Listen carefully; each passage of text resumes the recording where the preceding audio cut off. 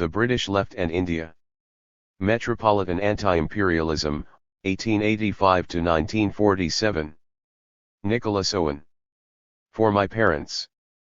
Acknowledgements. Contents. List of abbreviations 11. Introduction 1:1.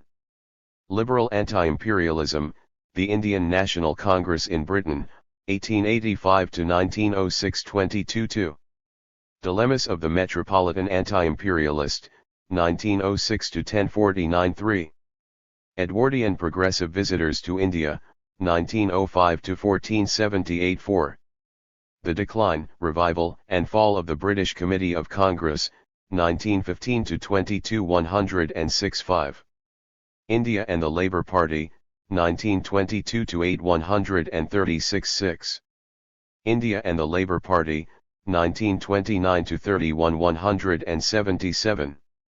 An Anti-Imperialist Junction Box.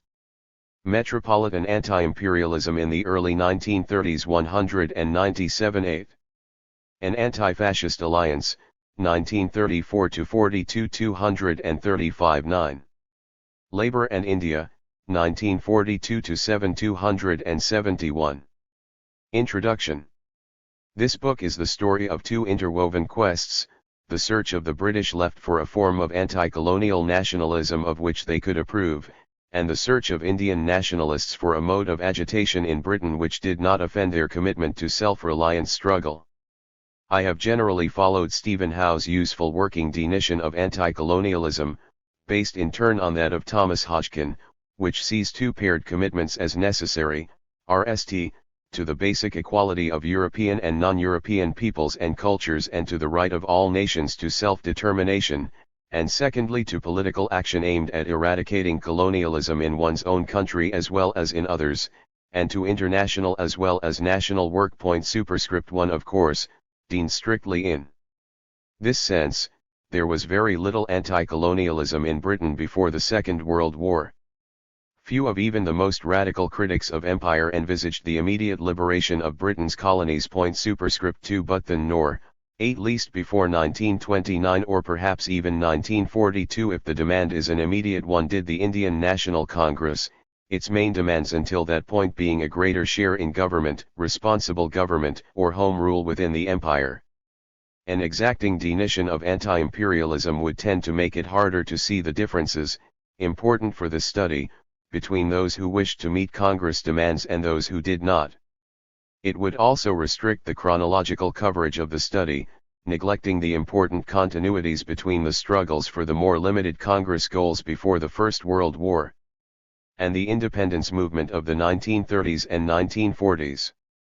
So while retaining the label of anti-imperialist proper for the small numbers of Britons committed to self-determination, the book also examines, and treats as part of the anti-imperialist movement, not just those formally committed, but also those who aspired to self-determination as an ideal, or espoused it either conditionally or in a utopian mode.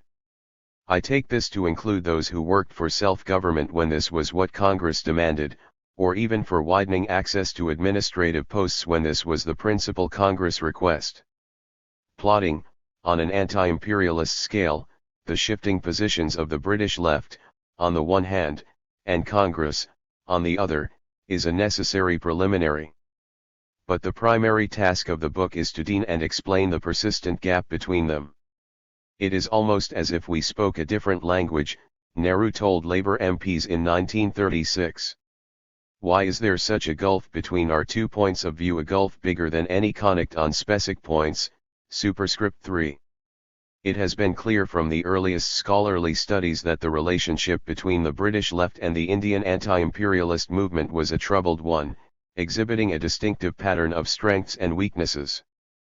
First attempts to analyze it argued that the principal difficulty was the dominance of the Labour Party and the trade unions and their tolerance of, or even commitment to, an empire which delivered economic benefits to the elites of the labor movement, the skilled workers of the labor aristocracy, in the form of higher wages, supported by the prots of imperial trade. P.S. Gupta's Imperialism and the British Labour Movement, 1975, however, convincingly showed that such social imperialist explanations failed to explain why the support that the British Labour Movement, even the aristocratic elements of it, gave to projects of imperial expansion or exploitation was so limited. Further work on the economics of imperialism has confirmed how little the working classes' labor's principal constituencies gained from empire before 1914, at least, industrial, provincial labor. Britain before the First World War, was economically, geographically and socially almost the mirror image of the Imperial Britain, and service-oriented and based in southeast England.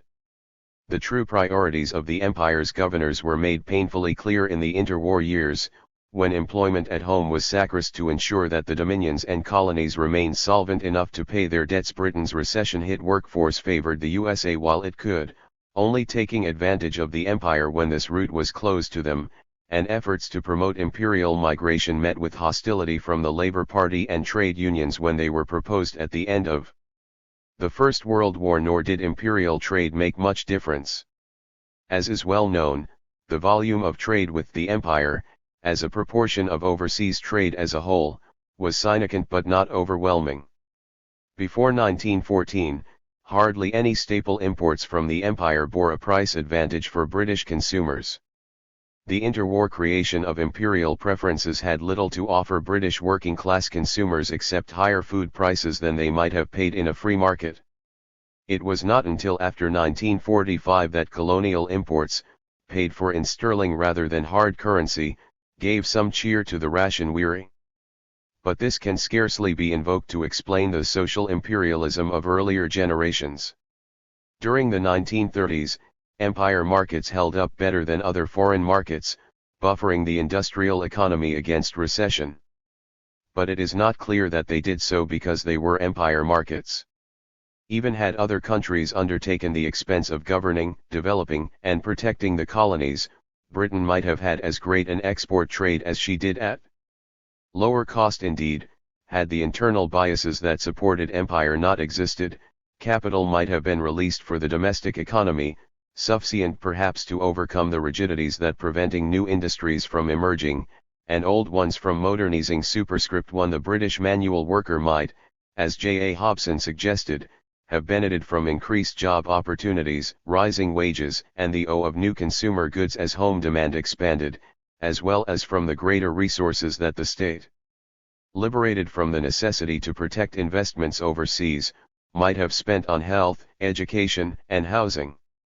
Many criticisms have been raised about imperial accountancy of this kind, especially concerning its employment of counterfactuals, the neglect of transactional costs and of the interconnections and mutual dependences of the imperial and non-imperial economies. Labor supported the empire, we might suspect, even in those activities from which it did not directly benefit, because it was hard to separate from Britain's world system, from which it did.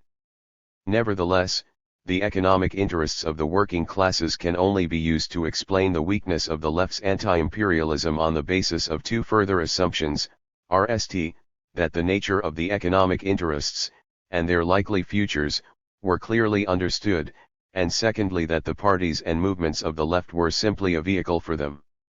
Neither of these assumptions is especially plausible. First, the gains and losses were contested and hard to predict.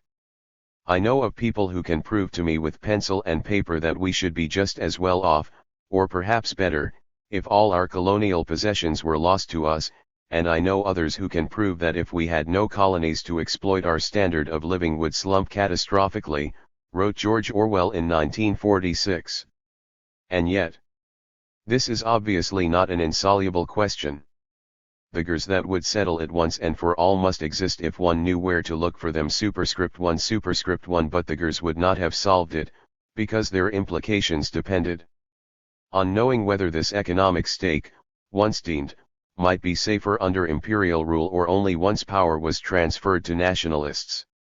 This had made, for example, trade unionists potential allies of an Indian nationalism which could promise an end to cotton boycotts and levels of industrial cooperation unachievable under the Raj, as well as potential allies of the Raj in suppressing the challenge of an unregulated industrial competitor. Secondly, as Gupta has shown, imperial policy within the Labour Party was made less by the trade unions, the principal guardians of the economic interest, than by professional party officials and advisors, often ex-colonial civil servants. Superscript 1 Superscript 2 In government, the dominant voices on matters of imperial political development tended to be those of such professionals, with the trade unionists conning their involvement to narrower and better understood questions of labor organization in the colonies. Superscript 1 Superscript 3 Other explanations of the weaknesses of metropolitan anti-imperialism identify, to simplify somewhat, v.e. other candidates, the apathy and ignorance of the left's political constituencies on questions of empire, its concern for the electoral consequences of adopting anti-imperialist positions, its reliance, in the absence of a proper theory of imperialism, on inherited radical liberal humanitarianism, its inability to challenge an all-encompassing ideological Orientalism, and its vulnerability to the capacity of its opponents to co-opt their critics and turn their attacks into plans for imperial reconstruction. Superscript 1 Bernard Porter has shown how little interest labor supporters were likely to take in imperial matters, a product of the perceived irrelevance of empire to their domestically oriented struggles and the unwillingness or inability of imperialists to build cross-class movements. Superscript 1 However, as Porter acknowledges, this did not necessarily prevent the political movements of the left from embracing anti-imperialist positions, which could perfectly happily sit atop grassroots indifference, provided they did not claim too many resources or clash too badly with domestic priorities. Moreover, apathy and ignorance should not be conated. The leadership of the British left was not ignorant about India. Of the party's VE principal leaders from 1906 to 1947, 4, Keir Hardie, Ramsay MacDonald, George Lansbury, and C.R. Attlee, made India a specialism. 3 of them, Hardie, MacDonald, and Attlee, made visits to India, and 2, Attlee and MacDonald, served lengthy terms on specialist commissions on India. This compared quite favorably with their political opponents. In 1924, indeed, MacDonald was the RST British Prime Minister since Wellington to have visited India before taking office. Thus it is insufficient for our purposes to show that the average British worker was untroubled by imperial matters. We have instead to examine the dynamics of commitment within the informed political organizations of the left, to see why they found the task of building solidarities with the colonist difficult. The electoral salience of anti-imperialism is hard to assess, given the lack of sufficiently neatly grained polling data. Received wisdom suggested that Indian issues raised little interest at the polls in most working-class constituencies, and even where the Indian market mattered for local employment, the electorate was normally fairly easily satisfied. Any Indian policy was defensible there, the Labour Secretary of State cheerfully admitted in 1930.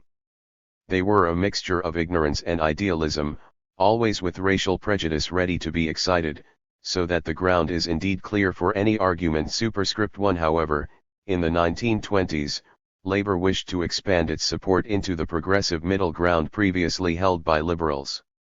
In the 1920s, many ex-liberals seem to have regarded the Labour Party as a clumsily driven and grubby vehicle, in which modern progressives, for want of anything better, now had to travel.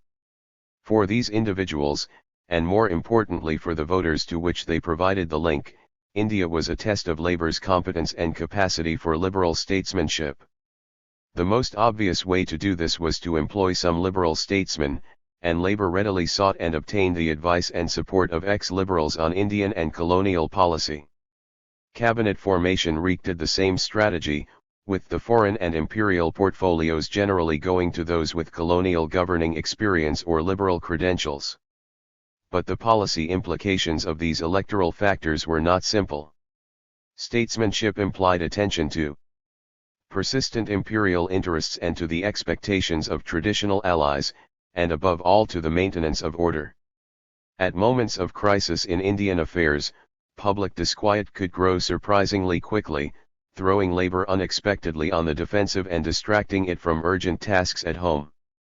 This was especially worrying if an Indian crisis threatened to interlock with parallel disturbances elsewhere. But statesmanship did not necessarily rule out anti-imperialist work. On the contrary, maintaining the momentum of progress, timely concession, and the ability to deal easily with former enemies were the key skills of the political leaders of an empire under stress, especially, as we shall see, in wartime. A close political relationship with anti-colonialists would turn out after 1945 to be no electoral liability at all. Thus the task of an explanation constructed in terms of electoral concerns is to explain why this was not so before 1945. Part of such an explanation might be the capacity of the officials of the Raj to prevent alliances with nationalists from being built or sustained in government. The Viceroy and other British officials in India, and perhaps in London too, were not merely servants of an elected government, but carried considerable authority in their own right, if only because their semi-public protests, or, worse, resignations, could damage a reputation for statesmanship. This neglected dimension is important in explaining why metropolitan anti-imperialism functioned very differently in power and in opposition.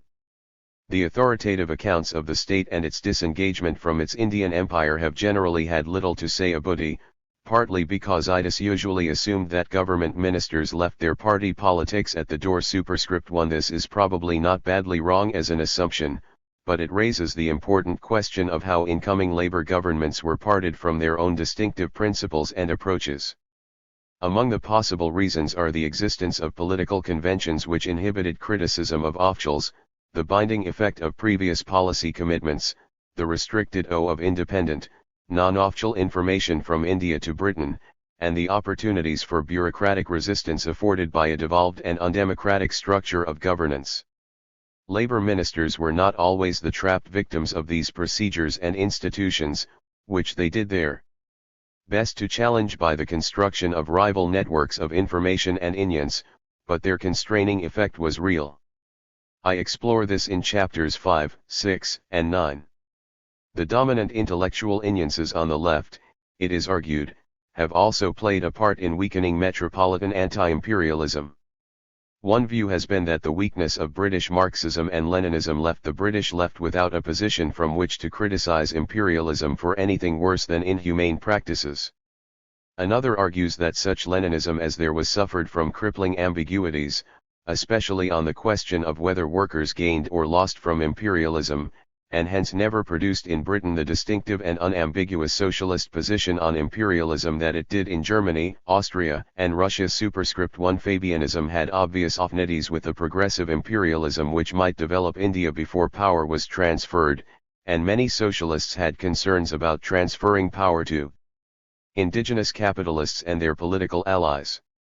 A more far-reaching explanation still, developed by post-colonial theorists, suggests that all those ideologies which might have developed an anti-imperial cutting edge, including liberalism, forms of socialism, including classical Marxism, failed to do so, because they were themselves the children of imperialism, and, until challenged by the colonists themselves, remained tainted by Orientalist assumptions of colonial inferiority. Superscript 1. There is now a huge literature assessing the theoretical validity of these claims, especially as applied to Marxism. Superscript 2. My concern here, however, is their descriptive accuracy about actually existing metropolitan anti-imperialism. There was, Edward Said argues, scarcely any dissent, any departure, any demurral from Orientalist attitudes at the metropole. Indeed, he observes, sectors of the metropolitan cultures that have since become vanguards in the social contests of our time, such as the working class and women's movements, were uncomplaining members of this imperial consensus. Superscript 2. Superscript 1. In later work, notably Culture and Imperialism, Said admits some exceptions to this claim. However, he still argues that they have been historically hidden in and by imperialism's consolidating vision, and that they only came to be articulated once native uprisings had gone too far to be ignored or defeated. Superscript 2. Superscript 2. At the metropole, oppositional energy sufficient to counter Orientalist ideas was supplied not by the metropolitan parties, but by the colonist expatriates, who address the metropolis using the techniques, the discourses, the very weapons of scholarship and criticism once reserved for the European, now adopted for insurgency or Revisionism at the very heart of the Western center point. Superscript 2 Superscript 3 Orientalist depictions of India were certainly very common on the British left. Chapter 3, for example, will detail Ramsay MacDonald's amateur speculations on caste and religion, Keir Hardie's romanticization of India's history, and the Webb's use of racial categorizations which came straight from colonial ethnography. But Orientalist ideas did not always lead to imperialism.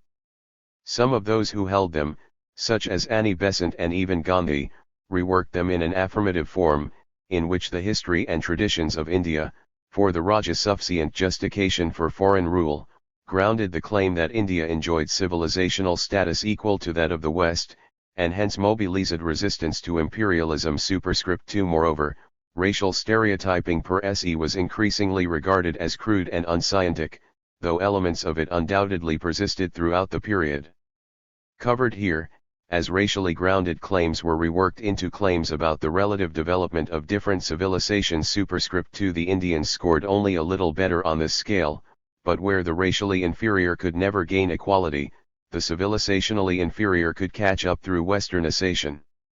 Thus claims of the latter kind, ethnocentric and paternalistic as they were, could validate a conditional anti-imperialism favoring devolution and transfers of power to modern, westernizing elites in the place of stultifying colonial rule, though at least as easily, a trusteeship-based imperialism for the present. Orientalist knowledge of India was by the 1930s being challenged, not merely by alternative histories and epistemologies produced by colonial expatriates, but also by Western views of a new, modern India, created and galvanized by Congress, opposed by a feeble and regressive Raj but which once free was set to mimic the social and political development of the West. However, the fact that this newer set of ideas never successfully formed the basis of a common struggle with Indians, suggests that the problem was not so much the British left's adherence to any specific body of notions about India as the way in which it gathered its information and formed its alliances. At one point and not altogether consistently, Said describes Orientalism as not a matter of holding a particular set of views, but of positional superiority, which puts the Westerner in a whole series of possible relationships with the Orient, without ever losing him the relative upper hand. Superscript 2 This is potentially a more powerful explanation, in which the difficulty of building solidarity results from the relative positions which the parties held in any debate, rather than the differences of view themselves. Indeed, nothing stands out from labor discussions of India more strongly than the constant effort of labor leaders to explain Congress to their followers and to themselves in familiar, British terms. Despite the fact that Congress had been founded some 15 years before their own party, labor often saw it as a junior partner in need of education in the arts of political activism or of good government, seldom questioning whether tactics designed to advance the interests of uniquely class-conscious workers in an industrial society whose ruling classes generally eschewed repression were appropriate for the divided mix of classes and interests over which Congress presided. Before the First World War, as one show in Chapter 3, a procession of labor seniorgers visited India, setting down their thoughts on the nature of healthy political development. The lessons they drew were quite varied, and were strongly colored by their views of how the labor cause had advanced at home. For Keir Hardie, the devolution of political power to village councils would ensure that the urban professionals who made up the Congress movement were brought face to face with the problems of the rural, laboring poor. Sidney and Beatrice Webb hoped to see cooperation between the natural aristocracy of educated Indians and sympathetic British officials in local schemes of social improvement, through which Indians might acquire the skills to run a modern, interventionist state. Ramsay MacDonald regarded Congress as only at the RST stage of its development, comparing its proposals to the narrow, class-bound demands of the mid-Victorian Liberal Party. Indian nationalism should, he argued, follow the same lines of political evolution as the movement for labor representation had at home. Congress, contrary to the views of the officials of the Raj, was a healthy development, but to develop further it had to participate in the local government that Morley had provided, to carve out a broader-based political support among Indian workers and peasants, reduce its dependence on middle-class activists, and campaign not merely for political independence but for social reform to raise the condition of India's impoverished masses.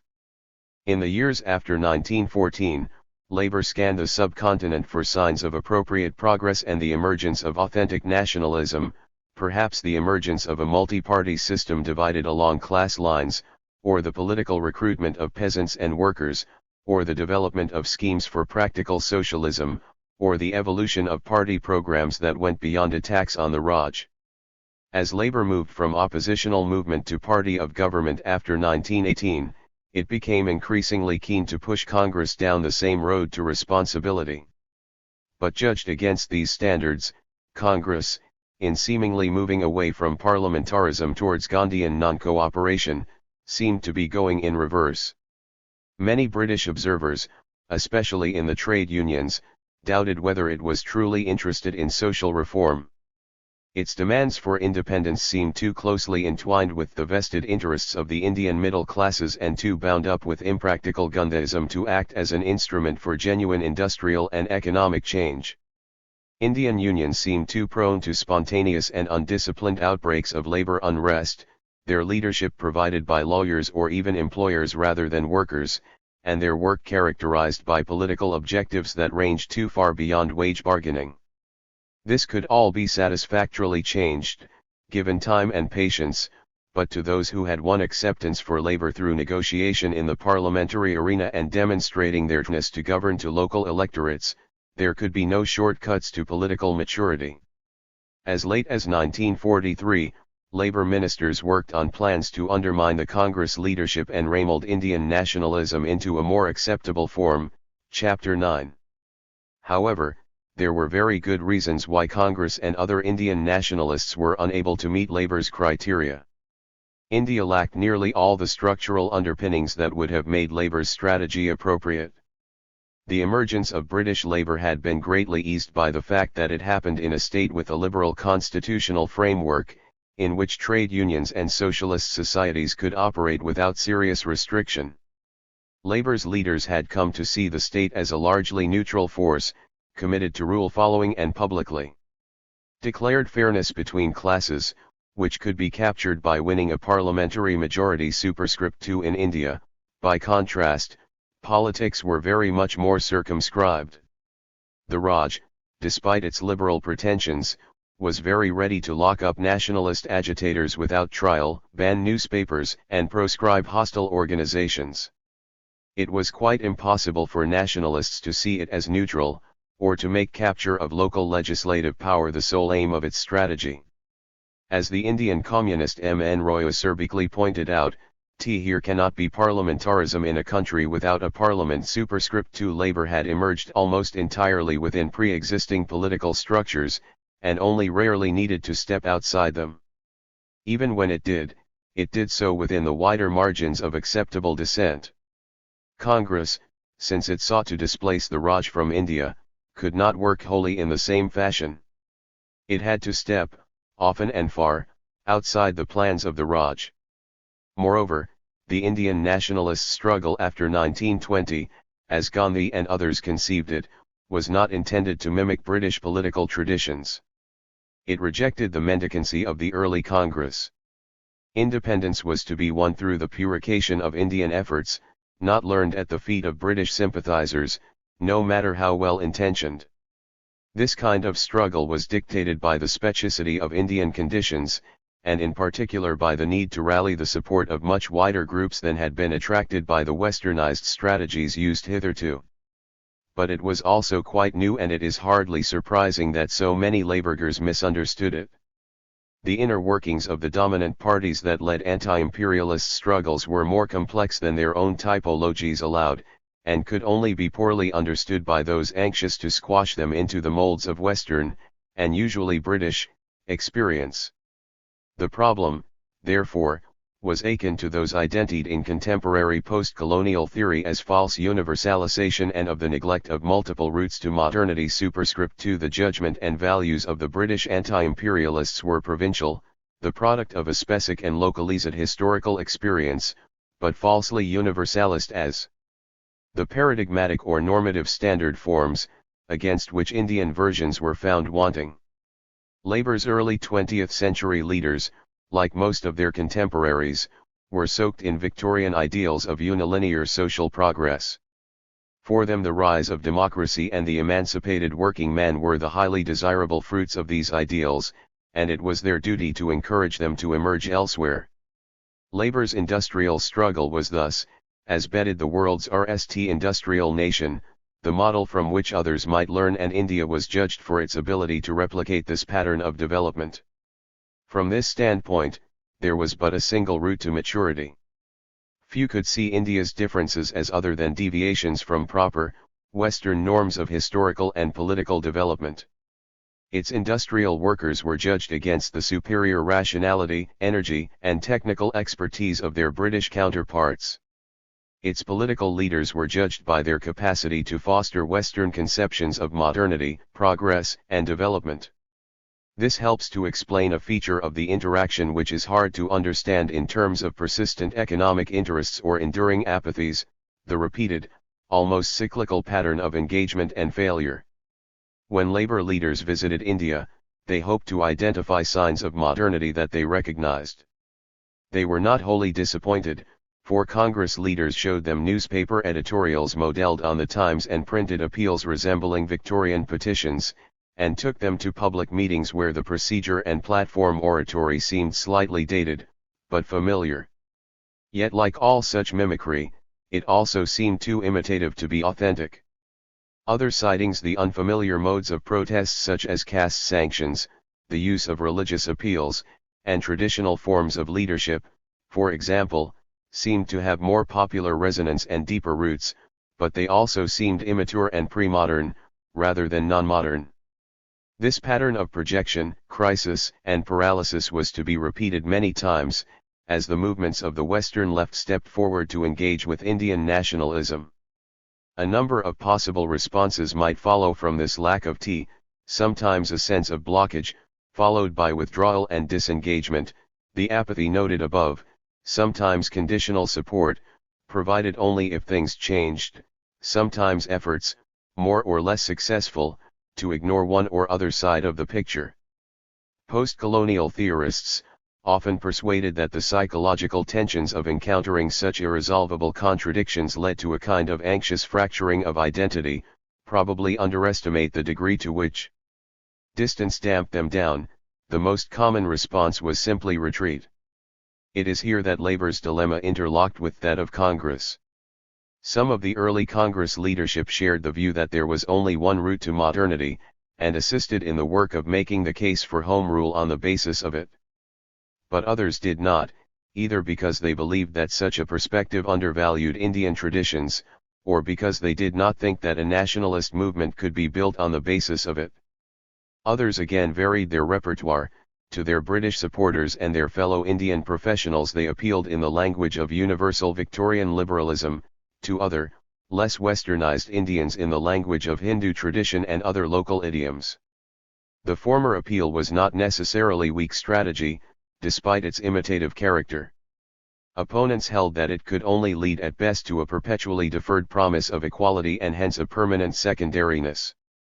But the early Congress was not just engaged in mimicry, but in using the leverage provided by commonly held values to demand consistency of treatment.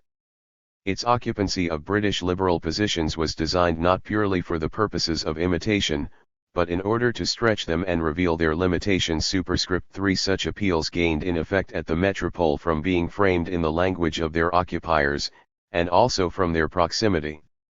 The officials of the Raj feared a united front of Indian nationalists and their British friends speaking the language of modernity more than a solely Indian movement which could be depicted as alien, hostile, and regressive. Nevertheless, such a strategy was contested by those who wanted an indigenously oriented and self-reliant struggle, which would sacrifice intelligibility in London for gains in support in India among those who had not been much troubled by the compatibility of their worldview with the dominant ideologies of the West.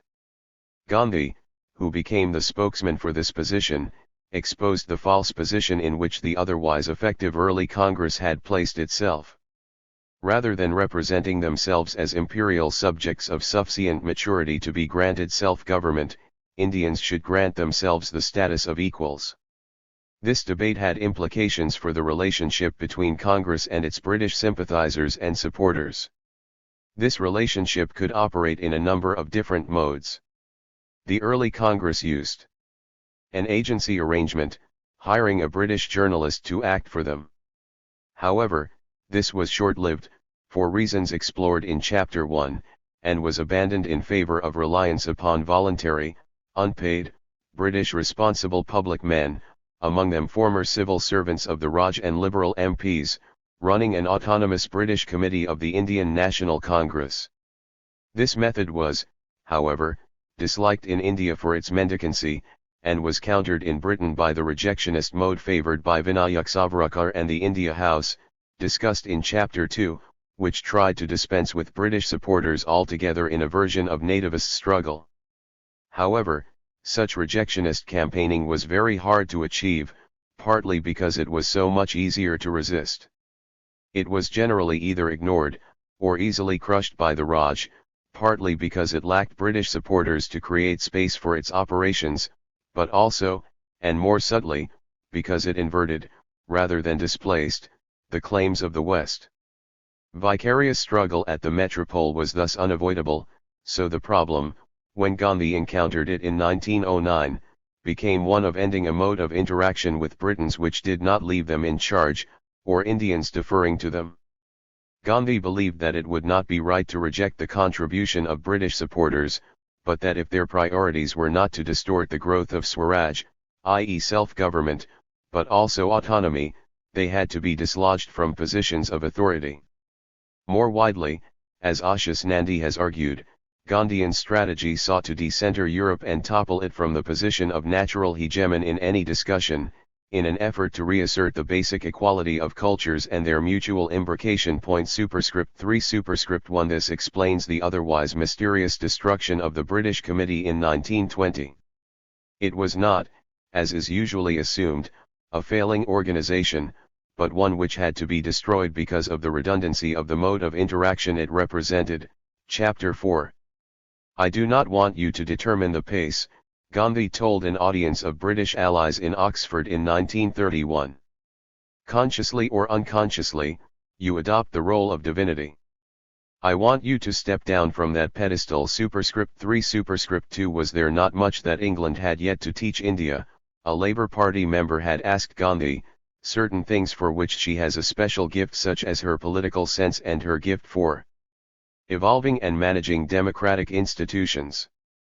I question this claim to exclusive political sense that the English arrogate to themselves, Gandhi had replied. There is much in British political institutions that I admire. But I do not believe that they are the paragon of perfection. Whatever is worth adopting for India must come to her through the process of assimilation, not forcible superimposition. Superscript 3 Many of Congress's British supporters were disconcerted by such claims, as they were intended to be. Resistance will always be in certain senses incomprehensible, at least at RST, from the perspective of the dominant. Gandhi neither succumbed to nor straightforwardly rejected their authority. This would have been easier to meet either with instruction or a shrugging indifference. Instead, he aimed to transform it, and them in the process.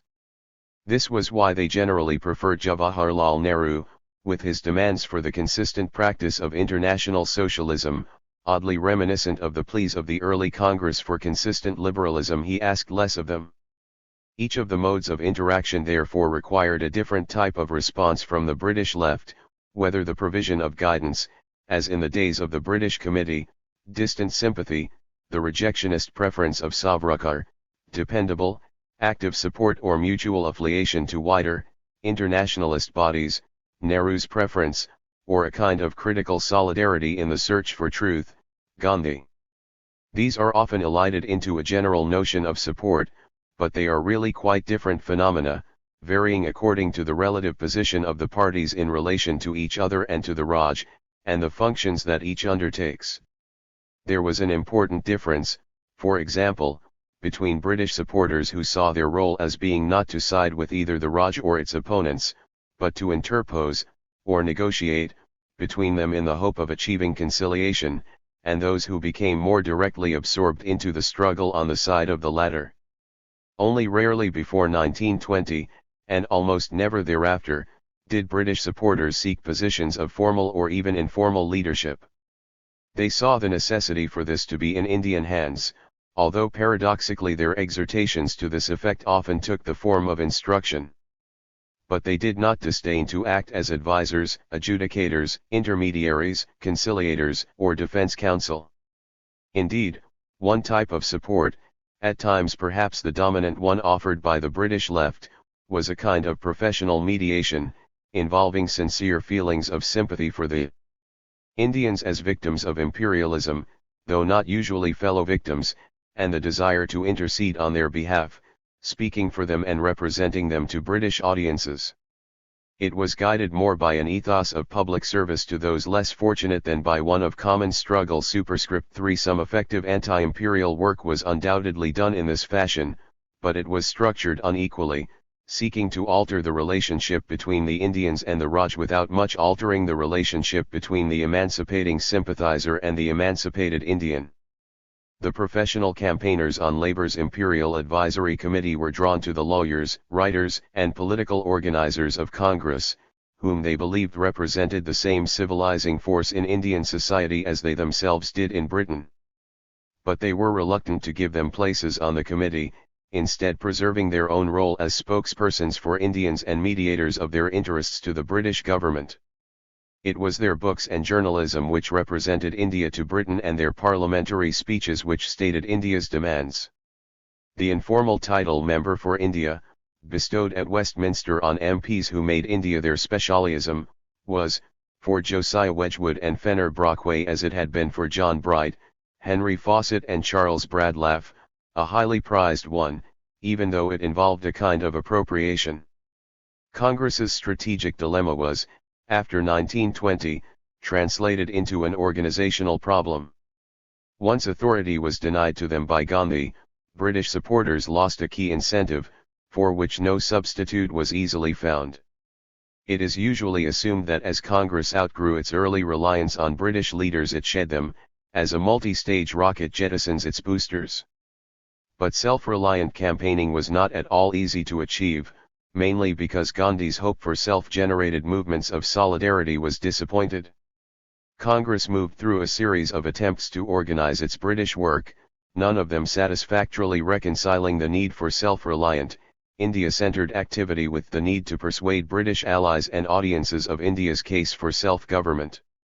Support for Congress in Britain came to be a function of other commitments and objectives: communist, theosophical, pacifist, socialist, anti-fascist, etc. It was in essence parasitic, reliant on the hospitality offered by progressive movements of the left, but still vulnerable to their desire for status. This pattern of indirect engagement was not necessarily weak. Parasitic arrangements only arise at all if each party is getting some net benefit out of them. What mattered was the closeness of tea between these primary objectives and the anti-imperialism. When this was close, as it became brie, and arguably misleadingly, over anti-fascism, then Congress was fated in London. But such enthusiasm was generally fragile, transitory, and characterized by boom and bust, as competition between different elements of the left RST distracted and then split the Indian nationalists. Chapter 8. There was little inevitable about the scale of such disappointment. British and Indian concerns did not need to be identical to provide each other with mutual support, but only to mesh more effectively. The forms of struggle which might have avoided this trap altogether are not always easy to discern. The key elements were probably critical solidarity, a location alongside and not above or ahead of the colonist, a sharing of risk, and willingness to undertake what a later generation of theorists, notably Gayatri Spivak, has identified as the unlearning of privilege or learning to learn from below. Superscript 3. There are some isolated examples of such practices in the relationships between the British left and India, though they are isolated, and it is evident that it was hard for most to descend from the pedestal Gandhi had identified in 1931. Some recent historical studies have identified individual efforts to stretch threads of friendship across the barriers thrown up by imperialism in other settings. Superscript 3. There are some examples of transcendental personal friendships in this story too. Yet the unresolved problems in making such connections even at the personal level are very evident in such studies, let alone the difficulties of expanding them beyond the personal, into the larger public sphere of organized political action, with implications for the lessons which their authors might wish to draw from them. Does their rarity suggest that they are unreasonably demanding? Are they really relationships of equals, or does only one party to it hold a guarantee of support from the other? What scope is there for criticism or other expressions of conditionality in a solidaristic relationship? Viewed in the longer perspective provided by such considerations, the work of the Metropolitan anti-imperialists in the interwar years might be judged as provisional, but not deferred, work. Like much politically oppositional activity, anti-imperialism made necessarily crab-like progress, before triumphing, as C.L.R. James wrote, by whatever tortuous and broken roads, despite the stumbling and the falls. Superscript 3. Gandhian techniques, for example, were self-consciously experimental, and failure was written into their design, though failure from which one learned. The tensions and disagreements between metropolitan anti-imperialists played out in the pages that follow might seem, from this perspective, no more than the unease through which any liberatory politics emerges, through which newness enters the world and ideas productively travel from one setting to another, or encounter the limits of their application. Superscript 3. Attractive though this vision is, it needs to be sharply distinguished from the simpler possibility of failure, and to be true to the lived experience of its subjects. What distinguishes the enabling tensions posited by post-colonial theory is their propensity for growth, and the test of them is what, if anything, is left at the end of the engagement. Muslim India forms only a small part of this story, though the reasons for this are themselves revealing. Muslims did not organize representation in Britain on any significant scale after 1920. The founding of the Muslim League in 1907 to push for special provision for Muslims in the proposed council reforms prompted the formation of a London branch in 1908, under the direction of the senior Indian Muslim lawyer in London, Syed Amir Ali.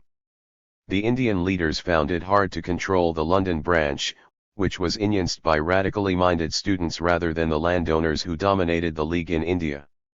The London branch wanted public agitation to counter the championing of Congress by the British Committee, rather than reliance on private lobbying. It also wanted separate Muslim electorates rather than the joint electoral colleges and reserved seats Morley had offered and which the Indian leaders were prepared to accept. This position drew them into an alliance with the Unionists and retired officials in Britain. Their campaign succeeded in obtaining at least the principle of separate electorates, partly due to Minto's endorsement of it, but also to Morley's desire not to give the Unionists an additional excuse to oppose his bill. However, and surprisingly, this proved to be the peak of the London branch's activity. In 1919, in the brief rapprochement brokered by Gandhi, London Muslims worked alongside Congress, and in the constitutional negotiations after 1929 they relied on British officials and on delegates from India to make their case. Superscript 3. Jinnah, despite his lengthy stay in London from 1930 to 1934, made no effort to organise a body to counter the claims of Krishna Menon's India League that Congress enjoyed the support of India's Muslims and only the communally minded and reactionary elements stood aloof. Despite official anxiety that the Muslim case was not being adequately heard, it was not until the end of 1946 that a Muslim India Information Centre was set up in London and efforts were made to reconnect with Churchill and the Conservatives. This book is based mainly on archival sources, some newly available from India. They include the records of the Indian National Congress, the correspondence and newspaper articles of many of its leaders, especially with their foreign supporters, the archive of the India League, and the papers of the Home, Political, Department of the Government of India. A particularly useful and almost wholly unused source was the minute books of the British Committee of the Indian National Congress, and I am especially grateful to Professor S. R. Mehrotra for his help in accessing them. In Britain, I have consulted the papers of the main organizations of the political left, especially the papers of the British Labour Party, the Independent Labour Party and the Communist Party of Great Britain, as well as many private paper collections, especially, again, those containing correspondence with Indian leaders. British official papers include the usual records of state and parliamentary activity, of the Cabinet and Prime Minister, and of the India Office, especially the Public and Judicial Department and the official and semi-official correspondence of Secretary of State and Viceroy.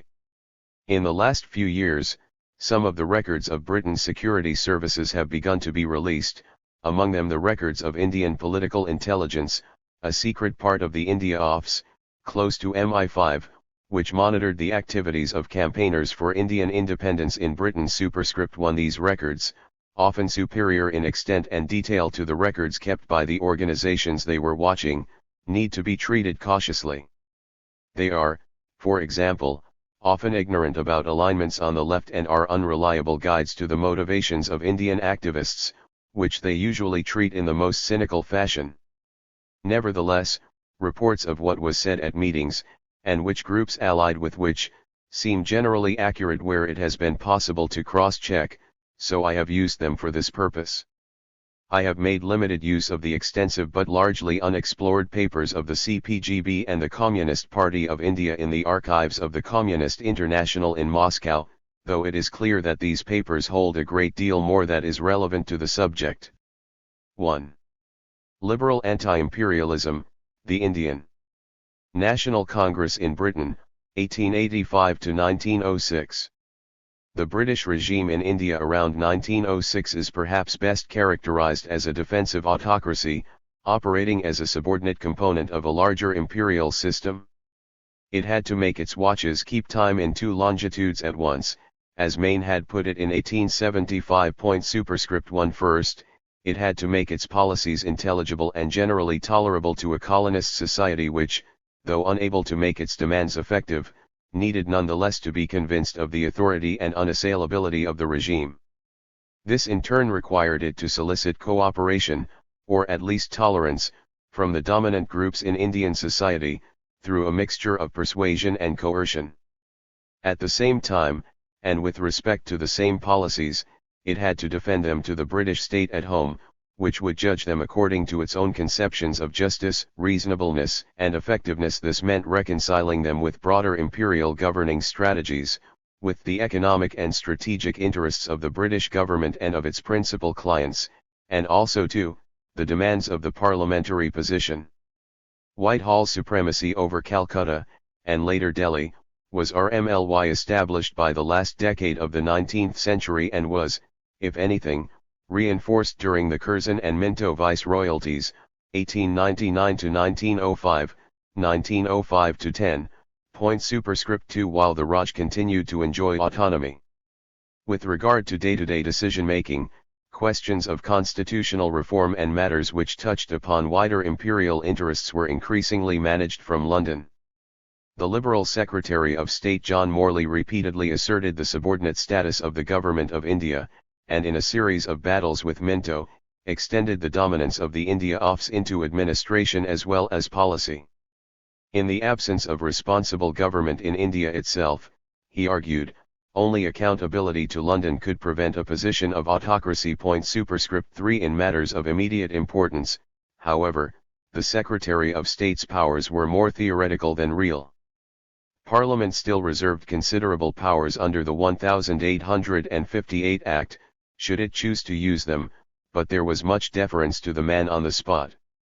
When, in May 1907, the Government of India sent a telegram demanding ordnance powers, for example, Morley's protests were relentlessly overborne.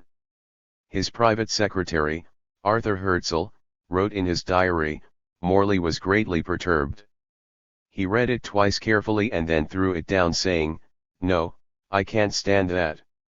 It will not have that." I said I did not see how we here could measure the emergency. He said, "Then it comes to this, that I am to have nothing to say, but am to let them do just as they like." I said yes, it did amount to that for the next week or so, at all events. he could give them general advice and warning, but he must leave particular action to them. At least then, he said, he must have proper information, and I agreed, and left him to draft a telegram. This, when done, began, I cannot of course take responsibility of disallowing ordnance. I demurred strongly to this. He said he had power to disallow it, why should he not remind them of it? I pressed on him that disallowance would be so extreme a measure that it was inadvisable even to allude to it, and at last he gave way. Under the 1858 Act, the Secretary of State was required to carry out his duties in council, that is, advised by a special and largely irremovable Council of Old India hands created to keep a watchful eye on any tendencies to give way to British liberal sentiment. Although the ability of the Council to block moves of which it disapproved had diminished by the turn of the century, it retained power until after the First World War in financial and legislative matters and significant authority in others. Within Whitehall, therefore, policy-making was heavily dominated by a closed network of Indian officials and British civil servants, insulated from their colleagues in other departments. There was little movement of bureaucratic personnel between the India Office and the Home Civil Service. However, there were much stronger patterns of movement from posts in the Indian Civil Service to and, less frequently, from posts in the India Office, reinforcing expertise and loyalties. Indeed, there were well-established lines of private communication, serving common bureaucratic interests, between the India Office civil servants and officials in India which bypassed the Secretary of State altogether. Within Whitehall, the India Office was not a powerful player when wider imperial questions were being debated. But it managed to maintain autonomy with respect to internal affairs in India. Before 1919, the India Office was also not subject to the same treasury controls as other departments. Indeed, one of the main early demands of British radicals was for the Secretary of State's salary to be placed on the Treasury estimates in order to provide grounds for greater parliamentary scrutiny. Although the Government of India was not averse to such a move, largely as a means of cutting its own costs, the India Office strongly resisted it on the grounds that it would enlarge the scope for parliamentary interference in Indian affairs. Formal scrutiny of the day-to-day management of affairs in India therefore remained generally weak, and ministers and officials enjoyed considerable freedom from parliamentary control even after 1919. Most of the establishment costs of the India Office remained outside the Treasury estimates, and it was not until 1937 that the Treasury managed to gain full control of its spending. This imperviousness to scrutiny was compounded by a departmental culture which regarded the intervention of party politics into the Government of India as, in the words of one its longest-serving senior officials, very objectionable and a real hindrance to business. This seemed to justify acts of quiet resistance to parliamentary scrutiny, the censoring of parliamentary returns, rigging of commission memberships, concealing evidence obtained from India, and so forth. An effective parliamentary branch became adept at blocking awkward questions and in keeping its ear on the pulse of House of Commons opinion so as to avoid clashes by private approaches to friendlier critics. When in 1894, the MP Herbert Paul had managed unexpectedly to swing a close and poorly attended vote in the Commons in favour of an Indian examination to be held simultaneously with the London examination for the Indian Civil Service, one of the principal Congress demands, the Secretary of State dismissed it as a fatal mistake and forwarded it to India liberally stamped with his own and the Council of India's objections. Within Parliament, the Government of India was indirectly questioned, via the Secretary of State, not by a powerful specialist committee, but by amateur backbenchers. Questions could obtain information, signal dissent within Parliament, test the parliamentary skills of ministers, or even force a clearer statement of policy when Indian administrators, mindful of their two clocks, preferred ambiguity. This kind of pressure, exerted also at times through the press as well as Parliament, could not always be readily dictated by Secretaries of State. Much of it was passed on to the Government of India to answer, and, in putting pressure on viceroys and governors to strengthen the government's position in Parliament, did, at times, push them to make concessions against their better judgment. At the same time, however, ministers could seek refuge in deference to Westminster's distance from India. Indeed, it was a parliamentary convention at Westminster that while discussion of the broad lines of Indian policy was permissible, India's internal administration was not to be a matter of open party dispute. Rather, as parents facing manipulative children try to preserve a united front, Britain's political parties were supposed to mask their differences, for fear of encouraging bad behavior and weakening the authority of hard-pressed administrators to deal with it. MPs might therefore criticize each other for their handling of Indian matters, but were not expected to side with the Indians. The Liberals attempted to preserve the convention throughout the early years of Congress nationalism, Campbell Bannerman declaring it a wise rule that we shall assuredly not be the RST to break. Of course, radical MPs and their Labour successors did break it, and after 1918 it became rather easier for them to do so. Nevertheless, a sense of the delicacy of the political operations of the Government of India was shared even by those who wished to see the work carried further and faster. As a consequence, they practiced considerable self-restraint in challenging it.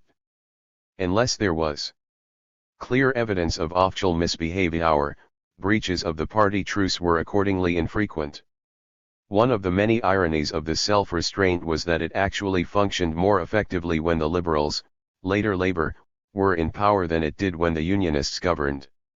This was because, in the former case, the parliamentary powers of the opposition were deployed in resisting rather than urging reform, and government backbenchers were restrained by the party whips and their own loyalties from questioning too closely.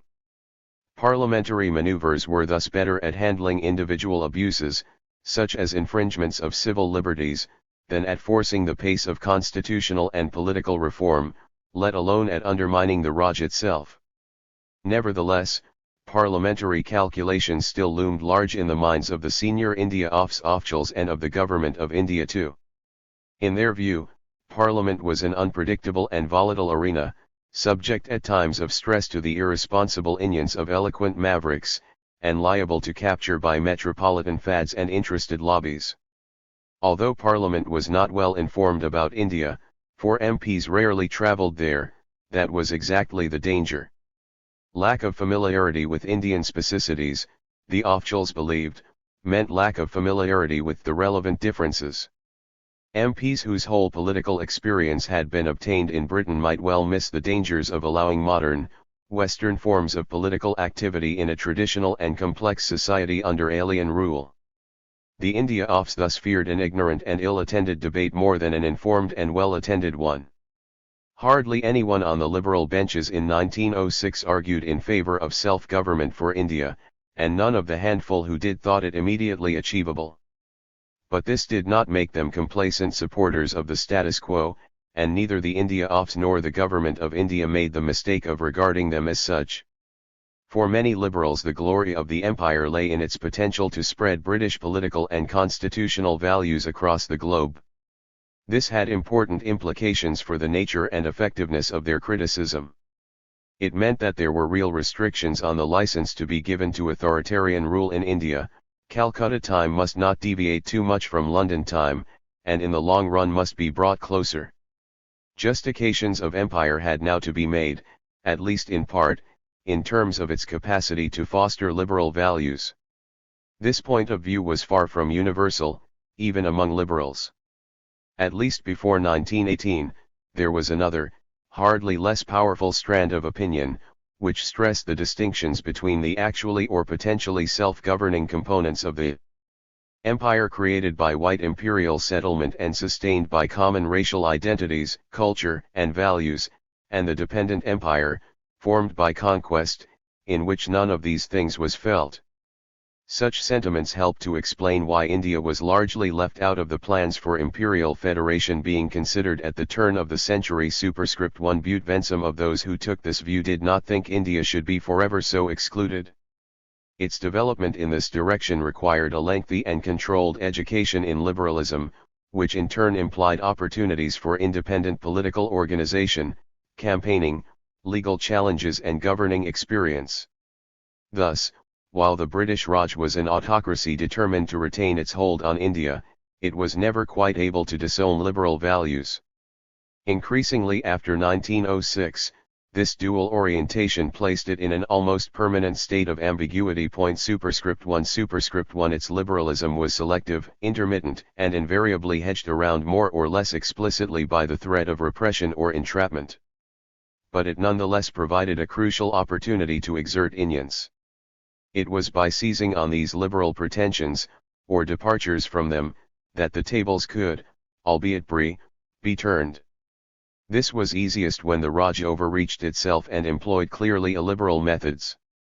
This allowed critics to cast themselves as a patriotic opposition shocked by the employment of un-British techniques. Given the resourcefulness and adaptability of imperialists, such opportunities did not present themselves very often. But when they did, critics were sometimes able to seize the moral high ground. The line of safe political development in India, in the judgment of the India Office and the Government of India, rested on a careful and dynamic process of balancing and rebalancing alliances, and of always holding in reserve, at times of concession, the possibility of coercion, and, at times of coercion, the possibility of a lighter touch. To have these neatly grained decisions subject to correction from London, especially from an ill-informed Parliament, was to risk misjudgment. Thus, while officials did not fear Parliament's capacity to subject administrative routine to scrutiny, they did fear that a weak Secretary of State might, under the pressure of a frontier crisis or civil unrest, be driven to throw a sop to his parliamentary critics which it would be impossible to ignore, and which would upset the delicate political strategies being pursued in India. Above all, officials feared a linked-up agitation. In Minto's view, the British regime in India was threatened less by a strong and direct challenge from within India, than from a coordinated double blow from agitators in India and radical critics at home. He feared that agitators in India had discerned the inherent weakness of the dual governing structure, and proposed to drive a wedge between its two supports. He foresaw a coordinated campaign in which unrepresentative Indian activists would persuade gullible British liberals in London of their grievances, thereby putting pressure on the Secretary of State to overrule the Government of India. Such long-distance wire-pulling was doubly dangerous. First of all, it was unpredictable. It was not hard to start such a campaign, especially when there was already unrest underway, since MPs had little idea of which grievances were true and which were not, and there was no telling which ones they would choose to believe. Secondly, such campaigns were potentially cyclical in their impact, for any success they achieved undermined the prestige of the British regime in India, disheartening officials and the loyal classes in India. Since Indians had little idea which MPs were representative, and which were not, this would encourage further agitation, thereby increasing still further the pressure at home. For this reason, Minto was deeply hostile to those radical MPs at home whom, he believed, kept the pot of disaffection boiling. Superscript 1 Superscript 2 His preferred solution was greater autonomy for the Government of India, but recognizing that this was politically impossible, he relied on the Secretary of State to stand RM against the wire pullers, and also on a battery of new powers, brought in after the renewal of political agitation in India in 1907, which, besides restricting the activities of the Indian movement, were intended to limit the scope for wire pulling from London. These included press laws which controlled the reporting of Indian events in Indian newspapers, and hence in London, the banning and seizure of British radical publications entering India, the interception and political use of mail between Indian nationalists and British supporters, the more intensive surveillance of visiting British radicals and socialists, and efforts to use informed opinion in London to discredit Metropolitan critics. Superscript 1 Superscript 3 These techniques were intended to prevent the seepage of Metropolitan radical ideas into India, and, conversely, the eruption of unmediated Indian voices in Parliament. They were far from perfect, and sometimes came into conflict with Morley's preference for more liberal oaths of information, a proposed ban on H. M. Hindman's newspaper Justice, for example, being rejected at his insistence. Superscript 1 But Morley still felt obliged to do what he could to limit the possibility of a linked-up agitation.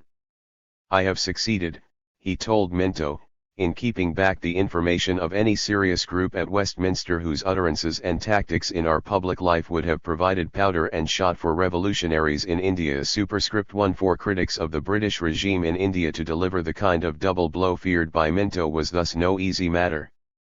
Success depended upon the independent strength of their two campaigns, the ability of Indian nationalists to build an all-India movement capable of sustained and effective pressure on the administration and its interests, and of British activists to maintain well-informed lobbying campaigns which publicized and assisted these efforts. But just as crucial was the linkage between the two movements, their capacity to bring simultaneous, interlocking pressure to bear on the dual structure of the Raj. Just as, without support in Britain, Indian campaigns against the British regime could be more readily and silently crushed, so metropolitan movements faltered without a ready supply of variable grievances from India. What was needed for the campaigns to mesh effectively? The logistical requirements were considerable. As we shall see, money and the of reliable information were crucial. But these in turn rested on a more basic issue, the choice of organizational structure which defined the respective roles of Indian and British agitators. In defining the relationship between the two, there were a large number of theoretical possibilities, defined in terms of the degree of mutual recognition each afforded the other, the relative positions of the two sets of agitators in the hierarchy of mutual decision-making, and, where this was unequal, the degree of autonomy afforded to the lower level, and the methods of supervision and control employed by the superior level. The resulting spectrum of roles for the metropolitan anti-imperialist thus ranged from that of leader of the movement, commanding varying degrees of organizational or cultural authority, or, less obtrusively, its guide or mentor, providing advice but not commands, through various forms of partnership and reciprocal support, perhaps involving mutual affiliation to an overarching umbrella organization.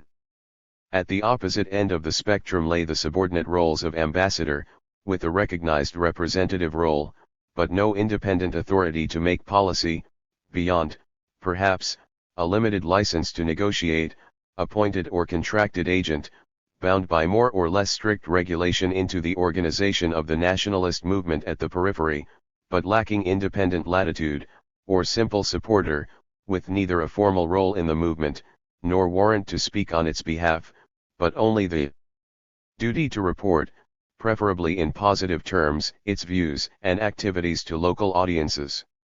When, in 1888, the leaders of the Indian National Congress turned their attention to the organization of sustained political work in Britain, their RST preference was for an agency arrangement. Superscript 1 The purpose of Congress, at this stage of its evolution, was petition, and its leaders, drawn overwhelmingly from the professional classes in India, were used to employing London agents to negotiate the arcane worlds of the city and the law courts.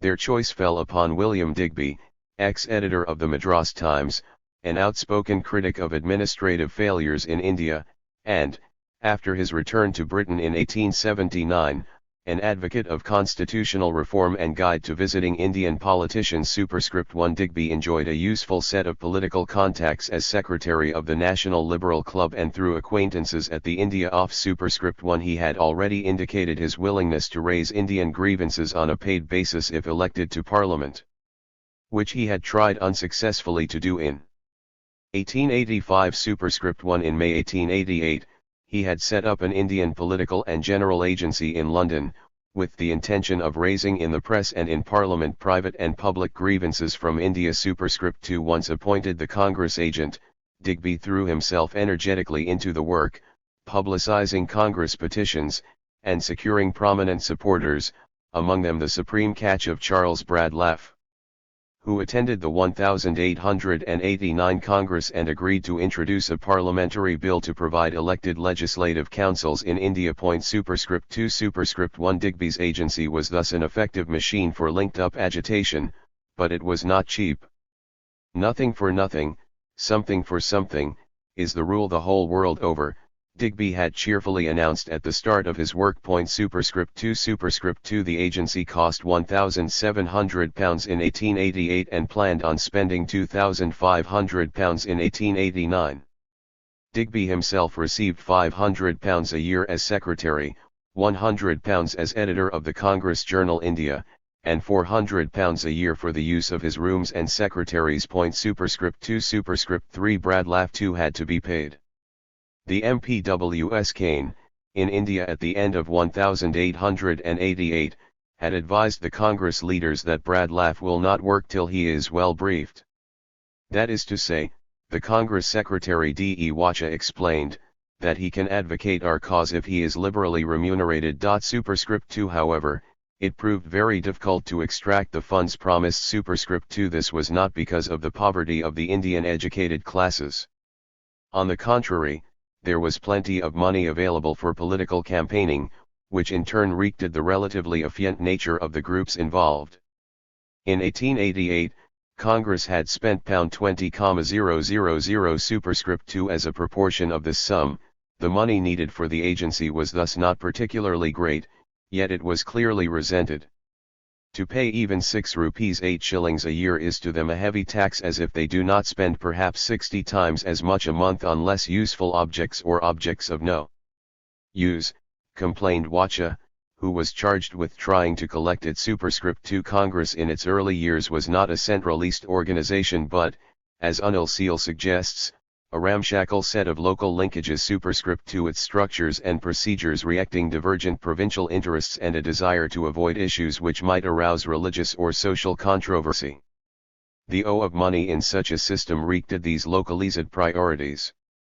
Spending varied greatly from province to province, but went mostly on the independent provincial organizations, the Bombay Presidency Association, the Pune Sarvahanik Sabha, the Madras Mahajan Sabha, the Bengal Indian Association, which ran alongside Congress until the First World War.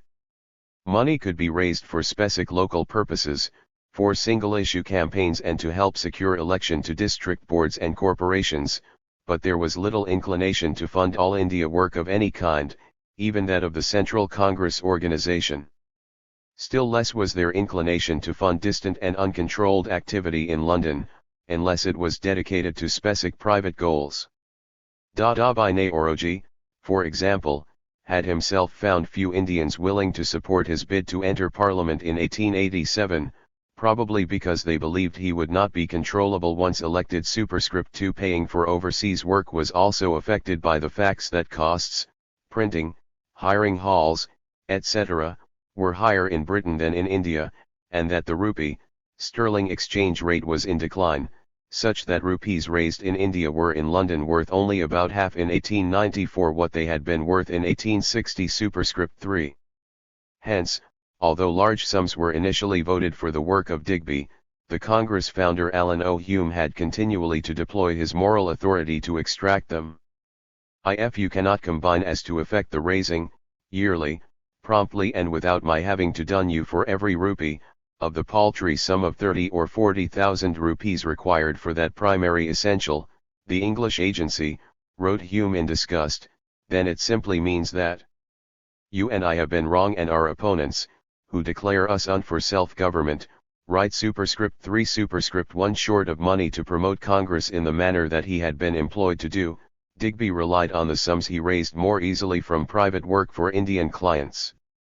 This was used, in effect, to subsidize the work for Congress. Superscript 3 Superscript 2 However, this had its drawbacks. Digby's principal client was the Maharaja of Kashmir.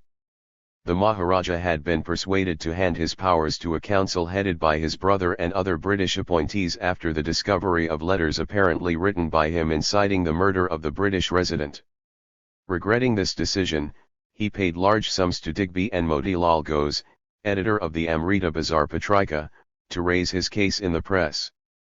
Ghose's agent was sent by the Maharaja with jewels and other gifts to present to Brad Laff in the hope of soliciting his help. Superscript 3 Superscript 3 Brad Laff refused such a straightforward attempt at bribery, but later agreed to raise the case as long as he was provided with a petition from ordinary Kashmiris. Superscript 3 Backed with the Maharaja's money, Ghose then proceeded to solicit signatures for such a petition, instructing his fellow editor Gopinath of the Lahore newspaper Akhbar-i-Am on the appropriate technique.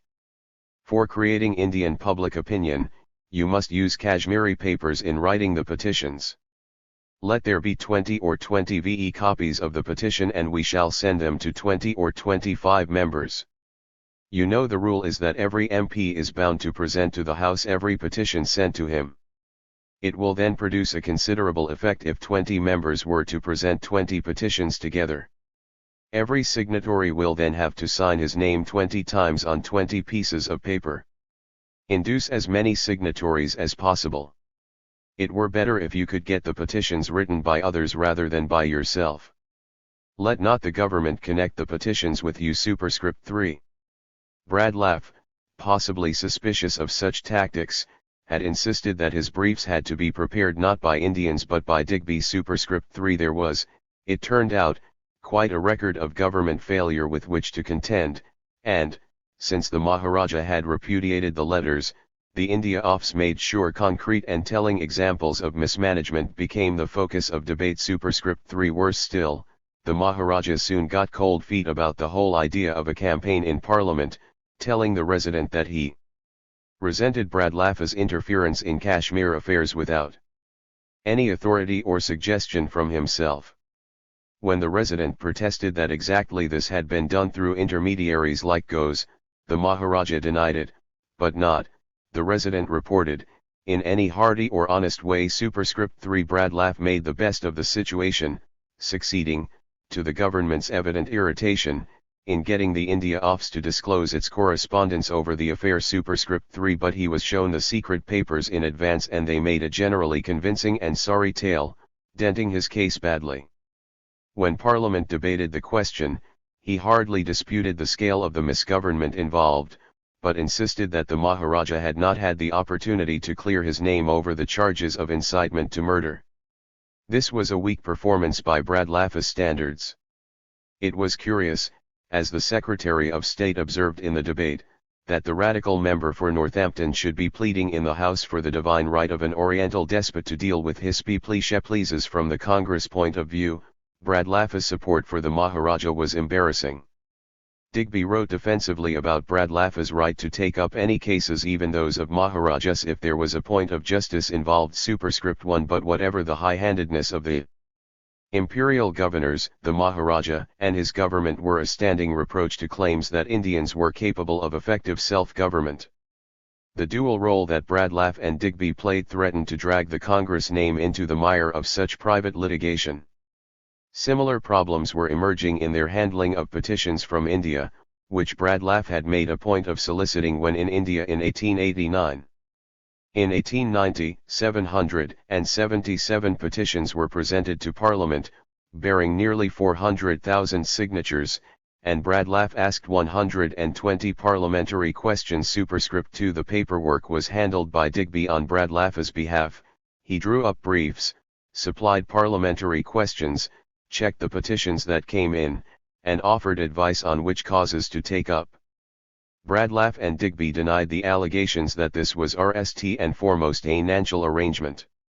He neither receives a penny from us, nor is there any arrangement he shall receive a penny, wrote Digby in 1889, it was all for love and nothing for reward. Superscript 3. But this was not true for long.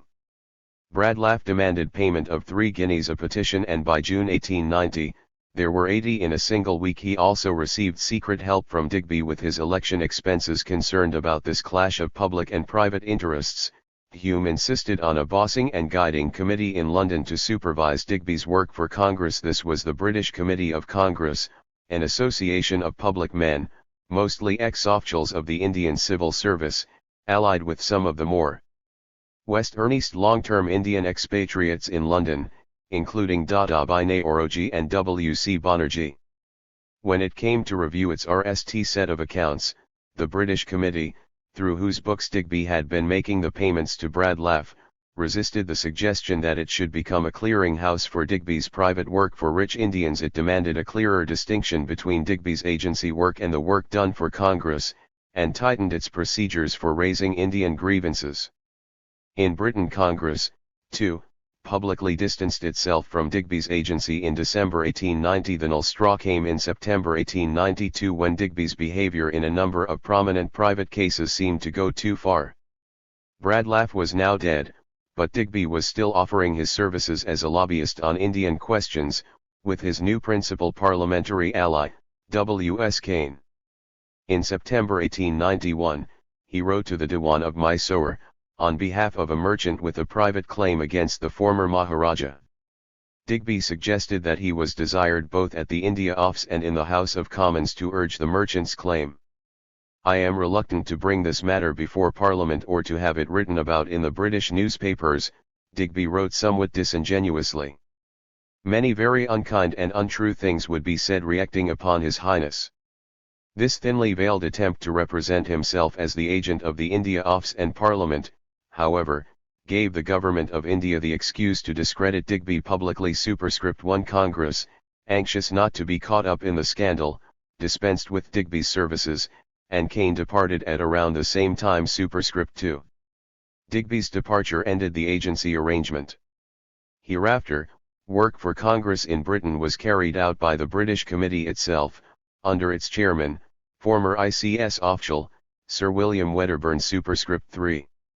Its purpose was to organize the activities of Congress sympathizers in Britain, to write and distribute Congress annual reports and literature, to raise Congress petitions through its Indian Parliamentary Committee, IPC, and to give an accurate account of Indian events through its journal India. Its allies, principally the Bombay moderates who controlled the Congress organization, supplied evidence of Indian grievances and disquiet for the committee to take up.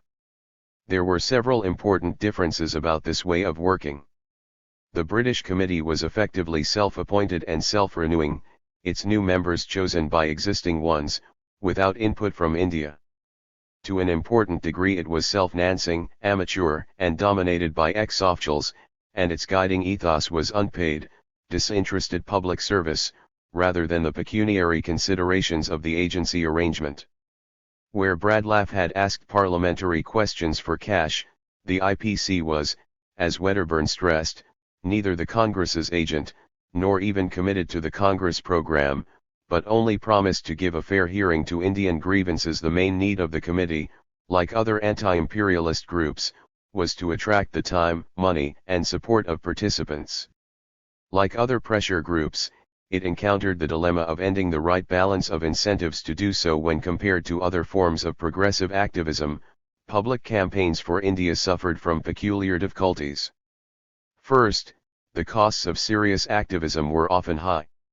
Colonial issues were inherently time-consuming and complex, requiring detailed research and hand knowledge. It was hard to end balancing minutes. Most obviously this was because the campaigns of anti-imperialists, unlike many other progressive collective endeavors, sought primarily to benet those other than the campaigners themselves. A successful outcome to a campaign for Indian constitutional reform or political advance would in most senses benet the Indian people rather than the British activist. Anti-imperialism therefore required greater altruism of its British supporters than other, more self-interested causes. Furthermore, to the degree that colonial self-government would prot the metropole at all, its benefits would not be con to those who had campaigned for it, but distributed much more widely. Campaign leaders therefore had to show to each potential recruit that his or her participation was a necessary and sufficient condition of receiving the benefits of a successful campaign. Otherwise, potential recruits tended to calculate that even if the campaign were to succeed, they would gain no more than if they had not participated. Group leaders facing this dilemma tend to respond by distributing selective and participatory incentives, those received by campaigners alone, and only to the degree to which they participate. What selective incentives could be offered by the committee? There were few material incentives beyond some traveling expenses, a library, and a free newspaper, and the British Committee's leaders paid more into the Congress coffers than they ever took out in any case. Material incentives, had they been important, were more generously available for other types of work, such as private lobbying, which could offer tangible selective incentives, fees, trading concessions, government contracts, etc., in return for participation. This was why Digby had cross-subsidized public work with money raised from private causes where donors were more easily found. but this had effectively been ruled out by the new disinterested procedures adopted by the British Committee. The main incentives for participation were the intangible benefits derived from the sense of involvement in, and unions in, what they took to be a worthy cause. For such incentives to be effective, however, British supporters had to be made to feel that their part was a part worth playing. The constitutional position of the British Committee was never entirely clear. It was probably intended to be, in the last resort, a subordinate body, but with regard to activities in Britain, its authority was greater than that of the Congress in India in existence all year round.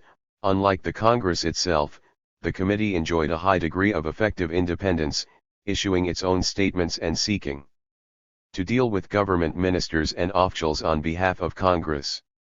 It saw itself as an intermediary placed between Congress and the British government, lobbying officials, constructing political alliances, controlling the raising of disputes, and, much though the India office disliked it, influencing the course of Indian nationalism at times. Indeed, it even led the Indian movement, offering rulings on the choice of presidents, debates, and settling factional rivalries when Congress was divided. Its members and their opinions were generally treated by Congress Indians with deference and respect. A few were chosen to preside over the annual sessions of Congress, partly in the belief that this would deter harassment from the authorities, but also because such gurs were men of Indians who would command respect and greater attendance. Congress's deference and the provision of authority to the British Committee thus provided essential participatory incentives. The Indian Congress President Anandacharlu stated the nature of this exchange quite explicitly in trying to calm the irritation of some delegates at the Congress in 1901, on the ground of enlightened regard for our own interests. We must give them, the British Committee, a free hand to decide which of our suggestions and how much of our suggestions they may judge to give effect to. This much is surely due from us if we are to be worthy of their generous and spontaneous exertions. This is not to suggest simplistically that the British Committee steed the natural energies of Congress, restricting it to a cautious Westminster lobbying style of politics. On the contrary, as Moulton has shown, the British founders of Congress and later the British Committee often outstripped their Indian counterparts in radicalism and energy. Superscript 1 Sons of Ind. Why sit the idle? Wrote Hume in 1886, wait ye for some Davis aid. Buckle to, be up and doing. Nations by themselves are made. This exhortation, however, cannot be taken just as a plea for self-reliance. It is also a lecture and a set of orders, in which the Indians are castigated. In later verses, as ye that grovel in the shade and ye that crouch, supine, afraid. Superscript 2 Hume quarreled with the Congress leaders in 1888 when his suggestion that Congress ideas were influencing the Indian sepoy exposed the organization to charges of subversion, and again in 1892 when he spoke of an incipient revolution in India. It was, the Indian leaders argued, one thing for a Briton to say this and quite another for an Indian to say it. Hume, not a whit embarrassed, condemned the Indians for their timidity. Superscript 3 Similar criticism was offered, as we shall see, in later years by other muscular radicals. Their demand for a more manly or independent stance, coming from freeborn Britons, wreaked at their more secure position and was, as such, an expression of their riskless dominance of the Congress organization. Much the same problem of the relationship between the Indian and British components arose, therefore, whether the British Committee was going too fast or too slow. The British Committee derived its authority less from its solidarity with and loyalty to Congress decision-making than to deference. Deferential relationships are not always inhibiting, however, and it would be wrong to imply that Indian nationalists invariably ceded at these efforts to dominate their movement from afar. For one thing, there were certain advantages to the new arrangement. It was cheaper than paying an agent, and unpaid, disinterested British amateurs were at least as likely to win the support of those groups in British society which might be persuaded to endorse the Congress view. British liberals were anxious to hear Indian voices, especially if they spoke in the familiar tones of British liberalism. But in British public forums, parliamentary, political, press, the chances of Indians being heard were greatly improved if they were spoken for, or at least endorsed by, Trusted British publickers. The more you get Europeans of Indians on your side, the less will be the cry that your object is revolutionary and anti-British, said Nehoroji. But whereas agents will, even if employed to offer professional advice, ultimately defer to their employer, a mentor or father-figure of the kind that the British Committee sought to be, and was at least initially desired to be, is in an altogether different and unequal relationship with their protege or charge. This was not always a position that liberals desired to adopt, or that Indians always resented, but because the content of their message, Indian self-reliance, was at odds with it, the relationship, as Congress developed and matured, came to be seen as a false one. In its 20 years or so, however, Congress lacked the condensed to confront the British Committee. Perhaps the most telling sign of this was the way that criticism of it took place mostly in private. One has to look at the level of the Indian provincial newspaper to ND it, rather than in the direct dealings between the committee and the Congress officials. There we ND complaints that the dominance of British leaders suggested a lack of native talent, and that the British Committee journal, India, was too costly indeed. Nothing symbolized the topsy-turvy character of London-led anti-imperialism better than India, a journal which ostensibly represented Indian sentiment, which was nonetheless edited and almost wholly written by British liberals with little or no Indian experience with a view to Indiansing opinion in Britain, but which was dispatched in large numbers to often involuntary recipients in India to inform them what Indians thought and felt. But hardly anyone dared to say this directly to the committee itself. Instead, the complaints were made in corners, in a manner matching the parent-child relationship between Congress and its British Committee. Hume came to be seen as an irascible but indispensable Indians on Congress, and, as we shall see, reform of the committee in its long twilight under Wedderburn's leadership proved impossible mainly because Indians felt they had to wait for him to die before they could bring themselves to demand changes. These semi-silent frustrations ensured that the British Committee was no better able than Digby to extract funds from India. Receipts and spending are shown in Fig 1. The RST thing to note is how little money there was, despite the fact that there was plenty of money in India for other causes. As Morrow points out, the receipts of a single Delhi Cow Protection Society in 1903 exceeded the sum sent from the whole of India to the British Committee. In theory, the committee's work was mostly supported by a slice of the delegates' fees for the annual Congress, a scheme designed to persuade unwilling Indians to pay for something they did not want the British Committee as a condition of getting something they did. However, passing the money on was the responsibility of forgetful or privately unsympathetic local organizers. In 1896, Tilak tried to prevent the money owed from Pune being sent at all, and in 1899 the Lahore Committee also refused to hand over its surplus. The graph shows that at least until 1910 there was a step decline in the sums made available for the British Committee, punctuated by injections of fresh funds followed in each case by a renewed decline to a new low. This reeks two overlapping trends, a sense of dwindling importance and frustration with the British Committee's work, counteracted from time to time by the ability of the committee to extract funds at intervals by threatening to disband, or when a personal appearance was made at Congress by a veteran, for while Congress members found it very easy to default on their payments in private, and when Congress was not in session, face-to-face pressure was harder to resist. The best way, tellingly, in which funds could be extracted was by making donations a matter of competitive local ostentation. In 1889, for example, in the presence of Bradlaugh, 63,000 rupees, £4,360, had been raised on the spot. This was not a small sum.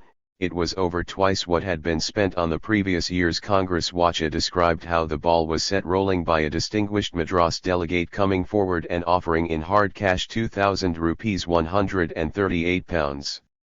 The contagion spread. Every half a minute contributions of thousands and VE hundreds were announced till at last small and large contributions swelled the whole amount to Rs 63,000. Superscript 1. In the 1890s, as Morrow has shown, the British Committee and the Indian movement repeatedly differed over issues of policy. They disagreed over Nehoroji's claim, vital to the theory that India was exploited by imperialism, that money drained from India to pay for the pensions of the ICS and the dividends of British investors, most of the British liberals maintaining that on balance British investment helped to develop India, and the real trouble was only that unsympathetic and alien administrators were in charge of the process. The British Committee opposed the opium trade in India, while Congress feared that the costs of abolition would fall mostly on India. The committee's MPs were also almost all free traders, on principled or constituency grounds, where the Indians thought that free trade was damaging nascent Indian industries and worsened drain. Superscript 2. These differences of interest and view were quite natural. What made them problematic was that they were not the basis for disagreements. The unnatural organizational relationship made it impossible for them to be satisfactorily debated or for the Congress view to carry sufficient authority in London. Increasingly towards the end of the 1890s, criticism was heard in India, if not in London. These irritations were fed by reports from London by critics of the British Committee, prominent among them the displaced team of Digby and Kane. Digby had been a thorn in the committee's side ever since his removal in 1892, frequently attacking its failure to raise Indian grievances in a more direct and energetic fashion. Superscript 3. The committee was, he argued, perfectly useless, an opinion echoed by Kane. Kane also complained that Wedderburn was terribly weak in a crisis, and lost chance after chance in the House for want of good prompt action. The British Committee needed an infusion of new blood and strategic leadership. Kane, a powerful campaigner and orator known in the Commons as the genial Ruffin, naturally thought of himself. "My fear is," Wacha warned the committee, "that Kane wants to be the supreme man in matters of Congress, and he thinks that so long as you, Hume and Sir William W. Wedderburn are there he is out. But even those close to Wedderburn were by now feeling nostalgic for the advocacy Congress had enjoyed under Bradlaugh. In the Bengali articles appeared, some by the Bengali nationalist Bipin Chandra Pal, who had worked with Kane on temperance questions in London, damning Wedderburn's feeble leadership, calling for cutbacks on India. More Indians on the committee, and for Kane to be installed as its new leader when an elected Indian Congress Committee, ICC, was set up in 1899 to manage the work of the Congress between the annual meetings. It was quick to try and pull back expenditure on India, and the British Committee and Wacha had to GHT hard to get a continued commitment to it. Superscript 1. In 1900, practically all the parliamentary members of the British Committee either stood down or were carried off in the electoral route of the cocky election. Kane, however, made it back into the Commons and with Digby's help set about trying to supplant the British Committee. Superscript 2. Digby looked forward to the recurrence of the grand days when Mr. Charles Bradlaugh was India's champion in the House. A position which would be all gain. That committee is the best which has on it one or two men who know their own minds, know the needs of the organization to be served, and who go their way doing all they know, treating the committee with respect but not with obedience. Better still is it when there is only an agent who knows what his principals want. Superscript 3. Motilal Ghose, Digby's ally in the affair of the Maharaja of Kashmir, now emerged to recommend a revival of the old agency arrangement. It would be, he argued, cheaper, more energetic, and would more reliably speak for Congress. Digby was to be made secretary once again of the reformed British Committee, ostensibly on the grounds that Kane would only accept the presidency if funding was to be secured, as in the days of Bradlaugh, through cash for questions. If you could manage through Mr. Kane to ask questions, then we could secure supporters who would pay. Ghose told Digby there was also, as before, to be fundraising from the Indian princes. Don't ask him to join the Congresses, Ghose told Digby of one likely princely mark, but advise him to do good to his country privately through our agency. The dispute had a provincial factional dimension too. Ghose hoped that a British committee under Kane and Digby's leadership would bring Congress more under the influence of the Bengalis and away from the more moderate Bombay group of Nehoroji, Wacha, Gokhale, and Wedderburn. This move was immediately and rightly taken as hostile by the British Committee. It hit back using its best weapons, the authority of veteran leaders, and its financial independence. In 1893, it had bailed out the committee with its own funds, and now it threatened to disband unless funds were forthcoming. It gambled that no one in India wanted to assume financial responsibility for the money-losing India so and the funds duly failed to appear in July 1901. It felt content enough to offer to hand over India to persons of substance and trust duly authorized to assume the management. No offer was forthcoming, and the committee took its offer to have been refused. Superscript 1. The future of the committee itself, however, hung in the balance. Outside Bombay, it was generally disliked, and in September 1901, the ICC voted to end India and to infuse the British Committee with new blood. Superscript 2. Congress leaders called for a properly accredited agent in London, working with an Indianized committee, campaigning more energetically in Britain as a whole as Keynes' temperance organizations did, and responsible to Calcutta, rather than Bombay. Superscript 3. Fearful that the full Congress might conream this decision, the British Committee proposed a less burdensome arrangement for its funding, to be guaranteed by Nehruji. This was a powerful counterstroke, not least in being endorsed by the grand old man of Indian politics. Certainly Mr. Dadabhai has to be saddest in the matter, wrote the Hindu, through gritted teeth at the December 1901 Congress.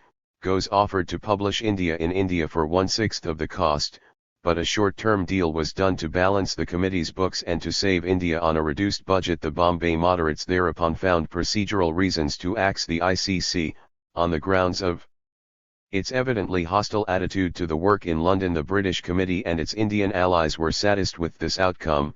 The malcontents, Banerjee concluded, were few in number and of no great influence, but, as often happened, they missed the resentment that their high-handedness had aroused.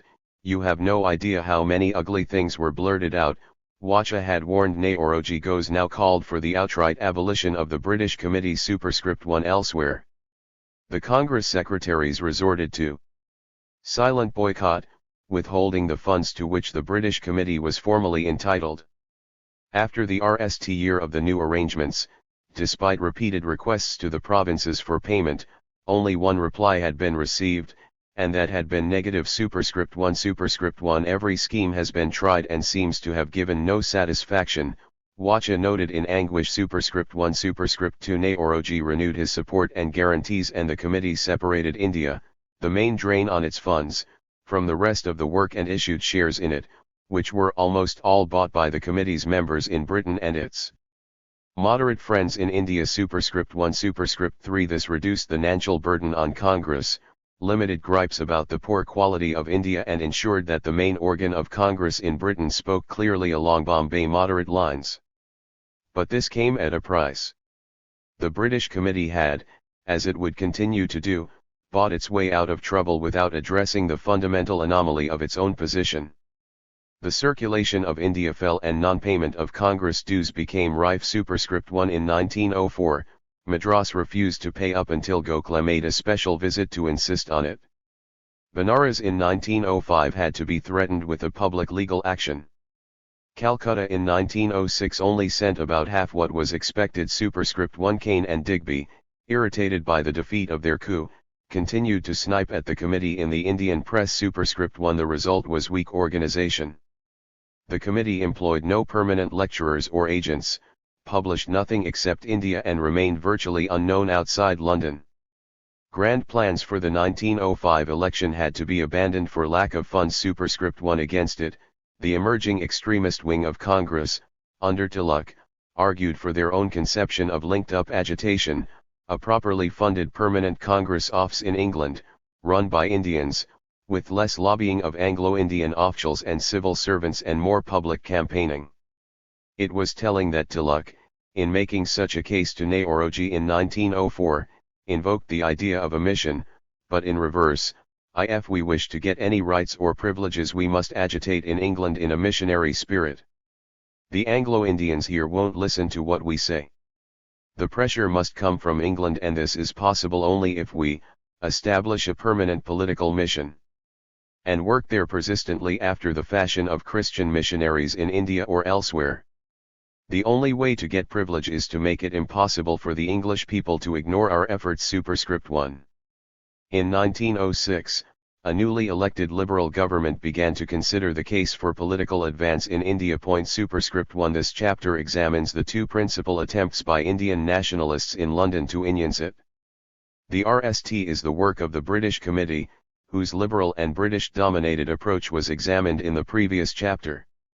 The second is the less familiar work of Shyamji Krishnavarma, Vinayak Savarkar, and the political revolutionaries of India House. The chapter concludes by examining the beginnings of a third and radically different strategy, that of M.K. Gandhi.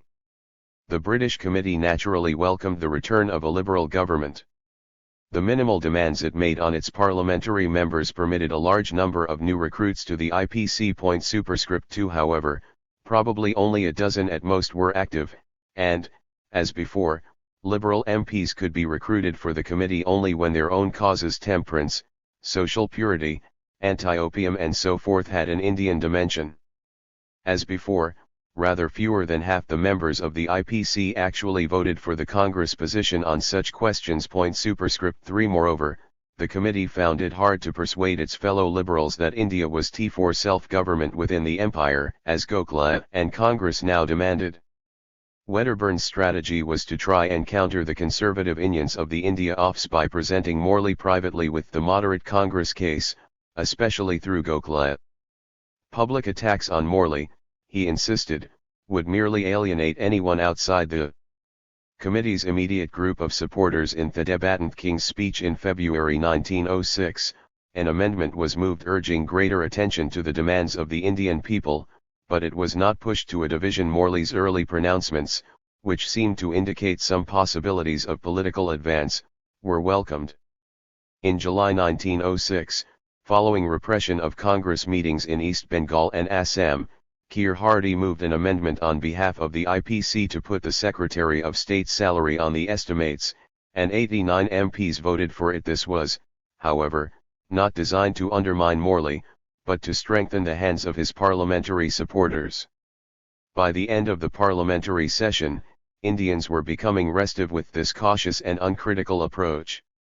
Wedderburn's strategy revealed a basic tension that was repeatedly to hamper anti-imperialist work, between linked-up agitation and sustaining a liberal in office.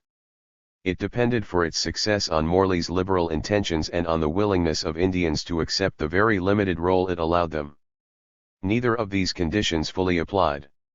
At its best, Wedderburn's approach provided the opportunity for Morley to resist conservative proposals from his officials or from India. Morley was not averse to using real or imagined parliamentary pressure as a means of pushing the Viceroy into political concessions, but he had no desire to hand the initiative to the British Committee, and increasingly, his own techniques of management were employed against them. Exactly what Morley wanted has been much disputed and is hard to extract from his contradictory pronouncements, but his priority seems to have been to ensure that the government of India governed fairly and was properly accountable to London. He also wanted the expansion of the elected and representative element on the Indian councils, and for it to have greater powers to question and challenge the executive, though it seems doubtful that he intended this to lead to responsible government. This was, beyond agreement on RST steps, a different view to that of Congress and most members of the British Committee, who wished to see the gradual implementation of self-governing institutions, modelled on those of the Dominions. Morley's private comments regarding the British Committee, whose members he described in unerring terms, bear this out. Superscript 1. Gokhale, therefore, far from Wedderburn's intention, was primarily used by Morley to restrain criticism from India, with the implicit threat that unrest would ensure the loss of reforms altogether. Superscript 1. Superscript 1. Worse still, Wedderburn's strategy left little for Indians to do except to exercise patience and avoid criticism of the Liberal government. It meant the temporary suspension of any form of linked-up agitation beyond the private petitioning of Indian moderates in London. The British Committee therefore cut itself off from the forces of movement in India. The partition of Bengal, which Morley had described in 1906 as a settled fact, was deeply unpalatable to the educated classes in eastern Bengal, who feared it would isolate them from career advancement in Calcutta and that Bengali Hindus would be swamped among larger numbers of Muslims and Assamese, and their counterparts in Calcutta who disliked the vivisection of the historical region, and the prospect of being lumped in with Bihar and Orissa. Along with other restrictions on elected councillors and university students in Calcutta, partition had fueled significant political unrest which had spread by 1907 to the Punjab and Maharashtra. The unexpected strength of the anti-partition movement in Bengal and responses to the deportation of Lajpat Rai in May 1907 had persuaded the so-called extremist wing of Congress of the possibilities of a more militant approach. Arrests and detentions were no longer seen, as Gokhale and the moderates had regarded them, as marks of failure, but badges of honor. The extremists had serious reservations about the British Committee. Many if not all of them had decided against mendicancy, remonstrance, and petition, and in favor of self-reliance, against following a British-deemed colonial model rather than an Indian-deemed Swaraj model, for national independence rather than a place within the empire, for methods of agitation based on traditional Indian strategies of non-cooperation and social boycott, rather than the broadening of democratic liberties through the expansion of precedents familiar to students of the British Constitution, against appeal to the British sense of justice in favour of developing fellow-feeling with the Indian people and the creation of a mass organisation. They were distressed by the committee's supine response to Morley's comments on Bengal and his unwillingness to attack methods of coercion in India. .1 Having chosen to back moderation so strongly, the British Committee could not speak meaningfully for these movements, and was thus unable to use them credibly to pressure Morley. Instead, it made pleas for unity under moderate leadership and tried to enforce them from afar.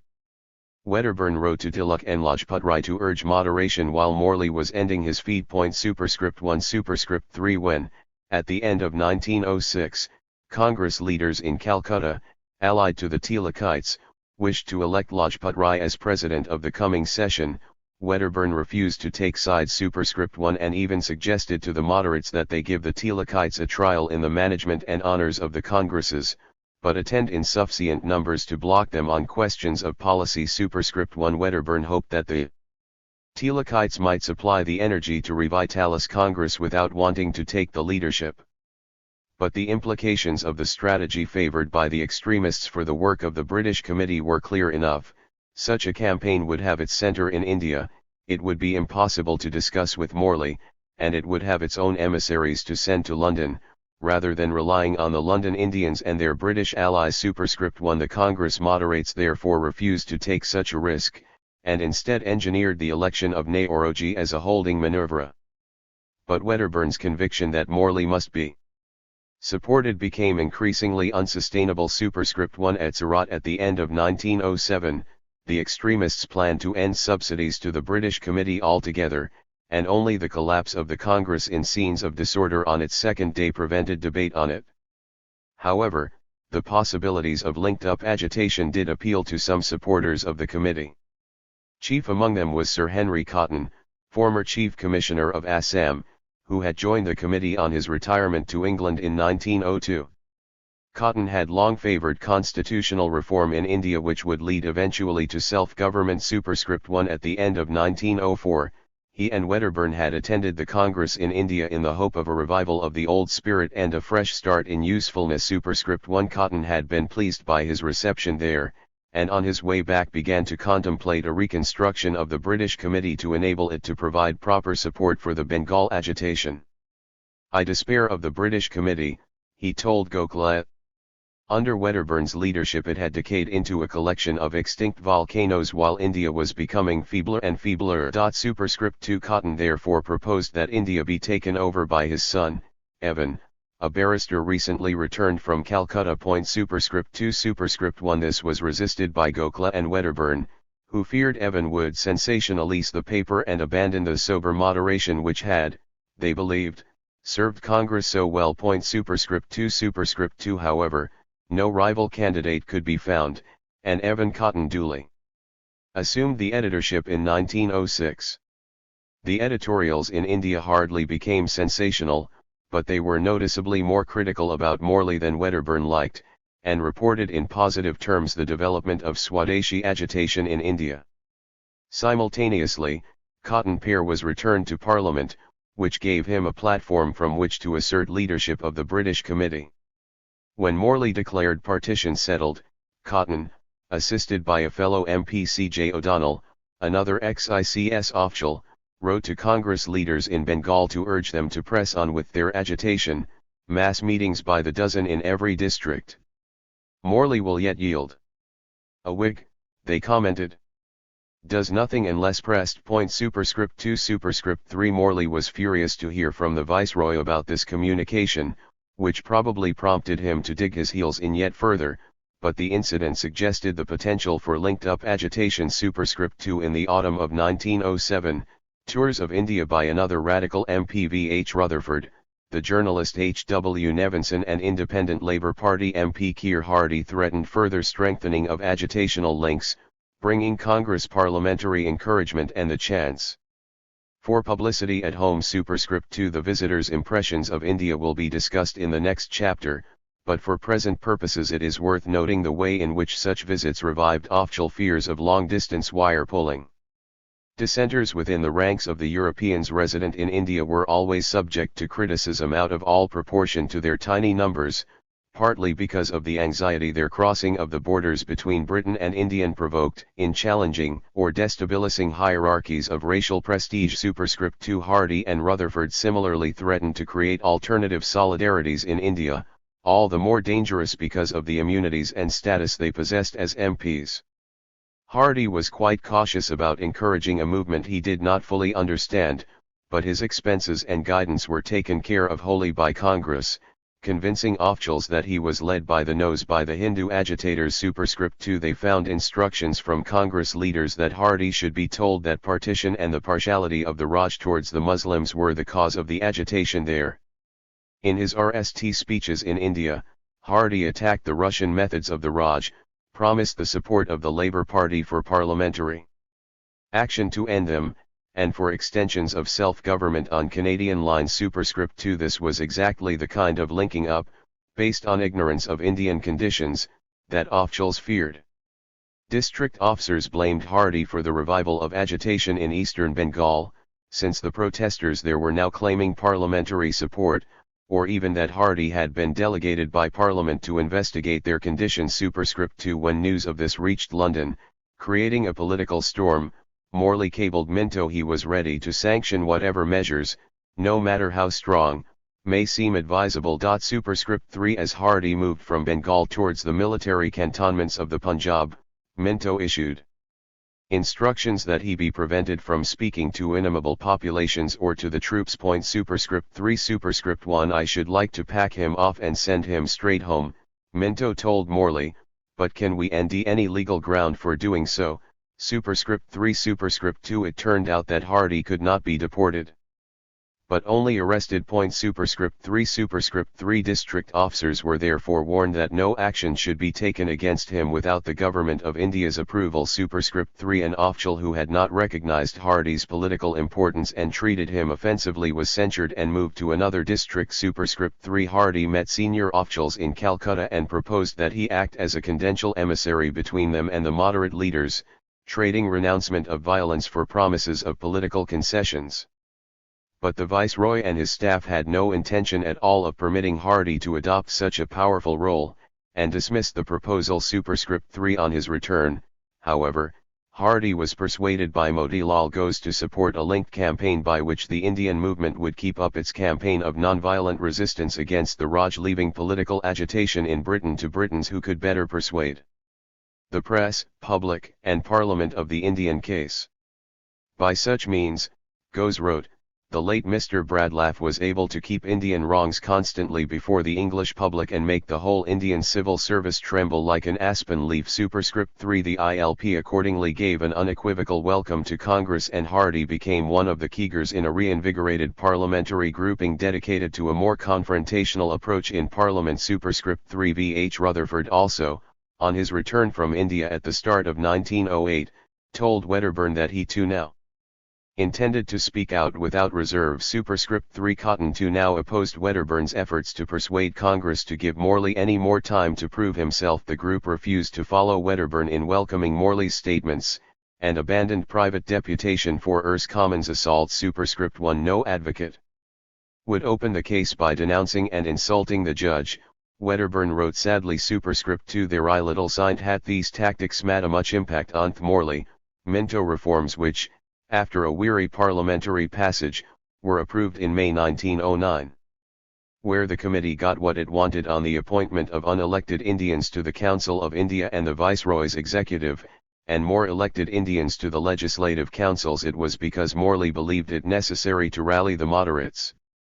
Where it did not on the partition of Bengal, limited budgetary powers of the councils, special interest representation, separate electorates, it was largely because it was unable to persuade its fellow liberals. Superscript 3 part of the problem was that divisions over tactics did not coincide with divisions over policy.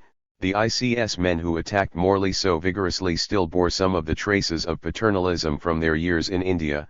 Cotton, despite his determination to resist the partition of Bengal, was a socially conservative gur on political advance, and favored some of the same safeguards desired by Minto, but in the main it was clear that parliamentary maneuvers were never likely to defeat the government as long as Unionists could be relied on to outvote the radical critics of Morley's policies and the party whips to impose disciplinary sanctions on rebellion. Hence, though the critics undoubtedly wanted more, they tended to bow to Gokhale's view that the main thing in Parliament now was to support Morley and encourage him to stand RM against conservative revolts. Nevertheless, the India offs took their parliamentary critics much more seriously than they had Wedderburn's private lobbying, as is clear from Morley's correspondence and the voluminous letter dealing with parliamentary questions. Partly this was because ex-ICS men like Cotton and O'Donnell, and even Rutherford and Hardy with their recent Indian experience, spoke with considerable authority and knew how the administration worked. In this context, indeed, Morley's comments on the idiocies of his parliamentary critics take on a different complexion. The key parliamentary weak spot was the Liberals' attachment to civil liberties. While few Liberal MPs outside the IPC, and not even all inside it, believed that India could be a dominion, larger numbers could be persuaded that it should be treated like a dominion, or at least dominion in waiting. Even Morley felt this, frequently urging Minto that the spirit of free institutions might, or even must, precede their establishment in April 1907.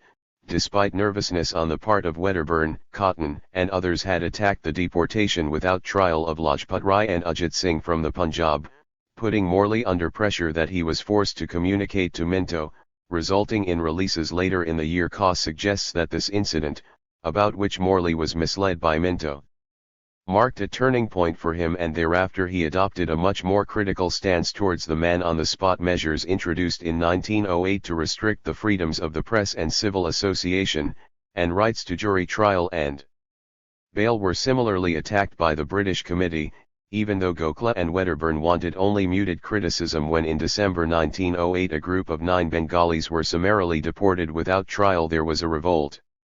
The British Committee was unsure how far to criticize an administration whose intentions they still trusted, so another organization, the Indian Civil Rights Committee, ICRC, was established, led by the Liberal lawyer MP Frederick Mac Arness alongside Cotton, O'Donnell, Rutherford, and Hardy. Superscript 1 in February 1909 Mac Arness moved an amendment to the King's Speech criticizing the deportations, which attracted, despite a 3-line whip, the support of 76 MPs.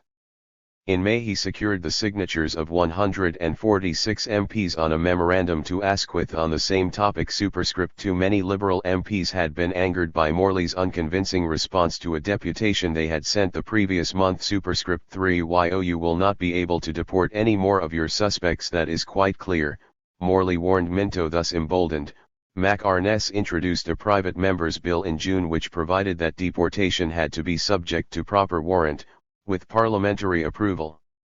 Although the bill failed, the government decided not to oppose the RST reading, on the grounds it might be defeated. From one perspective, these developments broadened a small but focused drive for political concessions into a wide but diffuse call for humanitarian treatment of the Rajah's victims. Certainly some critics from India saw it this way. Aurobindo Ghose, a long-standing critic of appeals to the British sense of justice, argued that Mac Arness's efforts to bring deportations under parliamentary control simply empowered Liberal MPs who could then sit in judgment on the cases themselves, but did nothing for the victims of deportation. his amendments will not make the bills less hateful, Aurobindo wrote. They will only make them less calmly absurd. That is a gain to the government, not to us or to justice. But the effect of the work of the ICRC was objectively very helpful to the Indian movement in creating the conditions in which Indian nationalists could operate more freely. Mac-Arness provided a lawyer's variant of linked-up agitation, urging those Indian politicians with grievances to take officials to court, and if necessary to the Privy Council. His arguments, Frederick Harrison told Morley regretfully, were impregnable as law and constitutional right. Unlike the British Committee, the ICRC was mostly indifferent to what Indians said, it merely insisted that they should be allowed to say it. Such a stance was easy to reconcile with liberal values, and hence better supported on the liberal benches than the Congress program itself.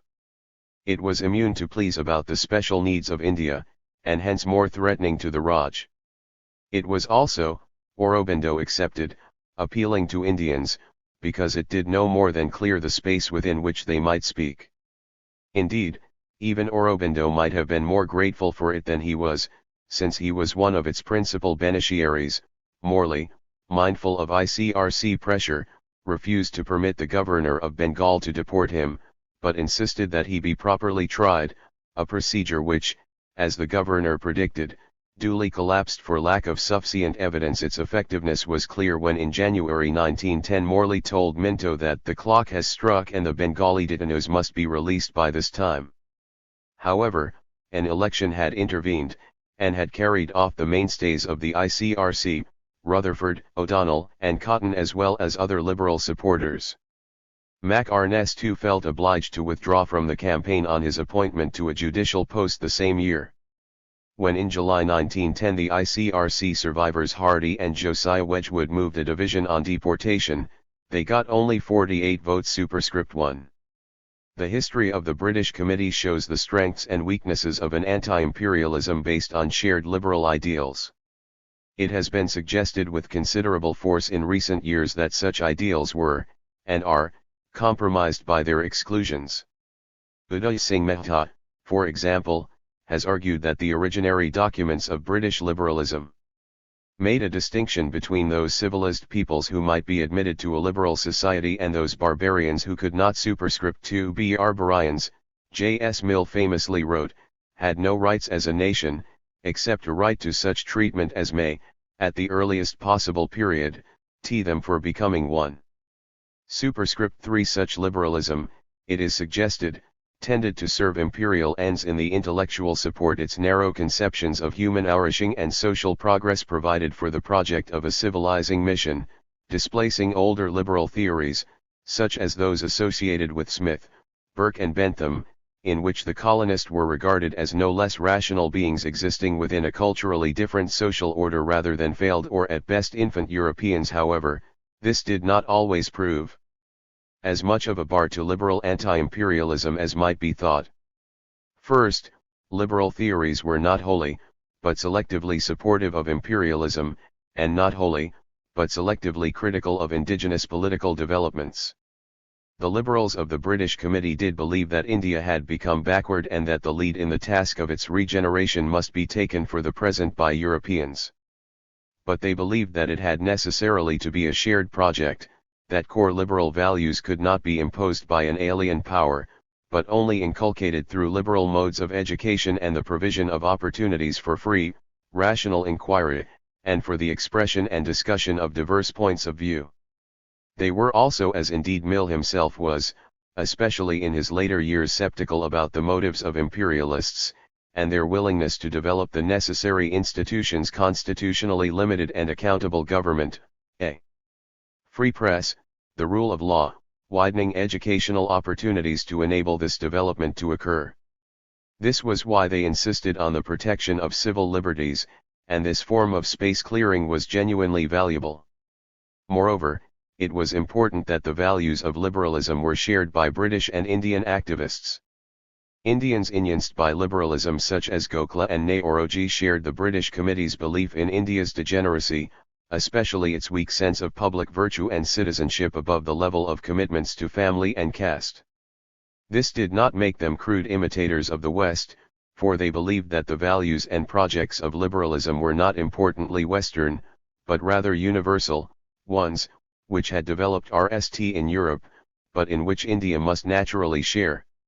Since uncritical acceptance of liberalism as it had developed in the West threatened to obliterate the distinct strengths of the Indian nation altogether, their version of liberalism was both critical and syncretic, intended to combine Western superiority in science, technology, and government with Indian strengths, its spirituality, moral values, and socio-centric traditions. The synthesis, however, was somewhat asymmetric. For it to move beyond a mere eclecticism involved a critical appraisal of both traditions, and only one was seriously criticized. It began from a position of weakness, the sense that liberal ideals posed more difficult questions for Indian traditions than vice versa, and hence in practice tended to collapse into endorsement of Western positions. In India, this meant that it could only win support beyond the English educated on the basis that Indians had much to learn and little to teach, a weakness that the extremists were increasingly able to exploit. Moreover, while the nature of the synthesis formed the core of political discussion in Congress India, at every point of contact the debate made with British ideologies and organizations, it had to be veneered in Western concepts, with little sign of any lessons for the West in India's political traditions. In order to gain a foothold in a more self-content and self-justifying British political system, this form of presentation was probably inevitable and gave Indians such as Nehoroji and Gokhale a legitimate if subordinate place as native informants, providing British sympathizers with facts about Indian history and culture, even economics. On points concerning the interpretation or applicability of theories of liberal government, however, they neither sought nor obtained much authority. They felt content enough to demand consistency between British liberal professions and imperial practices. But even this was often done deferentially. Rash Bihari Ghose, for example, told Congress in 1907 that Morley forgot that we too may claim to have kindled our modest rushlights at Burke and Mill's benignant lamps. No one felt content enough, except in occasional outbursts of patriotism, to challenge openly the buried assumptions of British liberalism, or to claim the authority to rework its principles for themselves, let alone to stretch them, bring them to crisis, or reject them altogether, as others were later to do. In this sense, the liberalism of the British Committee was shared with Indians, but not commonly owned. The organizational outgrowth of this relationship of deference was the British Committee itself, with its reliance on British sponsors to validate Congress grievances and guide its political strategy. This explained its successes, especially its work on civil liberties, which British liberals cared deeply about and enjoyed unquestioned authority, but also its failures, its inability to connect with emerging movements of Indo-centric struggle and self-reliance, and the hidden grumbling and foot-dragging this aroused in India. The committee, Pal wrote bitterly, though for Indian eyes only, in 1905, vitiates the very root springs of our own political life and activities, by leading our best and ablest men to view Indian questions through British liberal spectacles. Those like Pal who had helped to build the new movements in India thus sensed, if only imperfectly, the need to reverse these oaths of authority and power. But this was not easily achieved. The principal attempt to do so was the brief owing of revolutionary anti-imperialism at India House, Highgate, from 1906 to 1909. India House had been established by a disaffected ex-court official and businessman, Shyamji Krishnavarma, to house his Indian Home Rule Society, a rival organization intended to contest the vicarious activity of the British Committee. No systematic attempt has, ever been made in this country by Indians themselves to enlighten the British public. Krishnavarma wrote the IHRS aimed to work without British membership.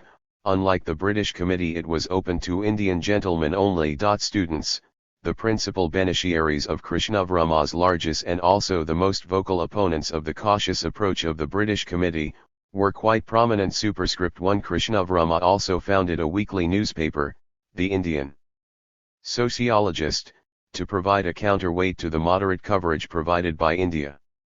In it, he denounced Gokhale and the moderates' plans for lobbying Morley as mere waste of money and labour. Superscript 2. He disputed Gokhale's passive positioning within British liberalism, trying to reveal more clearly the contradictions between its philosophical claims and its response to Indian questions, forcing it to a point from which the only logical escape was the concession of India's right to self-government. The Indian sociologist was full of quotations from British writers, principally Herbert Spencer, but also Mill and H. M. Hindman, whose arguments were invoked to support claims of British exploitation in India, and of the right of those suffering under tyranny to rise up against it, even if necessary by assassination. Superscript 3. Krishnavarma also poured scorn on the ex-officials who ran the British Committee, beneficiaries through their ICS pensions, he argued, of the exploitation of India. Wedderburn and the committee refused to have anything to do with him, fearing damage to the Congress' reputation for loyalty. Almost by accident, Krishnavarma had found a weak spot of the British Empire. It was created by the time difference between the latitudes of Britain and India that I discussed in Chapter 1. Attachment to liberal values at home meant that even as repression was visited on Indians in India, there was much less restriction on their activities in England. The press was largely free to publish what it wanted, even the Times printing Krishnavarma's letters unedited. Political meetings on Indian questions were sometimes attended by India officials, but were not subject to the surveillance or bans deployed in India. In India, postal censorship had become a common nuisance for extremists, but there was little of it in Britain. The movements of individuals also went remarkably unchecked before 1914. It was a comparatively easy matter for Indians to move to Britain. Educational institutions such as universities and the Inns of Court, which were the object of close scrutiny in India, were in Britain, if not exactly tolerant of Indian extremists, resistant to efforts to police them or to restrict student discussion. From London, nationalist newspapers noted with satisfaction, students might return bearing the Western love of independence and an extraordinary dislike of injustice. Even policing was light by comparison. Pal wrote in surprise how even when investigating a political murder the Metropolitan Police showed wondrous patience and scrupulous regard for the sanctities of private relations and personal freedoms. More generally, there was strong cultural support for the idea of Britain as a haven for revolutionary exiles, and as open to all political opinions. The freer atmosphere of England, Tilak told Krishnavarma, gives you a scope which we can never hope to get here. Much of this was to change before long, but at the time it made England an attractive destination for extremists as repression increased in India. By the end of 1908, Lajpat Rai, Pal, and Tilak's Chief Lieutenant Kaparde had all arrived in London. However, the whole question of overseas work of this kind remained controversial. The extremists wanted, Gokhale wrote acidly, to put 6,000 miles between themselves and the administration they want to overthrow. Lajpat Rai and Pal argued that they were not seeking favors from the British, but to feed and strengthen the feeble current of British public sentiment and direct it against the Raj. However, Aurobindo Ghosh continued to insist that Pal's work in Britain was hopeless and a waste of money and energy. The British conscience was a fragile thing, very sensitive to breaches of principle by others, and very indignant when the same breaches of principle are questioned in its own conduct. Superscript 1. However correct the information we supply, the British public will still prefer to put confidence in the misstatements of their own countrymen rather than in the true statements of what they believe to be an inferior race indebted to them for any element of civilization it may now possess. Here could not be a worse place than England, a worse time than the present and a worse audience than the British people, wrote Ghosh. What is the profit of self-help and dissociation doing in England? Superscript 2. At RST, Krishnavarma did not undertake any active revolutionary work, or even much political organization beyond the pages of the Indian sociologist. His support for physical force tactics was intellectual before anything else.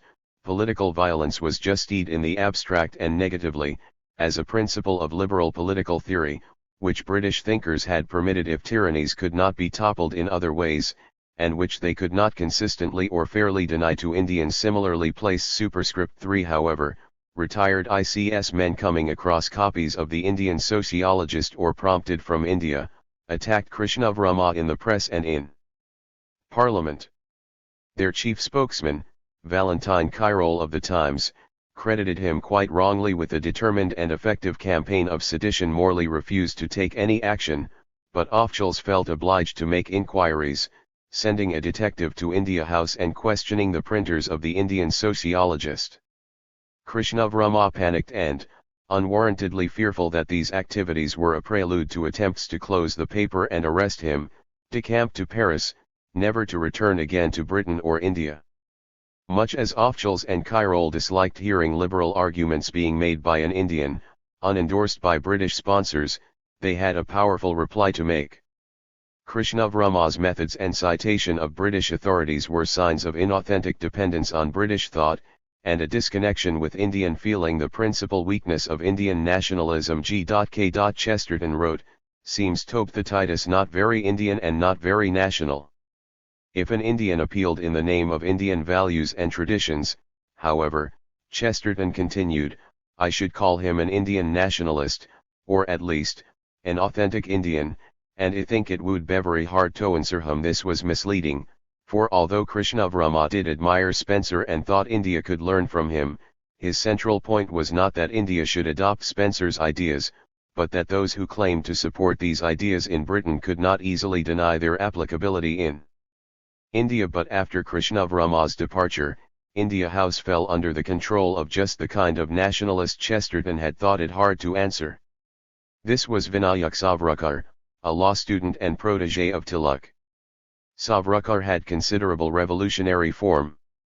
As a student in Maharashtra, he had founded a secret revolutionary organization, the OWEN of Bharat, which had organized attacks on Officials and undertaken paramilitary training. While Krishnavarma believed in an appeal to British and European authorities, Savarkar thought there were sufficient materials in India's own past, not Mill, Spencer, or Hindman, but Shivaji and the martyrs of the Indian Mutiny, or, as Savarkar renamed it, the First War of Indian Independence. The 50th anniversary of 1857, Savarkar gently argued, provided a subject in which we can talk to the English one equal terms. His history of 1857 used Indian as well as British sources, and reversed the usual way that it was remembered, with rebels recast as martyrs and pacification as atrocity. It was also written in Marathi, and only translated into English by one of Savarkar's associates so that it could be read to non-Marathi-speaking Indians. An accompanying pamphlet, O Martyrs, repeated the injunction of death to foreigners, and, at India House, vows of self-sacrifice for the cause were made by large numbers. Superscript 1. Savarkar's India House was quite unlike any other anti-imperialist activity in Britain. It was almost wholly self-reliant, and did not seek to work through or even in collaboration with other British organizations. The opinions and ideas came from India to Britain, and not, as was the case with Gokhale and Krishnavarma, the other way around. Savarkar was not principally a follower of the scientific arguments for terrorism and assassination which Krishnavarma had derived from the work of Western authorities. His borrowings were notably eclectic and unreverential, and quite devoid of mimicry. Though he took from Matsena the argument that assassination was just deed when no other means of liberation were available, his primary inspiration came from the revolutionary movement in Maharashtra. Superscript 2. At India House, readings from Matsena were soon replaced by readings from religious scriptures such as the Bhagavad Gita and Savarkar's History of 1857. The former provided an ethical justification of violence. Assassinations of those who were bleeding or imprisoning Mother India could be just deed, and the historical accounts provided precedent. Hindu India had become weak under colonial occupation, and could only be reinvigorated through violent but inspirational acts of heroism. Mother Ganges, wrote Savarkar, who drank that day of the blood of Europeans, may drink her of it again. Superscript 3. Within a few months of Krishnavarma's departure, his IHRS was supplanted by Savarkar's Free India Society. Unlike Krishnavarma's Holy Metropolitan organization, the FIS was effectively the London end of the OWEN of Bharat, and its function was to recruit and train revolutionary workers for armed struggle. Where the IHRS had a written constitution modelled on that of a Victorian public association, The FIS had a semi-religious oath of obedience to honor Mother India and to engage in a bloody and relentless war against the foreigners. Savarkar was struck by the way in which these tactics unsettled the British. As long as Indian students aped British manners, no one troubled about them, but when they dressed as Indians, fasted and read Indian texts, the authorities panicked. While Krishnavramma wanted Indians to visit Britain in order to learn from the British love of liberty, Savarkar had arrived with no intention of persuading the British about anything. Unlike Krishnavramma and Gokhale, he wrote almost nothing for British audiences. His letters were written in Marathi for 2 newspapers in Pune. The purpose of being in London, he claimed, was simply to learn how to make bombs and to prepare for an armed revolt against the British. On return to India, London was useful for this purpose. It was an unsupervised meeting place for intelligent young Indians from all over the subcontinent who could be expected to achieve positions of eminence on their return. But it was otherwise inessential, and he seems quite genuinely to have seen his place as back in India. Duty, he told his brother, consists in waging the struggle where the GHT may be going on. Savarkar's view of British supporters was therefore rejectionist. Although Krishnavramma's associates attended the 1907 International Socialist Congress at Hindman's instigation, Savarkar was cynical about linking up with socialists. You can't get a piggyback on persons like Hindman, he told his readers. You must learn to stand on your own 2 feet. Hindman may have spoken with sincerity and mean well, but the time has now come for you to throw away the crutches and walk without their support. When you do that, not only Mr. Hindman but the whole world will praise you. Superscript 1. This positioning, however, meant that Savarkar was an unknown Gur in Britain. He practiced in London the dissociation which in India had led Indian nationalists to refuse to associate with their occupiers. British visitors were not generally welcome at India House, since they could not be trusted and were seen as a distraction. However, the 17-year-old David Garnett, later a Bloomsbury novelist, did visit India House as the guest of 2 Indian student friends, both very Westernist. When with them, Garnett wrote later, I could forget they were Hindus and I was an Englishman, but at this meeting I felt alone. Superscript 1. The structure and atmosphere of the meeting was quite unlike those of the British Committee of Congress, and was, for Garnett, a destabilizing experience of solitude and incomprehension. There were devotional songs and readings by Savarkar which Garnett did not at RST even detect as English. Savarkar's accent, his mispronunciations, the strange rhythm of his staccato delivery had deceived me, Garnett later wrote. He seemed a man wrapped in visions, and unreachable. Superscript 1. Superscript 2. Members of the FIS underwent physical training and shooting practice at ranges in London. The latter would have been impossible in India, and attended lectures which explored the scope for an armed uprising in India, the structure of revolutionary organizations and bomb making. The last of these was a practical enterprise too. There was an improvised chemistry laboratory at India House. Superscript 1. Superscript 3. Literature, including vernacular translations of Savarkar's Aux Martyrs, was sent to India. A manual on bomb making was produced with the help of exiled Russian revolutionaries in Paris, and smuggled to India by students instructed to teach its contents to 100 recruits each before using their skills and risking arrest. The manual turned up in police raids of bomb factories in Bengal in 1908 and was used in an attempt to assassinate an unpopular magistrate in Alipur. Superscript 1. There were also some attempts to link up with other nationalists, especially Egyptian and Irish groups. Superscript 1. However, these did not go much beyond friendly statements, largely because Savarkar was engaged in the construction of a small, cellular structure of dedicated activists, rather than a diffuse association of mutually affable supporters, which might easily be infiltrated. A rough sense of the composition of those who frequented India House can be found using intelligence records. Superscript 172 names are recorded as having attended meetings regularly. They came from all over India, with about a quarter each from Bengal and the Punjab, and smaller but significant groups from Bombay, Maharashtra and Madras. They were almost all male, though 1 or 2 women attended meetings. Fully 2/3 were students, most of them studying for law examinations. The data on background and religion are not very complete, but suggest an elite composition. Among them were the sons of millionaires, mill owners, lawyers, officials, and doctors, and the overwhelming dominance of Hindus. Nearly all those for whom age is available were in their 20s, the median age in 1909 was 26. Only a quarter had any previous record of political activity in India, and they were evenly divided between those who had expressed support for nationalism or Swadeshi and those who had taken part in extremist or revolutionary activities.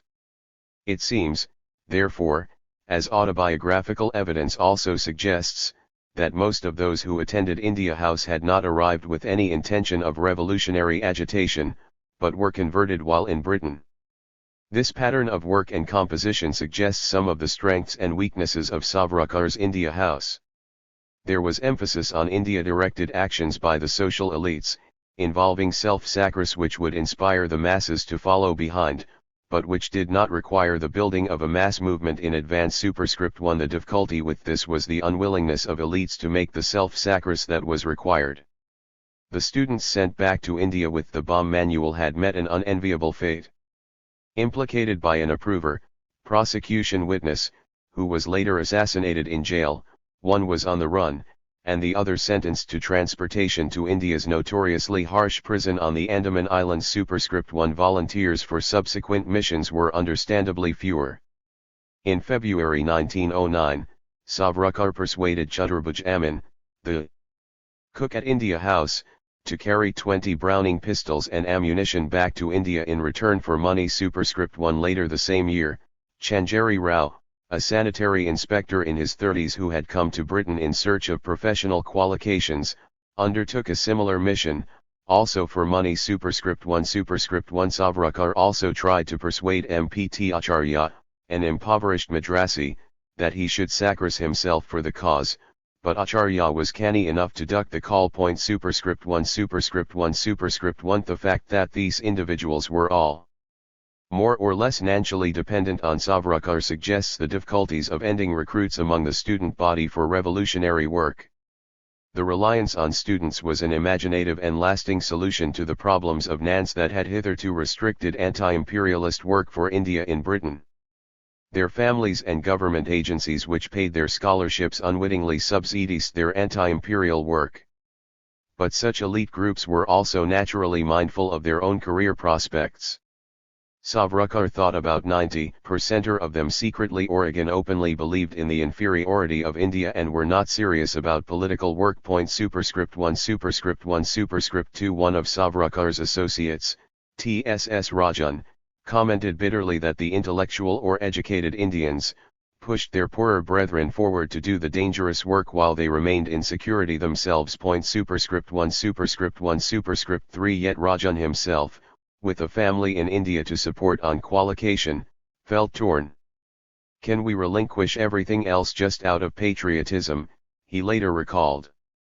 My mind was in turmoil. Superscript 1. Superscript 1. Like others, he carried on with his medical training as he attended India House meetings, with the intention of qualifying, returning to India and awaiting the call. In his own case, this was to lead to a successful career as a moderate Congress politician and government minister in Madras. The revolutionaries also struggled to make an impact on the wider community of London Indians, a strongly integrated and acclimatist, if not assimilated, body of Indians reluctant to jeopardize their position through acts which might be perceived as disloyal. The India House Group took over the London Indian Society. The main association of London Indians set up by Nehruji in 1865, bypacking the annual general meeting and displacing the old guard, a surprise and disappointment to those who thought we were entering the club only to nod to them, as one later wrote. Superscript 1. Superscript 1. But the gains were small. Most of the ordinary members simply followed Nehruji himself out of the organization, leaving it without funds. Superscript 1. Superscript 1. By 1909, the authorities had started to close down the space within which Savarkar aimed to operate. Up to this point, the policing of India House had been fairly ineffective.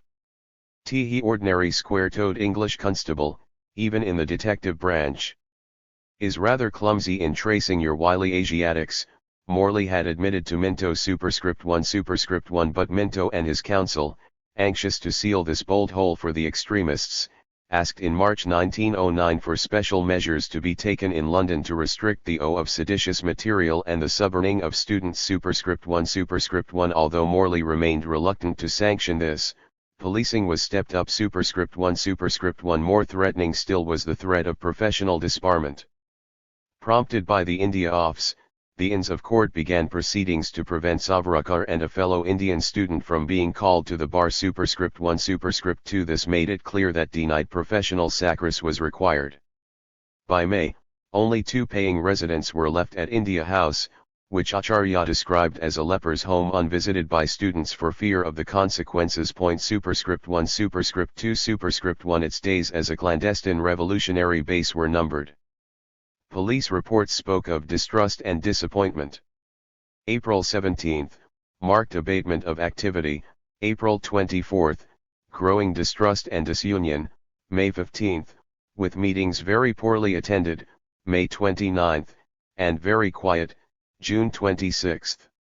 Savarkar was also irritated by Krishnavarma, whose peremptory demands from the safety of Paris for a change of leadership at India House were proving irksome. Superscript 1. Superscript 2. Superscript 2. It must have seemed preferable to arrest this decline with a dramatic act of défiance which would rally the revolutionaries both in Britain and India. This coincided with the willingness of an Indian student to undertake a revolutionary act, and on July 1, 1909, probably on Savarkar's instructions, Madan Lal Dhingra attended an India Office party for Indian students and assassinated Morley's aide-de-camp, Sir Curzon Wyllie. Dhingra's action was a pure instance of the kind of anti-imperialism that Savarkar had been trying to develop in London. It achieved its immediate purpose in inspiring the demoralised activists, and Dhingra's otherwise unremarkable biography became a staple chapter in popular vernacular histories of the freedom struggle. Superscript 1. Superscript 2. Superscript 3. But for the government of India this was too good a chance to miss. They insisted that the assassination simply showed the risks of permitting linked-up agitation to Irish, and successfully overrode Morley's objections to the measures they had proposed earlier in the year. Efforts to control student political activities were never easy. It was too controversial to restrict the rights of British Indian subjects to travel freely in the empire, even if their purpose in doing so was to undermine it. But efforts at censorship of materials were more successful, since they could more easily be identified as seditious, and the customs laws used to seize copies and the press laws to prevent republication. Superscript 1. Superscript 2. Pal was an early victim of these new arrangements. A successful prosecution of his new British journal Swaraj in India destroyed its sales, forcing it to close down after only a few issues. Pal himself was reduced to penury and mental collapse in London. Superscript 1. Superscript 2. The FIS disintegrated amid allegations of spying, just since a spy had been successfully placed inside the organization. Superscript 1. Superscript 2. Accepting that it was impossible to police Britain as they did India, the authorities now sought to ensure that Indian agitators were subject to Indian rules, and enjoyed no benefit from the freer atmosphere of Britain. Pal was prosecuted not in Britain for his British publications, but on his return to India. Savarkar, rather than being prosecuted for conspiracy and sedition in Britain, where the laxer interpretation of the legislation and the more liberal tendencies of judges would have led to, at most, a sentence of 2 years, was extradited to India under the Fugitive Offenders Act, where the judges were more compliant. Instead of 2 years, Savarkar received 2 life sentences of transportation to the Andamans, to run sequentially rather than concurrently, with the expectation that he would be released in 1960. England, it was clear, was no longer a bolt hole for Indian revolutionaries. Superscript 1. Superscript 2. The India House approach had thus been a very different form of engagement with liberal Britain. It did not appeal to liberal values as the British Committee did, but exploited them for the advantages they offered for revolutionary work. But this worked only as long as it remained secret. As soon as it was exposed to the authorities, the inadvertent tolerance that had been afforded to it was sharply withdrawn. Under these pressures, the India House group naturally became a diaspora, some moving to Paris, Berlin, and Geneva, a few to the United States, and only those who had broken their links with revolutionaries daring to return to India itself. Savarkar's vision of a self-reliant and Indo-centric anti-imperialism had posed a conundrum to another Indian visitor arriving in London a few days after the assassination of Curzon Wyllie. This was M.K. Gandhi. Although he had started to use the methods of passive resistance that he would eventually bring to India, Gandhi in 1909 was still essentially a mendicant politician. He had come to London to make the case for educated Indians to enjoy equal right of immigration in the Transvaal, and though he was feeling more and more unhappy with the technique, was working with sympathetic British officials to persuade ministers of the justice of the Indians' case and the value to the empire of meeting their demands. Superscript 1 Superscript 2 at RST, Gandhi had condemned Dhingra as a dishonourable coward, and his actions as motivated by ill-digested reading of worthless writings and the cowardly promptings of Krishnavarma. Superscript 1 Superscript 2 This was because he assumed, as many did, that Dhingra was motivated by Krishnavarma's scientific justification of assassination, which had been the dominant opinion at India House at the time of a visit Gandhi had made there in 1906. However, in a series of meetings over the summer of 1909, Gandhi fought out his opinions with the new strand of thinking represented by Savarkar. It was a losing battle, for as Savarkar later wrote, we revolutionaries used to sit on one side of the table and Gandhi and his followers on the other side. Day by day Gandhi's followers deserted him and joined our side, until a day came when Gandhi sat alone. Superscript 1 Superscript 3 These encounters were of the greatest importance for Gandhi. First, practically none of the young Indians he spoke to believed that India could be free without the use of violence, a stance which his whole life and ethical stance conditioned him to oppose. Superscript 1 Superscript 3 Superscript 1 Secondly, they also believed, as Gandhi himself had also begun to suspect, that mendicancy was inherently demeaning and could not be made the basis of the national struggle. Gandhi was forced to accept that on this point, Savarkar was ahead of him. The evil, in its hideous form, of the present system of government, he saw much earlier than I did, he wrote later. Superscript 1 Superscript 3 Superscript 2 Savarkar and his associates' determination was not easily dismissed, and Gandhi acknowledged that he had found among them a high degree of morality, great intellectual ability and lofty self-sacrifice. Superscript 1 Superscript 3 Superscript 3 Thirdly, their arguments did not rest on the worthless writings admired by Krishnavarma but on readings of Indian history and literature. This was perhaps most clearly seen when Savarkar had invited Gandhi to preside at a dinner of London Indians to celebrate Dasara, the festival to commemorate the killing of the demon Ravana by Rama and the rescue of Sita. Superscript 1 Superscript 3 Gandhi had argued that the demon was not an external enemy, but represented the battle between truth and falsehood inside Rama, which was won by truth through suffering. Savarkar had replied that Rama did not invade the island of the tyrant for the sake of peace, and did not carry war abroad to kill the two-headed monster within himself. He fought for Sita the chaste, for Sita the freedom of India. This was much better received. Superscript 1 Superscript 3 Gandhi said that he considered Savarkar's teaching injurious to the well-being of the country, but his speech caused considerable dissatisfaction and he was cheered with much less enthusiasm at the end than he was when he rose to speak. Superscript 1 Superscript 3 Although Gandhi had not succeeded in persuading the India House revolutionaries, he did not give up the idea of working out a version of Indian nationalism which was non-violent without being passive, self-reliant without rejecting the English, and based on what he understood to be the lessons of Indian myth and history. How he did this, in his great statement Hind Swaraj, 1909, begun shortly after the Dasara dinner and continued on his return to South Africa, is well known. Superscript 1 Superscript 3. Yet it was a harder task than is sometimes appreciated.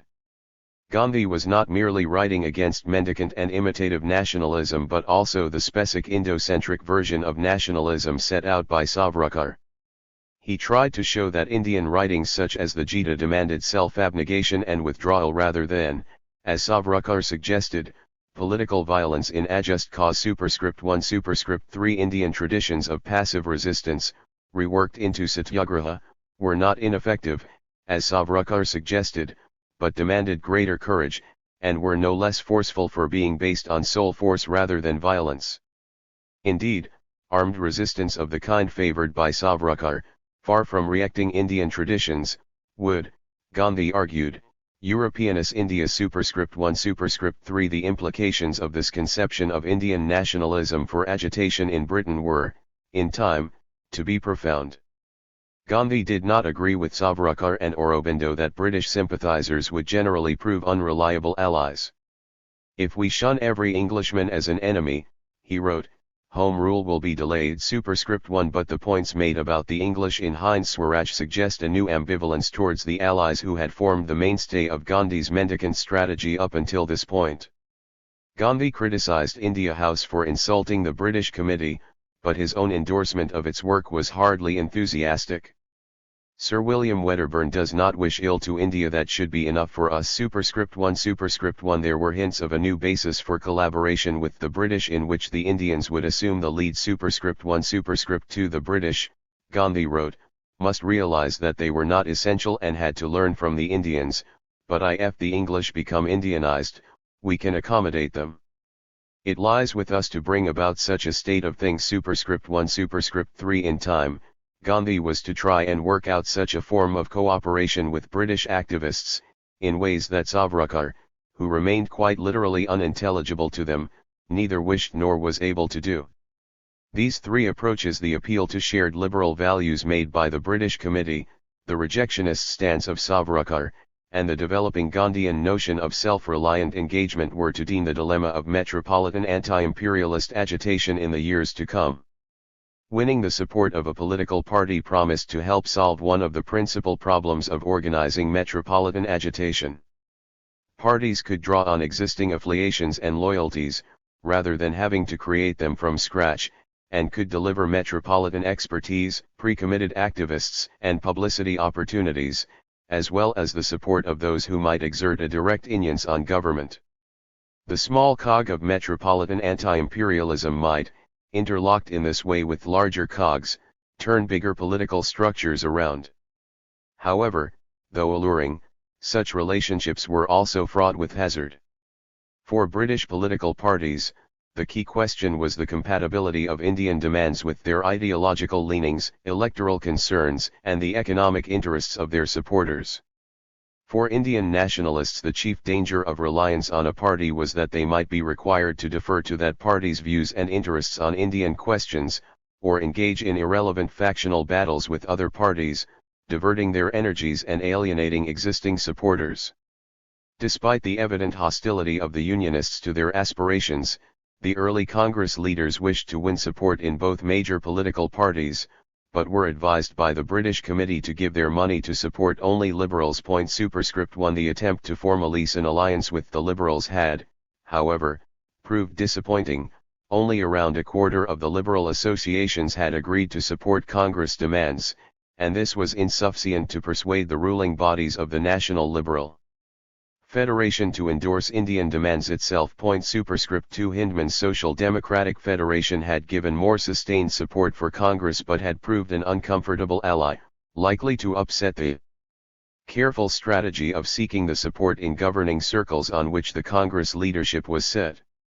Hindman, who had been a student of Indian affairs since the early 1870s, had in numerous articles, some favorably reviewed by Marx, developed independently his own version of Nehruji's theory that Indian poverty was getting worse, not better, under British rule, and that it was largely attributable to the drain of resources to the imperial metropole. Superscript 3. But Hindman's socialism did not always connect easily with Congress, as Nehruji was forced to admit by the late 1890s. He had moved from arguing that revolution was a likely consequence of British policies in India to encouraging it as the only route by which India could progress. It is a mistake to ask for charity instead of demanding justice, Hindman had told Nehruji. Men in high positions have said to me, where is the evidence of discontent, Mr. Hindman? Where is the cry for justice from the people of India themselves? If the people are so poor and oppressed, as you say they are, surely we should hear a little more of it than we do here. Waitin sir can imakato such a challenge. There is no answer. It is time to be up and stirring. I will help, and so will our organization, and justice as much as possible, but Providence helps those who help themselves. Congress was irritated by Hindman's irresponsibility, believing that he failed to appreciate how much harder agitation was in India than in Britain. Association with militancy would simply invite repression and discredit Congress in the political circles in which it aspired to move. Wacha and Congress refused in 1904 to give him any money for his election campaign on exactly these grounds. The mass of the people yet do not understand the position, Nehoroji told him. John Bull does not understand the bark. He only understands the bite, and we cannot do this. But Hindman was scathing in his attacks on the servility of Congress. What do you judicious people gain by your moderation? What does your journal India gain by its dullness? To the naked eye, and even to the microscope, nothing. The British authorities just kick you and pass seditious acts over you, and lie about you, even more than they do with us. We, at least, have the satisfaction of chasing them, deriding them, making them look ridiculous and driving them into furious anger. Chiding of this kind was not especially pleasing to the Congress leadership. Despite more sustained agitation than any other British socialist, Hindman became a rather semi-detached Gur, neither invited to attend Congress in India, nor to participate in the activities of the British Committee at home. While British socialists and agitators could be dangerous allies, however, the support of Labour candidates and parliamentarians was more welcome. When, in the months before the 1906 election, the Congress delegates Lajpat Rai and Gokhale visited Britain, they were encouraged to seek out Labour candidates. Superscript 1. However, they differed in their estimates of the value of Labour to India. Gokhale stayed at the National Liberal Club and spent his time negotiating with government liberals.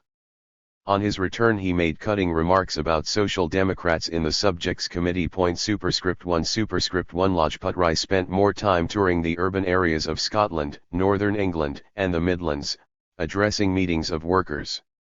He was much more taken by the possibilities of an alliance. Gokhale's friends of India spoke critically of the government, but could not forget that they were Englishmen. Superscript 1. Superscript 2. They were a hopeless minority incapable of swinging their party behind Congress. On the other hand, the Socialists, the Democrats, and the Labour people are coming to the front every day, he wrote, and I am of opinion that your only chance is with them. Superscript 1. Superscript 3. They were poor, though, of course, this made it possible to contemplate financial support for pledged candidates. Superscript 1. Unlike the Liberals, they seemed open to suggestions about India from Indians. With them, Congress might undertake the work of sappers and miners undermining the Raj at its British base. Superscript 1. In the 1906 election, 30 Labour MPs were returned, and Keir Hardie promised their strenuous backing for the Indian cause. Superscript 1. The Labour parliamentary group was, of course, very small, but the proportion prepared to support Congress was much larger and voted cohesively in Parliament. Superscript 1. This worried Morley, but for quite precise reasons. Superscript 1. The new Labour MPs themselves were authorities on industrial matters, but their minds were untrained either by systematic and directed thought or by the habits and traditions of public affairs and great duties. Superscript 1. I represented workmen in Newcastle for a dozen years, he reminded Minto, and always felt that they are essentially bourgeois. Without a bit of the French read about them and only socialist in the sense and a grand sense of being stirred by sympathy and pity for their comrades. Superscript 2. But exactly the sense of fellow feeling might be stirred by Indian agitators using the techniques that had served them so well in India.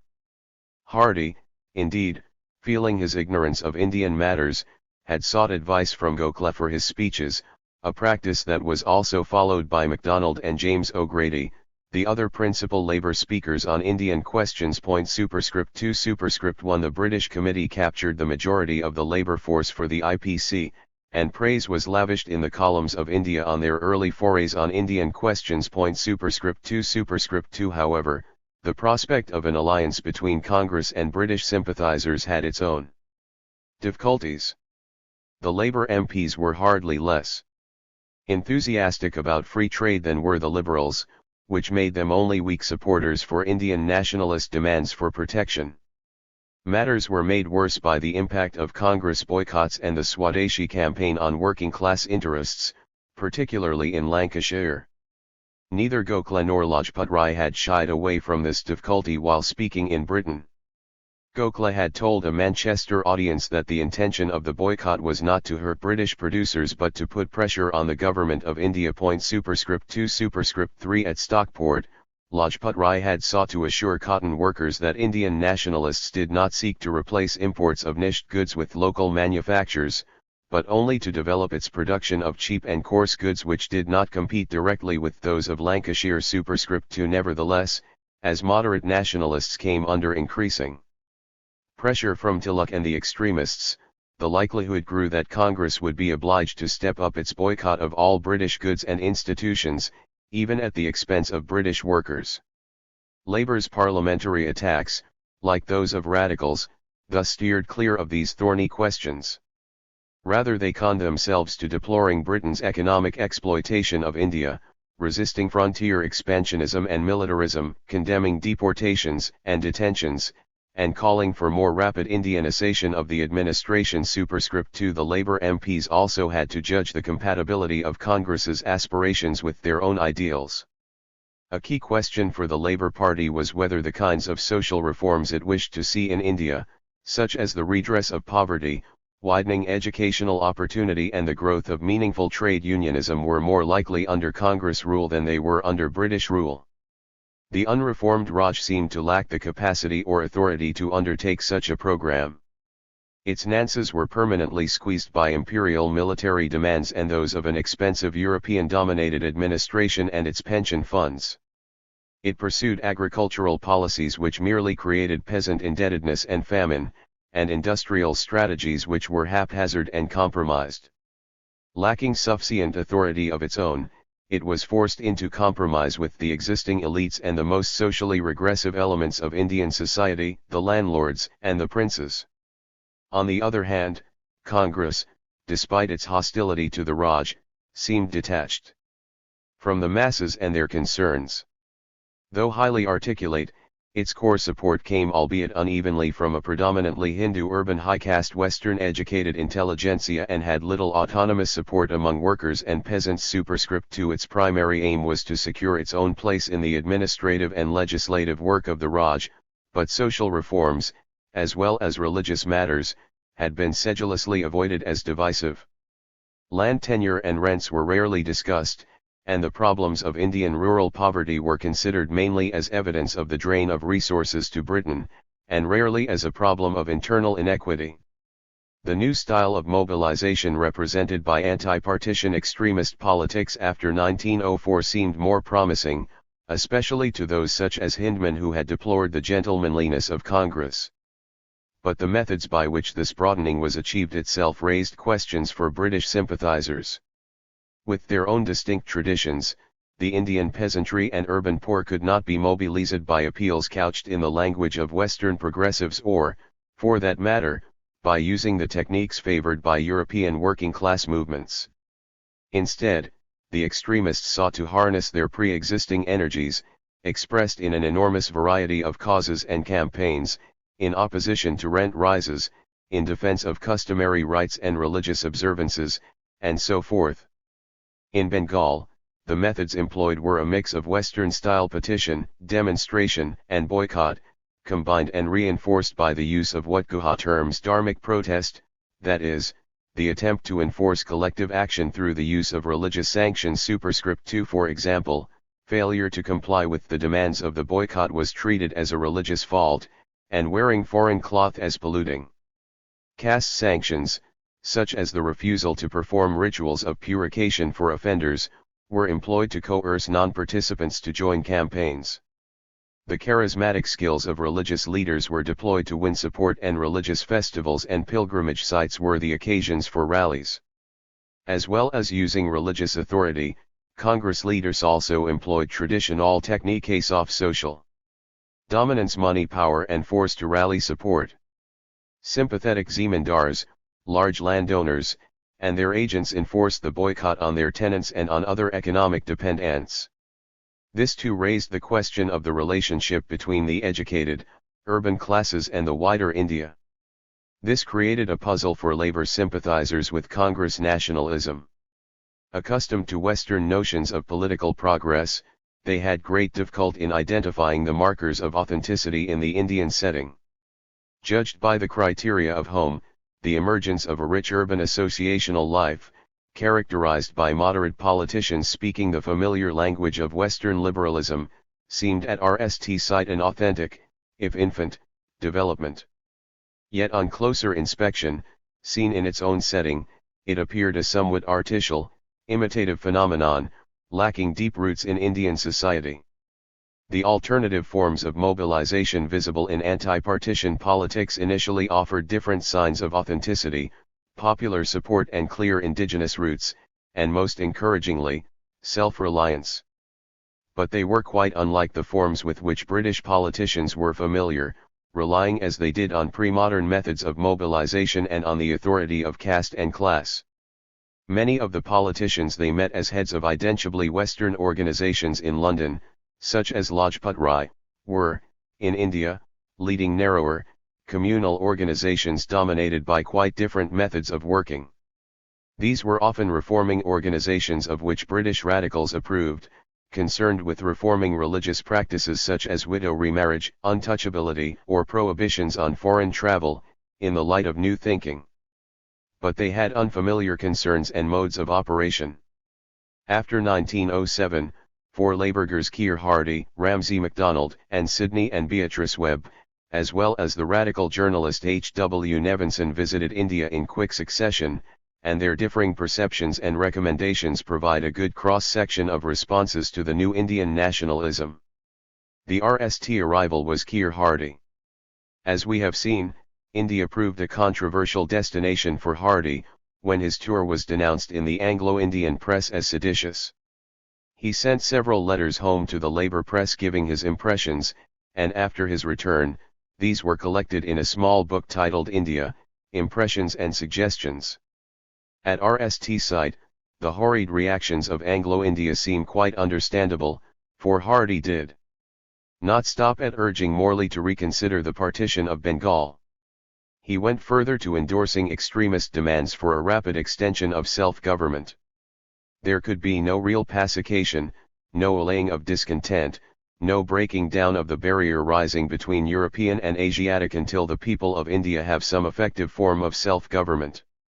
He dismissed the charge that Indians were not for self-government, since they were of the same Aryan stock as ourselves, and were proving their capacities in every direction. Superscript 2. Given the lurid descriptions of Congress then in circulation, Hardie seems to have been rather surprised to see how tame it was. If treated correctly, he wrote, Congress was not only not seditious, but ultra-loyal. Superscript 2. The moderate faction, he wrote, was extreme in its moderation, while the extremist group was moderate in its extremism. Superscript 3. Nevertheless, Hardie cut through the justifications of the imperial mission in India with iconoclastic glee. The British had not civilized India, which in any case had centuries of civilized and rend life behind it compared to the barbarous peoples of Europe, but had exploited it.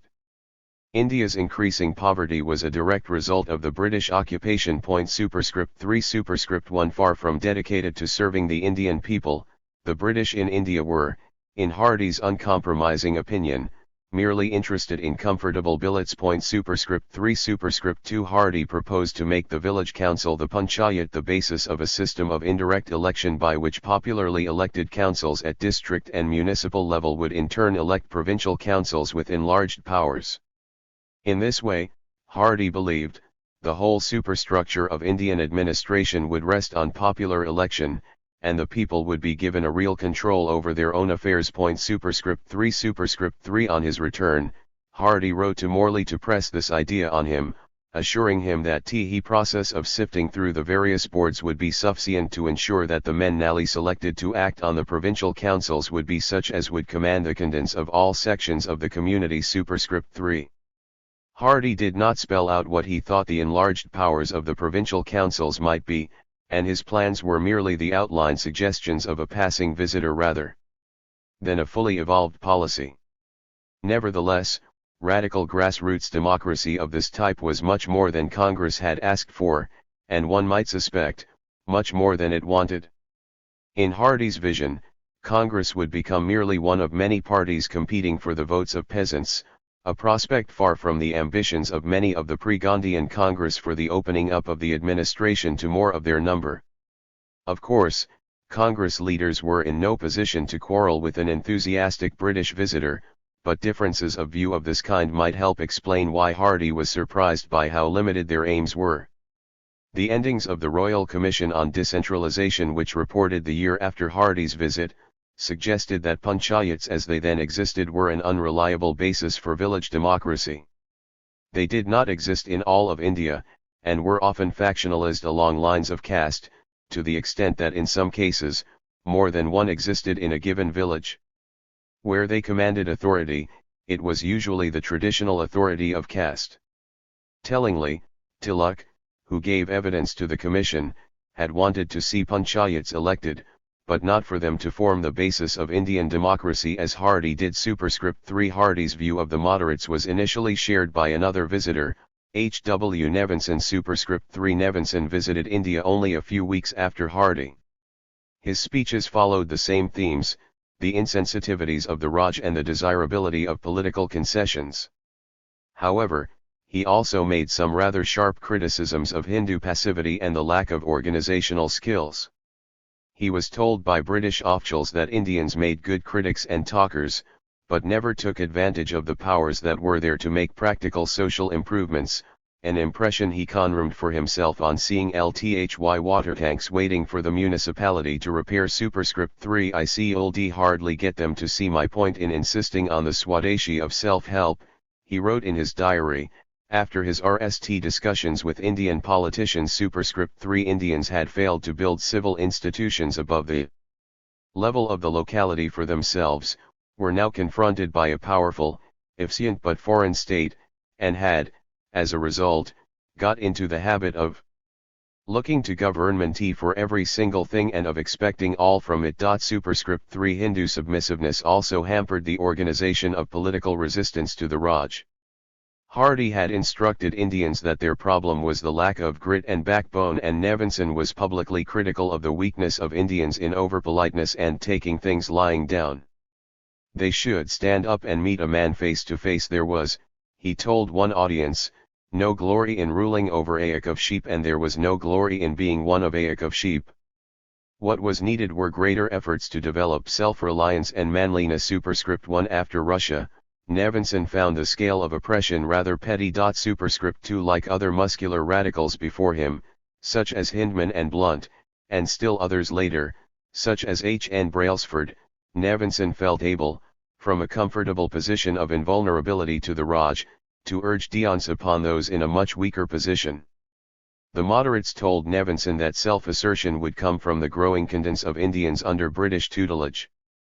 Bhupendranath Basu told him that the moderates were strongly in favour of keeping the British government because there is no other nation THEYWOLD rather be under, all the more because we go slow and give time for internal development.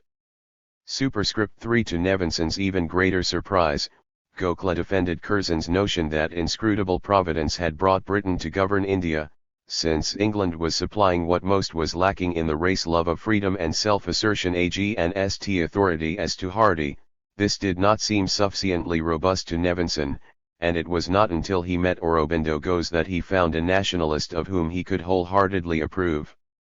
Aurobindo, in contrast to the moderates, had given up on the idea that India should acquire its political skills through apprenticeship under the British and was indifferent to such tedious questions as the distribution of seats in the legislature.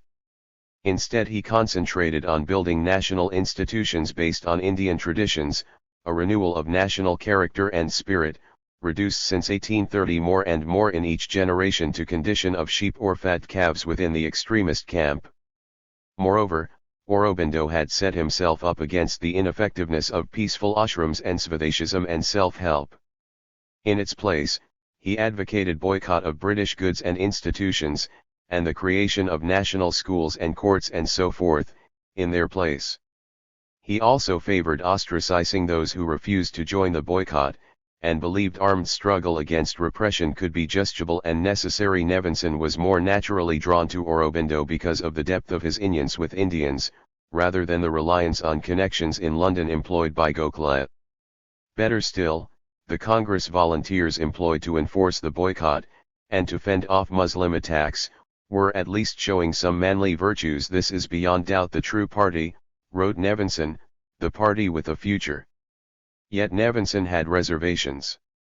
At the end of his tour, he attended Congress itself, and was hurried to ND that the dispute between moderates and extremists came to a stght almost immediately, in a spectacular display of political incivility. The moderates expressed their willingness to see the extremists depart rather than give any further encouragement to their program of agitation. Nevinson recorded a sleepless night of perplexity and sick passion, followed by a listless morning listening to apprehensions of Ding. The petulant irritation of the Indians on both sides was very disquieting. They were like helpless children. Aurobindo and the extremists received noticeably worse press from Nevinson thereafter. Lajpat Rai, who had sided with the moderates at Surat, now, in Nevinson's view, stood highest of the Indians I have known. Nevinson now placed great stress on the need for education in India, to assist with the proper growth of democracy. This would, of course, need to be liberal education, for the trouble with the schools under indigenous Indians, even such as those of Lajpat Rai's Arya Samaj, was that they were more interested in religious rote learning as though the mind were a passive vessel to be led through the passage of the airs, as Nevinson colorfully put it, rather than encouraging free thought. Superscript 1. On his return to Britain, and in the book The New Spirit in India he later wrote, Nevinson expressed much greater faith in the moderates and their program of participation in local councils. Indians, he wrote, old practice hard at their municipalities. Superscript 2. What was needed in India was benevolent Western Indians, not, or not yet, movements of self-reliance. For Nevinson, as for other British observers, Western liberalism, confronting the new extremist spirit in India, had hit the buffers of its understanding. I have never approached any subject with more overwhelming distaste and uncertainty, he wrote gloomily in April 1908. Superscript 3. A year or so after the appearance of Hardy's heretical conclusions, Ramsay MacDonald published his own book on India, the result of a private visit to India in 1909. By then, the dispute between moderates and extremists had widened into a split. The unresolved question was whether the departure of the extremists had strengthened Congress by returning it to the path of mendicant constitutionalism, or weakened it by depriving it of the unexpectedly powerful impulses of Indian cultural renaissance. MacDonald has usually been regarded as a reactionary on India. The Awakening of India, 1910, would certainly provide an easy afternoon's work for a theorist of colonial discourse. Practically from the RST chapter, in which the Oriental spell begins to work its magic on the arriving British traveller and the will of the West grapples with the acquiescence of the East, MacDonald contrasts India as the other, impossibly alien, mysterious, trapped in its religious traditions, and enervated by the torpor-inducing climate. MacDonald, unlike Hardy, believed that religion and caste were still absolutely central to Indian social life, and that they created problems which could not be readily brushed aside. Hinduism was the pivot round which the life of India turns, for everything that India has been, everything that she dreams of being, she associates with her temples, her philosophies, her schools of religious learning, her devotion to her gods. It was this dominance of unreasoning, religious impulses that gave Indian nationalism its peculiar, unsatisfactory qualities. All Indian movements from bomb-throwing to personal purification begin in the sphere of religion, and this is particularly true of nationalism. The extreme nationalist has no program except a demand for elementary rights, no ideas of what would follow upon a self-ruling India. He is a religious votary, not a politician, and he things which are important to the Western politician are of no consequence to him. But Hinduism, with its caste divisions and hostility to Muslims, could neither unite India nor sustain a political system attuned to Western values. The struggle for civil freedom had been transformed into the worship of the Hindu genius. MacDonald therefore did not believe that the indigenous new spirit, such as that initially identified by Nevinson in Aurobindo Ghose and the extremists, offered any real hope of advance. Culturally, it was doing essential work, creating India by song and worship. By contrast, its political manifestations were its crudest and most ill-formed embodiments. Superscript 1 Nationalism demanded heroic action, while politics necessarily involved gradualism and compromise.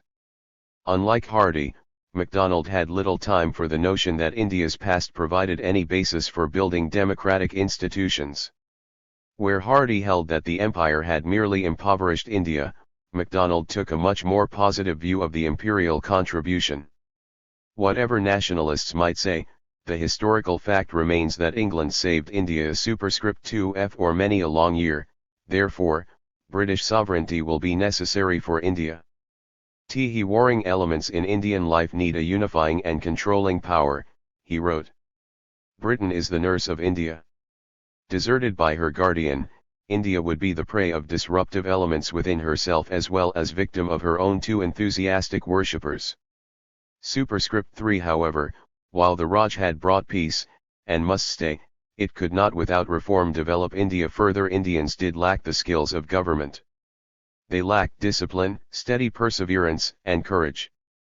But this was the result of generations of ancestors deprived of all responsibility for the ordering of their own lives. MacDonald therefore deplored the colossal mistake of the official British response to Congress: we spy upon it, we deport its advocates, we plan to circumvent it.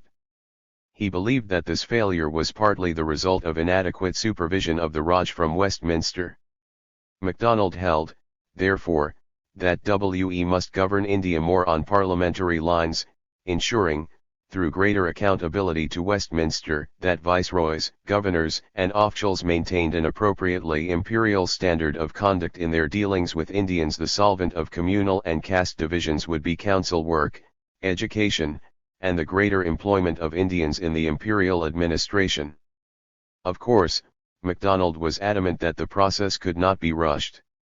India would not awake all at once, and if Britain handled nationalism correctly, the day of her expulsion from India was so remote that we need hardly think of it at all.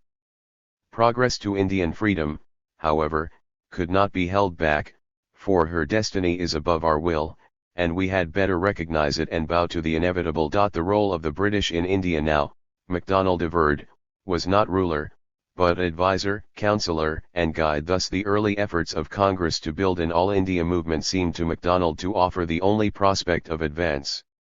These efforts had now developed their own internal momentum and could not be held back.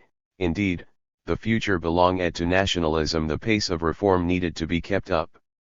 Ultimately, for MacDonald, our responsible government in the provinces and a federation of the provinces in an Indian government was the way India might overcome her divisions. Superscript 1 Truly, he wrote, the ship of parliamentary government is launched. The hands at the helm are perhaps timorous, the officers are not certain that she is seaworthy. They had better let these feelings pass. The manipulative electoral regulations introduced by British officials were not worthy of us. Superscript 2 British officials needed to welcome the desire of Indians to be involved in their own government. Coerced by her guardian, she will be an endless irritation and worry. Consulted by her guardian, and given wide liberty to govern herself in all her internal affairs, she may present many difficulties and create many fears, but that is the only way to abiding peace and to the fulfillment of our work in India. Superscript 3. After his return, MacDonald began to create a distinct role for himself on Indian affairs. Hardy used his Indian experiences and connections to lobby government from the outside, and from a position of solidarity with the Indians. MacDonald, by contrast, sought the role of intermediary between the Indians and the British government. This different stance had been adopted right from the start. MacDonald received introductions and advice from Nevinson about whom he should meet to get the Congress view, but he took his advice from the officials as well, writing to Dunlop Smith, the private secretary to the Viceroy, who sent him an alternative route: you must visit Peshawar and if possible, the Khyber. I should like you to visit the canal colonies in the Punjab. And also see something of the administration of a district. The officials of the India Office were quick to sense the possibilities of MacDonald as an ally. He was, wrote Morley to Minto, a Labour member of very superior quality, and it was important to set him on the right path. On his return to Britain, MacDonald became a leading parliamentary critic of the new wave of repression that had descended on India in the wake of the Morley-Minto reforms, of which he received details in correspondence from Lajpat Rai and leading moderates. Minto disliked this quite as much as he did all linked-up agitation and attacked MacDonald's ignorance and attempted cooperation with agitators of the worst type. But to the India Offs, MacDonald was a useful critic, a good barometer of reasonable parliamentary opinion, sensitive to the difficulties they faced and, if suitably briefed, a steadying Indians on Indians. He was, Wedderburn told Gokhale, rather a grata persona to Lord Morley. Indeed, Morley reportedly told Asquith that MacDonald had the front bench mind and should be given a government post. Morley wrote to congratulate him on his book. His deputy Edwin Montagu praised it publicly, and even the India Offs officials thought it useful. Sending many of his observations to India, marked up for vice-regal attention. Superscript 1. This positioning provided MacDonald with a certain leverage. Both he and Hardy pressed the government of India to release Tilak from prison in return for a promise not to engage in seditious political activity. But whereas Hardy corresponded directly with Tilak, assuring him of support and of Labour's support for his cause. Superscript 2, MacDonald's relationship with Tilak was cooler and indirect.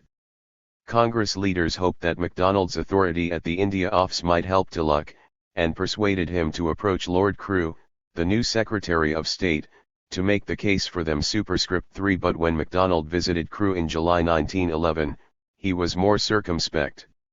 He was, Crewe noted, in no way surprised by Crewe's refusal to release Tilak, and gave the impression of bringing the matter up in no way to Kerr, but as he had been told that Tilak would make a public promise of the kind, he felt bound to do so. MacDonald had added, rather unutteringly, that it would be necessary for Tilak to make his promise public, as a Pune Brahmin could not be trusted to keep his word if there were a chance of evading it. My friends in the India Office have been very anxious to do things handsomely, MacDonald reported somewhat inaccurately to India, but Tilak had to wait until 1914 for his release. With the loss of so many of the British Committee's radical MPs in the 1910 elections, Indian questions became more the work of the Labour MPs. Labour, Wedderburn told Gokhale, were now India's most effective allies in the House of Commons and the only people with both knowledge and independence sufficient to speak for India. The committee, its British members and Indian Congress leaders also made significant donations to Labour's depleted election fund and canvassed India for financial support for Labour's edgeling newspaper, the Daily Herald. In return, the Daily Herald offered to publish whatever Indian nationalists wanted. When MacDonald became leader of the party in 1911, the moderates invited him to preside at the Congress. The government of India and Morley opposed this idea, on the grounds that the Congress should remain an Indian affair. Superscript 1. However, the attractions were greater. At a lunch with Basu in July, MacDonald explained at length his reasons for acceptance, though Nevinson, also there, wrote privately that no one cared in the least why, knowing vanity was the only motive. Superscript 2. Although the Congress leaders wanted him to speak about the partiality of the government of India to the Muslims, he planned to speak instead on industrial development, and the need for educational and administrative reforms, with the purpose of instructing Indians that India's good government in the future depends just as much on Western experience as upon Eastern practice. Superscript 3. But worsening industrial relations at home, and MacDonald's wife's severe illness intervened to prevent his visit. MacDonald was a natural choice when the India Office set up a Royal Commission on the Indian Civil Service in 1912. Anticipating objections from India, Crewe told the Viceroy Hardinge that he wanted MacDonald in as the most level-headed exponent of views that must be taken into account. Nevertheless, Hardinge protested on behalf of his council that the ICS and Anglo-India regarded MacDonald with intense distrust and disliked his nomination even more than that of Gokhale. When MacDonald made some mild criticisms of the ICS in Parliament, the King protested from his quarterdeck at Cowes that he was now hardly to be a member of the Royal Commission. In reply, Crewe accepted that MacDonald was quite wrong, but argued that it was desirable to include men with these views in order to dispel them. Congress leaders were pleased by MacDonald's appointment, hoping he would use it to attack the autocratic and alien bureaucracy that ruled their lives. Superscript 1. However, As before, MacDonald positioned himself above the struggle. He found the experience of the gathering of evidence in India frustrating, merely ex parte accusations and counter-accusations. Superscript 1 Montagu, touring India himself, was disappointed when he met members of the commission in Bombay. The trouble with MacDonald, he noted in his diary, was that he was very easily impressed with his latest surroundings. In consequence, he has been as carefully muzzled and watched by Sly, one of the other commission members, as a rugby three-quarter is marked by his opponents. MacDonald had become a child in the hands of the ICS, who realize his extraordinary vanity, his intellectual dishonesty and his refusal to modify his views by evidence. Superscript 1 Superscript 2 The commission soon divided over the question of whether to accept the Congress demand, pushed by Gokhale, that Indian civil servants should be recruited on the basis of a simultaneous examination in both Britain and India. The officials feared this would assist clever natives to posts at the expense of British candidates, Indian families of position and men of character. They therefore preferred promotion from within the provincial civil services. On the basis of proven reliability, and a requirement that new Indian applicants be approved by existing members of the service or by reputable schools. The chairman, Lord Islington, proposed a compromise by which there would be quotas for British and Indian candidates, with separate curricula and examinations in India and Britain, but with a longer period of training in common thereafter, and a second stage of selection at the end. Superscript 1 Superscript 3 However, a separate examination was disliked by Gokhale on the grounds that it would create a two-tier service, and opposed by the imperialist wing on the grounds that it would not prove a test of character. Superscript 1 MacDonald publicly backed the Indian demand for simultaneous examinations, although Montagu and his fellow commissioners suspected that, disappointed by the quality of the Indian candidates, he privately favored a separate examination in India. Superscript 1 This became clearer as the Commission's work proceeded.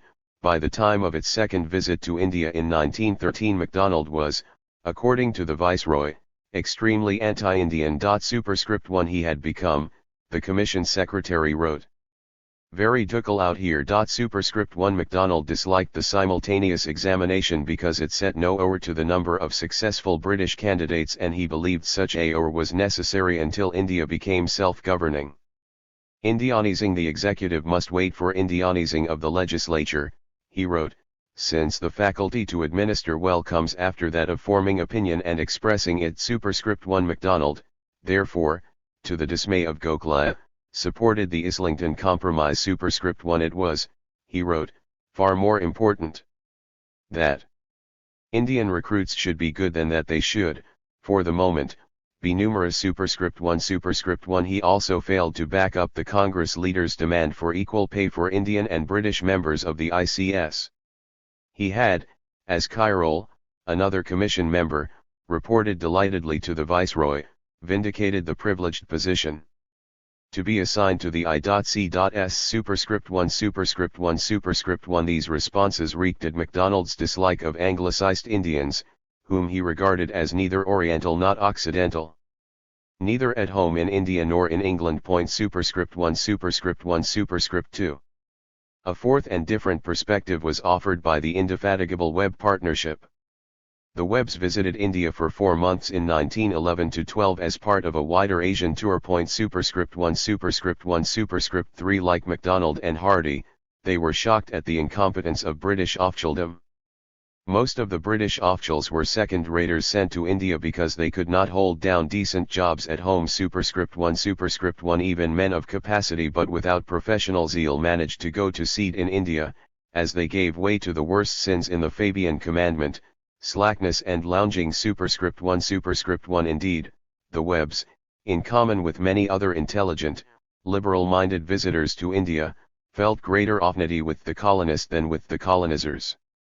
The British community, they noted in frustration, would only discuss tennis, dances, and polo, while their Indian hosts were keen to debate public affairs, art, philosophy, and religion, all regular topics around the Fabian dining table. Superscript 1 Most of the British officials they met were, they believed, comically unaware of their own inferiority to those they governed. Superscript 1 This, for the Webbs, was the root of the Indian problem, a stupid people and themselves governing an intellectual aristocracy, the explanation being that the average man of the British race is far superior to the average man of the Indian peoples.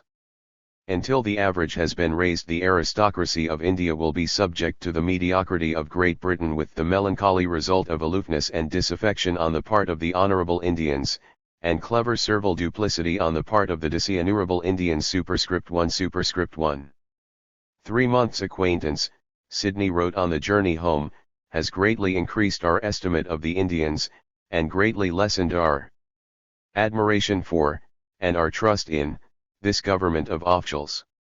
The ICS carried out its own ideals well enough, but its ideals are still those of 1840.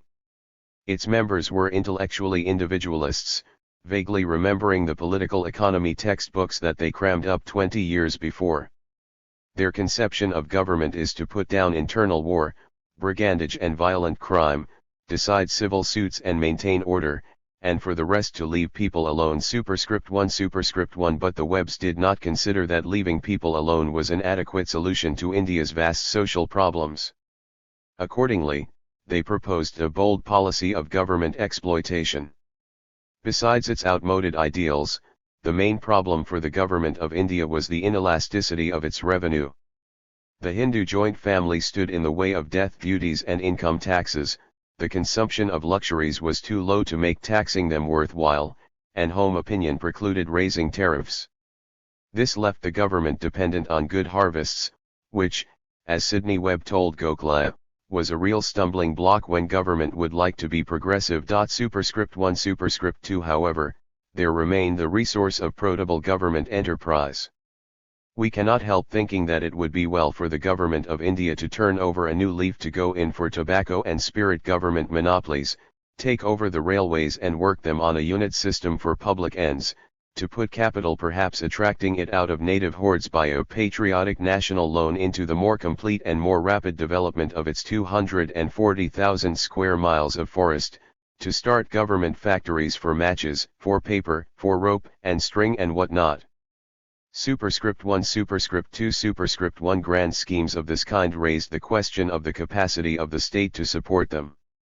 For state action on a modern scale in the vastness of India, the Webbs held, the whole community needed to broaden its concepts of social purpose, and a small army of experts and bureaucrats would be required.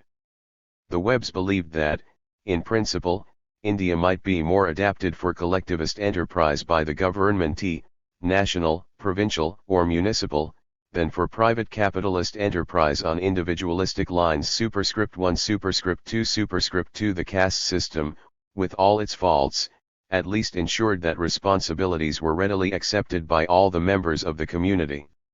However, the Hindu conception of the state as no more than the custodian of traditional ways of life was clearly highly unsuitable for the purposes of a secular, democratic, and interventionist state. It therefore seemed unlikely to the Webbs that political and social progress could be achieved quickly in India, partly because Hindus were untroubled by poverty and inattentive to material well-being, and partly because their XED hierarchies of caste hampered collective action and active citizenship beyond the small scale of the village community. Superscript 1. Superscript 2. Superscript 3. He Hindu, wrote Beatrice, is an idealist, but alas, for his political efficiency, his ideals are all over the place and frequently he lacks the capacity to put them into practice. He can discover neither the means nor work at them with unswerving persistency. Superscript 1. Superscript 2. Associative life was restricted by the insolubility of traditional, religious alignments, and there was no real equivalent to the local bodies which gave expression to mutual obligations and civic identities in Britain. Without the framework of British rule, therefore, the modernizing aspirations of educated Indians would be swamped by the incompetence, laziness, and incorrigible religiosity of the mass of the population. India's leaders were, the Webbs wrote, too often dragged down by a multitude of lower castes embedded in a population that seems strangely childish in intellect and undisciplined in conduct. Superscript 1. Superscript 2. The Muslim community seemed no more promising. The Webbs thought the Muslims had a constitutional contempt for popular government, and merely wished to see the British remain in order to keep down the Hindus. Superscript 1 Superscript 2 The Muslim teachers they met in the United Provinces and the Northwest Frontier Province were honest and pious men, no doubt, but obviously of the most narrow-minded and feeble type, cramming their small pupils' heads with Urdu and theology rather than social science and Western medicine. These young citizens of the Oriental Empire, the Webbs wrote, were not learning anything that could be useful to them as independent members of a self-governing state. Superscript 1 Superscript 2 As a result, even the educated Muslims were servile independents on the British government, and horribly conscious, in spite of claiming to be a ruling race, of inability to organize or initiate or maintain anything without government aid. Superscript 1 Superscript 2 Finding a class of modernizing experts was scarcely easier. The political leaders proved something of a disappointment. The Webbs attended the session of Congress that was to have been chaired by MacDonald, but found it rather a frost, poorly attended and listless. Superscript 1 Superscript 2 Part of the problem was that the westernizing of even the educated politicians was not deep enough.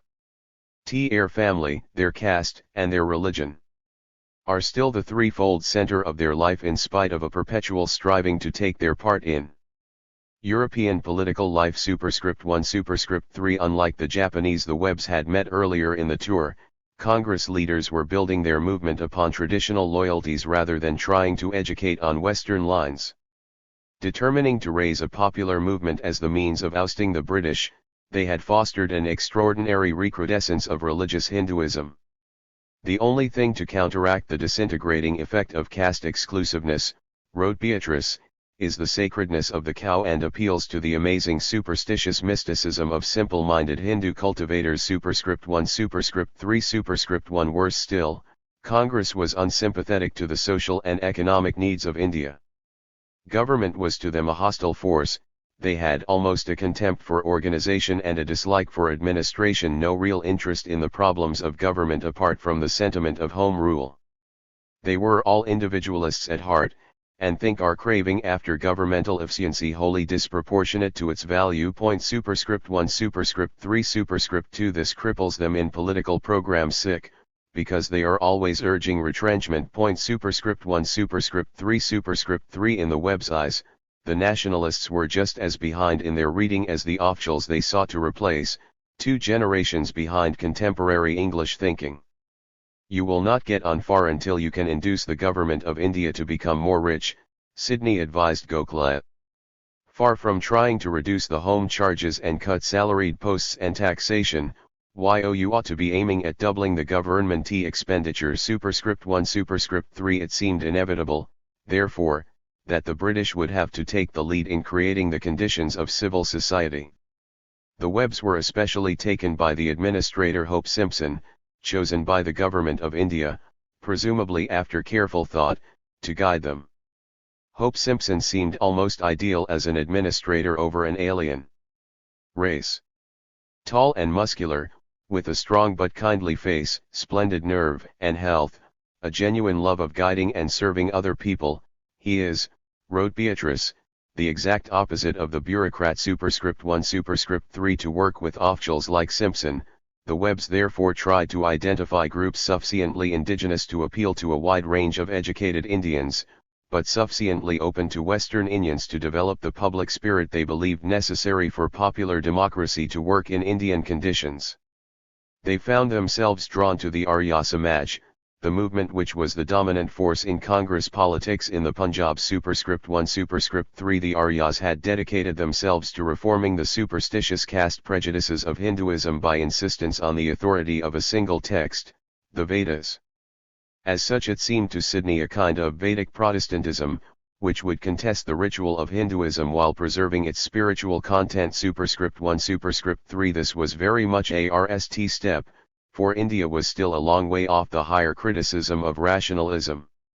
In its main exposition, Swami Dayanand Sarasvati's The Light of Truth, Sidney found the same combination of intellectual subtlety, wide culture, with an almost childish lack of sense of perspective or of scientific critical faculty, that is so common among the Hindu gentlemen whom we have met. Superscript 1 Superscript 3 But a RST step in breaking down Hindu orthodoxy might best be made by something equally dogmatic and exclusive: faith in the absolute inspiration of the Vedas. Superscript 1 Superscript 3 In the fullness of time, dependence on the infallibility of even one book would repel the intellectual Hindu, and religion would decline. Superscript 1 The Arya Samaj also appealed to the Webbs because it was at the forefront of practical social reform.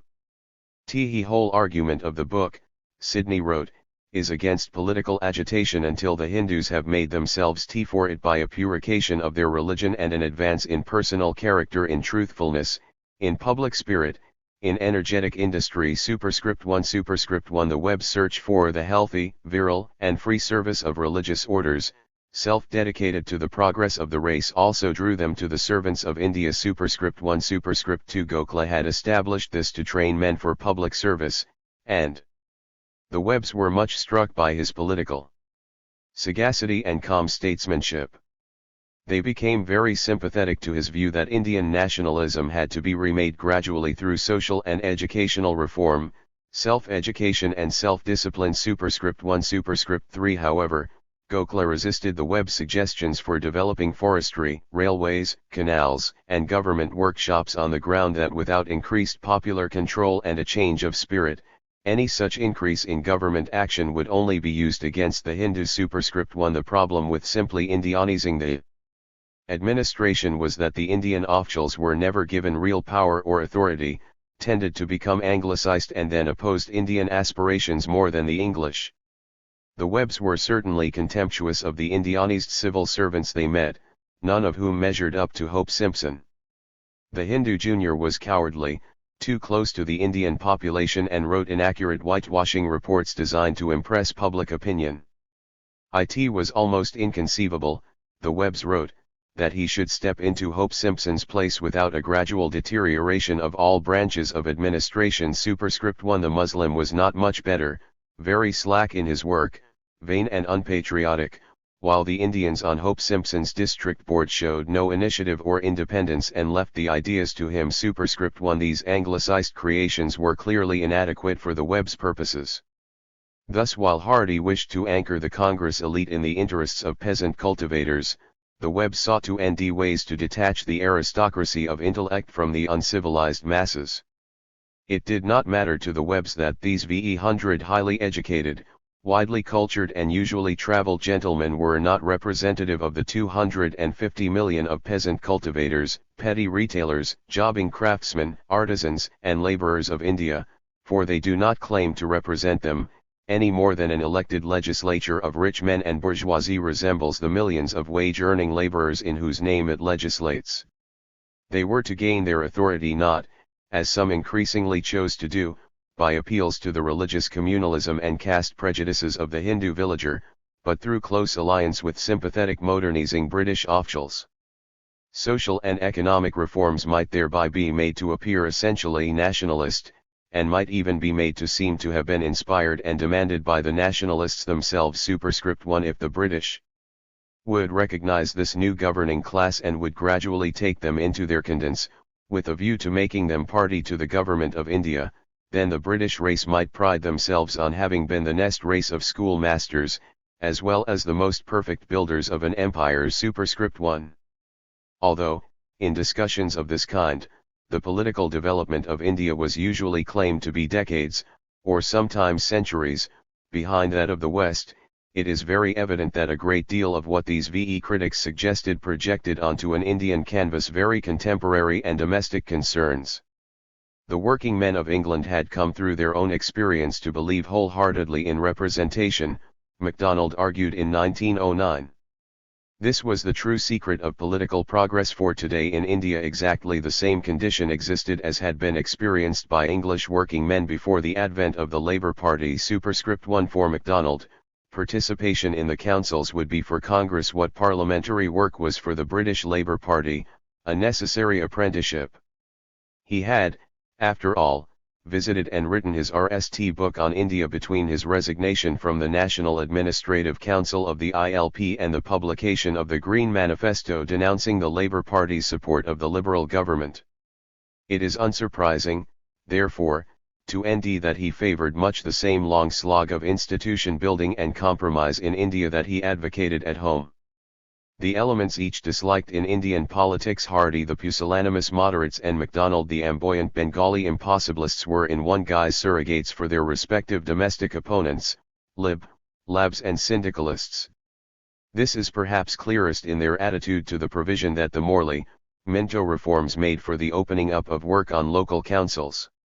In Hardy's view, it was most important that the British should be generous in the powers they conceded to the councils, and that these powers should be subject to proper popular control. Superscript 1. MacDonald, in contrast, stressed that Indians could not excuse themselves from council work on the grounds that the powers conceded were insufficient. Superscript 1. Superscript 1. There was natural momentum in the reforms, for authorities that have to be consulted must in time become authorities whose advice has to be followed. Superscript 1. Superscript 2. The Webbs were also keen that Indian politicians should begin with work in the local government arena. For Congress as for the British working class it was a necessary training ground, before emergence on the national stage. Superscript 1. Superscript 3. Council work would also allow the expression of India's own internal tendencies and forces, rather than the artificial unity provoked by the British, and thereby lead to the highly desirable emergence of party politics. There is no party politics in India at present, MacDonald wrote, only the opposition of the official and the non-official. This is all for the bad. But the reforms give hope that political conduct on new lines will arise. These will establish the conditions under which an extension of reform in a parliamentary direction will not only be necessary but desirable. There will, he predicted, be as great a split in the old liberal movement in India, represented by the Congress, as there has been in home politics owing to the rise of the Labour Party. Superscript 1. For Hardy, local councils were valued because they would bring Congress leaders face to face with the social problems of the village poor, and make them responsive to local needs and democratically accountable. This was why he wished to build self-government on the foundation of the Panchayat. For the Webbs, however, the purpose of the reforms was different again. For them, working with the British would enable India's natural leaders, the aristocracy of intellect, to acquire the technical expertise to run a modern state. This was not dissimilar to the tactics of permeation of the elite that the Webbs had employed at home. Where Hardy insisted on grassroots democracy, the Webbs saw little necessity for involving the peasantry. Sidney Webb told the students of the London School of Economics that India was not, and could not possibly be governed by the democracy of India, which was seen, as the working classes were at home, as an ignorant drag on the energies of the elite. Superscript 1. These ideals, projected onto India, inevitably guided them to certain allies and projects. What each most admired in the mirror of Indian nationalism was the reaction they saw of their own ideals. At the heart of the problem, however, was confusion over the marks of authenticity. Indian nationalism seemed to most Western observers too narrow, too shallow, and excessively derivative. Yet efforts to deepen and broaden it, or to Indianize it, inevitably made it look even less familiar. 4. The decline, revival, and fall of the British Committee of Congress, 1915–22. The First World War promised to transform strategic opportunities for British anti-imperialists. Britain's need to mobilize India's resources for war put strain on existing political relationships in India, demanding a degree of cooperation from Indian politicians which, in the absence of responsible government, they had little reason to supply unconditionally. At the same time, the war emergency seemed to the empire's rulers to justify the control and suppression of political activity in India, especially if it seemed likely to disrupt the war effort. As well as restrictions on civil liberties, war also meant price and tax rises, shortages, and requisitioning. These were grievances traceable to government action, which an alien administration unused to consultation and unwilling to share power found it hard to explain. They provided a pool of new recruits for nationalism. The war also exposed the operations of the Government of India to closer scrutiny from London than before, with the possibility of unwelcome interference should it fail to prove its capacity to supply funds, troops, and materiel for the war effort, especially in Mesopotamia, where the provision of soldiers, grain, and fodder was largely its responsibility.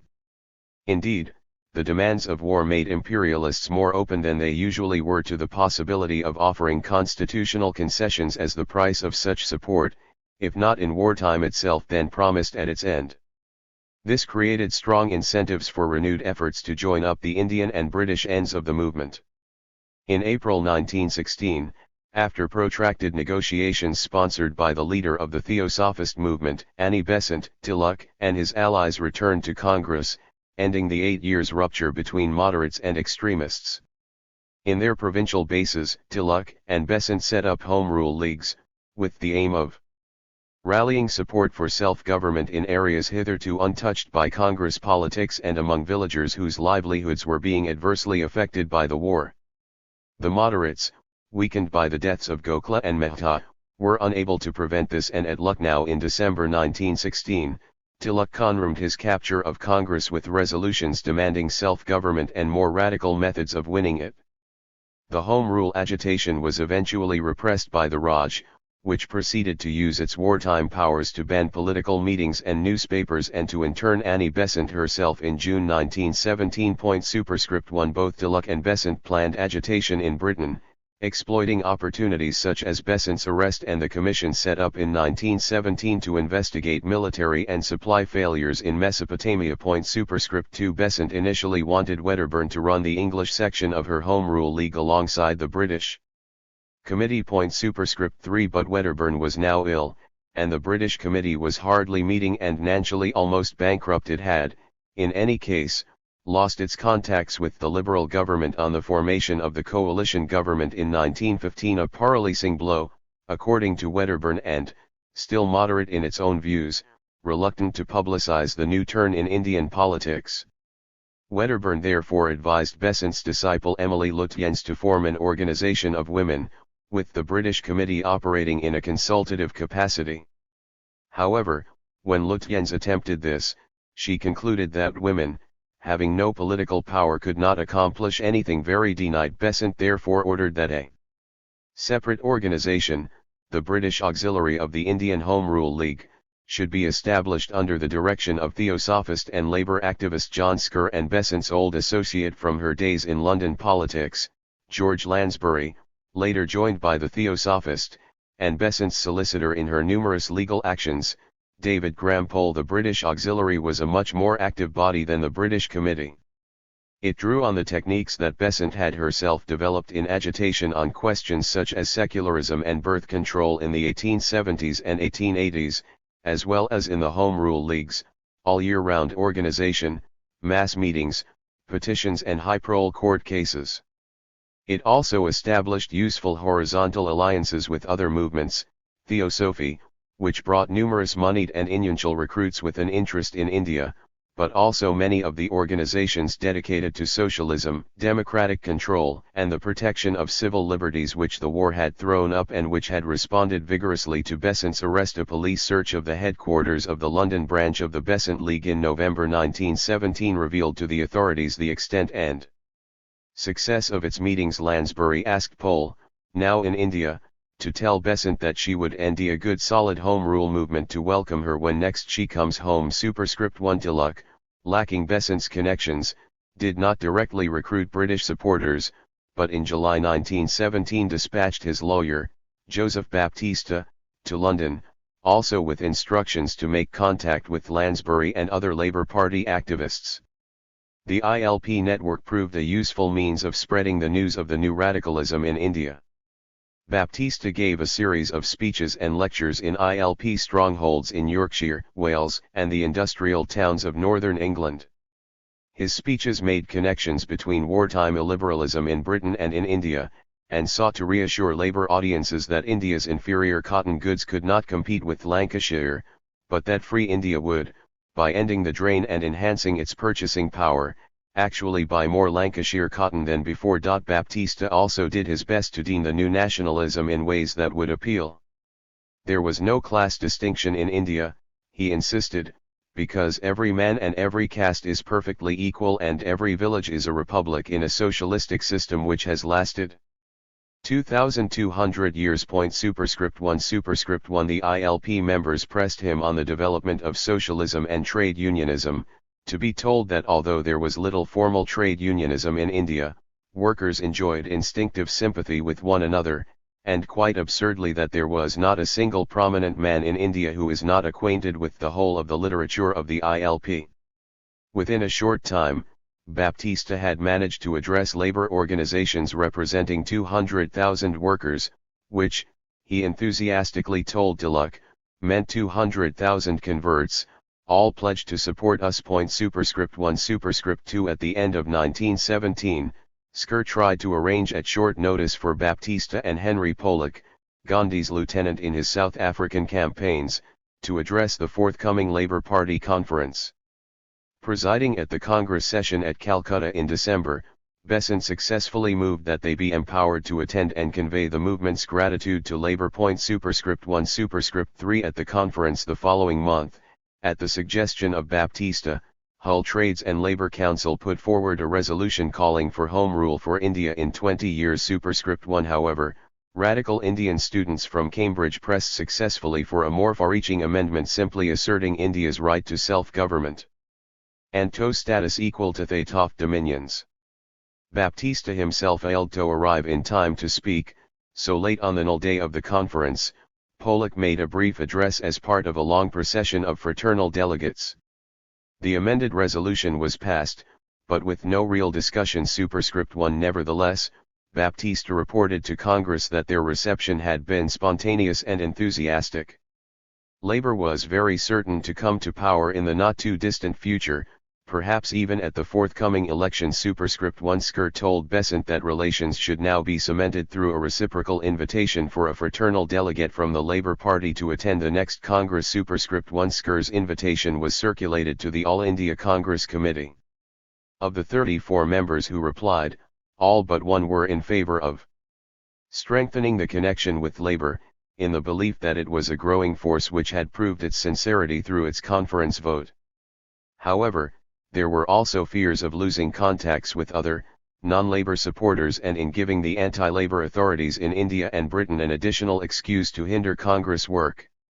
Some respondents also worried that as soon as economic questions arose, Labour support would ebb away unless Congress adopted a socialist program. Superscript 1 Indeed, there was some evidence of this at the ILP conference in April 1918, where Indian expatriate and ILP member Shapurji Saklatvala and Skur combined a resolution calling for a measure of self-government for the Indian people with one which demanded legislation to improve industrial conditions in India, including the nationalization of basic industries. Superscript 1 Moreover, despite the party conference vote, Labour's experts remained to be convinced.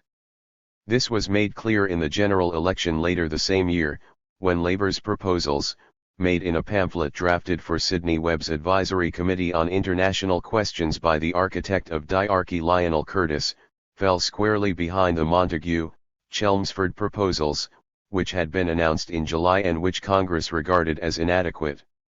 Only a limited portion of provincial self-government was feasible at present.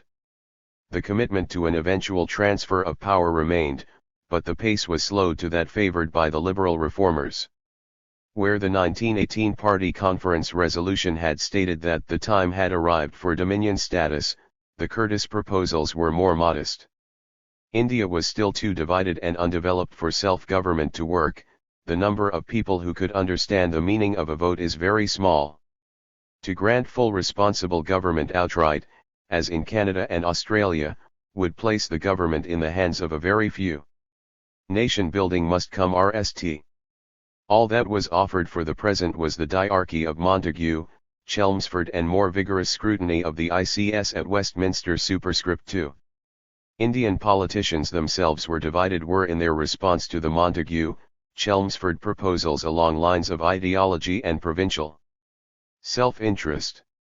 A special Congress in August 1918 expressed its dissatisfaction with the refusal to make concessions at the centre and to reserve certain subjects at the provincial level, and the regular session at Delhi in December called for immediate self-government in the provinces.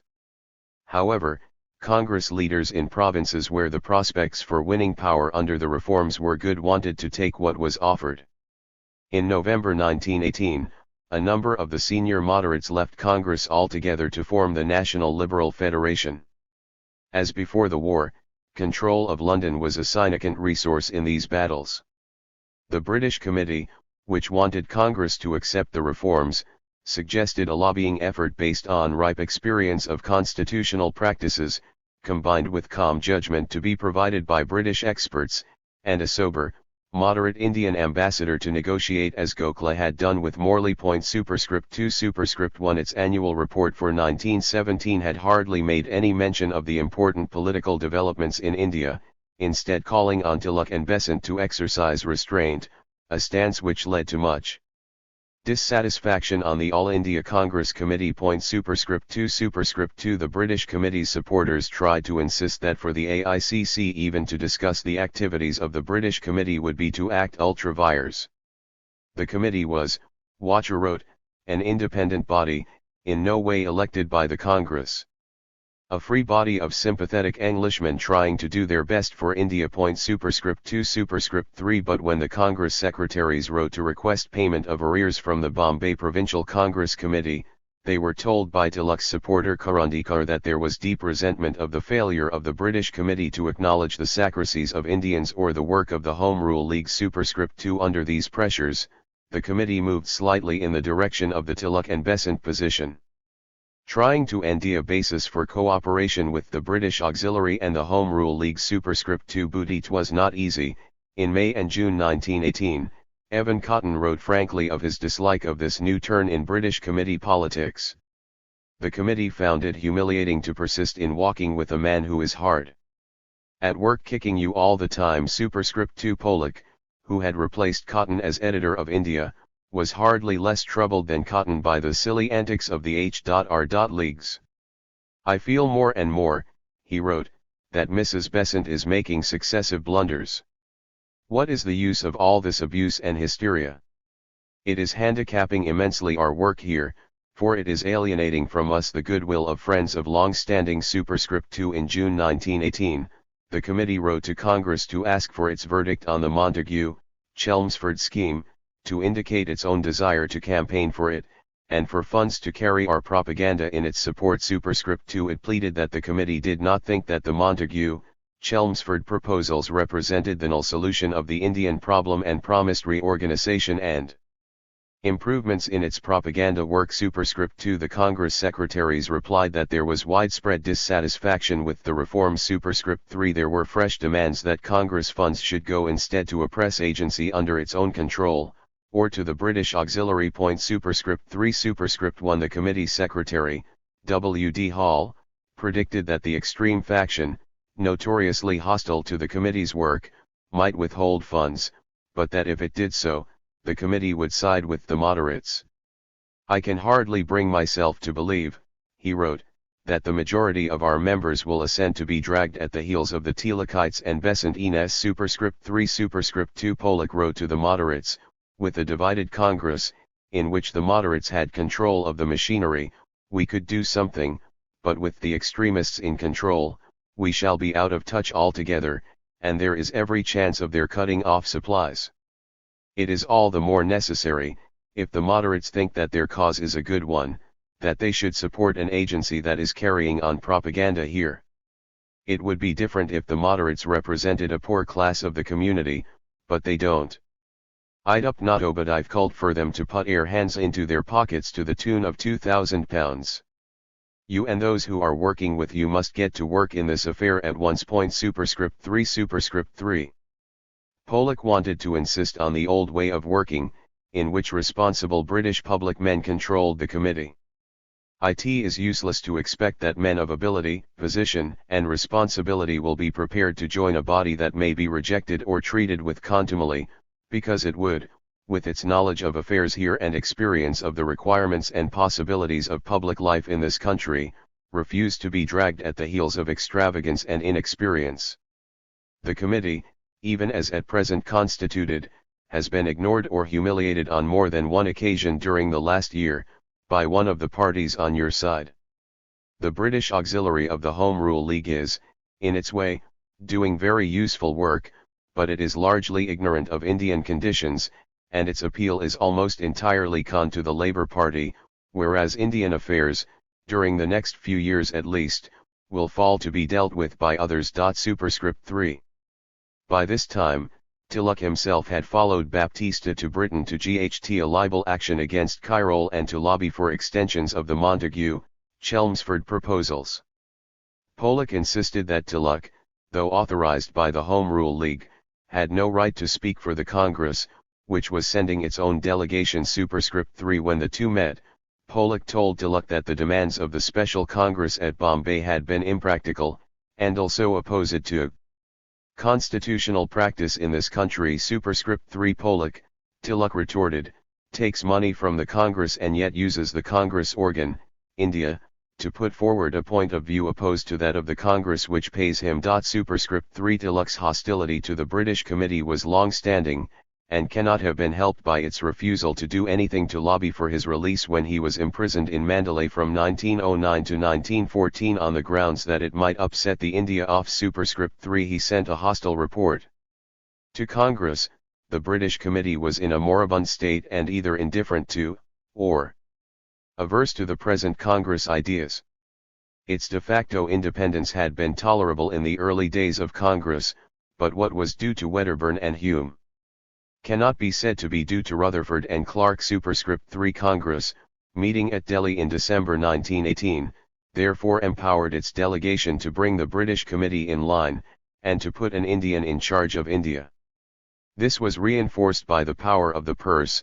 The normal payment of delegates' fees from the Delhi Congress was suspended and the committee advised not to make any financial commitments until the terms of the resolution were met. However, the committee remained dent. It was, Tilak reported furiously to India, hopelessly indifferent, nay, doing positive harm. Congress should take up a stern attitude and refuse money unless it fell into line. Superscript 1. When Tilak met the committee and demanded to know whether it proposed to accept the resolutions of the Delhi Congress, he was told by Clark that Congress had broken its own constitutional rules and had acted upon inaccurate and misleading information. Superscript 2. The committee insisted on its own independence and decided that until the arrival of the Congress deputation it would only carry out propaganda in Britain for demands on which Indians were united. It had even refused to make Tilak a member, while recognizing several of the dissident moderates as former Congress presidents. Superscript 3. Moreover, all this went on with little actual propaganda. The government's intelligence service reported in October 1918 that the British Committee was almost a dead organization, and its influence on English politics negligible. The British Auxiliary, on the other hand, was unquestionably the most powerful of the organizations. Even when the official Congress delegation arrived in May 1919, the British Committee held out for compromise, resolving to work with both the Congress delegation and the moderates, and inviting each of the Indian delegations to send a single observer to its meetings. These included Besant, who now argued for the acceptance of the reforms. In response, the delegation passed a resolution calling on the British Committee to give a definite and unambiguous assurance of its loyalty to Congress. It demanded the exclusion of the members of other Indian delegations and that all 12 of its own members be given voting rights. It also offered to assume financial and editorial control of India, with the clear threat that funds from India would not be forthcoming unless its demands were met. The moderate faction on the committee tried to prevent this takeover, arguing that until the promised delegates' fees were paid, the Congress was in no position to dictate terms to the committee. However, the newspaper's board of directors, doubtless realizing the impossibility of continuing publication without the Indian subsidy, accepted the Congress line as editorial policy, although Pollock protested bitterly that it had done so under a misapprehension, and refused to change his line by a narrow margin. The British Committee itself followed suit a week later, approving the new line and forcing Pollock to resign. A new constitution was drawn up, against moderate opposition, concentrating powers in the hands of Congress, and placing control of the editorship of India in its gift. Members of the expatriate Indian community in London, hitherto a marginal presence in the British Committee, now stood for election, displacing all the liberal old guard in the succeeding months. Among them were prominent Tilakites, such as J. M. Parekh and Edward Delgado. Sympathetic Labour MPs were also nominated. Some of the resentment of this in traditional radical circles was evident in the editorials of Pollock's replacement, the radical lawyer Helena Normanton, who disapproved of the newly significant Indian membership on the grounds that it made it harder for the committee to win Indians in British circles. Most of the former members of the British Committee who remained active now departed to set up the Indian Reform Committee, committed to supporting the Montagu, Chelmsford reforms. Tilak had also obtained what he termed a bilateral contract with the Labour Party, initially a sceptic about the value of a link with Labour superscript 1. Tilak had been persuaded by Baptista that it stood on the verge of electoral victory. He had arranged for a donation of £2,000 from his Home Rule League to the party's election fund superscript 2. Tilak seems to be convinced that Labour government in Britain is a certainty within a few years, Scotland Yard reported to India. He has made himself as pleasant as possible to the Labour Party in the hope that on reaching power it would grant his demands.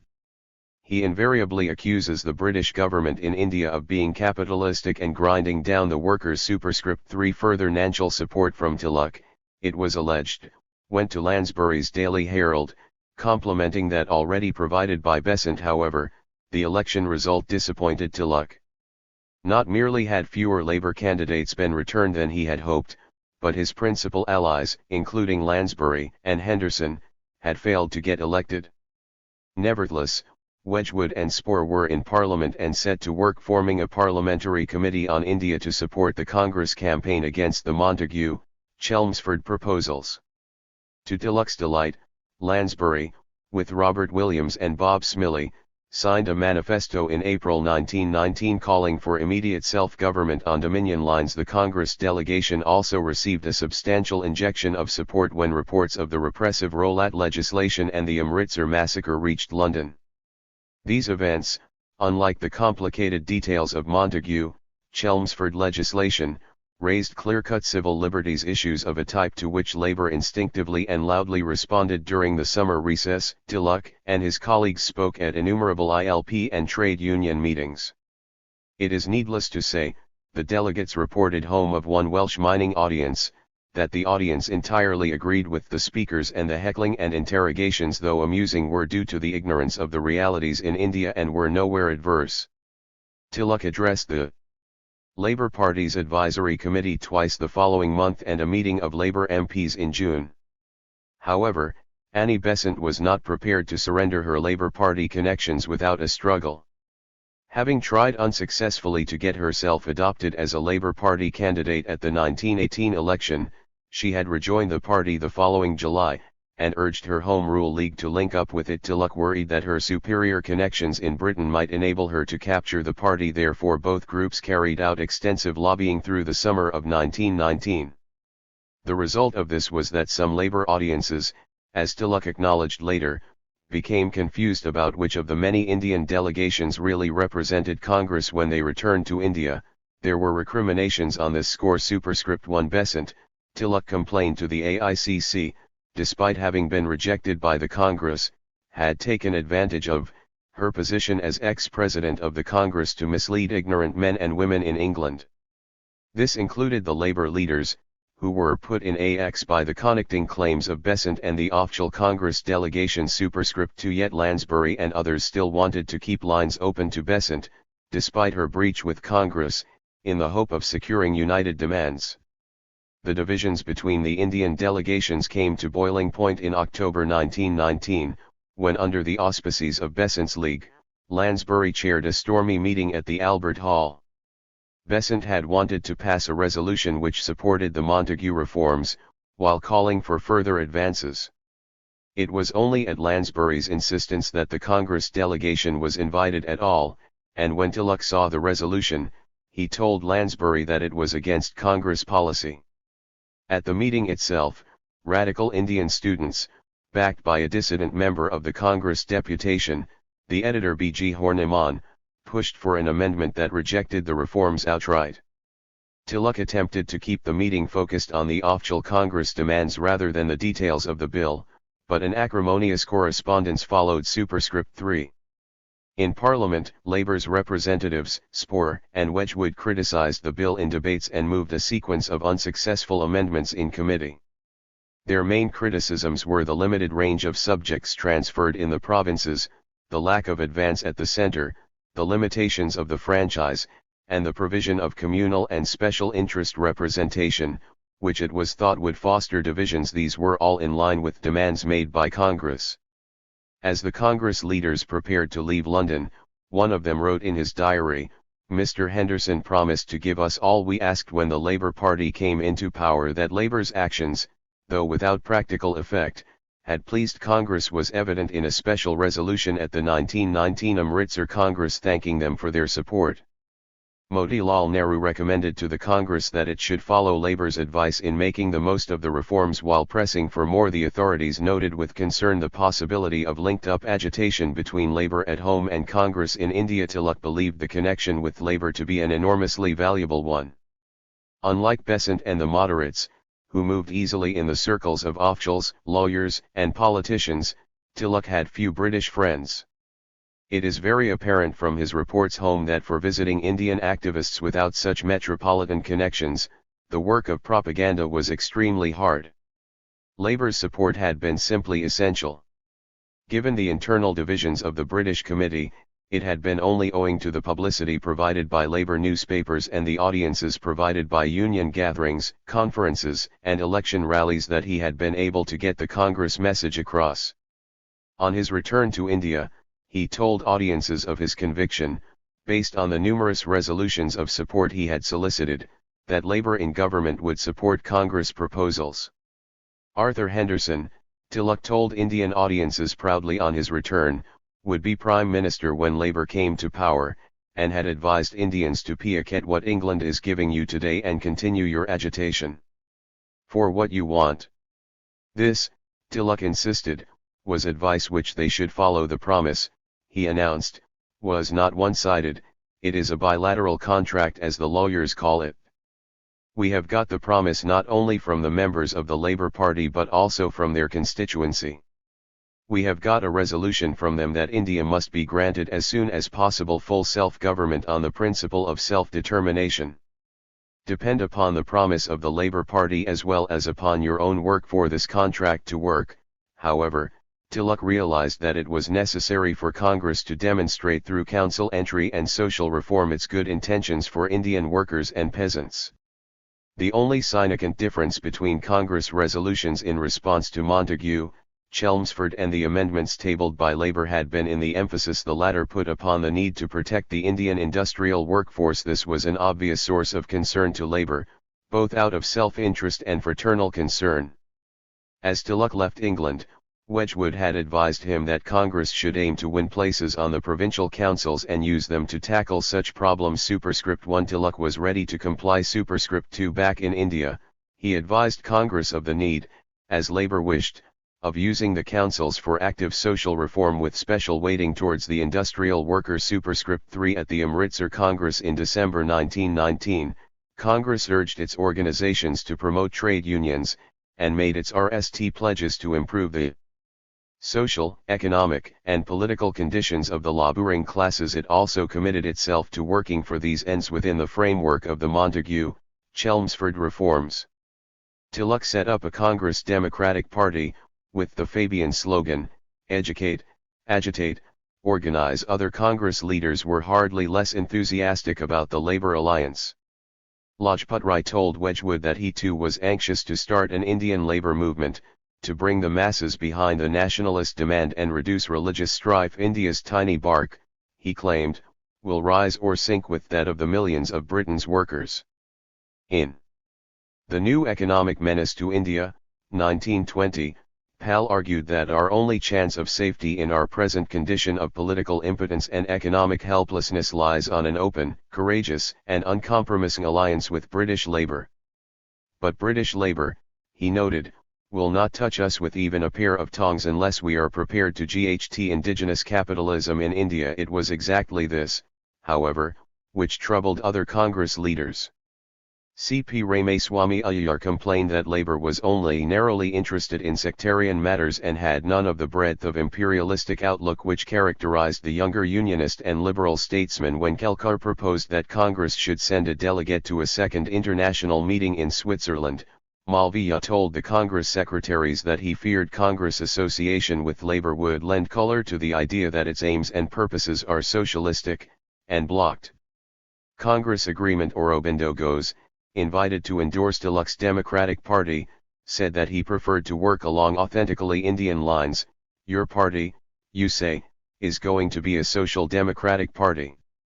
Now I believe in something which might be called social democracy, but not in any of the forms now current, and I am not altogether in love with the European kind, however great an improvement it may be on the past. I hold that India, having a spirit of her own and a governing temperament proper to her own civilization, should in politics as in everything else strike out on her own original path and not stumble in the wake of Europe. Superscript 1. At Calcutta in September 1920, Congress approved a program boycotting British schools, courts, councils and goods.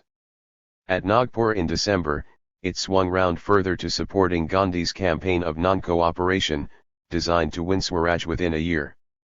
The logic behind this step has been extensively studied. Superscript 2. For Gandhi himself, Britain's apparent indifference to Muslim protests concerning the future of their spiritual leader, the defeated Turkish Khalifa, and to wider anger against the use of martial law in the Punjab were the decisive triggers. Taking up these issues brought him much wider support in Congress than he had hitherto attracted, allowing him to bring together Muslims involved in the Caliphate campaign with supporters of those factions within Congress who did not expect to do well out of the forthcoming elections, or who saw temporary advantages in distancing themselves from those who did. Many of the Congress leaders, however, were at best lukewarm, and at worst frankly hostile to Gandhi's plans. The need to drown these voices with sheer numbers led Gandhi to push into untapped regions and social classes, including those whose lack of Western education had hitherto kept them out of Congress politics. For a variety of complex and often locally driven reasons, coupled with Gandhi's reputation as a religious leader and successful grassroots campaigner, a large number of Indians responded to this call. This forced Gandhi's opponents to recalculate the costs of opposition to him, and enough felt that they might gain enough in the short run from acceding to non-cooperation to make a temporary retreat from constitutional politics seem worthwhile. Congress secretaries hoped that it would be possible to persuade Labour to support non-cooperation. Superscript 3. However, the two fraternal delegates sent to Nagpur from the Labour Party and the British Committee, Spore and Wedgwood, were bound by the party's preference for working the reforms. In June 1920, in the same breath as it had condemned the Montagu-Chelmsford legislation as inadequate, the NEC had also asked the Indian people to take the reforms as far as they had gone, to make the fullest possible use of them, and to continue the agitation along strictly constitutional lines. Wedgwood was shocked by the Gandhian Congress, and especially when he found speakers shouted down at the Subjects Committee. The Irish were more bitterly divided than the Indians, he observed, but at least they behaved like gentlemen. Wedgwood had a romantic attachment to the idea of civil disobedience, and urged Congress to follow Gandhi in passive resistance. It was the weapon of dissent, and Labour had used it repeatedly in all lands but in more reactive moments. He was highly critical of what he described as Gandhi's Tolstoyan anarchy. The basis for all advance in India was the encouragement of mass education. While he was impressed by the caliber of India's political leaders, whose idealism and unselfishness he regarded as far higher than those of British politicians, he remained worried by their inexperience. They had not yet been tested in the re of responsibility. He criticized their pathetic faith in the omnipotence of the state to do everything that one nds in all leaders who have never yet been the state. Wedgwood was convinced that there was no substitute for power to teach these lessons. Therefore boycotting the councils was a stupid blunder because it deprived Congress of governing experience. Wedgwood also suspected that the non-cooperation movement had come under conservative and religious influences, fearful of the implications of popular rule. The two great bases of democracy, he wrote, are education and local government by panchayats. So much depends on these foundations being well laid, and foundations are so difficult to alter.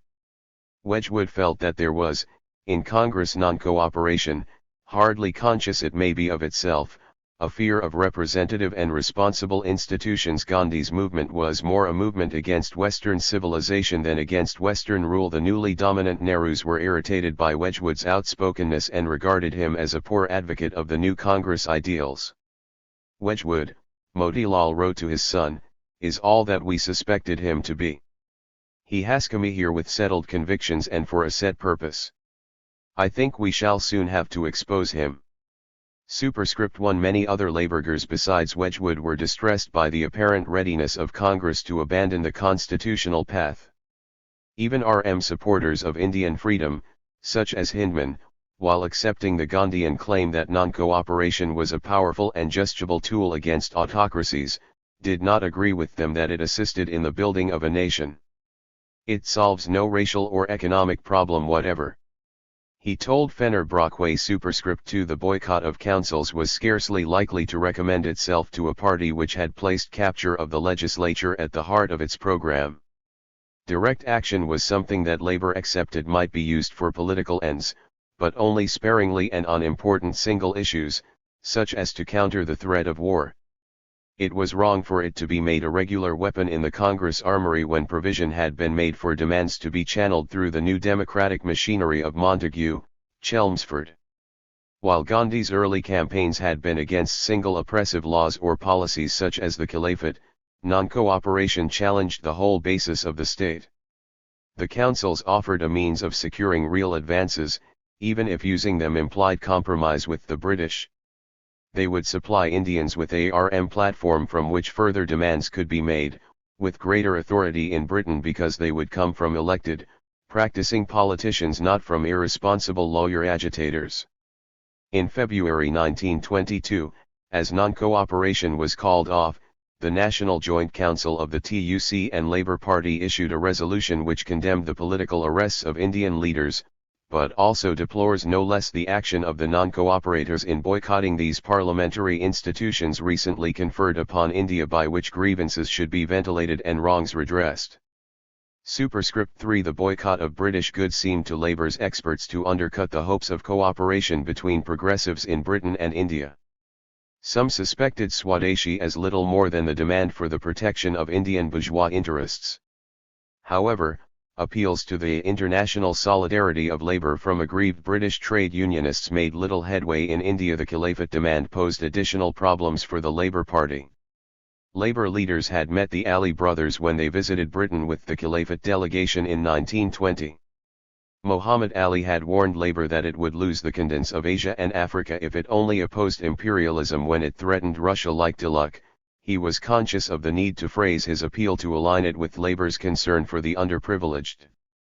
Warned by his friends that Labour would distrust a religious appeal, he carefully stressed the points the movements had in common. After a swift look at the literature on religious nonconformity set out on the conference book stall, he told Labour that the same class often abused the Turk as abused Labour, and it was some satisfaction to him that centuries ago, when the Turk RST became unspeakable, they, the Labourites, were villains. Loud laughter. He represented a faith intolerant to narrow nationalism.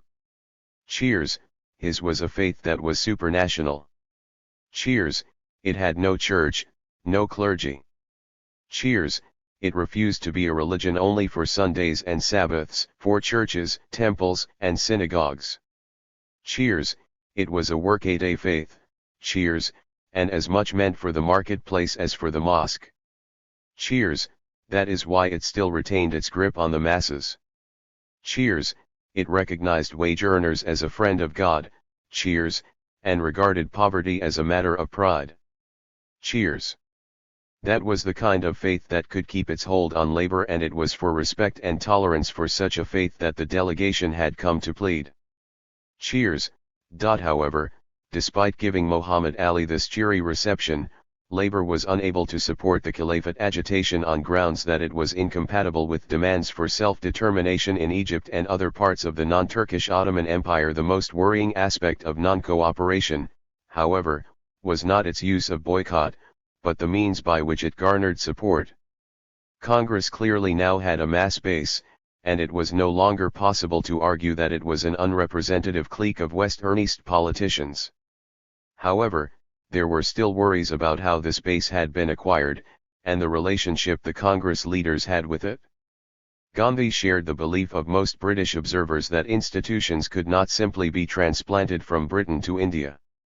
However, he was more favorable towards the idea of revitalizing existing traditions in India than to the notion of a Western-led modernization of Indian politics. Gandhi himself linked the political project of Swaraj to a religious movement of self-discipline and purification, and his techniques motivated and controlled supporters through reworked conception of Hindu duties and the celebration of an imagined and glorious Hindu past. The non-cooperation movement was therefore characterized by many of the same techniques that had troubled pre-war British observers, especially religious mobilization. And although Gandhi sometimes protested against their use, caste sanctions Gandhian agitation thus gave expression to exactly those traditional and backward-looking forces which progressive British observers believed precluded genuine democratic advance. While this mode of politics was disliked and to some extent resisted by other Indian politicians, they were nevertheless forced to rely on it as the only effective means of rapidly building a mass movement in Indian conditions. The price of Gandhian mobilization, moreover, was a certain loss of control. Congress leaders had generally hitherto regarded the Indian peasantry as unruly and had doubted their own ability to halt rural unrest once it had begun. Subaltern protest had its own logic and easily slipped out of the control of Congress leaders. This was most obvious when participants abandoned nonviolence for attacks on landlords or peasant insurgency. But on a lesser scale, it was also evident in the transformation of Congress demonstrations from orderly marches of well-behaved middle-class petitioners into uncontrolled festivals characterized by the rowdy, undisciplined energies of the peasantry and urban poor. Gandhi himself repeatedly criticized the disorderliness of the crowds that gathered for nationalist rallies. Visiting Labour speakers shared Gandhi's distaste for the wilder manifestations of mobocracy. Indeed, Wedgwood had used the same term in his criticisms of the Nagpur Congress. In Labour eyes, indeed, an Indian non-cooperation movement organized on such lines was more likely than a British movement to tip over into unrest and violence, largely because Indians were seen as less restrained and mature than British workers. Here MacDonald's prejudices about the volatility and indiscipline of Indians came to the fore. The mass mind of India, he had written in 1910, is perhaps the most credulous of mankind. It moves as the waters move under the moon. It swells with expectation. Every year it hails some Messiah. It does not seem to be a thing chained to the earth, but something floating in the air, swaying obedient to every breath. Superscript 1. When, in November 1921, the non-cooperation movement collapsed into violence in Bombay, Calcutta, and towns in northern India, MacDonald's fears seemed to have been confirmed. Insufficient leadership of the right type seemed to have been displayed by Gandhi and his associates. Ironically, however, great thought and effort had been put by Gandhi and the Congress leadership into the question of how to impose discipline on the mass movement. Superscript 1. Superscript 1. Their control over the movement had been tightened by the adoption of a new constitution which gave power over day-to-day decisions to a small working committee. Elaborate rules and orders were developed to govern the conduct of non-cooperators. By empowering a zealous, dedicated, enlightened group of nonviolent leaders, the satyagrahis whose orders must be followed, Gandhi aimed to bring the masses behind the freedom struggle without risking wider social unrest. However, the imposition of Gandhian discipline on the masses was not what Labour had envisaged when advising Congress leaders to base their movement on the demands of the worker and peasant. It reversed the proper relationship, as Labour saw it, between leaders and followers. The Congress leadership had not gone to the trouble of winning consent for their nationalist program. The Indian peasantry became simply a resource to be mobilized by a Brahmanic elite using religious authority for their own purposes. Although Congress had, for official purposes, a democratic constitution, its procedures were not really democratic. Gandhi himself did not stand for election. His leadership was, it seemed, completely unaccountable to anything except his own divine inspiration.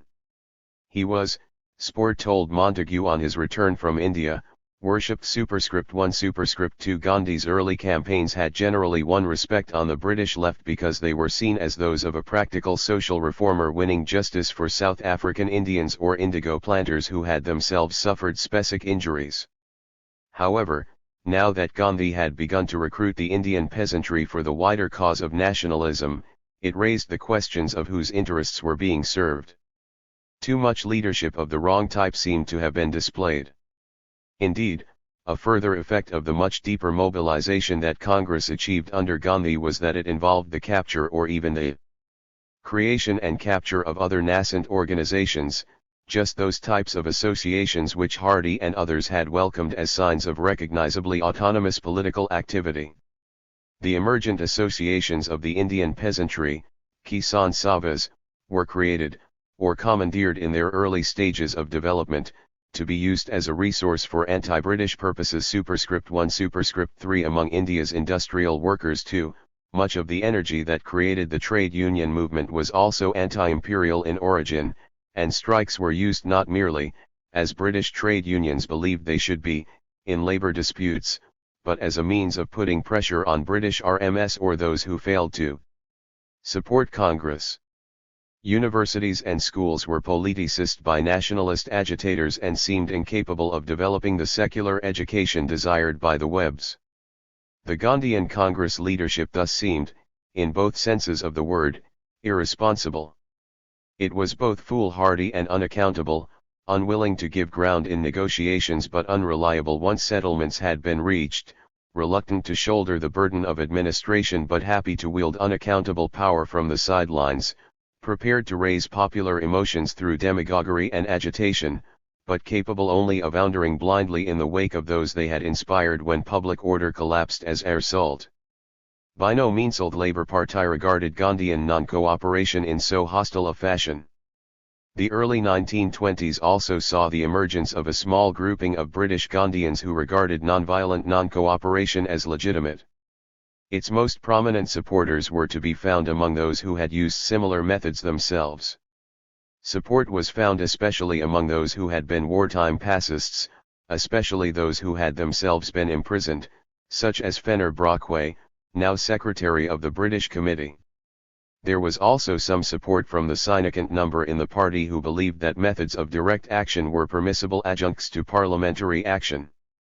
In the early months of Indian non-cooperation, indeed, British trade unionists were engaged in their own attempt at direct action, the Triple Alliance strike of miners, railwaymen, and transport workers that collapsed in April 1921.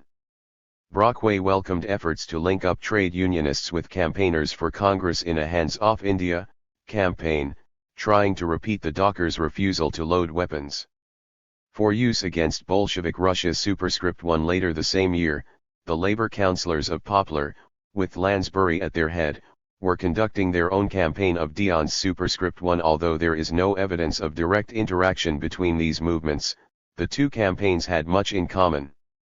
Each limited acts of law-breaking and civil disobedience to a select group of responsible leaders, who courted arrest and prison as a means of public martyrdom. Each released emotional energy and spontaneity of participation among wider groups outside, exhibited in demonstrations, marches, and the deployment of symbolic gesture. It is no accident that those in the Labour Party who deplored Poplarism for its self-indulgence and irresponsibility were frequently also those who regarded Congress's non-cooperation in a similar light. Disagreements over Indian non-cooperation within the Labour Party showed, to a certain extent, the same clash between the participatory democracy of Poplar and the machine politics favoured by Herbert Morrison. But even Lansbury did not think that non-cooperation was just in India. The Montagu, Chelmsford reforms offered scope for the satisfaction of Indian demands that did not exist for the Poplar councillors, and, more crucially still, working the reforms was meant to educate Indian politicians in ways that were redundant for their British counterparts. Superscript 1 Thus as Congress made its way from respectability to agitation, the Labour Party was moving in the opposite direction. After April 1921, the party set its face ever more RMLY against the use of direct action, relinquishing its dependence on brief spurts of uncontrolled industrial militancy for discipline, organization, and sustained pressure. to enlarge its electoral support among working-class liberal and conservative voters. Moreover, it was necessary for Labour to present itself not simply as a workers' party dedicated to the specific interests of organised labour, but as a national party, which took a broad view of its responsibilities. Electoral success, which made Labour the opposition in 1922, now meant that it had to take the lead in debates, as it had not before. Detailed work of the kind required to oppose the Montagu-Chelmsford reforms had already made India increasingly a subject for specialists, as Wedgwood observed. Superscript 1 fighting speeches were increasingly replaced by more sober exegesis. As long as the socialist movement was only a propagandist body, Attlee was later to write in explanation, it was possible to take up a purely negative and critical attitude on imperial questions. But as Labour moved towards government, the slogan of simple surrender of all ill-gotten gains no longer suffs. Superscript 1 party discipline was tightened, restricting the capacity of mavericks to break ranks. This had implications for those in India who still looked to British Labour for assistance in winning freedom. It was no longer sufficient to win over itinerant Labour MPs, as in the days of Keir Hardie. Policy development now became more a matter of getting longer battles through the committees. Research advisors, among them the party's Advisory Committee on Imperial Questions, led on Indian questions by XICS officials, needed to be persuaded, as well as individual leaders. These developments were, of course, neither smooth nor uniform ones. But they had the general effect of weakening the ability of Labour to propagandize for Indians in the old fashion. Those who stood outside them and challenged them, moreover, were often among the most enthusiastic supporters of Congress.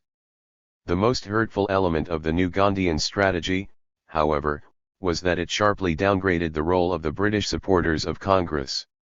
The message was given to them in a particularly brutal form in the suppression of the reformed British Committee.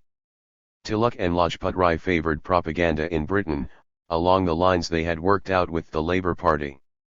But other seniorgers, including Gandhi, Malviya and the Nehrus, were hostile. Superscript 1 in March 1920, the Congress Committee had decided to dispatch a single delegate, the Congress Secretary Vithulbhai Patel, to present its views of the latest government proposals. Motilal saw even this as an absolute waste of money, time, and energy. Superscript 1. I do not believe in counteracting propaganda. The government acts on one plane and we on a different plane altogether. The government man will go straight to the high priest of bureaucracy, Mr. Montagu, and exchange condolences with him, while we have the almost impossible task of serving the many-headed monster called the British public opinion. That this monster can devour all bureaucracy and their agents admits of no doubt, but he is as impossible to awake as the Kumbhakarn of the Ramayana.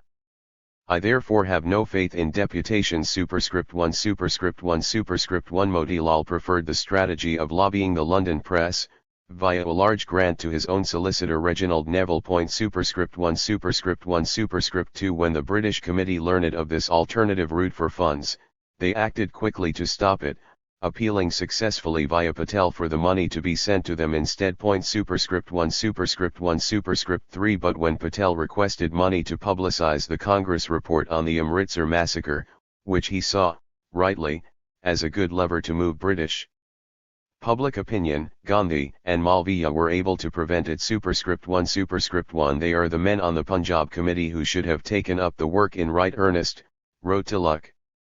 But they do not much value foreign agitation.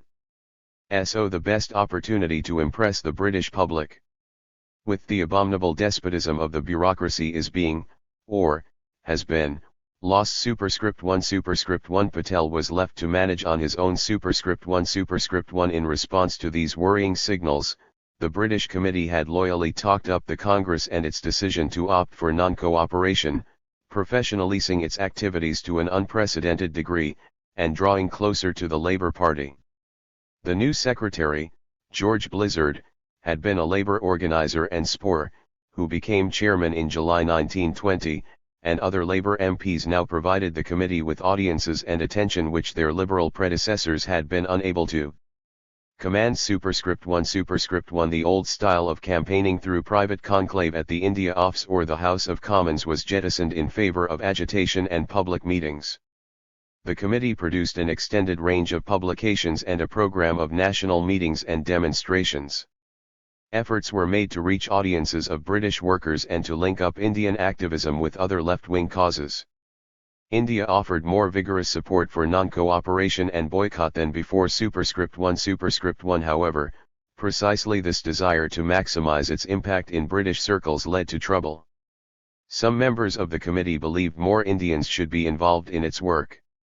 However, Helena Normanton, the editor of India, argued that Indians were neither trusted in Fleet Street or Westminster to write about India in Britain, nor sufficiently sensitive to British modes of platform procedure and the need for brevity to speak about it. Superscript 1 superscript 1. When she stepped down, Patel, Parekh and the other Tilakites on the committee favoured the appointment of Brockway, with his experience of agitation and links to labour politics. However, Horniman and some of the new Indian members put forward their own candidate Syed Hossain, on the grounds that the post should go to an Indian. When the choice between Brockway and Hossain split the committee evenly, Spoor suggested that they appoint them both as joint editors. Superscript 1 superscript 2. Motilal was told about the intrigues of the Horniman clique on the committee. It discloses a disgraceful state of things, he wrote, on forwarding the letter to Gandhi and Patel. Superscript 1 superscript 2 superscript 1. The Nehrus had their own reasons for disliking Syed Hossain's candidature as editor.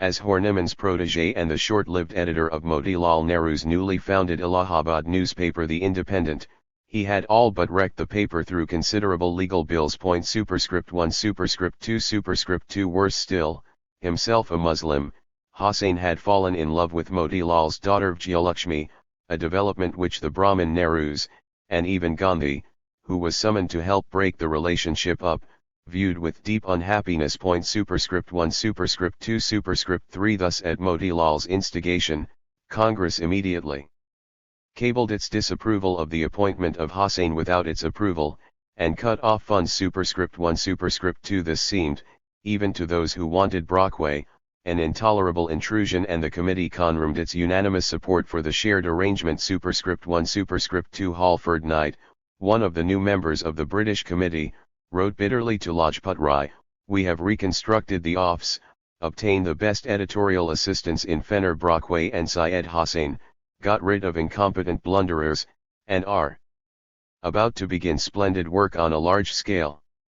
The committee is absolutely responsible for its work, and this attempted dictation will not be tolerated by responsible public men." Superscript 1 superscript 2. It would be impossible to carry on the business of the committee, another member wrote to Patel, unless the committee as a whole is treated as an autonomous body. Superscript 1 superscript 2. But Patel warned Spoor that the dispute had played into the hands of the British committee's opponents, who simply wished to see it disbanded. Superscript 1 superscript 2. Congress insisted on exercising control over appointments, and on Syed Hossain's removal. Superscript 1 superscript 2. The propaganda work of the Congress deputation of 1919 was supposed to have been funded by a special campaign fund from each province. However, by October 1920, not a single province had paid anything at all, with the result that the deputation's costs had to be met out of the remittances normally paid to the British Committee. Motilal warned Patel that most of the provincial committees were unaware of the extent of their liabilities and there was little prospect of their paying them.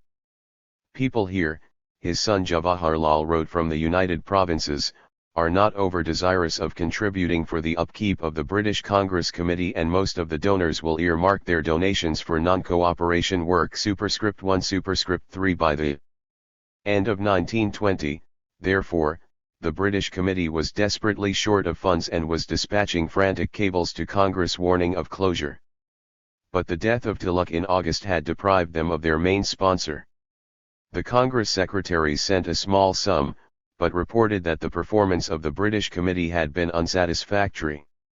Gandhi, who had received worrying criticism from Sarojini Naidu in London, attacked Brockway's salary and the extravagance of spending so much on such worthless work. Superscript 1 superscript 3 superscript 1. For Congress to support the work of a British propagandist body was, in Gandhi's view, incompatible with the new emphasis upon self-reliance and non-cooperation. Propaganda was simply unnecessary if good work was being done at home, and in fostering a beggarly spirit among nationalists might even be harmful to the indigenous struggle. It was better, he told Congress workers, to concentrate attention and scarce resources on activities within India itself. Spoor brought to Nagpur a plan for either a Congress agency or for Congress to appoint the Indian members of the committee. Superscript 1 Superscript 3 Superscript 2 However, at the meeting chaired by Motilal to decide the fate of the British Committee, it was decided that the British Committee was to be abolished and India discontinued. "We have no friends outside India," one of those present had insisted, "and are going into the wilderness." Superscript 1 Superscript 3 Superscript 3 This, like the adoption of other Gandhian methods, was evidently a controversial decision within Congress, some of whose leaders, such as Patel, felt that the British Committee had been doing valuable work, especially under its new Labour team. The Nagpur Congress had therefore voted funds for continued propaganda in Britain, handing control of it to the Working Committee. Brockway and Spoor were asked in January 1921 to make recommendations about the best means of spending this sum. They replied, favoring an information bureau, but Brockway's precipitancy in setting one up without waiting for authorization evidently irritated the Working Committee, which at RST refused to reimburse the money he had spent. Gandhi therefore felt obliged to defend the decision to abolish the committee the following month. Superscript 1 Superscript 3 Tilak's supporters remained in favor of foreign propaganda, duly regulated. Superscript 1 Superscript 3 But the Tilak Memorial Fund, which they had wanted to be used for foreign propaganda, was redirected by Gandhi in the direction of spinning, weaving, and other educational activities. Superscript 1 Superscript 3 When former members of the British Committee tried to revive the notion of a newspaper in Britain, they were roundly rebuked by Nehru. It is becoming clearer and clearer every day that outside propaganda is not only of no assistance to us, but not infrequently proves a drag upon our efforts within the country. It is impossible for us to take propaganda in Britain seriously at present. And no appreciable good can result from a few articles in the English papers, in support of our cause.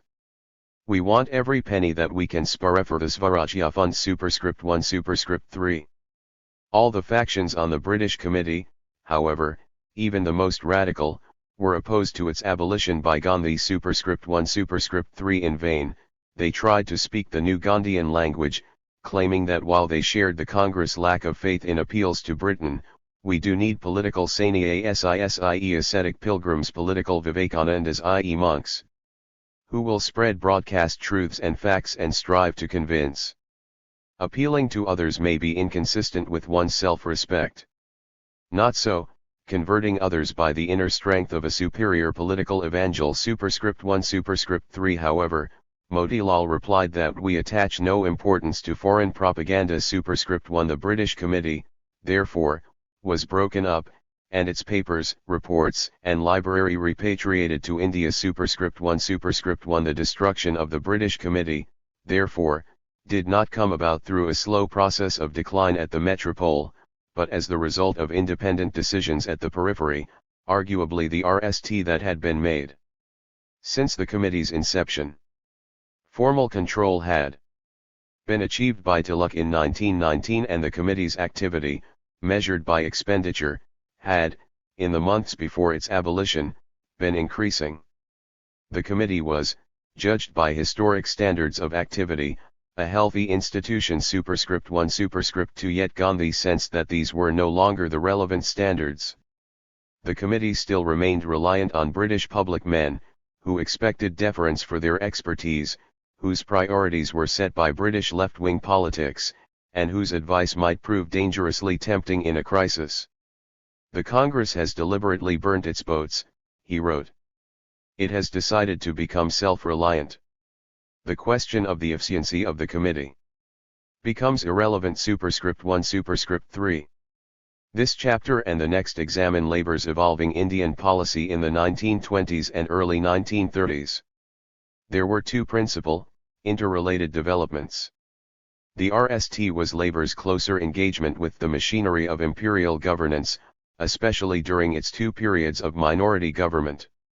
When Labour took office in 1924, officials worried that it might use its new privileges to encourage Congress intransigence in the linked-up manner they had long feared. They managed to hold Labour and Congress apart in 1924, and the wedge between them was driven deeper through Labour's co-option onto the all-white Simon Commission in 1927-8.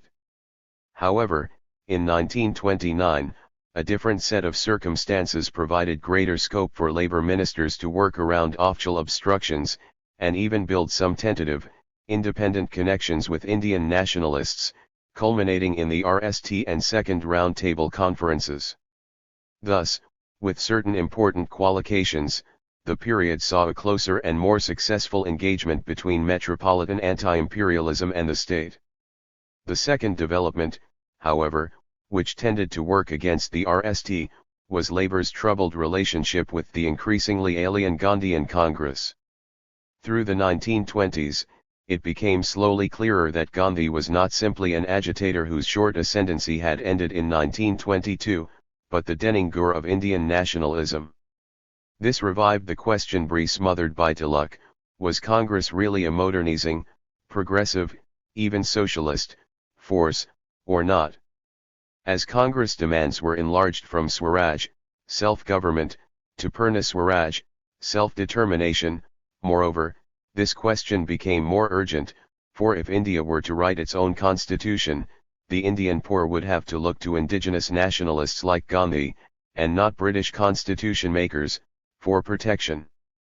Following the collapse of the non-cooperation movement in February 1922, Congress had split between the no-changers who favoured continuing the Gandhian boycott of the new councils, the independents and liberals who favoured working the reforms while pressing for more, and the Swarajists, whose participation in provincial government was intended to be obstructive. Superscript 1 The Swarajists triumphed in the central and provincial elections of December 1923, becoming the largest party at the centre and also in Bengal. Once elected, they attempted to paralyze the councils by refusing to accept office, passing resolutions in favour of Swaraj, and voting down Government Nan's measures, thereby forcing governors to use their powers of certification. However, since they did not have majorities in the councils, the Swarajists needed to build coalitions with the cooperating parties to enact these defeats, while not alienating the Gandhians who remained outside the councils and, especially in Bengal, more militant supporters who stood ready to denounce any abandonment of the principles of Swaraj. Despite the somewhat contradictory speeches they made to these varied audiences, the Swarajists were mindful of the failure of non-cooperation and open to a quick deal with a Labour government which would bring forward the 10-year review of Montagu, Chelmsford, provided it was one which would satisfy the Gandhians and not a trap which would condemn them to working the existing councils in perpetuity. MacDonald's primary aim in January 1924 was to convince the electorate of Labour's fitness to govern, in the hope of winning a majority at the next election. Labour's opponents had made the good government of the Empire a test of Labour's capacities. Hence MacDonald began his premiership with a clear warning that there would be no surrender to non-constitutional methods and that if any attempt were made to use them it would make a liberal policy impossible. Superscript 2 Rather than appointing Labour's India expert Josiah Wedgwood, whom he considered too close to Congress, he chose after a roster of similarly cautious alternatives Sidney Olivier Fabian, an ex-governor of Jamaica, a sympathizer with the Indian nationalists, but at the same time a natural bureaucrat. Superscript 3 Moreover, MacDonald's cabinet included 8 recent converts from the Liberal and Conservative parties, including Chelmsford, whose interest in preserving the substance of the reforms he had introduced as Viceroy, and in supporting his successor, was an authoritative force in the Cabinet India Committee as the outgoing Secretary of State told the Viceroy. Labour was therefore unlikely to provoke a conflict unless they are very sure of their ground, both here and in India. However, MacDonald and his colleagues sensed that the Swarajists were only tactically committed to non-cooperation and that a deal with them which got the councils working again would be a distinct political coup, marginalising the Gandhians and setting India back on the path to dominionhood. Wedgwood, in the cabinet and on its India Committee, was to be the principal advocate of this possibility. I quite recognize the limitations of your party in office and not in power, Satyamurthy, the Swarajist leader in Madras, wrote to Olivier. But I want to assure you that we are not political ogres and that we are only waiting for a right gesture on your part. Summon a round-table conference and you will find our leaders reasonable, practical, and willing to recognize real imperial obligations. There was, therefore, sufficient common ground for a deal to be done. But each party's commitment to it was necessarily conditional. Congress needed guarantees that cooperation, on the basis of equality of status, would deliver rapid constitutional advance, sufficient to appease the Gandhians and radicals, and the government needed an end, even if temporary, to unrest and agitation in India sufficient to enhance its reputation as an effective and safe manager of imperial interests. The Labour government proved unable to deliver the guarantees that Congress sought.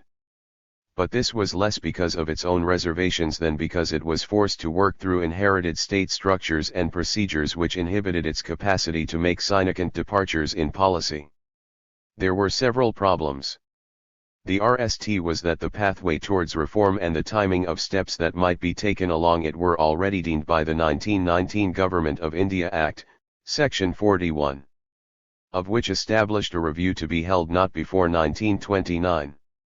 This provision could, of course, be amended, but only by legislation, which meant, given the parliamentary position in 1924, with the support of Liberal MPs. This was not inconceivable, for although few Liberal MPs were keen on an early review of the Montagu, Chelmsford reforms, they were also anxious not to break with the Labour government on the wrong question. Wedgwood therefore believed the parliamentary position was secure, certainly so if the Viceroy, the Liberal former Chief Justice Lord Reading, and the Cabinet were united, but these in turn effectively provided the Viceroy with a veto on Labour government policy. This was the second problem. Reading was open to the possibility of hinting at an early advance in order to break the alliance between the Swarajists and the cooperating politicians whose support they needed to defeat his government's budget in the Legislative Assembly. But he was adamant that such an offer needed to be made by him, and opposed any attempt to introduce it over his head from London. Within the framework of the Act, moreover, much of provincial government had been devolved or delegated to governors and their councils. They were in most cases engaged in their own coalition building, which sometimes required concessions along the lines of those contemplated by Reading at the centre. But like Reading, they wanted to retain control of these delicate maneuvers for themselves and resisted any suggestion that their own offers might be trumped by a better offer in London. The views of the man on the spot, if unmatched by any rival evidence ministers had gathered for themselves, was incontestably authoritative. Thus any revision of existing plans had initially to be negotiated with irremovable governors and viceroys appointed by previous administrations, drawn from a class which had little traditional sympathy with Labour's wider aims, which was in large measure worried about Labour's inexperience and plans for the empire, and which enjoyed considerable autonomy to block or retard measures of which they disapproved. In this way the 1919 Act had created a much less wieldy machine for direction from Whitehall. Although the Secretary of State retained formal powers to direct the Indian governments, conventions designed to develop responsible government now made their use harder. Moreover, Labour ministers had themselves supported the Act in the belief that a period of uninterrupted council work would enable ICS officials to win the confidence of Indian legislators and Indian politicians to learn the political skills of compromise and responsibility. This made them reluctant to intervene. MacDonald thus advised his new Secretary of State that he should not issue directions to the Viceroy, but should make him feel his responsibility for building a working majority in the Assembly. The India Office too remained bound into procedures and strategies which made it hard for an incoming Secretary of State to alter its direction. When Reading suggested to London that a statement of the policy the new government proposed to pursue might help to damp down speculation in the nationalist press, Herzl, now the permanent Under-Secretary, argued that it would be a mistake for the Government of India even to imply that a change of government in London might mean a change of course in India. Superscript 1. Herzl and his colleagues rejected Reading's request to be allowed to hint at an early review of Montagu, Chelmsford as a means of bargaining in the legislature. .1 The Council of India also remained an obstacle. Although it had lost some of its powers to approve official correspondence under the 1919 Act, its advice was still needed and carried some weight on changes of policy. In 1924, it departed from the precedent of not issuing memoranda of dissent from the Secretary of State's proposals, and its views were communicated directly to the Cabinet. .1 The Council and the India Office officials were also well connected to the India public. The constellation of learned societies, institutes and the associations of retired officials and Indian businessmen which monopolized discussion of Indian questions in the press and with which Labour had hardly any acquaintance at all. For these reasons, Labour ministers' task changed early and sharply, as they were forced back from the advocacy and implementation of a fresh policy regarding India to the creation of institutions and procedures to enable such a policy to be advocated and implemented. The Cabinet's attempt to do so was initiated by Wedgwood, who proposed to break the stranglehold of the officials on policy by making direct and official contact with the Swarajists. He persuaded the Cabinet's India Committee to agree to hold a conference in London in which ministers and MPs from all parties, with Olivier in the chair, would review the Swarajist case and the Government of India case side by side. Olivier was prepared to go along with this idea on the grounds that it would most uncomfortably knock the stuffing out of a great deal of the Congress case. .1 But it worried his officials and the Council of India, for whom it threatened the kind of linking up they had always resisted, now backed with the authority of government. They argued that it would amount to a humiliation of the Government of India for it to be placed in the dock while its critics were given a metropolitan platform from which to attack it. .1 The Viceroy too, who had complained privately to the King about Wedgwood's backstairs diplomacy, told Olivier that he and his council were unanimously opposed. .1 Though the India Committee and the Cabinet did not wish to abandon the plan, they felt they could only ask the Viceroy to suggest other ways of reaching the Swarajists. .1 With the official route seemingly blocked, Labour ministers tried to use unofficial diplomacy to broker a deal with the Swarajists. In parallel with the official communications running through the India Office and the Viceroy, informal exchanges took place, between Wedgwood and Motilal Nehru, between Sidney Webb and Lajpat Rai, between MacDonald and the brother of the Swarajist president and Bengali leader, C.R. Das, as well as indirectly with Motilal, and between David Grampole and the Swarajist leader in Bombay, M.R. Jayakar and the liberal leader in Madras, V.S.S. Sastry. .1 In London, the Bombay nationalist S.R. Beaumanji and Baptista acted as intermediaries with the Prime Minister, Cabinet Ministers, and the Labour Party. The Labour ministers and their allies tried to persuade the Swarajists to abandon their disruptive tactics and be patient. If the councils are worked, Pol told Jayakar, there is no doubt that when we come into majority power things will go on very quickly. The PM stands by all he has said and promised and Lord Olivier is entirely with him. Please convey this, privately, to Mr. C.R. Das. I have conveyed his messages to the PM and Secretary of State.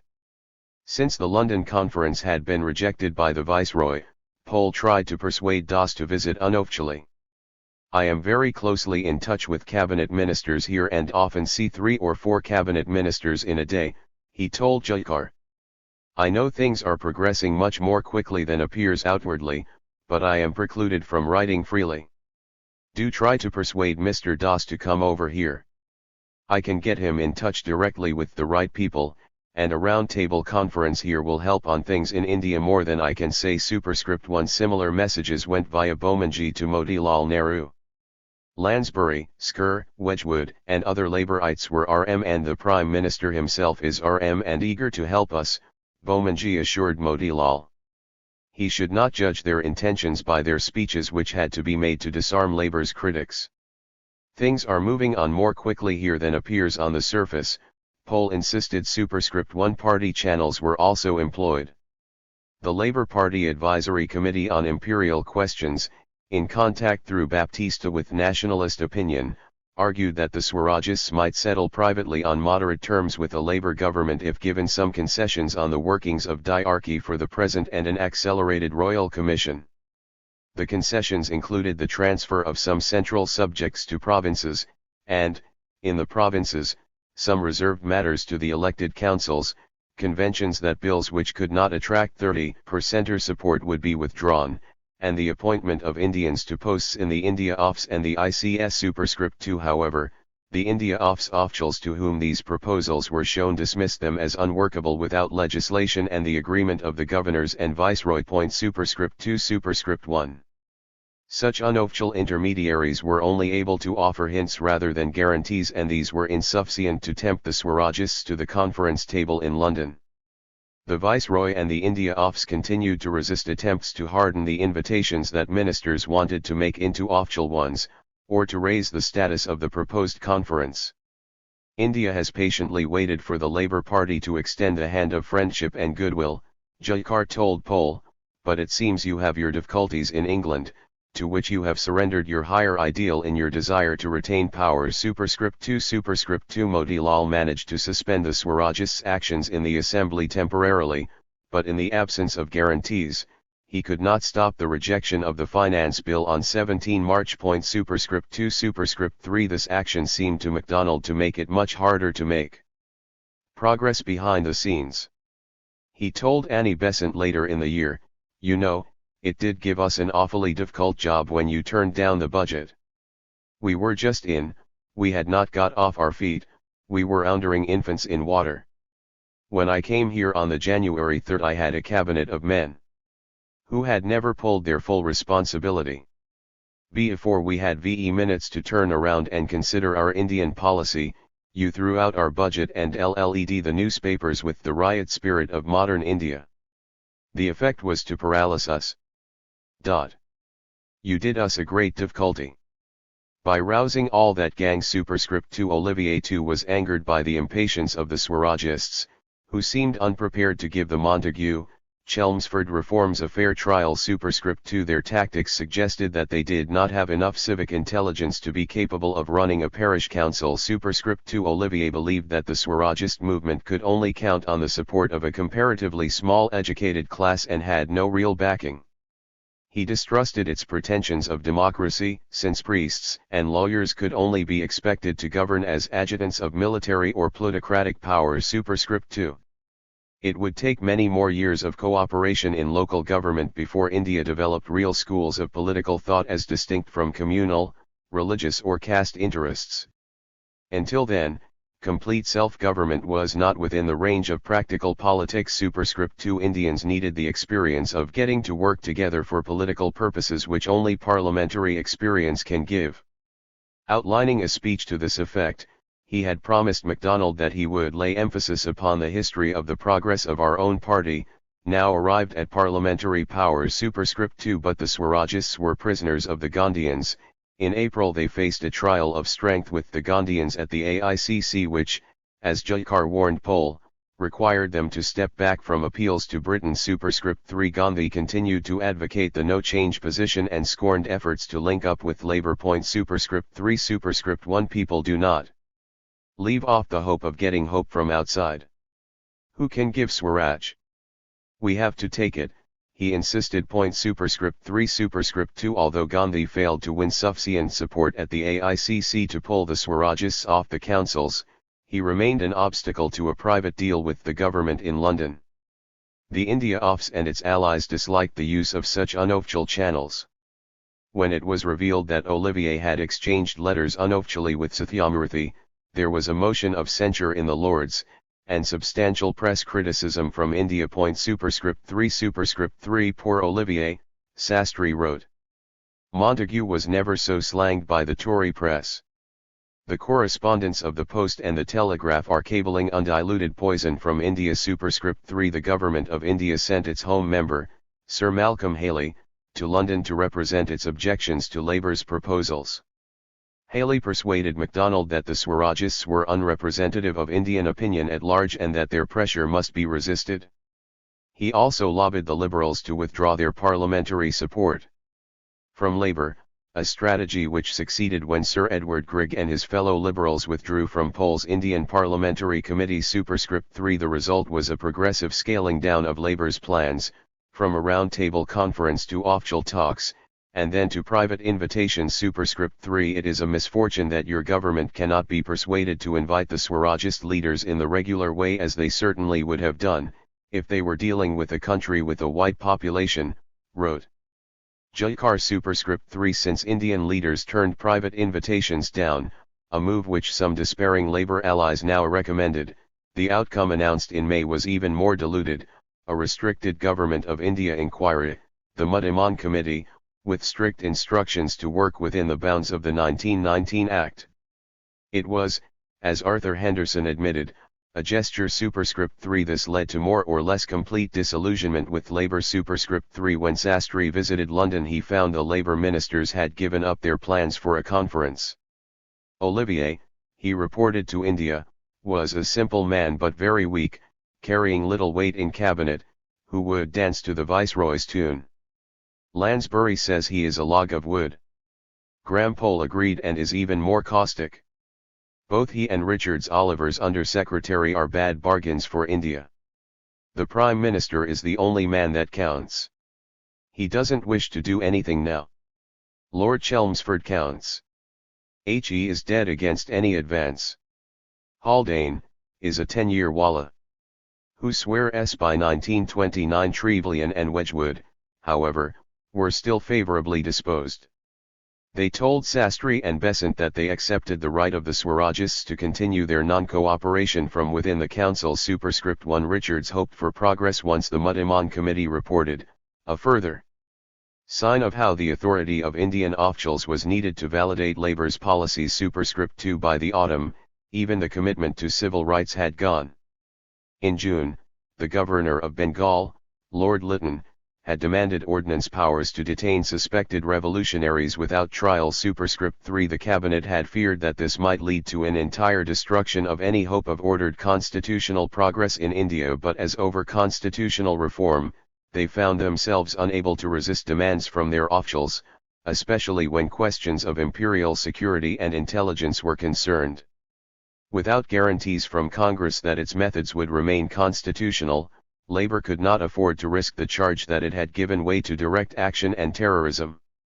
There had been such accusations from the Conservative benches when Olivier spoke warmly of the idealism of the Swarajist leaders. Wedgwood tried to persuade MacDonald to insist that Lytton be ordered to offer to take Das into the government as a condition of these ordnance powers, and that the informal channel of Das's brother be used to communicate the offer privately to Das himself.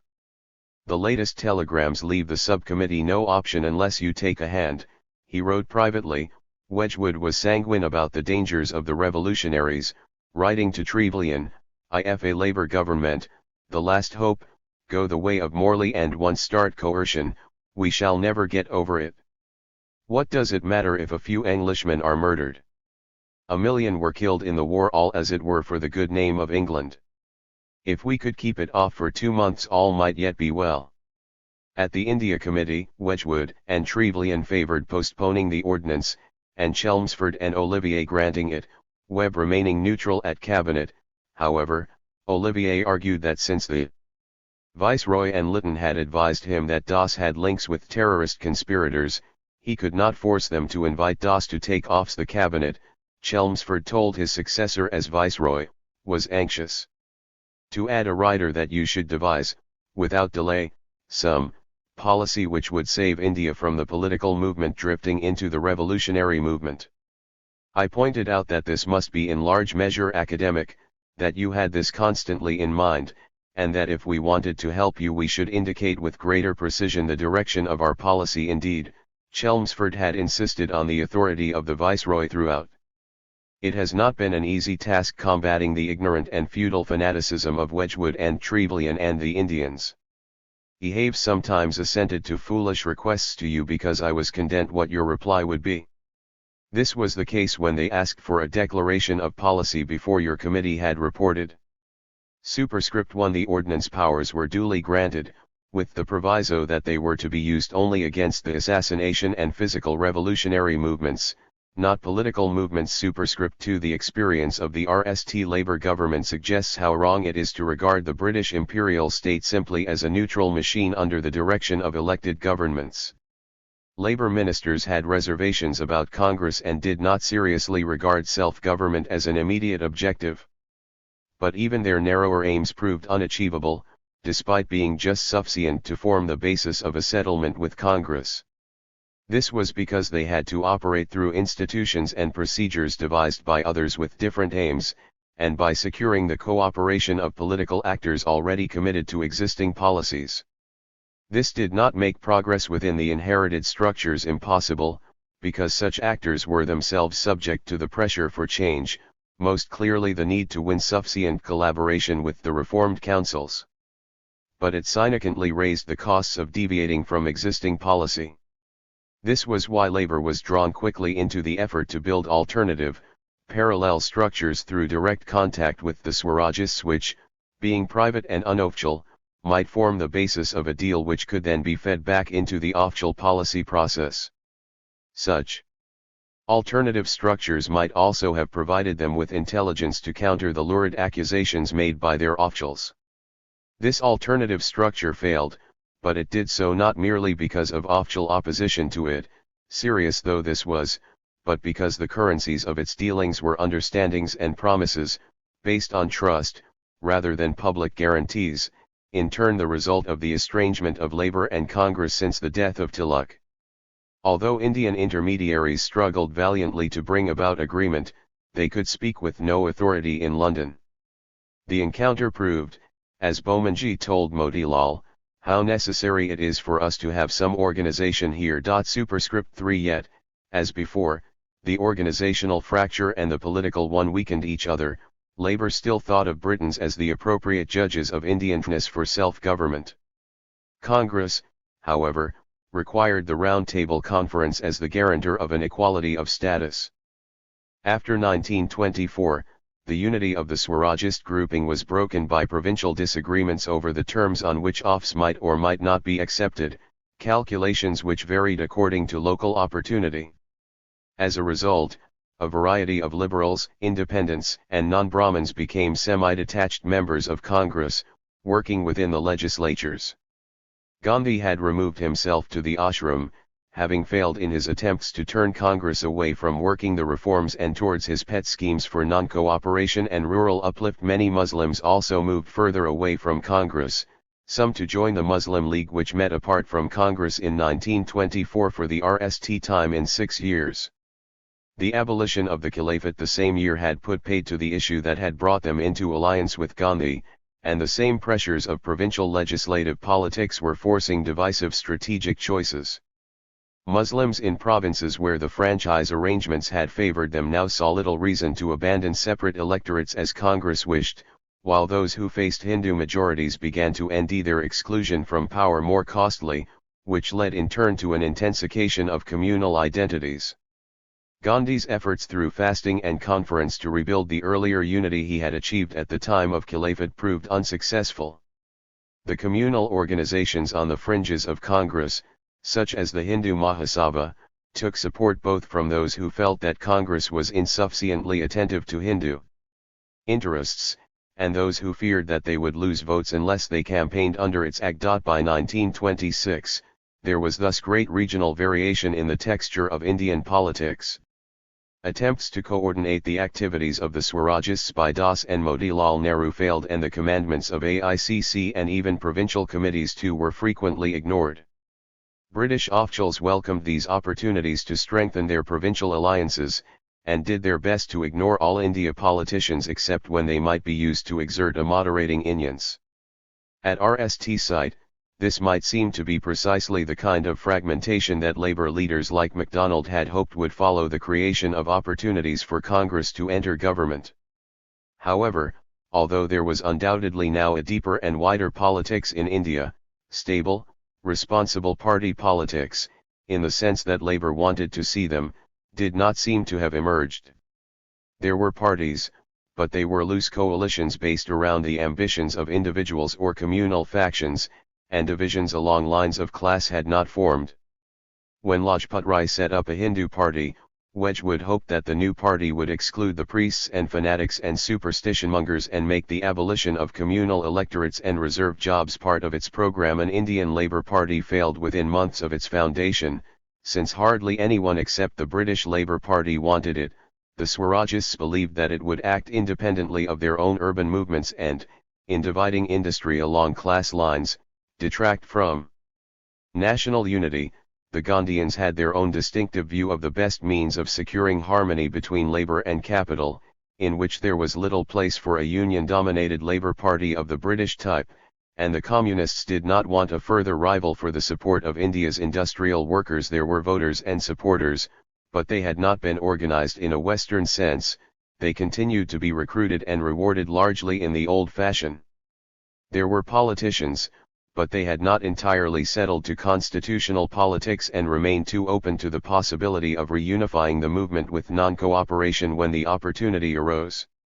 Moreover, at times like this, when politics became provincialized, it became even harder for British sympathizers to trace the course nationalism was taking and thereby to judge its authenticity. Provincial leaders, with whom they were in any case less acquainted, could present at best a partial picture of nationalist politics, weighted in favor of their own interests.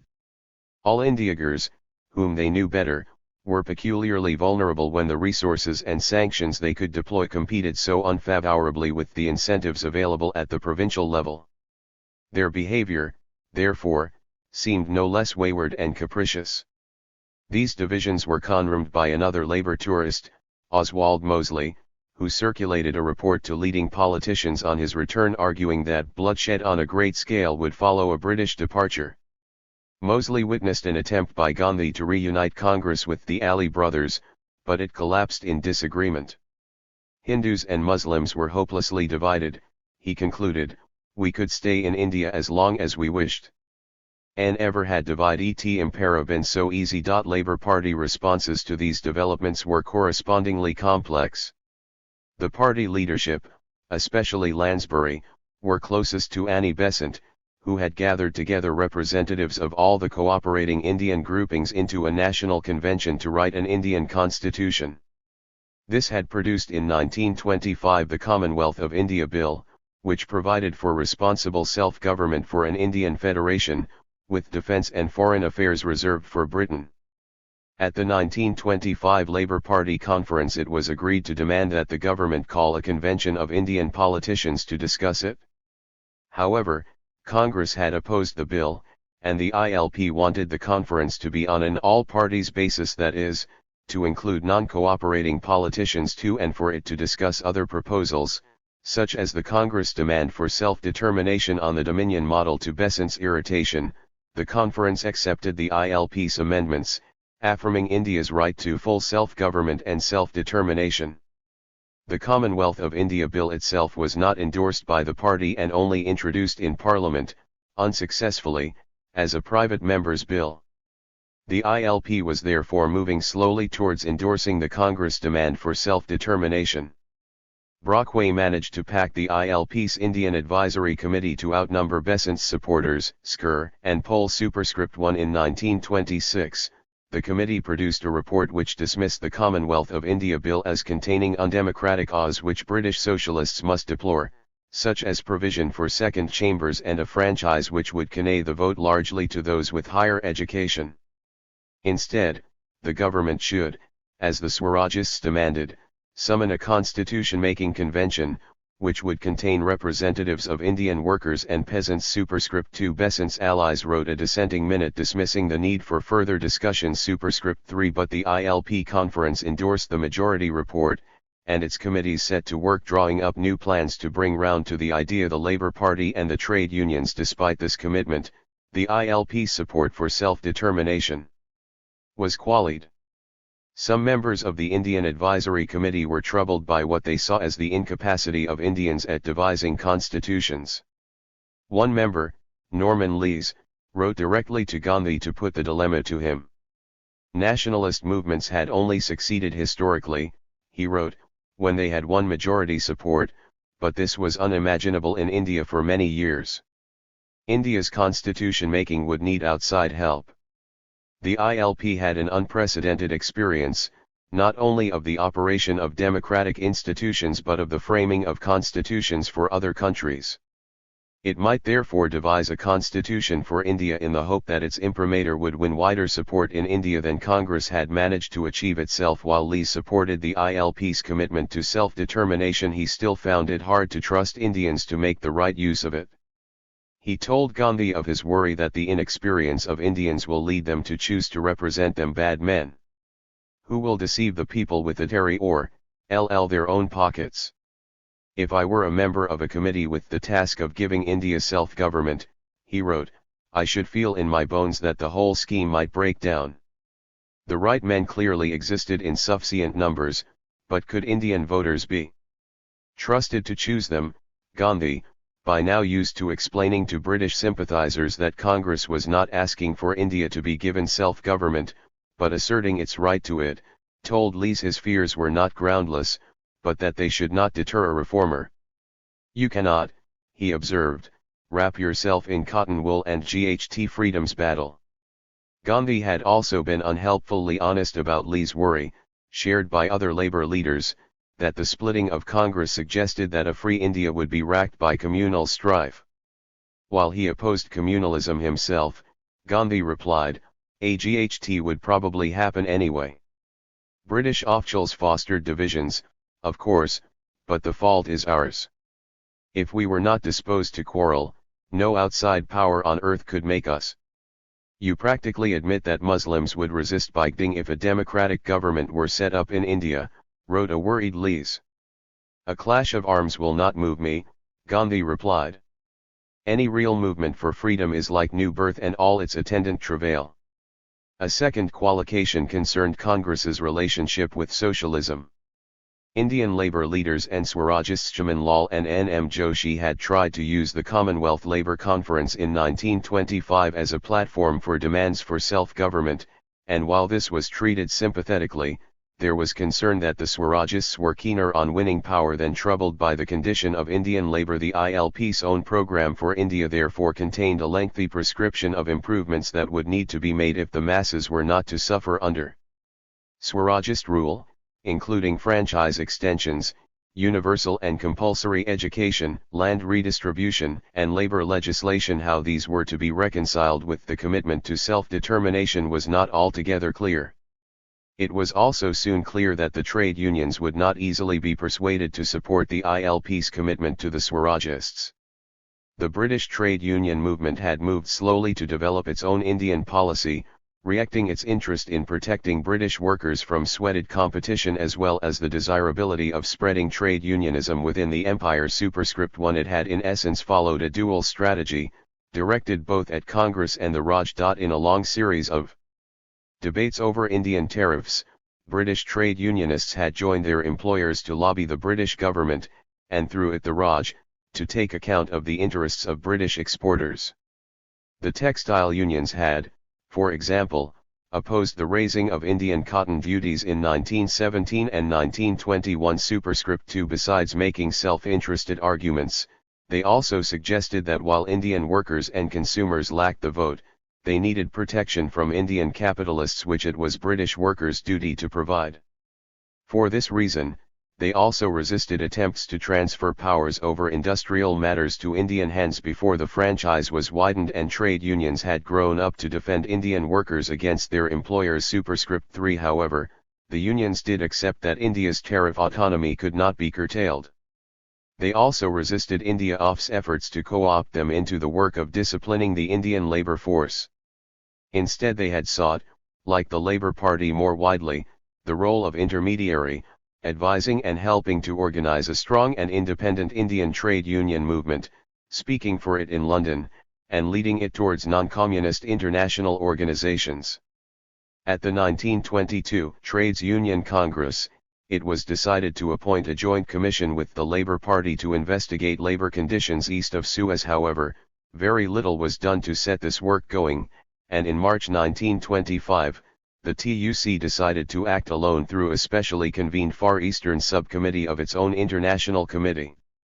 Its 1925 report drew a dispiriting picture of the poor organization of the Indian unions and proposed delegations of British trade unionists to investigate the organization of the Indian workers. Formal investigations were opposed by the government, but informal visits were made in 1925-6 by the Dundee MP and prominent ILPER Tom Johnston, in 1926-7 by Tom Shaw for the Textile International, and in 1927-8 by A. A. Purcell and Joseph Halsworth. The 1925 report, by H. W. Lee, had argued that India posed no real threat to European industry because Indian workers in the mass do not seem capable of the sustained intensive effort which modern industry demands, failings it put down to the Indian workers' low standards of living, illiteracy, migratory habits, and the hot climate. But the visitors' conclusions were more alarmist: there would be an enormous expansion in industrial employment in the years to come.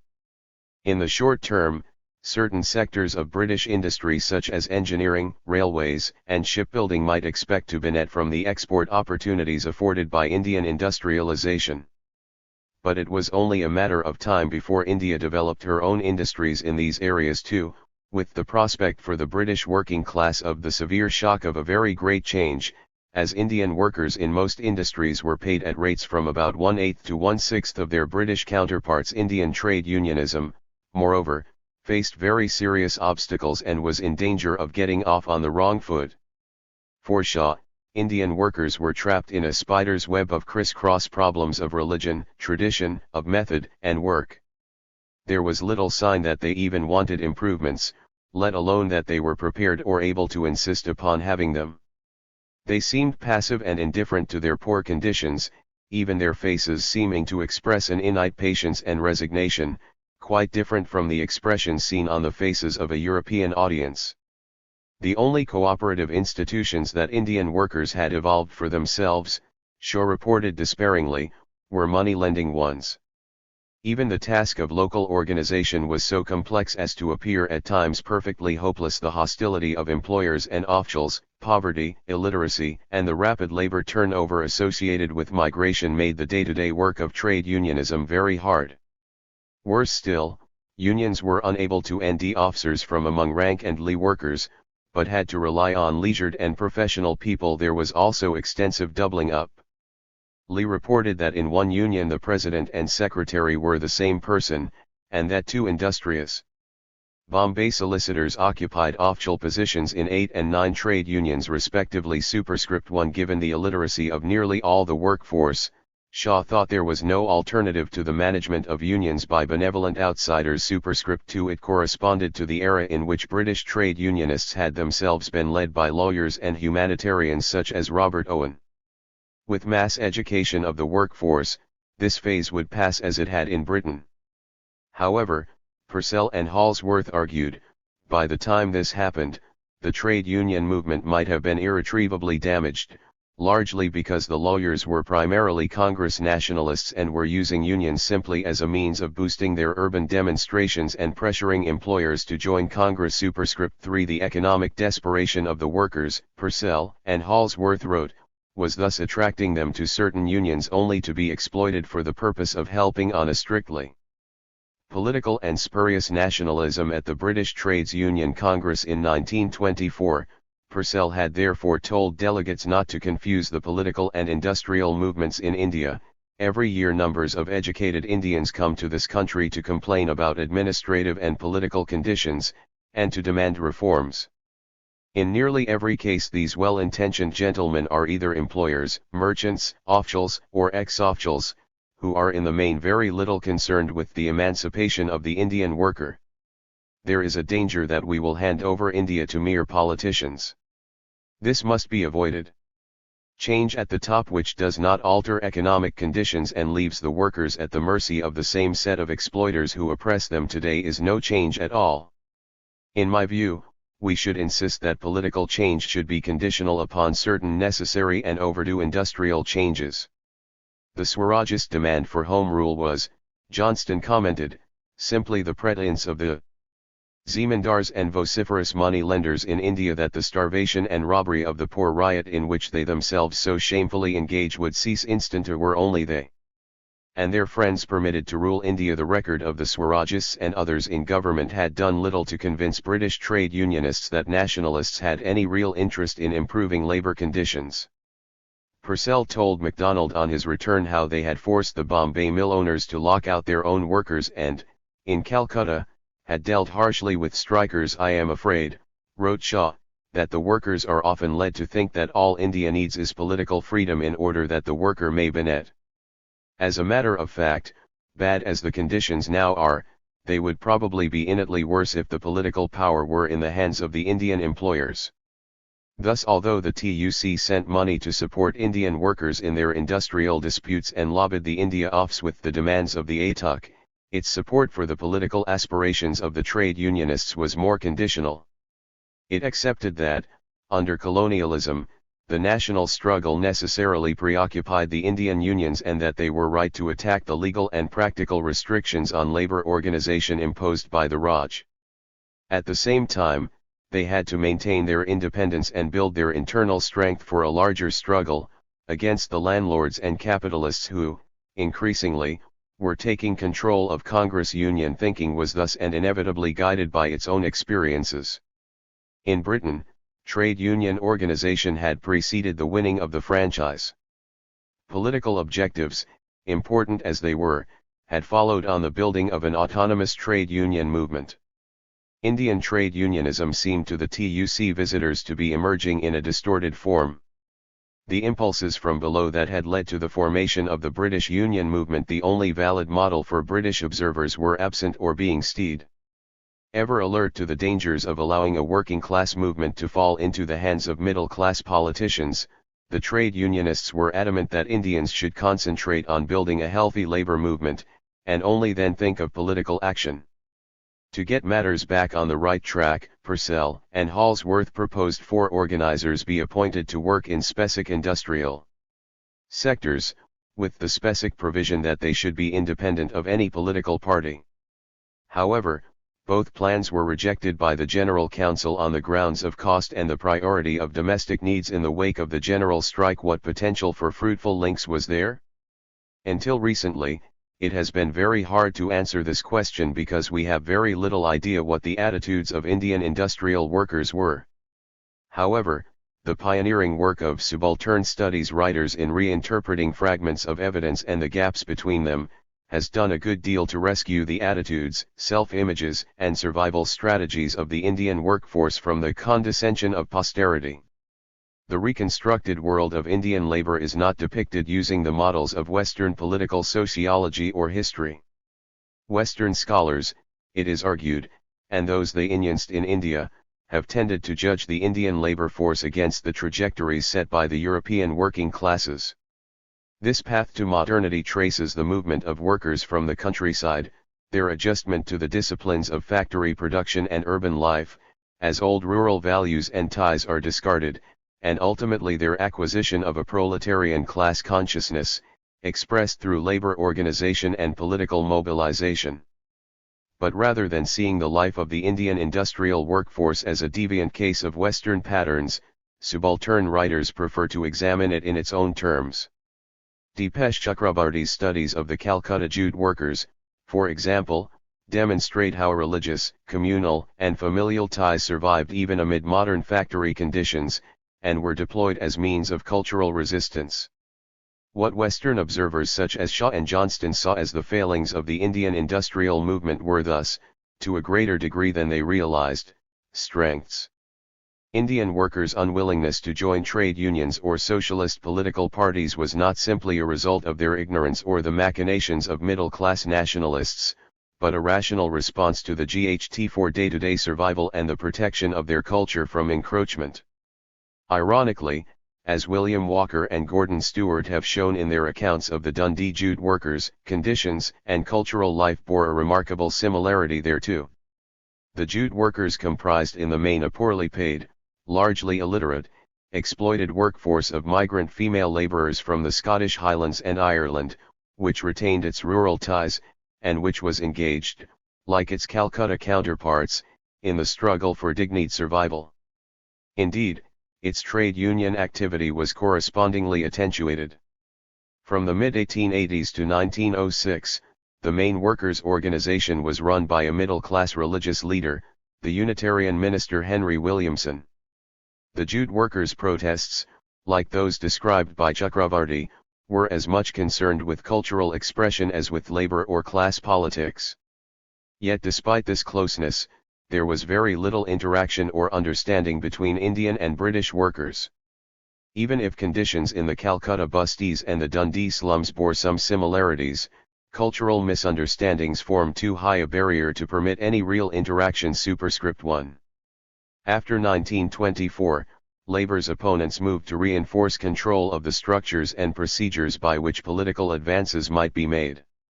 The promised Royal Commission was now brought forward, so that Conservative politicians would dominate it before the return of a future Labour government. "We could not," the new Secretary of State Lord Birkenhead told Reading, "afford to run the slightest risk that the nomination of the 1929 Commission should be in the hands of our successors. You can readily imagine what kind of a commission would be appointed by Colonel Wedgwood and his friends." Superscript 2. Nonetheless, Labour MPs would have to be represented on the commission, and Birkenhead feared they might ally with the Indian members to push for a radical acceleration of the pace of self-government.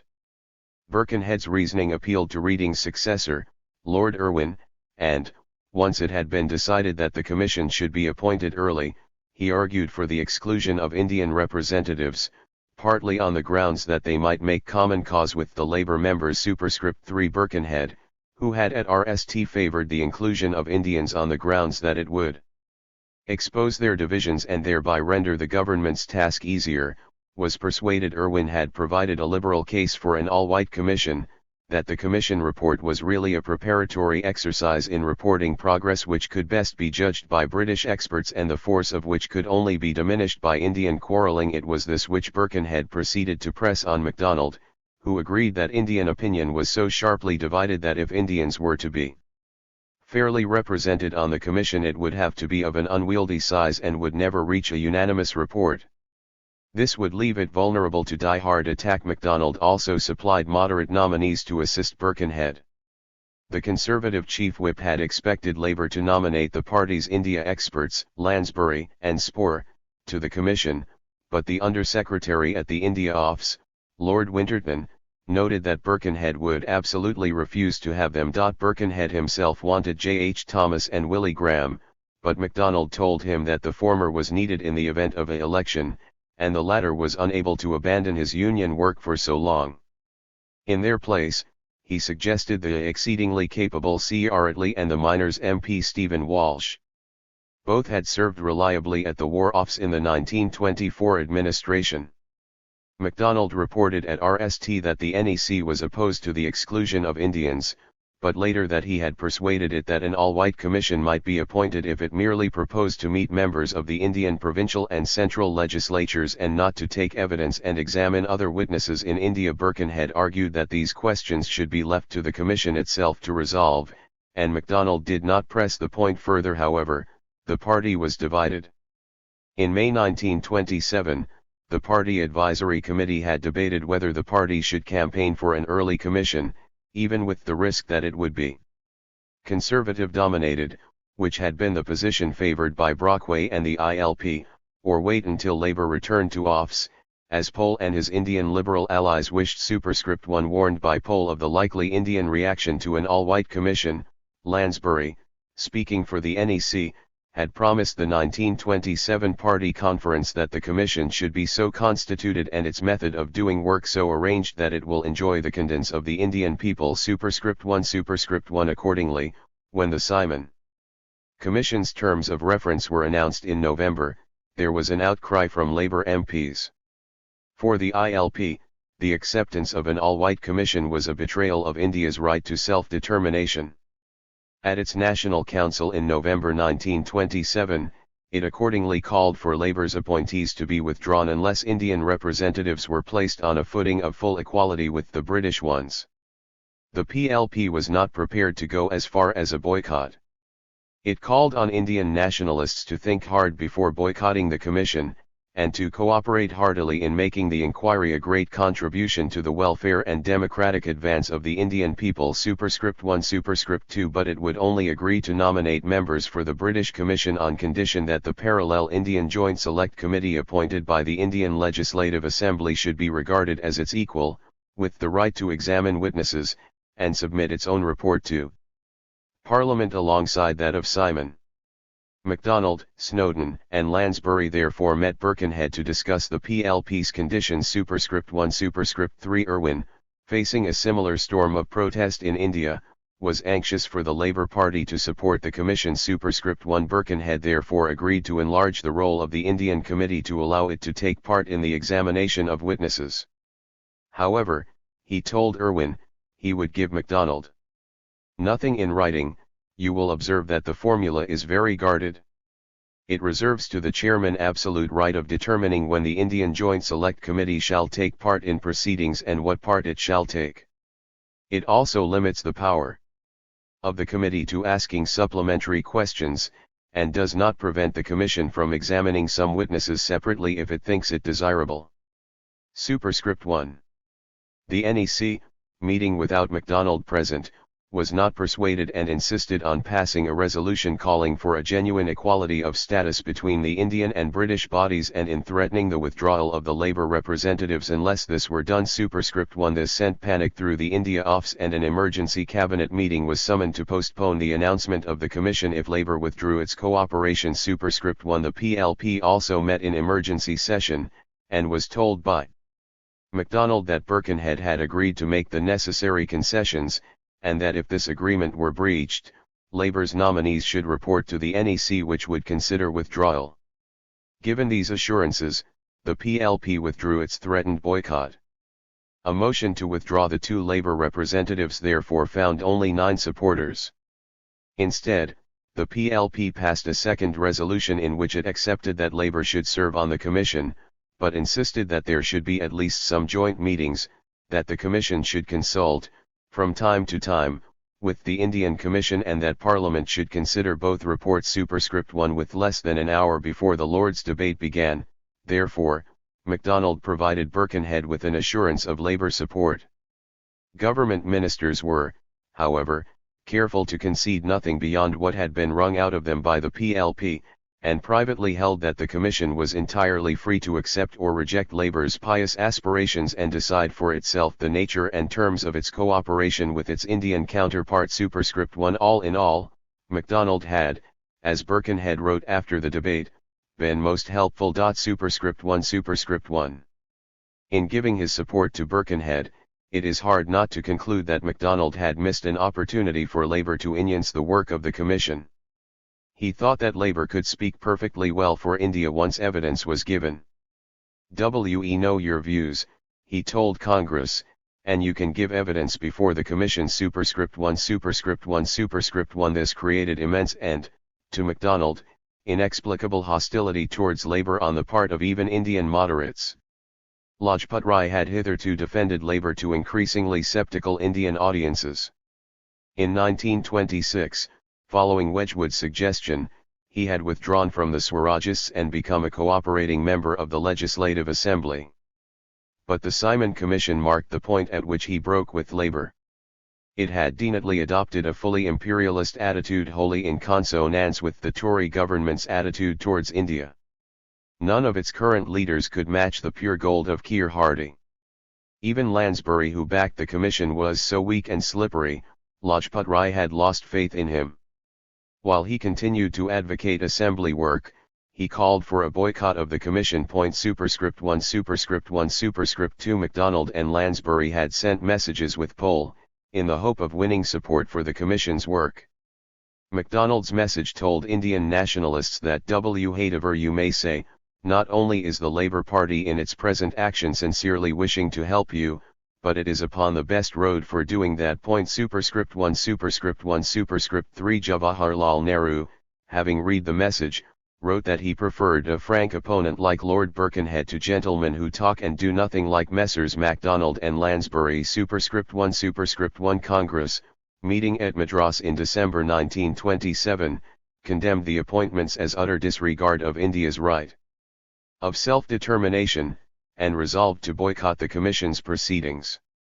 For MacDonald, this was further confirmation of the willful obstructiveness of Congress. The Congress declaration of its intention to boycott the work of the Commission was sheer rubbish. It revealed a negative and destructive attitude and was not the way to get things done. Superscript 1. Pohl, having won no support at all for the Commission, reported to Labour leaders that he had never, in all my experience of India, found so much suspicion and distrust of the Labour Party and its intentions. Only a reinforcement of the guarantees MacDonald had given, to make it clear that the two commissions were to be of equal status, would satisfy India's politicians. Superscript 1. Lansbury wrote to Pohl in confusion, I cannot imagine this government, or in fact any government, giving way to the sort of clamour that has been set going. And if there is going to be a hardle sick when the Commission arrives and a general boycott, the whole situation is hopeless. You see, people like me have understood the Indian demand to be that Indians should draft their own constitution, and put this before a representative round-table conference, and I have always said that I cannot for the life of me see why representative Indians with such a draft constitution should not meet the Commission and have a round-table conference. To my mind, the only objection to this is purely one of procedure, and if there is any goodwill anywhere in India towards the British it should be possible for it to be overcome. Superscript 1. Lansbury's reference to a round-table conference, which of course had not been offered, and his dismissal of the problem as simply procedural, reveals the extent to which senior Labourgers were baffed by the efforts of Birkenhead and his officials to trap them into their own mode of engagement with Congress, through their control of the Commission's remit and composition, and the India Office's co-option of MacDonald, a strategy which, as we have seen, went back to before 1914. MacDonald had chosen appropriately cautious commissioners, who were carefully briefed on the nature of the problem as it appeared to the India Office, and whose investigations took place in an atmosphere of cross-party consensus and in the absence of Congress. At the same time, Labour's difficult but necessary links with Congress, out of which alternative solidarities might have been forged, had been effectively severed. Swarajist boycott of the Commission's work ensured that Attlee and Labour MP Vernon Hartshorn, who had replaced Walsh, met few of the non-cooperators, although they seem to have made little effort to meet them themselves. Naturally I thought it would be an embarrassment to them, Attlee wrote Attlee defensively later on. Superscript 1 In the draft of his autobiography, he recorded their early impressions. Before departure we met Motilal Nehru and found him completely intransigent with no constructive ideas at all, only a violent hatred for the British Raj, the result of some social snub which had been administered to him. This is not at all an unusual reason for violent Indian nationalism. Hartshorn and I were brought to see Srinivasa Iyengar secretly, but he was quite impossible and non-cooperative. Superscript 1 The two Labour members could have drafted a minority report, or even withdrawn from the Commission on the grounds that it had failed, as it did, to honour MacDonald's agreement with Birkenhead. But both in practice worked entirely consensually. It was Simon and Irwin, rather than Attlee and MacDonald, who took the lead in expanding the role of the parallel Indian committees. Superscript 1 Hartshorn settled into the role of specialist on Indian labour conditions, although this was weakened when he was forced to make a public apology to the Tata Company for criticisms he made of its labour relations record. Superscript 1 Attlee fought more vigorously for his own ideas within the Commission, repeatedly pressing the Commission to go further in concessions of responsibility to Indians. But he did so within the framework of assumptions and codes of behaviour characteristic of a Royal Commission. The importance of the Royal Commission setting can be seen by contrasting Attlee's recommendations with the Nehru Report of 1928.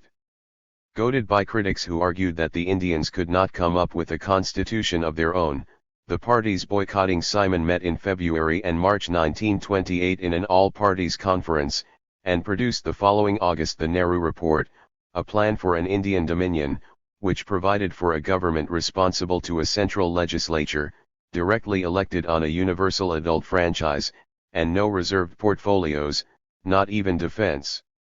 The plan offered little to Muslims who were to lose separate electorates and the protection afforded by strong provinces in return for reserved seats, a declaration of religious rights and freedoms, and some provincial boundary adjustments. Superscript 1 Superscript 2 Superscript 2 Italy, however, regarded the Nehru report as impossible. Superscript 1 Superscript 2 Superscript 3 The Commission's composition and its procedure of hearing representative witnesses each speaking for their localities and communities reinforced his sense that constitutional design was primarily a matter for Britons and that India was impossibly disunited. Where, for example, the writers of the Nehru report saw the need for a strong central legislature, with a majority party wielding the cabinet power they believed necessary to build a modern nation, Attlee was struck by the inapplicability of the Westminster model for such a divided, complex and traditional society. The truth is that over here they have been trying to put an Anglo-Saxon facade onto a Mughal building, Attlee wrote, and the two pieces are not structurally connected. Superscript 1 Superscript 2 I fear it will be difficult to make people at home understand that we are not dealing with a tabula rasa, but a paper that has been much scribbled over, he continued. Our people, like many out here, British and Indian, are apt to make a ready-made government for India, often on some model used elsewhere, without trying to see how far it will and how far it will be suitable to work in. Superscript 1 Superscript 2 I was impressed in India with the way in which comparatively small tamperings with British institutions really destroyed their essence and left them dead and dull, he told Simon. Take away the electoral system, the party system, the unity of the cabinet, the control over the ministry by the vote of the House, or any one of them, and the thing does not work. Superscript 1 Superscript 2 Attlee had substantial reservations about the form nationalism had taken in India. All nationalisms thrived on negatives and bred irresponsibility, for their nature was to move ever towards extremes, and while the fever lasted, the nation could not apply itself to social reforms. The social exclusiveness of the British in India had made matters worse. Indian nationalism was, he thought, the illegitimate offspring of patriotism out of inferiority complex. Superscript 1 Superscript 2 While in India, he also noted a good deal of evidence as to the existence of jobbery and corruption and the probability that this would increase with the progress of self-government. Superscript 1 Superscript 2 In Attlee's view, there had never been a field so wide as India for the play of nationalism, nor one more adapted for bringing out its seamier side. Superscript 1 Superscript 2 However, Attlee did believe that India's problems could only be dealt with by Indians, not an alien power. I think that the only line is Elades, Tujur's Elades, he wrote to his brother in November 1928. I don't think one can devise effective safeguards. Superscript 1 Superscript 3 He was certain that Congress, despite all its follies and irresponsibility, seemed to be the challenging force and the one movement that counts. Superscript 1 Superscript 3 Superscript 1 But to work democratic institutions successfully required a level of political maturity which Attlee believed Congress lacked. It seemed to relish its oppositional role, and to eschew the discipline of governing responsibly. Like many other British left-wingers, Attlee thought that the eruption of rural and industrial unrest that he witnessed in India was only partly caused by genuine resentment of the Simon Commission. It was also a sign of the possibility of ignorant masses being swayed by astute politicians for purely destructive ends. Superscript 1 Superscript 3 Superscript 2 Therefore, what was supremely important, in Attlee's view, was that the forces of Indian nationalism should be utilized for constructive purposes. He told Simon that we have got to get some force at work which will give the Indians the chance of cleansing their own Augean stable. Superscript 1 Superscript 3 Superscript 3 The trouble with the Montagu, Chelmsford reforms had not been that they had conceded too little, but that they had been almost a perfect training in irresponsibility, for the pleasanter departments social service, education and the rest were handed to Indians while the unpleasant part of government law and order, finance, defense and foreign affairs remained with the British. Superscript 1 Superscript 3 Worse still had been the failure to concede any real power at the centre, which had allowed India's leading politicians the excuse of refusing to take up provincial office and blaming all India's problems on the British. Thus Attlee proposed to Simon to burden Congress with limited but genuine responsibility. At the centre, to an indirectly elected assembly in which the support of both major communities would be essential for the formation of a government. *1 At the center, Simon favored weakening the hold of the Swarajists over the legislative assembly through indirect election, by empowering the provincial legislatures, on a federal rather than a unitary basis, and strengthening the central government through reserve powers. However, Attlee thought that the parties elected in this fashion would lack deep roots in the electorate. There has been much talk of a strong central government but not much examination of what is meant by strength, he wrote. Even an executive composed of strong men holding similar opinions and endowed with joint responsibility would actually be very weak unless it rested on active, popular support. *1 But Attlee was also skeptical about the Swarajists' proposed solution. In the Nehru report, they had insisted on the Westminster system, but Attlee thought this unworkable. The Indian electorate would, with franchise extensions, become too large for direct election to be meaningful, and the central legislature therefore needed to be indirectly elected by the provincial legislatures. Given the immense variety of Indian interests, parties in a central legislature could only take the form of coalitions built around powerful individuals, single communities, or hostility to government. In the absence of clear parties and mandates, responsible government on the Westminster model, while just possible in the provinces, was simply impractical. Therefore Attlee proposed that powerful committees of the legislature should be the main engine of policy making, electing chairmen who would be ministers in the Viceroy's executive. This, he hoped, would destroy the artificial parties that had been built on barren opposition to the government of India and communal mistrust, and ensure that constructive work and responsibility replaced the mere power of criticism. *1 In two other ways, Attlee departed from the demands of the Nehru report.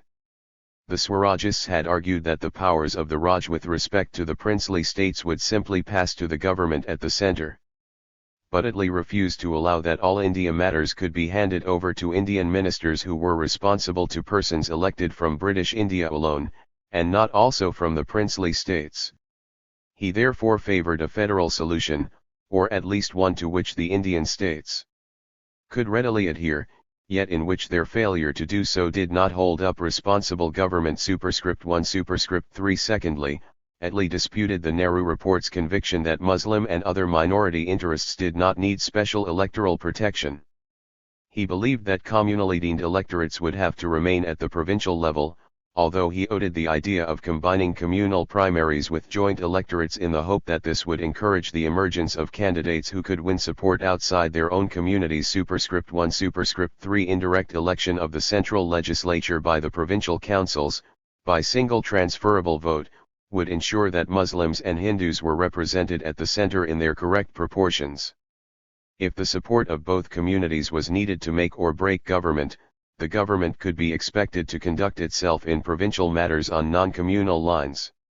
This in turn would lead to non-communal cabinets at the provincial level and eventually to the abolition of communal electorates. *1 When Attlee put these proposals to the commission, they were rejected. Simon and the other members thought that the analysis carried great weight but that the proposals were too unlike anything which might have been expected to result from the course of development in India up to the present. *1 Instead, the Commission followed Simon towards a plan for provincial self-government, but no concessions of power at the centre. Attlee warned his fellow commissioners that a blank refusal of any advance at the centre, and no prospect of achieving it without further constitutional change, would drive all the politically minded into the independence camp.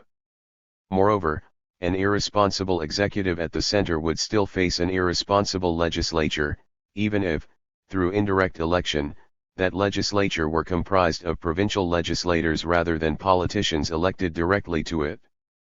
Powers of veto and ordinance would have to be employed as often as before. *1 2 He and Hartshorn also opposed Simon's provision of second chambers, and called for timetabled franchise extensions, and the full provision for electoral opportunities for laborers and the depressed classes. *1 3 When the report was published, Attlee accepted its deficiencies but argued that the difficulty is to support any alteration that will tell all the facts.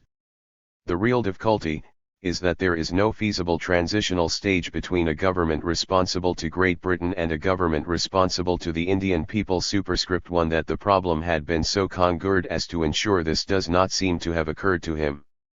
The facts he continued to identify through the 1930s as obstacles to Indian self-determination: communal divisions, the size and composition of Indian electorates, the position of the Indian Army were those to which the Simon Commission had introduced him.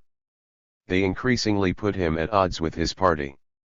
He invoked the facts in defending the Simon Report against its Labour Party critics in 1930. Superscript 1. Yet in the MacDonald Cabinet's preparations for the Round Table Conference, as we shall shortly see, hardly anyone except Attlee and MacDonald regarded these problems as insuperable. Superscript 1.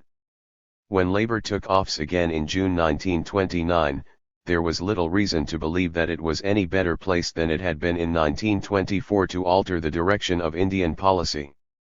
The rank and lee of the Labour Party is certainly friendly, Motilal Nehru's ally Isvar Saran wrote from London. The members in the front rank also wish to do something, if they can, but the bother is that they are committed to the Simon Commission and now they don't know how to get out of it. Superscript 1. MacDonald told one of his Indian correspondents that for a government to say what it is going to do while a commission is inquiring into the subject is, as you know, absolutely impossible. Superscript 2. Pole thought that the best that could be hoped for was that the Indian Committee under Sankaran Nair would come up with recommendations better than those of Simon, which Labour could then consider side by side. Superscript 3. Moreover, since Labour lacked a parliamentary majority, as before, existing legislation remained a tight constraint. When MacDonald had asked Pole what might be achieved in India without having to bring proposals to Parliament, he had been told that nothing could be done with any permanent effect. In Pole's view, the Secretary of State could not, without legislation, abolish diarchy. He could only transfer more subjects to Indians by making recommendations to the Viceroy and governors. This was clearly insufficient to make an impression on Indian nationalists and, worse still, left it open to a successor government to undo everything Labour had done.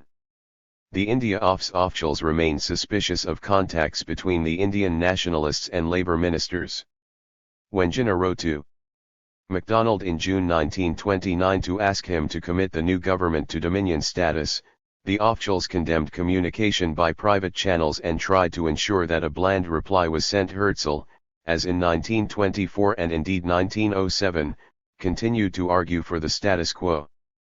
The government should, he argued, work with the new class of cooperating politicians at the provincial level, who had now learned something of the difficulties of administration, not on the crumbling sand of Jinnahs and Suprus and the rest of the All India politicians, who are politicians pure and simple. Declarations of purpose, he wrote, will be hailed by the extremists at one end and the supporters of government at the other as another concession to clamour and violence. The former will be encouraged in their violence and the latter more half-hearted than ever. The moderates, for whose benefit it is intended, will, I suspect, accept it grudgingly, and in a few months' time make it the basis for still further demands.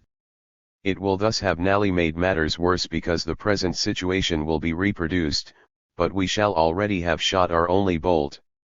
We have to face a trial of strength with extremism, and go through with it to the end or else abdicate.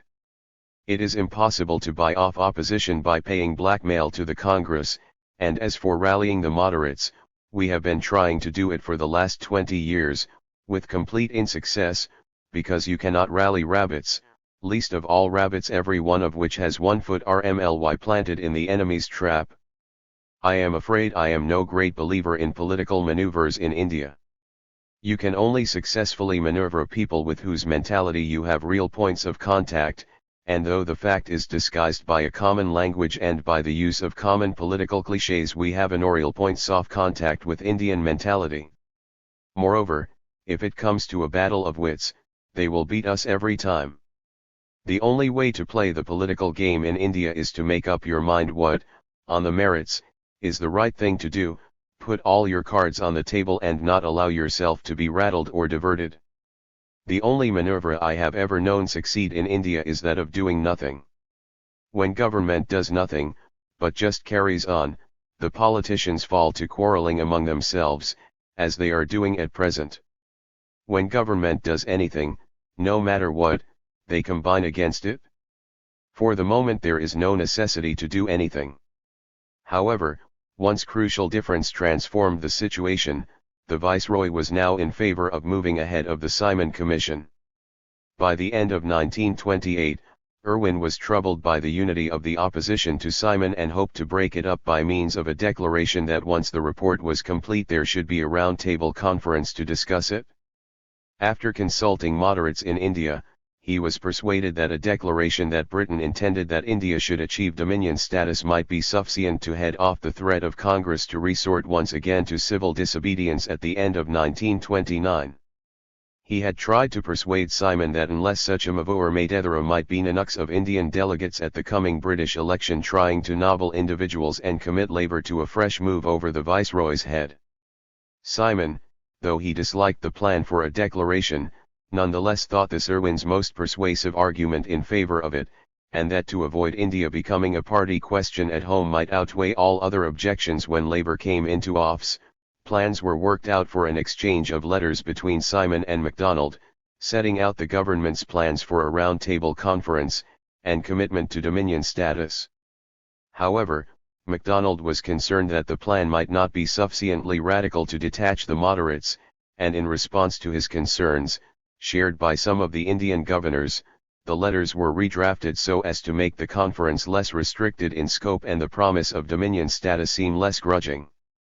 His commission split. Simon thereupon retreated sharply, dissociating the commission from the declaration, although it was not apparently clear to Ben, Labour's new Secretary of State, that he was opposed to it entirely rather than merely opposed to its being endorsed by the Commission. Attlee and Hartshorn were the only two members prepared to accept the idea that MacDonald should make a commitment to dominion status in his reply to Simon, but tellingly they had come to share the Commission's sense of injured pride. Hartshorn said that he was only in favour because Irwin had asked for it, and that it would certainly be regarded as surrender to the boycotters, while Attlee was strongly in favour of the Commission staying clear. Nevertheless, MacDonald and Ben pressed on, obtaining the personal support of Baldwin, who was led to believe that Simon had given his concurrence to the declaration. Faced with Simon's unwillingness to exchange letters, Irwin and the cabinet agreed that Simon and MacDonald's letters should just deal with the conference, and the statement of dominion status be made by Irwin on his return to India. However, when the Conservative shadow cabinet was briefed by Baldwin, it refused to be associated with the declaration on the grounds that, as had now become clear, the Simon Commission had not agreed to it. Simon too, informed that Baldwin had only given conditional assent to the declaration, made it clear the Commission also opposed its being made. However, their efforts to block the declaration failed, principally because Irwin, who had tried out the ideas on the Indian moderates with success, was now committed to making it superscript 1. Ben had told him, if you refuse it, Abuja will support you absolutely and we can succeed. Superscript 1. Irwin had spoken. The declaration was certain to survive an admittedly stormy party debate in which Simon, wishing to hold his commission together, and to get whatever advantage remained from a good response in India, made a pacifying speech. Superscript 1. Superscript 2. In contrast to 1924, therefore, the Labour cabinet were able to use the machinery of imperial governance to their own advantage. Irwin's initiative had met with very broad opposition at home, the principled opposition of diehards like Churchill and Austen Chamberlain, the wary concern of Reading, the pique of Simon and the ambitions of Lloyd George and a number of disaffected Tories to unseat Baldwin from the Conservative leadership, and restore the Conservative, Liberal coalition of 1918. 22. Superscript 1. Superscript 3. The Irwin-MacDonald policy was thus supported only by a shaky and narrow coalition that extended from Fenner Brockway, through some, though not all, the Liberals. Reading was an important exception, to Baldwin and a handful of other Conservatives, and highly vulnerable to the twists and turns of parliamentary intrigue. But in dealing with this opposition, MacDonald and Ben were prepared to take greater risks than Labour had in 1924. They had told neither Baldwin of the Simon Commission's decision to disassociate itself from the declaration, nor Simon about the conditional nature of Baldwin's support of it, nor Irwin about the extent of conservative and indeed liberal opposition. This prevented opponents of the declaration from forming a bloc until it was too late. Another significant difference was that the decision of Congress to delay civil disobedience until the end of 1929 meant that labor did not yet have to contend with boycotting and non-cooperation. But the crucial difference was that on this occasion they had the Viceroy's support. Once assured of this, Benn and MacDonald were evidently determined to make the declaration no matter what Simon said. Simon's opposition had been on the grounds of the declaration's inexpediency, wrote MacDonald in the middle of the crisis, and upon that the Viceroy was the one man in the world to advise superscript 1. This blunted much of the criticism directed at the plan from its opponents.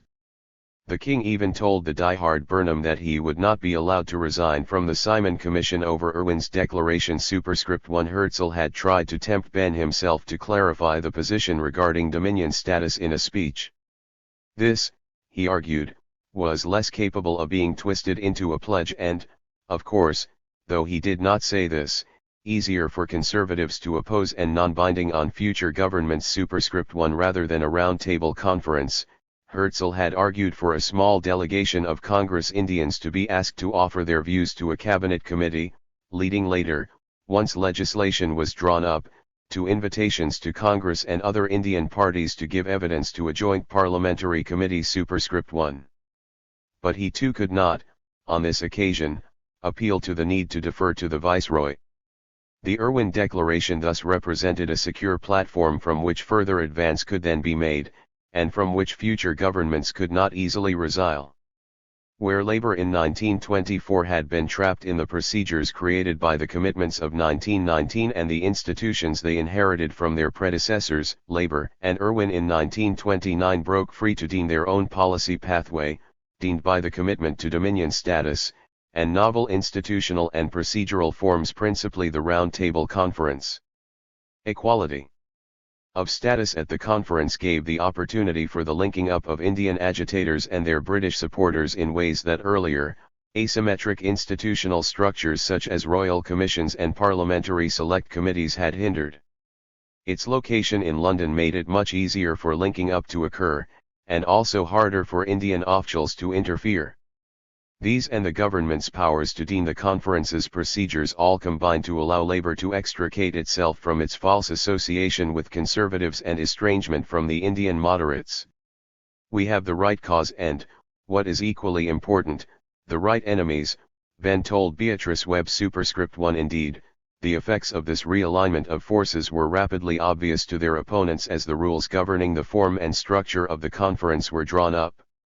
On 2 occasions, Benn and his colleagues did the attempts of the opposition to determine their strategy at the conference, RST over the status of the Simon Report and its principal author, and subsequently over the composition of the British delegations and agenda. Superscript 1. The inwardness of these negotiations over machinery and procedure, as Benn told Irwin, was that such questions would largely determine whether the conference was merely an occasion for discussing the Simon Report or, as he and MacDonald wished, one in which progress towards a Dominion constitution for India might be made. Everything is being done so to shape the machinery we propose to use, Benn wrote, that it can only produce a certain result. Superscript 2. Herzl called in vain for a conference which excluded discussion of independence and which made the government's proposals the agenda, rather than affording open discussion. More important than letting people have their say, he complained, is getting them to say the right thing, i.e. what we want them to say. Superscript 2. Superscript 1. However, this time Herzl did not win. Labor ministers disarmed their opponents by referring their objections to Irwin, in the knowledge that he would reject them and in so doing would reinforce the government's policy. Benn reminded him, "You must decide in the light of the needs of India, and you will be supported unflinchingly." By the government. Superscript 2. Superscript 2. The Labour ministers decided that they would not construct a common line with the other British parties, before or during the conference. They agreed to note the Government of India's own proposals rather than adopt them as their own, to allow other, potentially more far-reaching schemes to come forward at the conference itself. Superscript 2. Superscript 3. Nor were they prepared to be diverted by any notion of dividing and ruling. The communal question and the issue of federation were questions Indians must settle superscript 2, but if they were not settled in a period of time, the government must make an award to allow the reforms to continue. Arthur Henderson told Hugh Dalton that if all the Indians unite in asking for Dominion status, it can't be refused. So far as the government are concerned, superscript 2 labor ministers believed that Irwin had given them the chance to take advantage of their incumbency to create their own precedents. Meeting Ben, Supru recorded, he said that if we could come to a mutual understanding among ourselves we should win all along the line, and that even though labor might come out of office, the government that succeeded it would not and could not go behind that agreement. Superscript 2. The institutions and procedures put in place by the Round Table Conference were insufficient on their own to guarantee political advance without the leverage of a working alliance between British left-wingers and Congress. This remained as hard as ever to achieve. The professional liberal mediators, especially Supru, moved between the government and the Congress, reassuring each other, and the semi-official status they acquired under Irwin made it easier for each to know the other's mind. Superscript 2. But relations had been harmed by Labour participation in the Simon Commission and by the refusal of Congress to give anyone in London any authority. If you and a few others were here, Motilal Nehru's London ally pleaded, and could meet privately and informally with some members of the government, it would be splendid. Those who talk must be in a position to deliver the goods. Superscript 2. Gandhi, however, remains central but mysterious. In the autumn of 1929, his position shifted from one of cautious welcome of the Irwin Declaration, to rejection of it and threats of civil disobedience. Over the coming 18 months, he would move from this to an unexpected truce and parleying with Irwin, to an agreement to join further discussions in London, to withdrawing this agreement, and nally agreeing again. There was a complex logic to each of these steps, little of which was apparent to the British supporters of Congress who urged rapprochement. Superscript 2. This was partly because, for familiar reasons, they lacked many of the necessary contacts. Pollock wrote in irritation from London to the Mahatma to point this out. Gokhale was far wiser in the work that he undertook along these lines, and the absence of coordinated effort here on the part of your people has been a real disaster. You really have no concept of the extent to which the psychology here has been changed for the better. We are much more sensitive to this change than you can possibly be, and I feel very strongly that you ought to allow us to be better judges of the extent to which this has altered matters. Superscript 3. However, feeling in Congress was divided. The Liberals favored acceptance, but Bose, Jawaharlal, and the Radicals believed that Irwin's declaration was vague, and argued for its rejection. They feared that participation in a conference without a solid guarantee of advance would expose Indian differences and make it impossible to reconstruct the united platform agreed at Calcutta in 1928. Superscript 3. Superscript 1. Gandhi was instinctively attracted to the idea of responding positively to Irwin, but his priority was the unity of Congress in whatever response was made.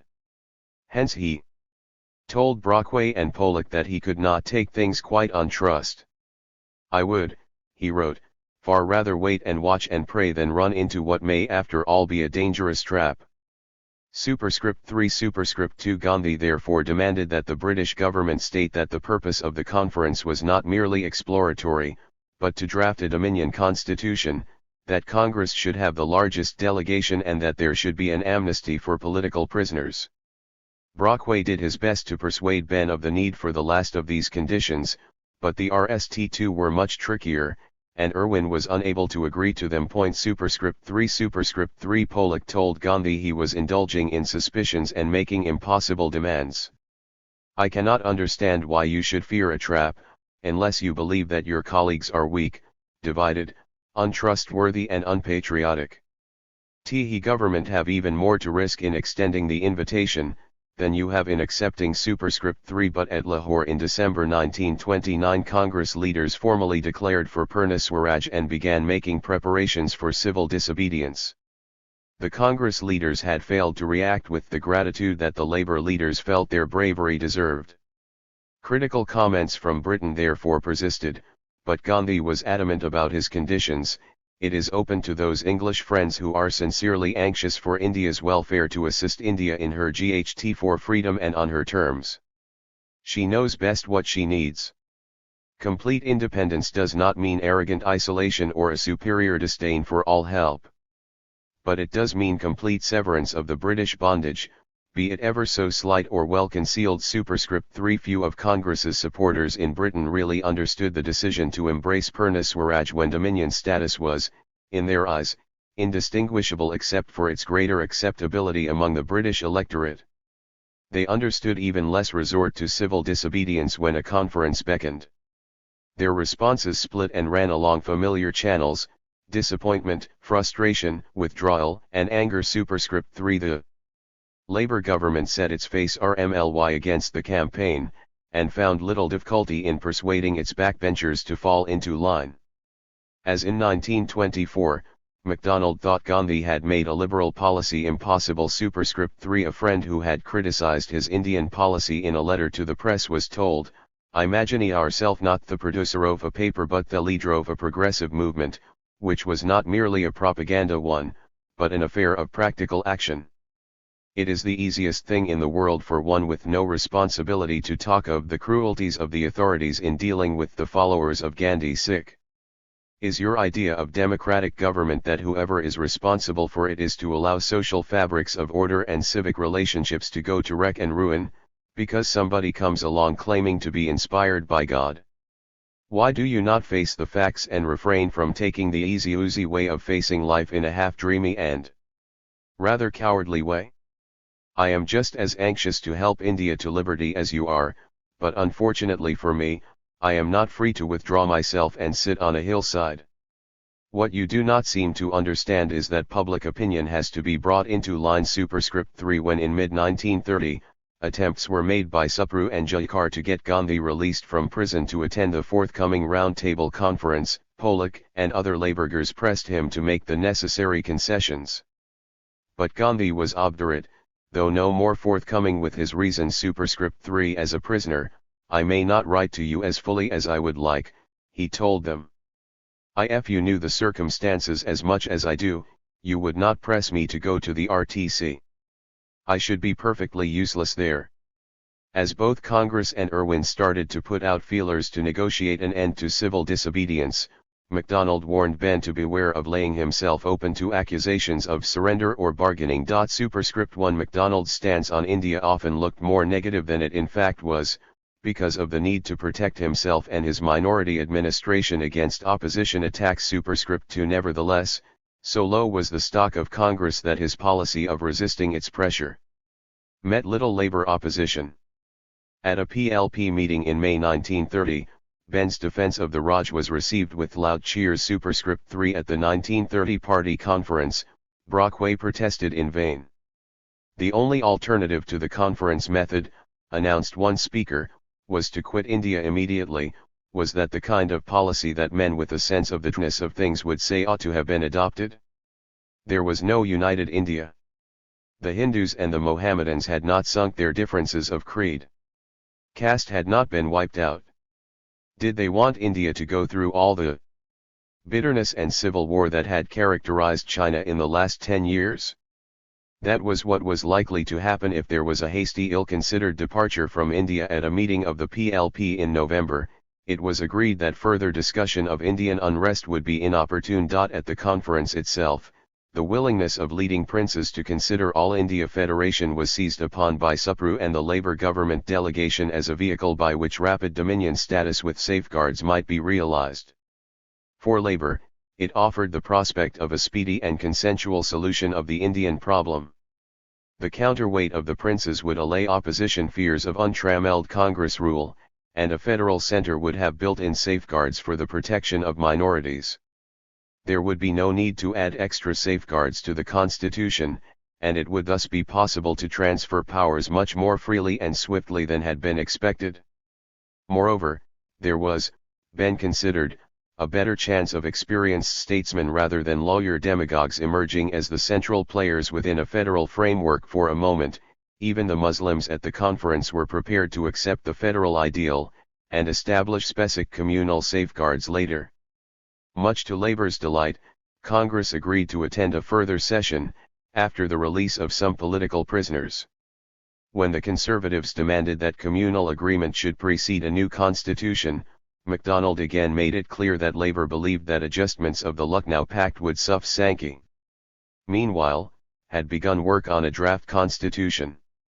The safeguards were contained in a single, general clause, and all portfolios including Nance were to be transferred to Indian ministers. The display of communal antagonism by some of the Indian delegates and the prospect put before them by Malcolm Haley of Europeans being murdered in communal riots was enough to frighten the Cabinet Committee into abandoning the plan of Henderson and the Party Advisory Committee for provincial governors to become Gurheads, and restoring their powers to intervene. But, on the whole, the Labour Party was very pleased with the results of the conference method.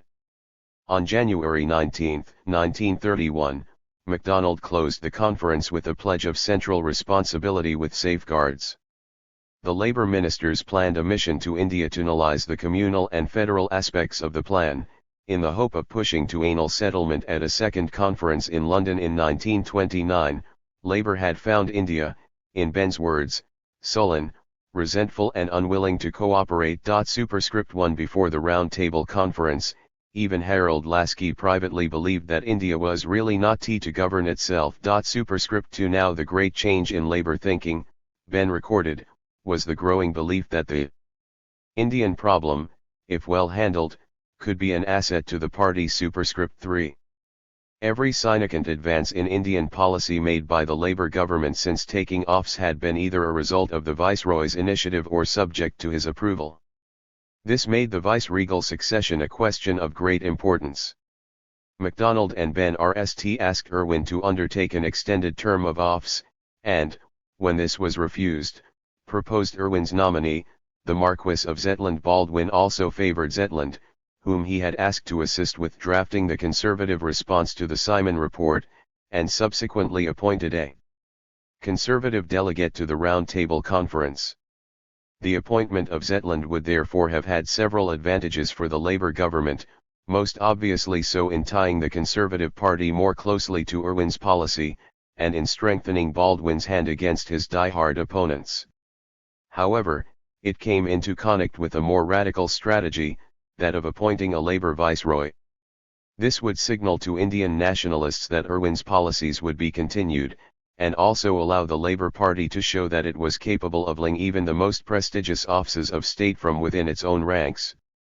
This last argument was particularly strongly felt by Henderson, who told Beatrice Webb that he found it intolerable that when these great appointments were to be made, they should always be given to members of the other parties after refusals from Jowett, J. H. Thomas and Charles Trevelyan.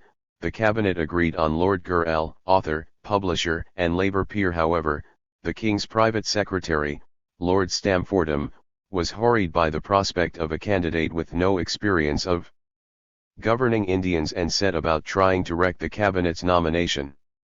He seems to have realised that the palace could not expect to get its way in a direct clash with the government, but that a period of delay and selective leaking might provide time sufficient for a public, or semi-public, discussion of Gurrell's deficiencies. He seized on a minor breach of protocol to delay the public announcement of Gurrell's appointment, but allowed Geoffrey Dawson, editor of the Times, to learn of it. Dawson's opinion of Gurrell, who had once worked for the newspaper, was very low, and his own preference, like that of his friend Irwin, was for Zetland. The Times carried an editorial arguing that neither Gurrell's temperament nor his interests suited him for the task. This opinion mattered to MacDonald. Since Dawson's support for Irwin had been important, he invited Dawson to Chequers, possibly with the hope of persuading him to support Gurrell. I came away thoroughly dejected, Dawson wrote. MacDonald was apparently powerless to appoint a good viceroy. Superscript 1 After the opening of the Round Table Conference, Dawson published a second editorial on the qualities needed by the new viceroy, in which Gurrell continued to score poorly. Superscript 2 After a lengthy period of limbo, in which he reconsidered taking the post himself, MacDonald withdrew his support for Gurrell. Superscript 3 He guerrilla is absolutely dead, Stamfordham wrote to Dawson in triumph. MacDonald told Gurrell that Baldwin and Lloyd George had both been to him and told him that they would not even give a negative consent to a Labour Prime Minister, in a minority, making the appointment of a Viceroy without RST obtaining their approval. They had told him that if they did they would either combine to turn the government out there and then or at all events would reverse the appointment at the RST opportunity. Baldwin had certainly told MacDonald that the Conservatives would never accept GORL, but there is no evidence of quite so direct a threat from either of the opposition leaders. Had GORL been appointed, their interest in upholding the dignity of the office and of bipartisan consensus at home would have made his recall very difficult. What seems to have troubled MacDonald was the lack of support for GORL among the broad yet fragile coalition of support that was needed to underpin his Indian policy at home. Without the support of men like Dawson, GORL could not be used, as Irwin had been, to trump conservative opposition to the reforms. The episode also confirmed the horror felt by men like Stamfordham when contemplating Labour not merely criticising the empire's natural rulers but exercising its own unnatural stewardship. It also showed that Labour's engagement with the imperial state had to take the form neither of simple occupation of the system they had inherited, nor of straightforward opposition to it, but the securing of political alliances with fractions of the non-Labour governing elite. The failure to build them on this occasion was costly. Willingdon, as MacDonald privately feared, turned out to be a poor tactician, and uninterested in a rapprochement with Congress. The second roundtable conference provided the RST time that large numbers of British left-wingers had seen Gandhi in the Esh and tried to debate with him. In a public exchange of letters with the communist MP Shapurji Saklatvala in 1927, Gandhi had stated his distrust of socialism and its schemes for the amelioration of the lot of the poor. Indian labour should be organised by efforts from within. It is not so much discontent with capital that I want to inculcate as discontent with themselves. I want real cooperation between labour and capital. I shall convince the labourers that in many things they are to blame themselves instead of blaming the capitalists. As in the political so in the labour movement, I rely upon internal reform, i.e., self-purification. Labourers in India needed leadership by others, and to be kept away from the international labour movement while they purified themselves in some ways.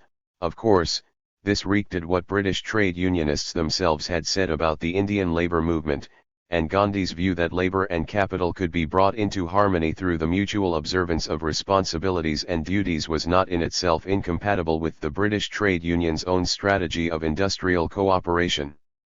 After 1926, his concern that Indian labour should not become a pawn in the political struggle, but should develop its own internal strength, was also close to the verdict of labour visitors in the 1920s. Yet his idiosyncratic ideas of how this internal strength should be developed convinced them much less. Gandhi dismissed Western methods of organization as a model. Let us not be obsessed with catchwords and seductive slogans imported from the West, he would later tell students. Have we not our own distinctive Eastern traditions? Are we not capable of ending our own solutions to the question of capital and labor? Let us study our Eastern institutions in that spirit of scientific inquiry and we shall evolve a truer socialism and a truer communism than the world has yet dreamed of. His own Union of Ahmedabad Mill Workers was, as Tom Shaw and other labour visitors to India had found, distinctively Gandhian. It was run by Anasiaben Sarabhai, sister of the leading mill owner. It enjoined its employees to work hard to obtain the maximum production at minimum costs. Indeed, Shaw wrote, the workmen are admonished quite as much as the employers. The year before Shaw's visit, Gandhi had told its workers that when times were hard for their employers, workers should not press their grievances and some should work without pay. Superscript 1. The union relied absolutely on the good faith of the employers and had no provision whatsoever for the creation of a strike fund or even the holding of a strike. In Indian conditions, Shaw found, this did not detract from its effectiveness. It was the strongest and most effective of the textile unions and had a good track record of resolving disputes and of constructive educational and social services. Nevertheless, it was bound to make some British left-wingers think it a humanitarian gesture but not a trade union. Visiting Britain in 1931, Gandhi had also needed to convince British trade unionists of the purity of his motives for endorsing the boycott of British goods. In the previous 2 years, annual sales of British cloth to India had fallen from 1,248 million yards to 376 million yards. Superscript 2. This was partly the result of the world depression and uncompetitive pricing, but this was of little comfort to its producers. Superscript 3. Gandhi's own response to the plight of the Lancashire unemployed had been less than convincing. Sacklatvala had tried without success to persuade him that the boycott was not nonviolent because of the injury it did to Lancashire. Textile workers C.F. Andrews had made the same argument after a visit to Lancashire. It was hardly the time, the Labour MP Philip Noel Baker commented privately to a British Gandhian in March 1930, for Gandhi to complain about the British exploitation of India, when Lancashire is absolutely starving. Margaret Bondald, the Minister of Labour, told MacDonald that Lancashire was sceptical of the Congress claim that Indian freedom would really improve the standard of life and purchasing power of the population generally. Andrews therefore arranged for an economist to assemble some statistical evidence and pressed Gandhi to visit Lancashire to see the distress for himself. However, Gandhi was not convinced by this data. He told Andrews that although he sympathized with the unemployed, the solution was not for India to lift the cotton boycott. If it was wrong any time for Lancashire to impose its cloth upon India by hook or by crook, it is wrong also today, and more so because India has become conscious of the wrong. The boycott was undoing the wrong done by Lancashire. That the labourers were not conscious of the wrong is no justification for the wrong itself being sustained.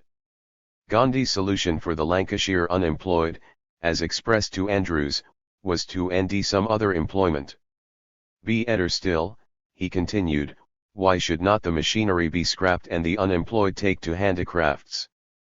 England, like India, needed to return to simplicity. A further idea was that the mill workers should refuse the dole and starve in public, thereby shaming the government into action. It was small wonder that Ernest Bevin, requested to chair a meeting for Gandhi in Bristol, told its organizer that he was anxious to ask him some difficult questions from the working class point of view. Superscript 1. During the second round table conference, the opportunity to make these suggestions to Lancashire mill workers in person arose.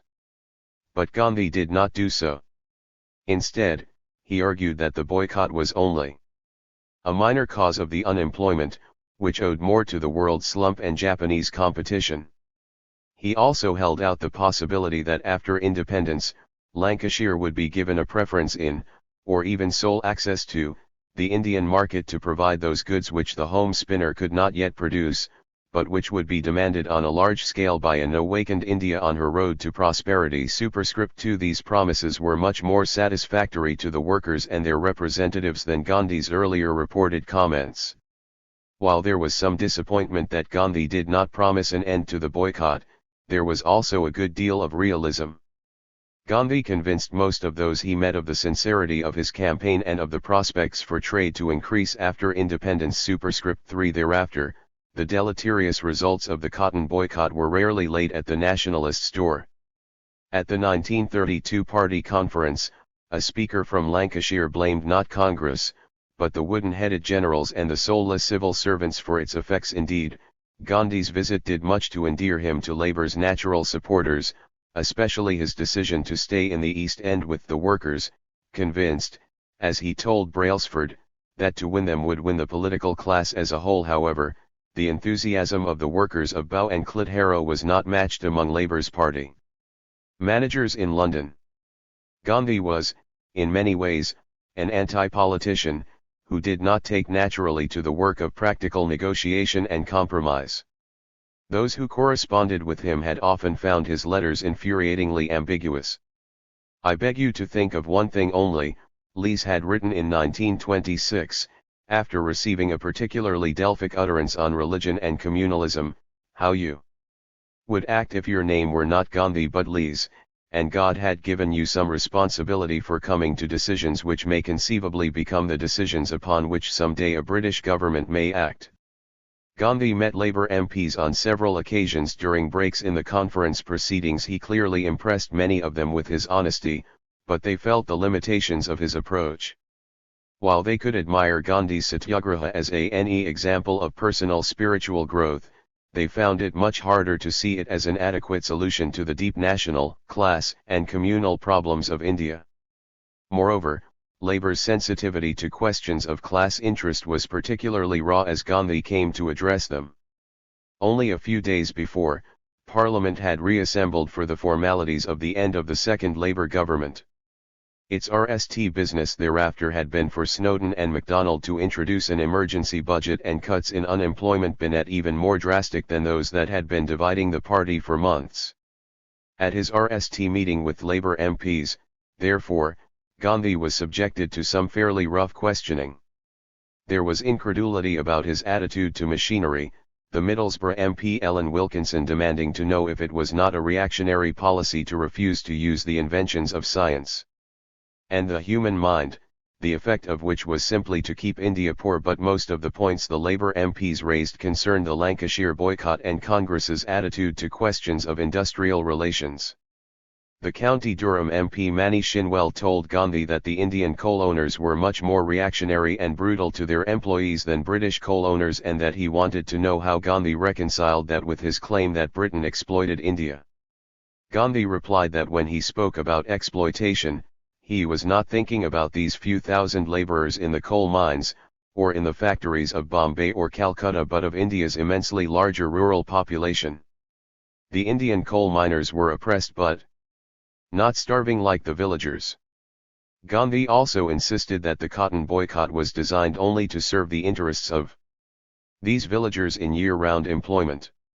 However, the anti-imperialist Norman Angell, now MP for Bradford North, pointed out that its likely effect was that Lancashire goods would be replaced by the products of the industrial mills of Bombay and Calcutta rather than homespun cloth.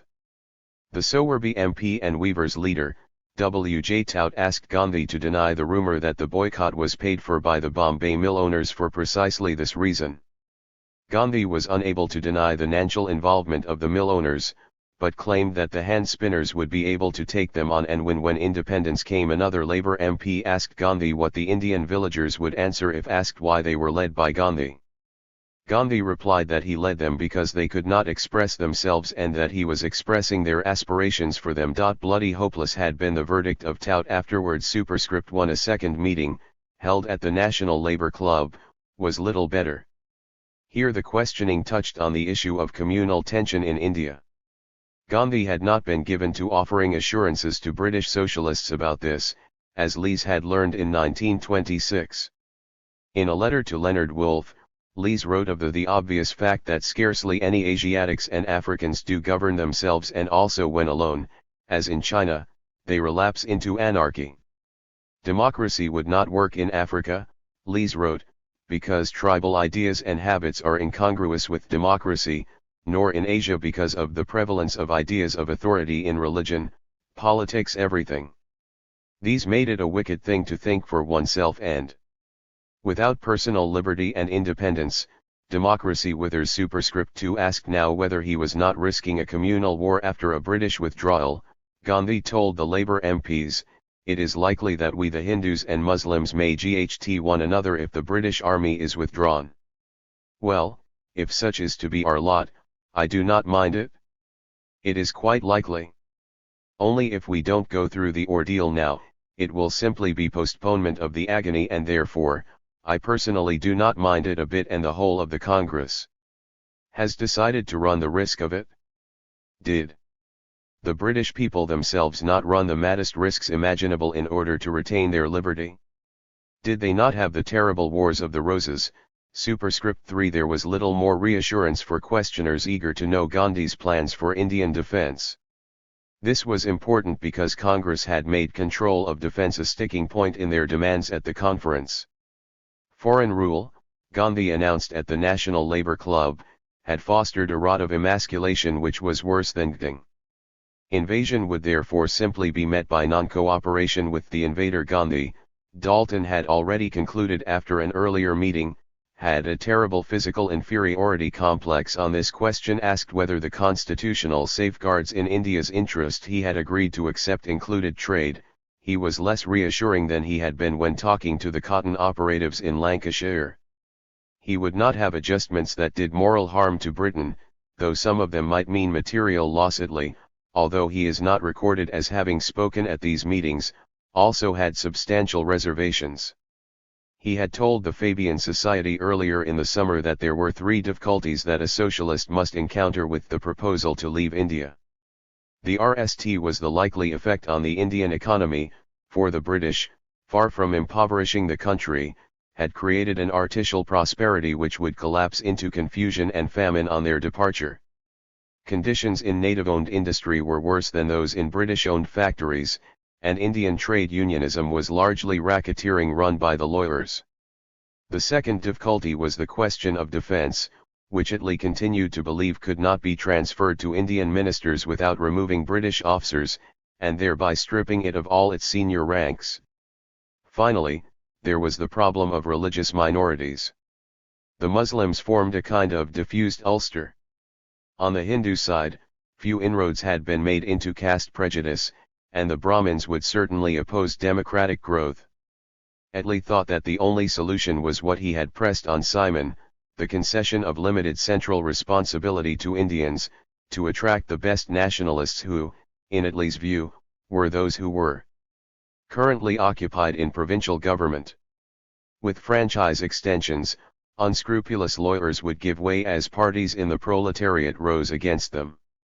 But there could be no immediate clearing out of India. The result would be the loss of the northwest frontier and of the bulk of our Indian trade. At the conference itself, the Conservatives attempted a reversion to the Simon Commission plan. They proposed a plan to introduce provincial autonomy (RST), with progress at the centre delayed until agreement was reached on the structure of a federation. Gandhi was one to this idea, seeing it as a means by which the provinces could pull powers from the centre.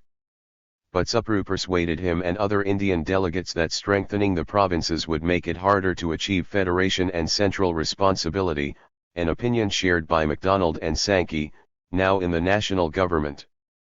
In his closing statement, MacDonald announced that the government would therefore work towards the production of a single India Bill.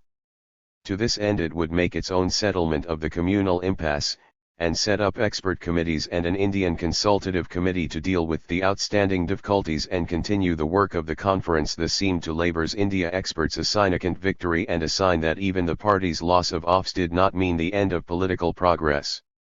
However, Gandhi dismissed it as of little consequence. On the eve of his departure, therefore, leftist sympathisers pleaded with him to go some way to meeting it at the very least. The proposals were, as Horrobin put it, dangerously plausible.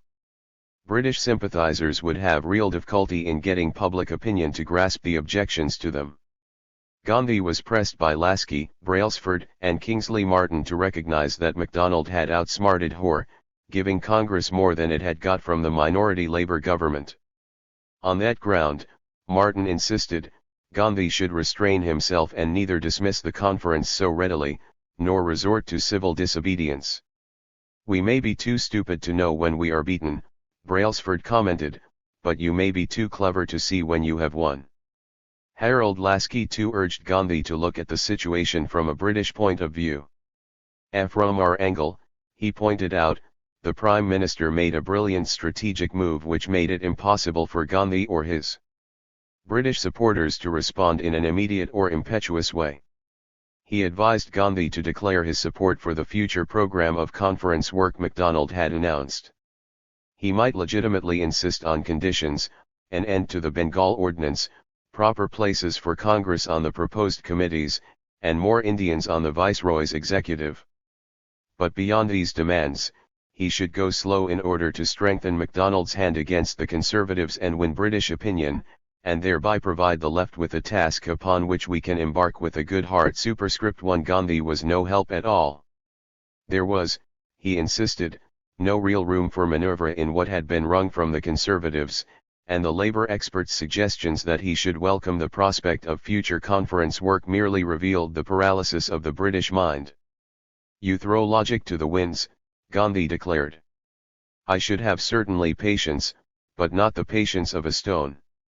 Do you want me to sit still in the hope that things are coming right?" Gandhi was unhelpful because he now knew that civil disobedience was inevitable on his return. But Gandhi's British supporters concluded that he thereby played into the hands of the right. He had insisted on speaking for the whole of India, and he had refused to trust the Labour government, which was both well-intentioned and hamstrung by its political opponents. But this was not the only problem. Gandhi genuinely found the insincere politics of coalition, as the Labour experts explained them to him, simply incomprehensible. He could not see how MacDonald could make an equivocal declaration at the behest of the Conservatives and expect to please Congress at the same time. When Lasky told Gandhi that some members of the coalition cabinet did not support the use of repression in India, Gandhi snapped back, "No. Then the members should resign. It is a sickening thing. It is positively horrid. If you remain silent in a matter of this kind, you are guilty." Superscript 1. This was no less than an irreducible clash of moralities. One of those present, the writer George Catlin, later wrote of the occasion, "Everyone was, I think, a little stiff and a little embarrassed. The politicians and worldly men did not know what might be said next. They might be asked whether they had been saved, as by a salvationist. I was impressed by the signs and wonders, by Gandhi as an unusual kind of politician, but I had, as yet, no insight. Even some of those at the party dismissed him as too much of a Jesuit for them. His religiosity offended their Fabian common sense, their Marxist prejudices, and indeed their Bloomsbury good taste. A god in a drawing room is always liable to say things in bad taste. There is a collision of two worlds." Superscript 1. Superscript 2.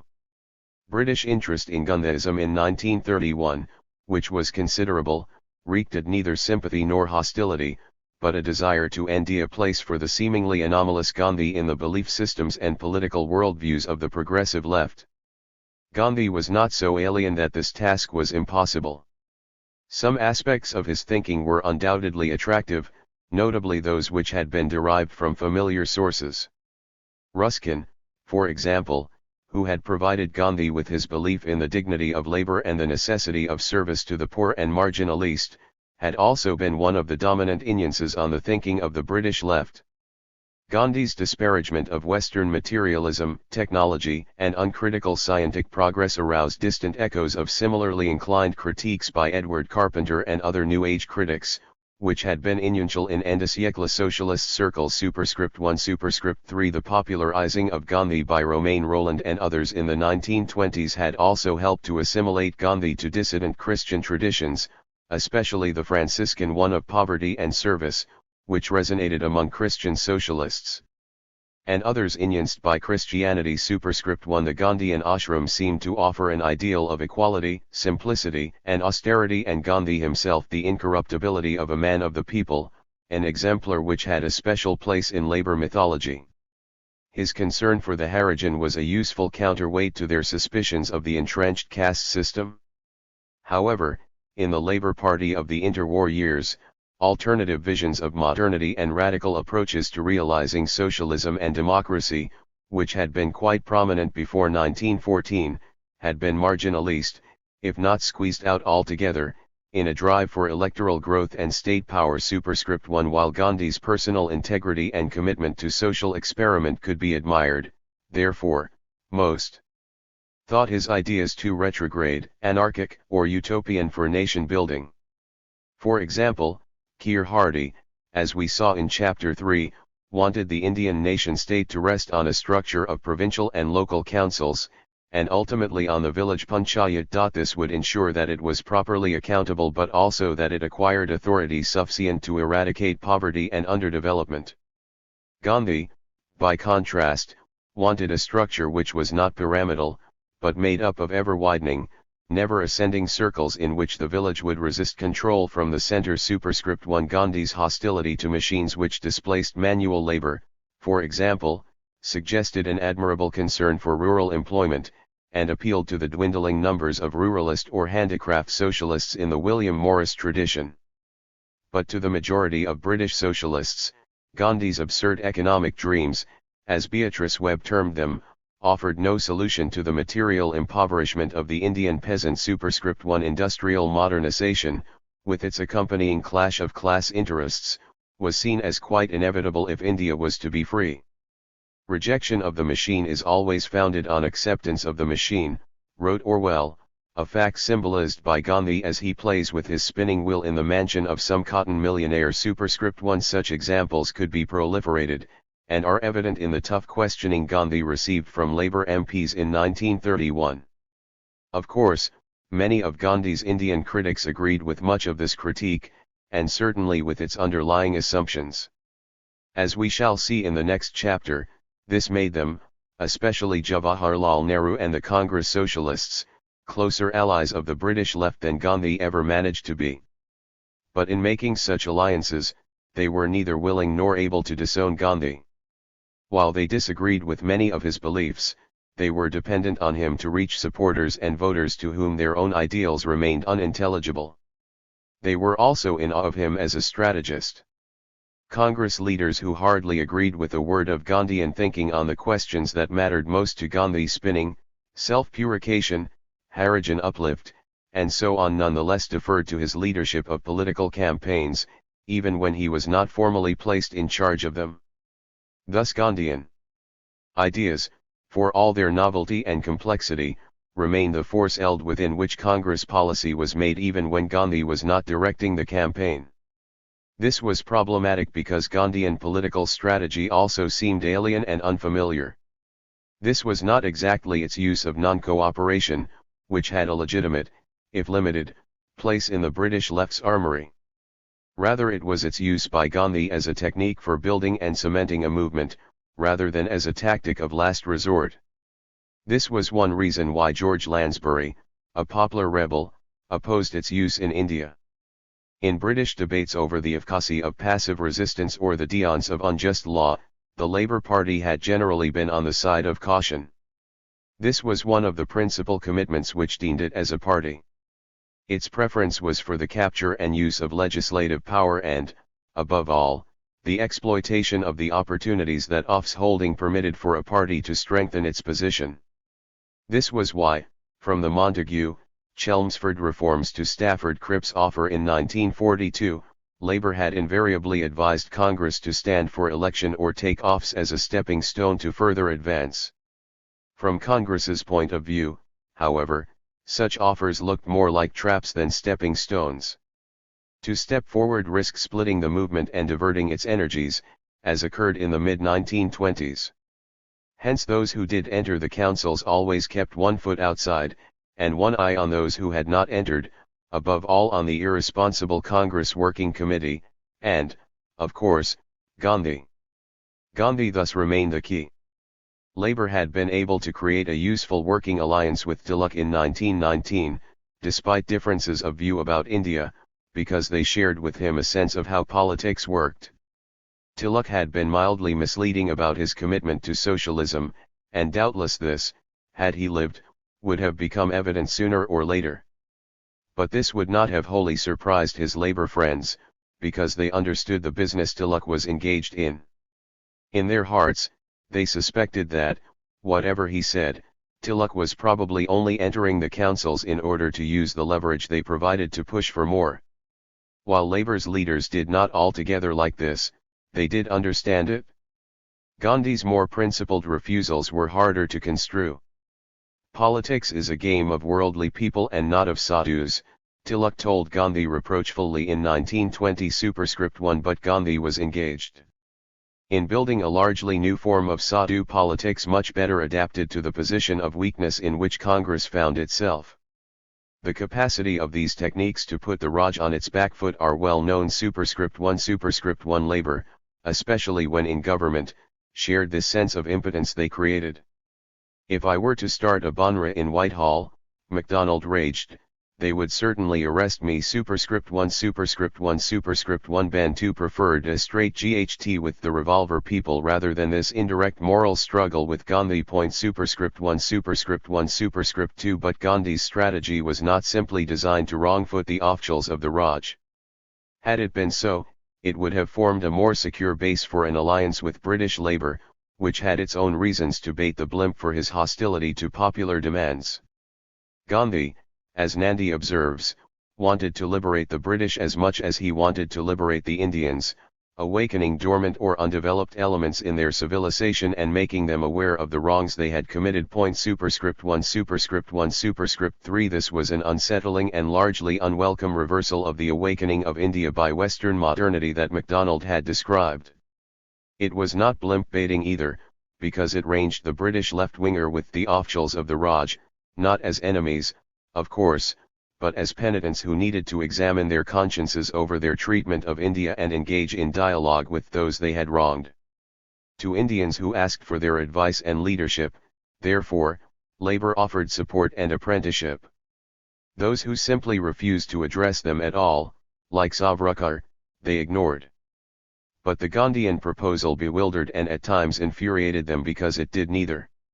It spoke to them, but as equals. 7. An anti-imperialist junction box.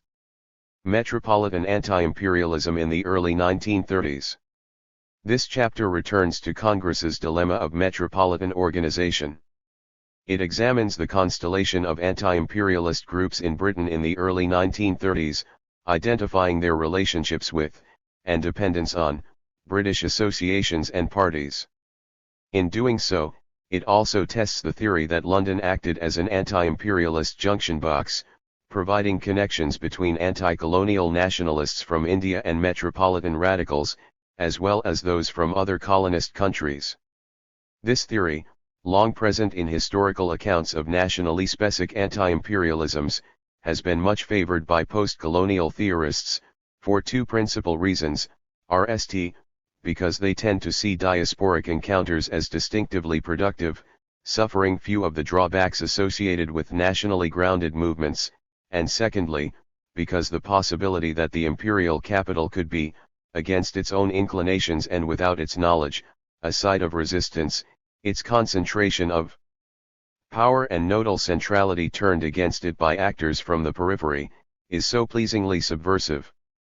It is, Homi Bhabha argues, by living on the borderline of history and language, on the limits of race and gender, that we are in a position to translate the differences between them into a kind of solidarity. Superscript 1 In such a view, the metropole is a fertile place at which hybridity occurs, offending and disrupting the colonizers' insistence on purity and boundaries. Superscript 2 Since the abolition of the British Committee at Nagpur in 1920, no one had spoken authoritatively for Congress in London. Efforts by some Congress leaders to reinstate British work were invariably blocked by the Gandhians. In December 1921, Congress had voted to draw up a D-Night scheme of foreign propaganda. To forestall Gandhian objections, it was agreed that it be run by Indian expatriates, not British sympathizers, and that it be directly supervised by Congress. Superscript 3 Gandhi, however, had reiterated his objections, invoking the automatic capacity of truth to spread itself without the need for propaganda. My own impression, he wrote, is that sufferings constitute the best and most eloquent propaganda. A natural and organic interest in India would grow anyway in countries intrigued by the Gandhian movement, and could not be artificially stimulated by the press. This did not satisfy everyone. At the Gaya Congress in 1922, C.R. Das called for a revival of foreign propaganda, and the Swarajists made it part of their program in 1923. In 1925, with Gandhi having removed himself to the background of its affairs, Congress managed to set up a foreign department to protect the interests of overseas Indians, with a small 5,000 rupees, £375, grant for educative propaganda overseas. But less than half this small sum was actually spent, none of it in London. Even the Swarajists' official London representative, P.B. Seal, had found it difficult to extract funds from India. Thanks to the opposition of Motilal Nehru, the growth of political opportunities in India at the provincial level meant that Congress leaders preferred more than ever to devote their money and activists to the capture of local offices than to the distant and uncontrollable efforts of all India lobbyists. In Britain, throughout the 1920s, Gandhi continued to insist on the undesirability of foreign propaganda, and his acolytes stamped on any suggestion the tide was needed. Superscript 1 The intangible incentives enjoyed by British activists before the war were no longer available either. Like many other idealistic and altruistic causes, India had attracted many supporters who were activated by a sense of specifically British responsibilities. This is one reason why anti-imperial campaigns, like those of pacists, were more effective at the national than the international level. Satisfaction of these duties required British activists to take the moral lead in demolishing or transforming empire, as in the tradition of members for India in Parliament. But in the Gandhian strategy, the part of the British sympathiser in the drama of Indian independence was to be reduced from that of principal to that of chorus. British supporters had lost nearly all the authority they once commanded in the nationalist movement. Indeed, their role was a very uncertain one. They were clearly no longer leaders, but could they even be advisors, representatives, or delegates? Gandhi had reversed the relationship as it had evolved under the British Committee. It was no longer the duty of Britons to instruct Indians in governance, but the mission of India to save Britain, through its use of satyagraha. He told Pollock in 1925, "It is contrary to my nature to distrust a single human being or to believe that any nation on earth is incapable of redemption. I have hope of England because I have hope of India." Superscript 1. Many felt rebuked by this reorientation.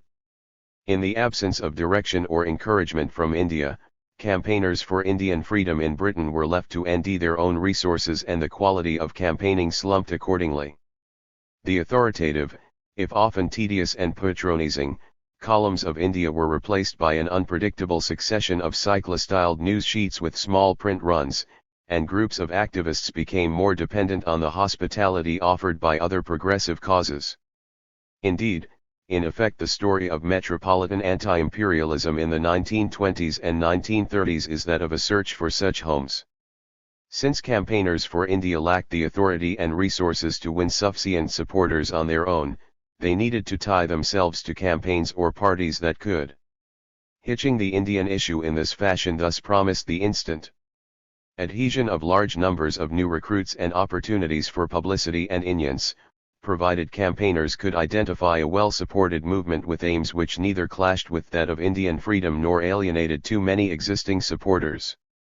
Increasingly, therefore, the tendency of metropolitan anti-imperialism was to become more parasitic, working not through direct connections between British anti-imperialists and Indian nationalists, but through the delicate and intermittent connections between the nationalists, on one hand, and a variety of British progressive causes, loosely deemed, on the other.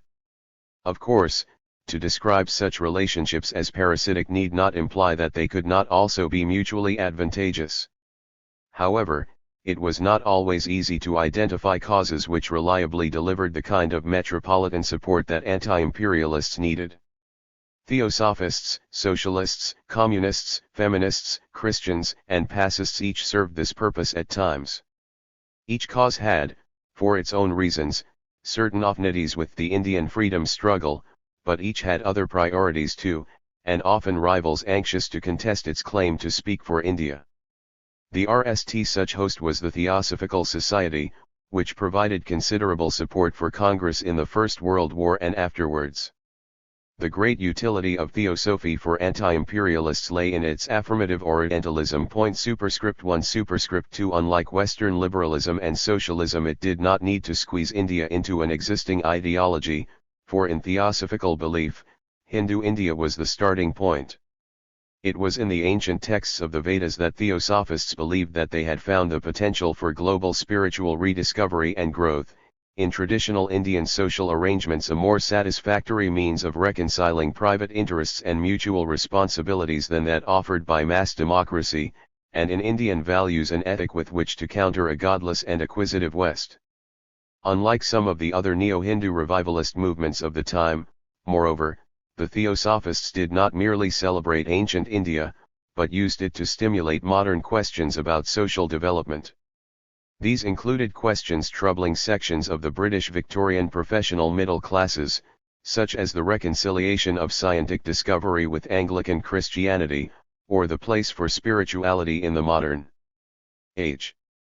Theosophy, though not the most popular form of spiritualism among the autodidact poor, nonetheless appealed to some British socialists, especially those hostile to traditional Anglican authority or keen to respond to accusations that socialism was merely materialistic. Superscript 1 Superscript 3 But Theosophy did not convey its attentions to ending Indian solutions to the spiritual crises of the West, for it also addressed questions which worried Indian Westernist elites, such as how to reform the social practices of Hinduism without conceding leadership to missionaries or British officials. Superscript 1 The critique of modern India made by Theosophists focused not just on the adequacy of Hindu culture in its response to modernity, but on the damage wrought by the incursion of the West on an admittedly idealized vision of pre-colonial India. In complex ways, therefore, Theosophy partially reversed imperialist conceptions of Indian inferiority while also providing a specific and powerful anti-imperial charge. Its Indo-centric approach was rooted in its institutional configuration. The headquarters of the Theosophical Society were in Udyar, near Madras, though London was also an important centre for the English-speaking world.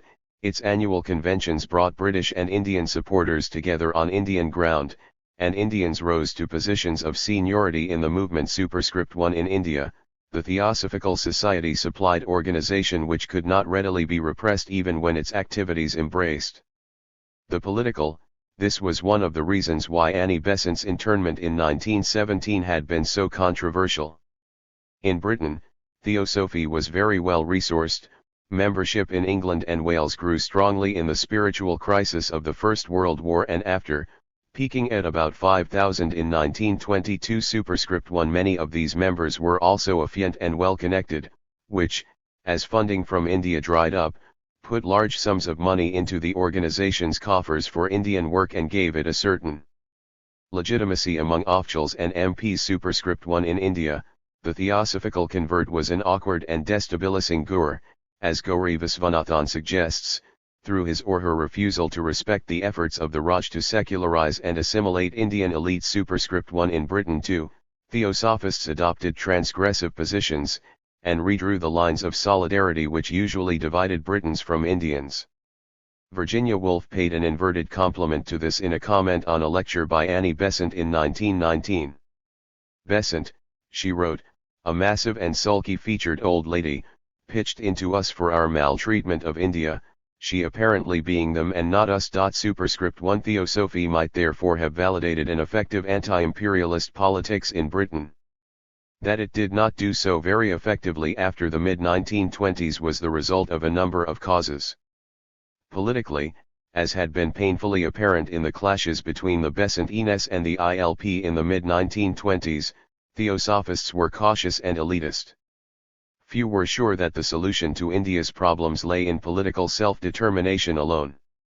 Most, with Annie Besant herself, favoured home rule within a commonwealth led by Britain, in the belief that India needed the political guidance of Britain as much as Britons needed to learn from India's spiritual strengths. This, as noted earlier, had led Besant in 1919 to oppose Gandhian non-cooperation, which she thought was impatient and risked social disorder. It was to lead to a more marked divergence after 1928.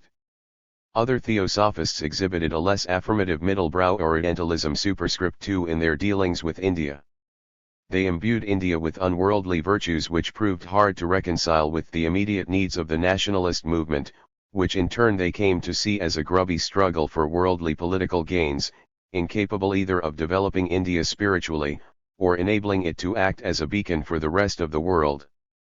Furthermore, while Theosophists were generally committed to international brotherhood and racial equality, their political activities usually had to be carried on semi-independently through action lodges, partly because of the distrust of action in the outer world by some Theosophists, and partly due to a desire to avoid laying down a common political line in an organization dedicated to the pursuit of personal spiritual pathways. Superscript 2 Superscript 1 The more narrowly political drive came mostly from Annie Besant herself.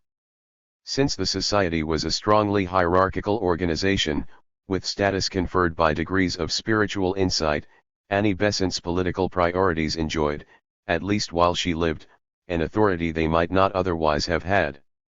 Nevertheless, there were splits and secessions in the movement in the late 1920s over the direction in which she had taken the society, and under G. S. Arundale, her successor in 1933, there was a noticeable retreat from causes in favor of the occultist and esoteric side of its work. By this time, in any case, the organization had been badly shaken by Jiddu Krishnamurti's renunciation of the role of world teacher assigned to him by Annie Besant, for which the Theosophists had been working for over a decade.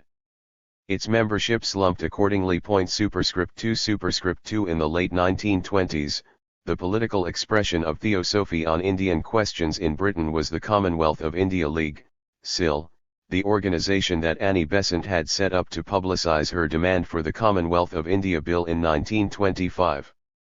Its day-to-day leader was Pole, from 1929 Labour MP for South Derbyshire, but also the Theosophical Society's treasurer. Its increasingly influential secretary was a student and Theosophist recruited in South India for teacher training in Britain, V.K. Krishna Menon. Menon, who rapidly gave up teaching in favour of graduate work at the London School of Economics, gathered around him younger allies from the Indian student population. He was initially very much Annie Besant's creature, and took some time to build up the confidence and support to launch a challenge to seize control of the CIL. Superscript 2 Superscript 3 But it is clear that from early on his ambition was to disconnect the movement from theosophical patronage and build a more independent organization more directly under Indian control. This, however, was neither easily nor quickly achieved. After Congress formally adopted Purna Swaraj as its goal in 1929, the CIL entered a period of schism. The previous year, when Congress had passed its resolution for Purna Swaraj within the year, Besant had been in the minority which opposed it. She had refused to allow the CIL to campaign for Purna Swaraj until the year was up. Superscript 2 This had left the CIL vulnerable to attacks from British Congress supporters, including I.L. Peirce, who denounced it for holding a pro-government, anti-Congress and anti-Gandhi stance. Superscript 2 From further left still, the CIL was attacked by communists such as Saklat Valazanali of bourgeois reformists. Superscript 2 The CIL's response to the Irwin Declaration had nonetheless been a Byzantine one: Congress should attend without conditions, but should make a unit demand on arrival for dominion status. Superscript 2 When Congress refused to come, Besant argued that the non-Congress groups should attend the conference to put the Congress case in its absence. Menon tried to argue that Purna Swaraj meant little more than dominion status, which itself logically entailed the right of secession, and to which the League was already committed. But even this alienated Pole and most of the CIL's Nanchal backers among British Theosophists, who believed it placed too much emphasis on secession and too little on unity and commonwealth. They were only prepared to endorse home rule within the empire.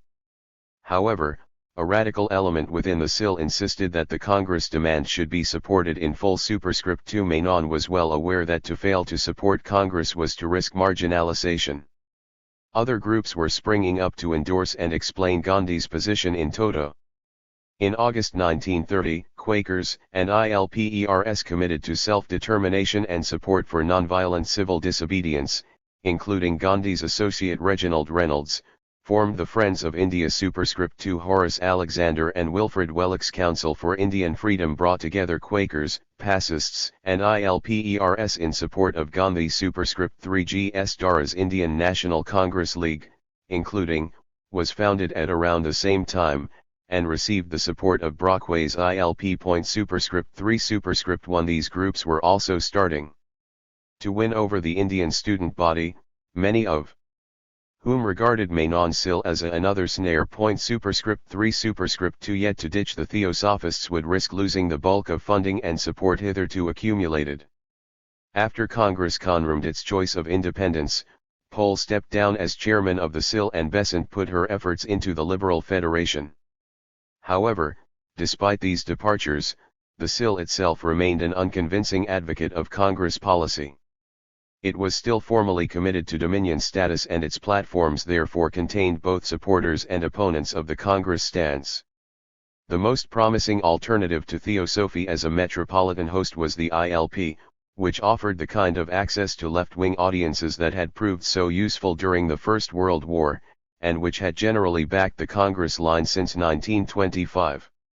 With a reputation for pushing at the Labour government from within the left, a healthy membership of some 17,000, a branch structure of around 650, and a press outlet in the form of the new leader, the ILP was clearly the brightest star in the constellation of cause groups interested in India. Its organizer, Fenner Brockway, had begun to see the SIL, with its hard-working secretary, as worth capturing. Menon saw the ILP as a useful ally, but feared the loss of the remaining Theosophists with their financial support and commitment to dominion status. He was wary of being used by the ILP against the Labour government, whose intentions towards India the SIL still trusted. However, ILP branches persisted in regarding the SIL's commitment to dominion status as at best simply too ambiguous in meaning, and at worst a kind of capitalist scheme designed to keep the masses in subjection. The ILP, Menon was told, would only assist the SIL insofar as it insisted that the Indian people should decide their future for themselves. Yet these clarifications were unacceptable to many of the League's remaining supporters, and Menon was understandably reluctant to make them. Superscript 3 Brockway offered him the support of the ILP to compensate for the exodus of Theosophists that would follow a clearer endorsement of Purna Swaraj. Superscript 3 In October 1930, he told Menon bluntly that there were now too many groups and that their disunity hampered effective work for India. He proposed coordination and agreement on some minimum demands. Superscript 3 However, Menon wished to resist the League's work being swallowed up entirely in that of the ILP. Superscript 3 This was not merely for reasons of organizational pride.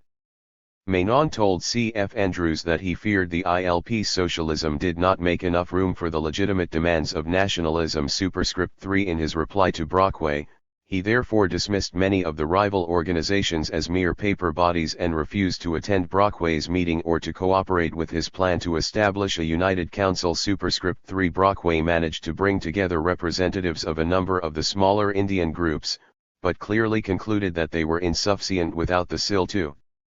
He told SIL members that he wanted to see them agitate about India without the traditional nervousness of Besant's supporters and to extricate the organization from the mental mess of Theosophy. Superscript 3 Rival groups such as Thathoff Dare as well as communists attacked the SIL as a government gramophone for its refusal to condemn the suppression of the civil disobedience movement. With the prospect of a visit from Gandhi looming, it was clear to Menon and others that with the departure of so many existing members, and the growth of rival Gandhian groups speaking for Congress, a deal with Brockway was unavoidable. In March 1931, the SIL newspaper, Indian News, brought ILP members onto the editorial board, and in June, at the SIL AGM, a commitment to self-determination was made. Superscript 1 A further, but no wave of resignations from the older members followed. Superscript 2 Brockway now joined the executive and the prole of the SIL, renamed the India League, IL, was raised by the agreement of Bertrand Russell to become its chairman. In November 1931, the Executive Committee decided formally to reword the League's object to support India's claim to Purna Swaraj. Superscript 3 The same day, the committee met Gandhi. Gandhi was as suspicious of the India League as he was of all such organizations. He had been advised by Andrews, Pollock, and Horace Alexander to be wary of it, partly because its commitment to the Congress goal was so recent, but also because, they believed, it was too associated with Brockway and the political left to reach the wider opinion they believed he should be trying to convince. When Brockway had attempted to get Gandhi to endorse his leftist campaigns, Gandhi had refused, saying that to do so might damage the cause which you and I want to espouse. When Gandhi met the IL, he insisted that it make its new orientation absolutely clear. In line with his distaste for foreign outposts, he also advised the League to remain organizationally independent of Congress and that it should, contrary to Menon's feelings, link its work with that of other British groups, including Alexander's Quaker organizations and Reynolds' Friends of India. After Gandhi's departure, therefore, Alexander proposed an equivalent of the National Peace Council to link up the various groups working for Indian freedom, to be run not by Menon but by Agatha Harrison. Brockway, seeing his chance to bring together all those supporting the Congress platform, supported the proposal, but Menon was understandably opposed and offered his resignation, Winning the crucial vote to keep the IL independent, Menon's alignment with the ILP was initially fairly successful in providing him with leverage within the British party system. Although the new commitment to the Congress program made some branches and party leaders suspicious, the electoral defeat of October 1931 and the emergence of Lansbury as party leader had an independent radicalizing effect on Labour's program. This allowed Menon to challenge the monopoly Pole enjoyed on providing advice as the Conservatives tried to arrest the Round Table Conference method that Labour had put in place. Lansbury told Gillies that the party should accept no responsibility for the present policy but stand foursquare for our own. Menon was able to provide Lansbury with information directly from India, and later in the year staged a great coup in organising a high-profile delegation of 3 Labour parliamentary candidates to India to investigate the repression of Congress. Superscript 1. The activities of the delegates caused much concern in the India office. Ellen Wilkinson, who seemed to the officials an unbiased and dangerously articulate critic, was a particular worry. Officials therefore went to great lengths to ensure that the delegation got the right impressions, and to discredit their conclusions when they emerged. Nevertheless, the delegation provided Labour with some useful ammunition against the abuses of civil rights sanctioned under the Suppression of Civil Disobedience. Its report, The Condition of India, was used by Morgan Jones in moving the adjournment on December 22, 1932, and at the party conference the following year, where 2 speakers compared British action in India with Nazi Germany. Superscript 2. As the ILP split over whether to remain affiliated to the Labour Party, Menon was to be found among the affiliationists, and when, in July 1932, this cause was lost, he moved with them into support for the Socialist League. Although Brockway felt betrayed, this decision turned out to be wise. Over the coming 3 years, ILP support underwent a hemorrhage. Its membership fell from 16,800 in 1932 to 4,400 in 1935, and it lost on average more than 2 branches a week. It was quite unable to provide the funding and speakers that Menon had expected, leaving his meetings dependent on the same groups as before. Superscript 3. In December 1932, Brockway resigned from the IL and took the ILP's shrinking assets across to support Dara's, including, commenting that the association with the India League of so many Labour members of Parliament who were completely silent when the Labour government was repressing the Indian nationalist movement convinces me that they are not reliable friends of India. Though Brockway denied it, it was clear that this was principally the result of the disaffiliation of the ILP from the Labour Party earlier in the year. He had known of the IL's reluctance to criticise the second Labour government at the time he had sought its cooperation. With the loss of the ILP's backing, the IL came close to closure. Menon was reduced to writing begging letters to India, almost all of which went unanswered. Closeness to Sir Stafford Cripps' Socialist League initially looked like a means of recovery, since the SL's anti-fascism led it easily to an anti-imperialist position, with British actions in India interpreted as the RST signs of an indigenous strain of fascism. Its early success in pressing its program on the party, RST seen at the 1932 Labour Party conference, had given Menon hope that it would Dawait had wanteth ILP Toto, remain in the Labour Party and try and push it from the left towards the Congress position. But although the SL's membership and general strength never matched that of the ILP, its rebelliousness increasingly did, condemning its suggestions unheard. Worst still, the strengthening of party discipline in the Labour Party restricted the room for dissident factions within it, while efforts to get the Labour Party itself committed to the new Congress goal of a constituent assembly failed, with the bulk of the party throwing itself behind at least cautious amendments to the 1935 Act and the recommendation that Congress work it. "We have done our best to defeat this bill," George Lansbury announced. "I say to my friends in India, we hate the bill, but take it. Use it and do the best you can with it." A third, rival home for Metropolitan anti-imperialism was offered by the British Communist Party. In theory, British Communists had certain strengths as allies of Indian anti-imperialism. Believing that imperialism formed the basis of capitalism in its current stage, they were usually unpersuaded by notions of empire socialism. They were also generally better internationalists, or at least resisted claims about British civilization designed to justify liberal imperialism. Communists saw the British state as not accidentally committed to imperialism but as constitutively and deeply entangled in it. With some exceptions, they were also generally optimists about the possibility, or even inevitability, of its being transformed. Moreover, they brought metropolitan anti-imperialism a level of commitment, intellectual consideration, and organization that it had usually lacked, even if this fell considerably short of the task and their own ambition. These were a product of communists' distinct sense of vocation, seriousness of purpose, and loyalty to leaders.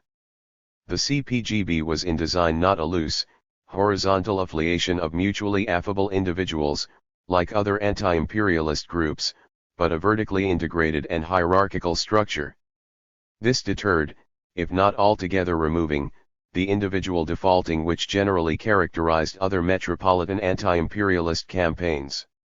The other principal distinction of communist anti-imperialism was its political subordination to an international organization, the Comintern. This was meant to neutralize a national sentiment about empires, and also provide a common framework of analysis and action within which specific struggles could be situated, with supporting propaganda, training, and funds. Comintern's prodding of the CPGB on colonial questions, as well as its funding, were very apparent. Without them it seems certain that less would have been done. However, Comintern activities were directed above all to the protection of the Soviet state. The heavy financial dependence of the CPGB on Comintern funding limited further such autonomy as these arrangements permitted. Control was not total. The somewhat erratic nature of Comintern advice on Indian questions permitted a certain looseness of application. Had the CPGB obeyed Comintern instructions to bring M. Roy to Britain to stand in the 1924 general election, for example, he would have been arrested and deported to India, where he had been convicted in his absence earlier in the year. Questions of immediate tactics usually remain the responsibility of the national sections, one CPGB member cheerfully observing that the party did not defer to the Soviet Union on colonial or Indian matters, because we knew far more than they did. Certainly, too, there were recognized CPGB authorities on Indian questions, such as CP and RP Dude, Saklatvala, and Robin Page Arnott, who provided, as well as received, advice. But it is clear that even tactical questions were reviewed by Comintern, and wider strategy was a matter of direct instruction. The international structure of communist anti-imperialism also multiplied the difficulties of coordination in anti-imperial work. There were four principal parties to synchronize: the Comintern, the Indian Communists in exile under M. Roy and others in continental Europe, a growing party in India itself, and the CPGB. Much of Comintern's time was spent demanding reports, dispatching and seconding inspectors, and inventing bureaus and committees in the hope of achieving coordination between them. As a substitute for the leadership and influence that Gandhi had removed from the metropole, the Communists supplied the status of vanguard in the global struggle against capitalism. However, this risked the reappropriation of leadership from the Indian movement. From about 1925 to about 1934, for example, the progress of Indian communism was formally the responsibility of the British communists, with their greater experience of organizing proletarian action. On the face of it, this seems an extraordinary arrangement, replicating the colonial model in its privileging of British expertise, and it did lead to resentment among Indians.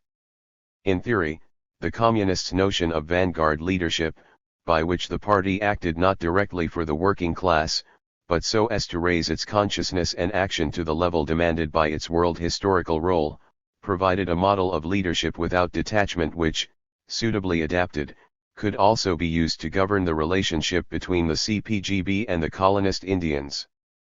In practice, leadership on such terms often entailed the subordinating of the needs of the Indian movement to international demands.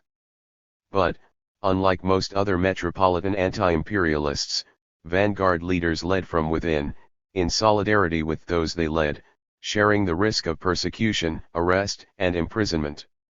Hitherto, British allies of Congress had dealt with it from above, activated by a sense of social conscience. They prescribed courses of action from a position of riskless dominance of the Indian movement. They related to the Indians as victims of an imperialism which they, as radicals, disavowed, but which they also, as Britons, sought to engage in the role of constructive, internal critics. Their Britishness thereby remained undissolved. Communists were not wholly immune to such thinking, and some of their propaganda in the 1920s has a distinctly paternalist character. But at least the help the poor Indian attitude, as Arnott described it, was recognized as a weakness, a reaction of imperialist ideology within the ranks of the working class. Superscript 1. This orientation was most visible in the Communists' commitment to direct engagement with the subcontinent. A succession of CPGB emissaries arrived initially undetected in India, and helped to build up workers' and peasants' parties, WPPs, and trade unions independently of Congress. Accusations of bossing were made frequently by Roy and other émigrés, who were cut out of such arrangements, but rather less by the communist trade unionists in India among whom the emissaries worked. The CPGB emissaries generally worked in solidarity with their Indian counterparts, running the same risks. However, the WPPs were never fully under communist control, and the Comintern's growing distaste after 1928 for cooperation with bourgeois nationalists forced their liquidation. In March 1929, the arrest and subsequent trial of the emissaries at Meerut alongside their fellow communists and trade unionists did much in India to reinforce admiration for the solidaristic aspects of communist anti-imperialism. The CPGB's metropolitan agitations, however, were less successful. The party insisted on primary, even exclusive loyalties, although it was not alone in this. The social democratic parties by the end of the 1920s were also refusing to tolerate multiple allegiances. The communists were, at times, energetic constructors of common fronts with non-communist anti-imperialists, but in all such organizations, communist leadership had to be maintained. The communists were suspicious of non-party elements, and were rightly suspected of entering front organizations in order to disrupt them or build them to a point at which their supporters could be harvested for a purely communist organization. Vociferous tendencies of this kind were fatal to numerous small Indian organizations in Britain. At the international level, they had carried off the League Against Imperialism, LI, an international communist front set up in 1927 to unite anti-colonial nationalists and communists. Superscript 2. Jawaharlal Nehru had succeeded in getting Congress to associate itself with the LI, though he refused to seek affiliation, which would have committed Congress to endorsing the last position. Superscript 3. However, under the sectarian pressures of the third period, there was a sharp lurch towards exposure and confrontation. At the July 1929 LI Congress at Frankfurt am Main, Congress was denounced as a bourgeois-dominated ally of imperialism. When Nehru wrote to the LI to point out that it was not permitted to instruct the Congress, the Berlin Secretariat responded by expelling him on specifically Indian matters. The same pattern was repeated in the Indian National Congress, London branch.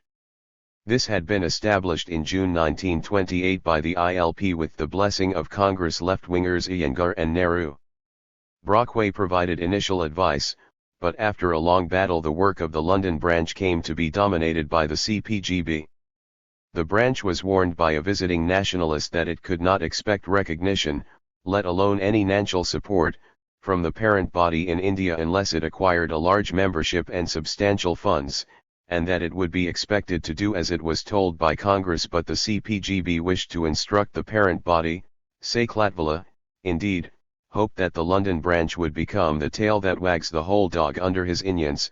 The branch passed resolutions endorsing the demands of the Congress left-wingers for Purna Swaraj and socialism. This pleased Nehru, who persuaded Congress to affiliate the London branch, although it was barred from making any official statements. However, from the middle of 1928, the third period ruling on keeping a distance from bourgeois nationalists split the London branch between those who endorsed Gandhi's methods and the CPGB fraction which wished the Congress campaign to be transformed into an unfettered social revolution. The CPGB members published attacks on Gandhi for tactical errors, culminating in a denunciation of Congress's response to the Irwin Declaration. When the branch revolted against this, the CPGB leader Harry Pollitt himself went to meet it, but reported to the Politburo that the branch had demanded that the CPGB cease to attack the Congress leaders, which he regarded as an impossible condition to meet Gandhi's pact with Irwin, and its endorsement at Karachi in March 1931 encouraged the Communists to make renewed attacks, driving much of the moderate element out in disgust. Superscript 1. Learning that Gandhi was to visit London, the branch debated whether he should be met with a Black Ag demonstration or merely not welcomed at all. It was clear that without the support of the non-communists they would be at a disadvantage during Gandhi's visit. The Communists therefore concocted a plan to resign temporarily from the branch so as to put it in a position to welcome him, and to return to it in force when, as expected, his strategy failed to win independence. However, this rather elaborate scheme threatened to leave the non-communists in a position to capitalize on Gandhi's visit, so the Communists soon decided that it would be preferable to break up the London branch altogether. Superscript 2. The breach came at the Second Indian Political Conference in June 1931. Saklatvilla launched a vituperative attack on the Congress supporting Indians as London Indian sycophants who were too ready to attend feasts in honor of state secretaries, and ex-viceroys, and young Indians who profess to love communism but hate or fear to join the Communist Party. Superscript 3. When the visiting Congress veteran Vithalbhai Patel told the branch that it must support Congress unequivocally, the meeting collapsed into gting, driving him from the hall. Nehru wrote to the London branch to insist on its remaining loyal to the Congress, but any reply that was sent to him was lost in the upheaval of the civil disobedience campaign. The remaining non-communists left to join Daras, including, which promised to back the Congress civil disobedience campaign unquestioningly. These departures reduced the active membership of the London branch to fewer than 20 members, with Saklatvilla in control. The remaining moderates moved to expel the communists in time for Gandhi's visit, but it was too late. On Nehru's recommendation, the London branch was disaffiliated in August 1931. The CPGB proved much better at destroying existing organizations than at building up its own independent campaigns. This was despite the unexpected gift, for campaigning purposes, of the trial of the CPGB emissaries and the WPP and Indian Communist leadership at Meerut. The CPGB did little to win the wider opinion that the trial had aroused, and a good deal to alienate it. It initially set up a Meerut Defense Committee on the United Front from above lines, that is, including ILP leaders, left-wing Labour MPs and non-communist trade unionists. However, after criticism from Comintern, this was disbanded and replaced with a sectarian campaign from below based in the factories. This was a disaster, as is very clear from the CPGB's own records. The new Meerut committees were merely the party meeting itself under another name. The party's leaders were told there was almost no spontaneous enthusiasm or interest in colonial matters.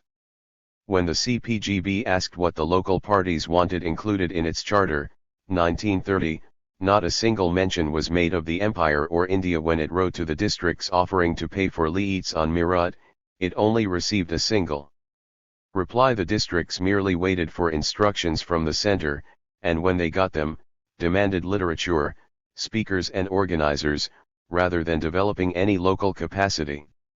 They did not even have much knowledge of the Asian communities in their own districts. Superscript 1. The British section of the LI was also an elite organization par excellence. It had no factory-level presence at all, only one trade union affiliate, the Furnishing Trades Association, no functioning Indian section, and very little support outside London. Superscript 2. The districts were sternly told of the need to root out the opportunist attitude to colonial work as something extra.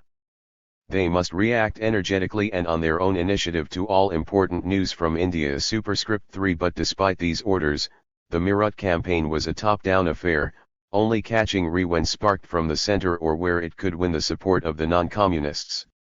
The party itself, the Politburo was told at the end of 1931, had done practically nothing over Meerut.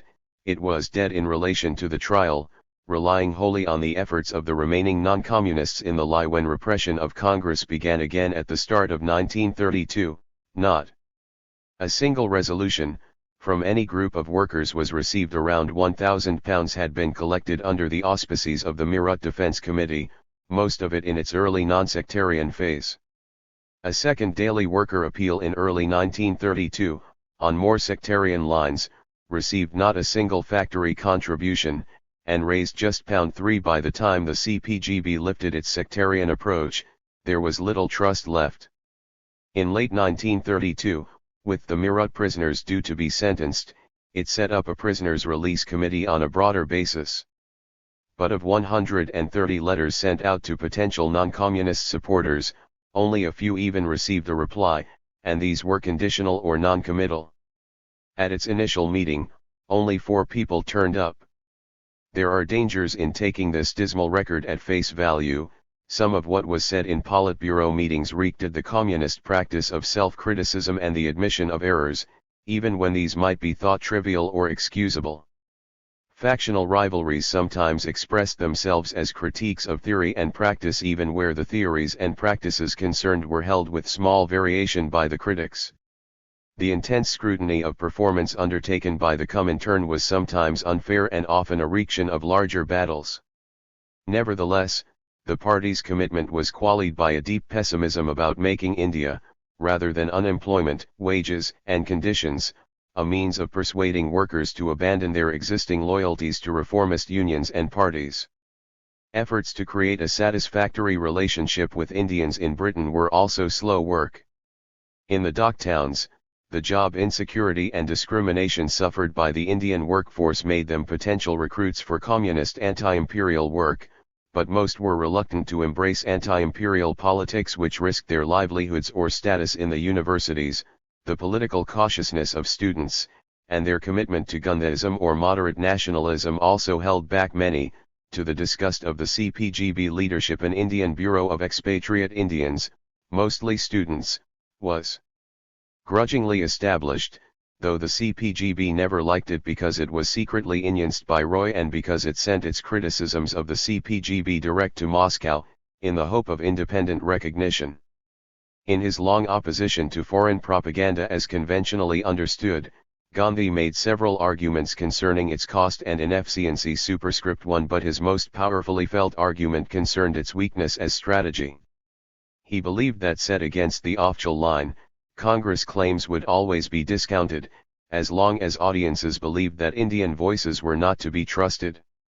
The propaganda techniques that sympathizers like Brockway wanted would be, Gandhi argued in a telling image, like a bullock cart competing with a train. Superscript 2. In a separate article, I have traced the reporting of the civil disobedience movement in Britain to test this belief, which indeed had a lot to it. Superscript 3. Here, however, it is sufficient to note that Gandhi's conception of propaganda and of foreign agitation followed directly from his notions of truth, self-reliance, nonviolence, and from the need to counter the sense of inferiority created in India by Western domination. I do not discount the value of propaganda, he argued. But my propaganda is unlike the ordinary. It is that of truth which is self-propagating. Too much attention to world opinion was a symptom of Indian underconfidence, and detracted from the main task, the building of internal strength to take independence. In 1929, therefore, as he contemplated a return to civil disobedience, Gandhi had resisted efforts to publicize his movement in ways he saw as inappropriate. Indeed, although Gandhi is often credited with mastery of the means of mass communication beyond India's borders, he was ambivalent about many of them. When Tilak had proposed using the new medium of the cinematograph to instruct the British people on the iniquities of General Dyer, for example, Gandhi had dismissed the suggestion as ludicrous. He himself regularly refused requests to go on foreign visits. Despite frequent invitations, he also refused to cooperate with the demands of the LM companies for interviews, and his answers to press questions were often gnomic, almost unhelpful. It is often forgotten that he sent the press away from his Salt March. Gandhi left the recruitment of foreign supporters to the working of conscience, stimulated and shamed by the sight of the suffering Satyagrahi. You must feel called to study the question because you represent the wrongdoers and we the wronged, he told sympathizers in 1931. This was why he generally opposed the dispatch of Indians to foreign countries for agitational work. At various times, he allowed solo associates and disciples to return, or report to, the West. Reynolds was Gandhi's messenger to the Viceroy in 1931. C.F. Andrews visited Britain regularly, especially after 1928, as did Madeline Slade, Myra Benn, in 1934, while another priest, Verrier Elwin, was asked to report the atrocities of the Northwest Frontier Province in 1931-2. But there were important qualifications for this kind of work. None of these disciples had been in any meaningful sense recruited by Gandhi, they had come to him voluntarily, and each had undergone a kind of rite of passage through work among the rural poor and in prison. Myra Benn, superscript 1 ashram work, Reynolds, superscript 1 work among tribals, Elwin, superscript 1 superscript 2 or the abandonment of his missionary career, Andrews, superscript 1 superscript 3 which served to reorient them to the task of service to ordinary Indians and away from any sense of doing good for them superscript 1. Moreover, Gandhi did not make them his emissaries. He frequently expressed reservations about their going and made no transfer of authority to them. They did not speak for him, let alone negotiate, while abroad or in print superscript 1. Gandhi neither created an organization for his supporters in Britain, nor endorsed those that grew up independently, despite the fact that many of them wished he would. This was not, of course, because he shared Savarkar's sense of hostility to the British. On the contrary, Gandhi repeatedly stated his admiration for aspects of British society and culture, incorporated many British writers' ideas into his own thinking, and maintained an extensive and generally amicable correspondence with friends in Britain. He demanded, however, that organization should grow out of British reaction on the wrongs of imperialism rather than by direct instruction or funding from India. Gandhian organizations were not discouraged, but had to end their own lines of work, and, of course, their own funds superscript 1. The British Gandhians regularly asked for advice and leadership which Gandhi deliberately refused to provide. They were told that Gandhi wanted them neither to try to explain his actions, nor most particularly to offer excuses for them superscript 1. Instead, British supporters were given Gandhi's own thoughts, which often seemed contradictory and obscure, and were told to try and end their own inner voice to guide them to their own conclusions. To Myra Benn, who wrote from Britain in 1934 suggesting a more intensive Gandhian campaign there, Gandhi recommended his own practice, phrased in the misremembered words of Shakespeare's Polonius, "Give thy ear to everyone, thy voice to none." Superscript 1. The closest institutional expression of this approach to metropolitan agitation was the India Conciliation Group, set up after Gandhi's departure from Britain in 1931. Superscript 1. The ICG was dominated by Quakers, pacists and others committed to nonviolence and Gandhism. It did not contemplate offering satyagraha itself, but tried instead to persuade policy-makers of the justice of Indian demands, through private lobbying of the India Office, Parliament and Fleet Street. Its intentions were not propagandist, since this would harm its capacity to broker, but simply the establishment of trust and the opportunity for conciliation between British and Indians. Its membership was small, metropolitan, and chosen for its audience, and its budget was tiny. Superscript 1. It was well connected, with links which initially ran to cabinet ministers, bishops and other church leaders, senior judges and academics, and it had a membership which included leaders of women's organizations and church and voluntary bodies, especially those connected with Peace Point. Superscript 1. These connections were in principle powerful ones. British pacists had been drawn to Indian nationalism ever since its Gandhian turn in the early 1920s. Superscript 2. They had found in Satyagraha an attractive answer to perhaps the principal dilemma of their own movement, the apparent powerlessness of nonviolence to effect change in the real world. Gandhi seemed to have developed a technique for pacists which was more robust in directly engaging with violence, than merely bearing witness to it, or giving lectures about it. Superscript 1. His commitment to individual struggle and example and to the promptings of the inner light had led many Quakers, among them Reginald Reynolds and Horace Alexander, to admit themselves, as Reynolds put it, completely out-Quakered by a Hindu *1 British Passism had, even more than Theosophy, a legitimacy in British public life that made its advocates respected Gurs, whose support was worth cultivation *1. Similarly, some Christian groups were also responsive to Gandhi's moral stance against imperial domination. Gerald Studdert Kennedy has shown the importance of British Christianity as the base of a structure of assumptions about Western rationalism that gave empire its coherence as a historical fact and a continuing obligation, or even as a justification of the imperial mission *1. But it seems equally clear that, for nonconformists especially, Gandhi seemed to embody moral dissent and struggle, and a view of politics that placed ethics before utilitarian considerations. At the same time, each group had reservations. Anglican theologians were divided over the meaning of Gandhi and Congress. For some, such as C.F. Andrews, they represented a manifestation of God's unfolding purpose in India, and, as such, the best means of arresting the moral atrophy of empire *1. For others, they constituted a threat to the fulfillment of the Christian purposes that had been entrusted to the British Raj. Gandhian challenges to civil authority threatened the moral and social order within which Christian cooperation between Britain and India might be realized *1. Those who thought in this way made their support for Congress heavily conditional on its openness to negotiation and its nonviolence.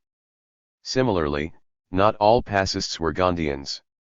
For some, Gandhi's techniques, not in shaming wrongdoers but in incapacitating them through boycott or ostracism, were a veiled form of coercion, and inattentive to the need for reconciliation. For example, not all pacists thought Gandhi's decision to fast in order to reverse the decision to award separate constituencies to the untouchables in 1932 justiciable *1. Gandhi denied his actions were coercive, but he did accept that they designedly hurt his opponents and were intended to leave them no choice *1. The Quakers, by contrast, aimed through organizations like the ICG at compromise between imperialists and nationalists. They called themselves a conciliation committee the pacifist Clifford Allen reminded the group in 1932, but the name was not applicable unless they attempted to conciliate both sides. Indian friends should be urged to give up their systematic undermining of authority *1. Yet the ICG was uncomfortably aware that its location on the British side of the divide was a weak place from which to make such prescriptions. Gandhi, though open to honourable compromises, disliked the presupposition of a moral equivalence between different forms of suffering regardless of where justice lay, believing that it gave a spurious value to negotiation for its own sake. Argument has never convinced any man, Gandhi told the pacists, but on the contrary, conviction precedes argument *1. Gandhi was also, for reasons with which we are familiar, not interested in linking up organizationally with the peace movement in Britain, believing that it had its own work to do, and must not seek to be directed or funded from India. *1. When he met pacists in London in 1931, he had criticized some of them for their quietism and their vacillations in support of the Indian cause. There are people who sometimes hug me and sometimes revile me. I want them to assimilate the truth about the movement in India so they are not easily changed. This study must also be followed by corporate action based on the truth they have assimilated *1. Thereafter, while Gandhi continued contact with the ICG and admired much of what it did, he told its members that he was neither eager to know the details of its work, nor for it to speak for or explain his actions. *1. Nor did he permit the ICG to be funded by Congress, though here as in other places, the mill owner Gandhian G.D. Birla stepped in to pay for things that Gandhi disapproved of but were nonetheless valuable *1. Gandhi was also sometimes irritated by the ground that the ICG was prepared to give in conciliation *1. For its part, the group accepted that it could not speak for India, but it insisted that Gandhi understand that whatever our deep sense of the claims of justice to India may be, we cannot look at things just as India would. We naturally are concerned for England in a special way, Superscript 1 Superscript 2 Gandhi wrote in reply that he could not understand this request, even with Andrew's help. It reinforced his sense that the struggles were, at least organizationally, separate ones in which the group should do your level best according to your light. Superscript 1 Superscript 2 Lacking any real authority to represent Gandhi or Indian opinion, the ICG generally failed to make much impact on the policymakers. Superscript 1 Superscript 3 Its secretary was, in the view of the India Office, a sentimental, well-intentioned, and harmless person. Superscript 1 Superscript 3 Superscript 1 Quaker and pacifist cautiousness also irritated Reginald Reynolds and his Friends of India group. Reynolds, who had returned from India in 1930 determined to campaign for Gandhi, had found the Quakers much less committed to Gandhi than were the ILP. While the Quaker support, which I had tried to invoke, was not available, he wrote, the ILP support, with regard to which I was at RST very doubtful, was forced on me. Superscript 1 Superscript 3 Superscript 2 He managed nonetheless, as secretary of the No More War movement from 1932 to direct its efforts towards support and publicity for Gandhi, though principally by not telling the NMWM what he was doing, and not without the kind of controversy he enjoyed. Superscript 1 Superscript 3 Superscript 3 There was friction between the Friends and the pacifists, not least over the desire of the latter to insist that the Indians always stand prepared to negotiate. He proposed bridge of conciliation could not be built save on the basis of absolute equality, Reynolds told the ICGRMLY. Superscript 1 Superscript 3 Atma Kamlani, the Friends secretary, told the ICG's Horace Alexander that too many Quakers had got into the comfortable groove of conciliation. As regards your impression that the India Bulletin, the Friends newspaper, shows no faith in the British statesmen and generally attacks them, you are right. We must be stern with the wrongdoer. We cannot always conciliate because it takes a long time and sometimes many lives, for the divine spark in human nature to come out. A great deal of weakness lurks behind this talk of conciliation. I see many charming Quakers doing nothing but trying to convert Sir Samuel Hoare. Superscript 1 Superscript 3 Rather than conciliating the wrongdoer, the Friends published reports of the atrocities directed against civil disobedience in 1932. Superscript 1 Superscript 3 But it was no luckier in gaining Gandhian endorsement or funds from India than was the ICG, and before long was running precipitously short of funds. Superscript 1 Superscript 3 ICG and Friends appeals were also frequently signed by leading women. British feminists were, like other progressives, conditional allies of Congress. Before 1914, Imperial feminists had made the case for female enfranchisement by stressing their commitment to strengthening the empire through the uplift of downtrodden colonial women. Superscript 1 Superscript 3 In 1927, the American Catherine Mayo, in Mother India, had, through lurid depiction, made child marriage and other Hindu patriarchal practices a justification for alien rule. Superscript 1 Superscript 3 By no means all British feminists followed this logic. Many criticized the alien rulers for their failure to legislate effectively to protect Indian women, and some supported the demands of Indian women's organizations for self-government. The Connaught over the Sarda Act in 1930, for example, which aimed to limit child marriage, showed that the Raj, with its fear of creating religiously inspired opposition, was less willing to reform than the modernizing elements of Congress and the nascent Indian women's movement. Superscript 1 But British feminists' main concern was to ensure that the interests of Indian women were protected in whatever political settlement was reached, and this left them open to the proposals of a reforming imperialism. In their work, moreover, the voices of Indian women were not always audible. Eleanor Rathbone's 1929 conference to consider Mayo's claims invited British women who had not visited India, but did not trouble Indian women in London for their views or experiences. Superscript 1 Superscript 1 Rathbone's sensitivity on such matters improved thereafter, and she supported many of the demands of Indian women's organizations over the 1935 India Act. But she never fully shared the priority they placed on national independence, or, later, their support for Congress strategies of civil disobedience. Superscript 1 Superscript 2 In the mid-1930s, at least half a dozen syndicant groupings claimed to represent Congress views in London. Pole's British Committee on Indian Affairs, which advised the Labour Party leadership, Menon's IL, tied to the left of the Labour Party and the Socialist League, Daras including, attached to the ILP, the CPGB-run New Indian Political Group and Indian Independence League, which Saklatvala continued to claim, quite inaccurately, were, as successors to the London branch, officially accredited by Congress, and the unaffiliated, though generally pacifist and Quaker-supported, Friends of India and Indian Conciliation Group. None of these had any official, endorsed status. When the London branch had been disaffiliated by Congress, Brockway had written to Nehru hoping that one of his preferred organizations might replace it, but the request was swiftly refused by the Working Committee of Congress. "We have had bitter experiences of our branches," Nehru replied, "and our committee is against all foreign commitments." Superscript 1 Superscript 3 This fragmentation was less the product of differences in India than of differences on the British left. Communist and non-communist groups worked largely apart until the calling off of civil disobedience in April 1934.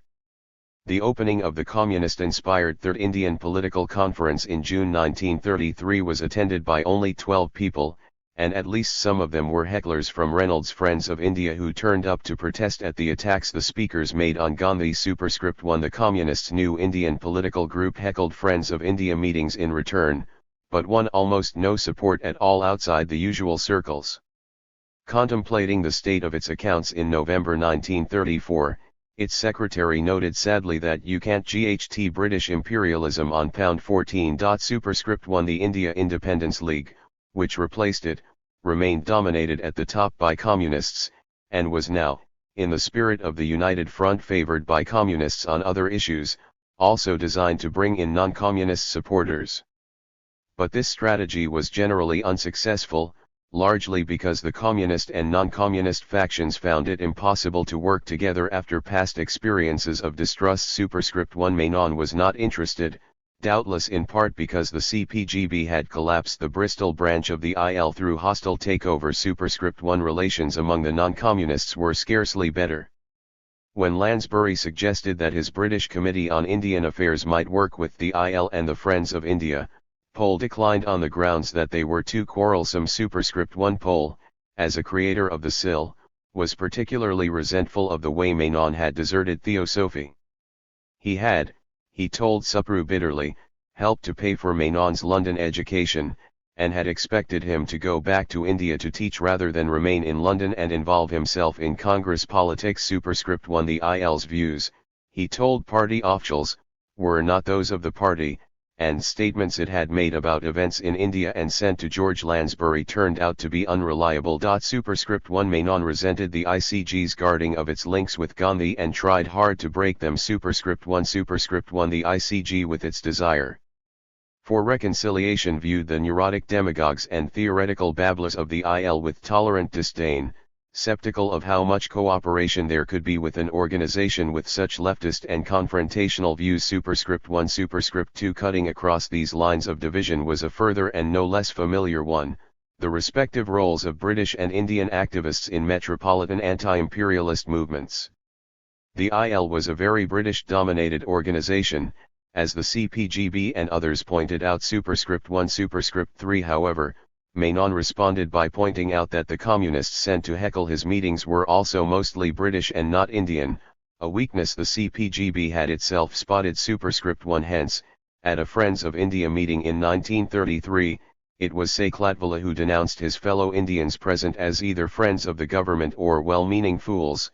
Seal CPGB Indian here stood up and vociferated that Gandhi had completely duped India and acted treacherously towards Indian nationalism. The Mahatma was the friend of the British.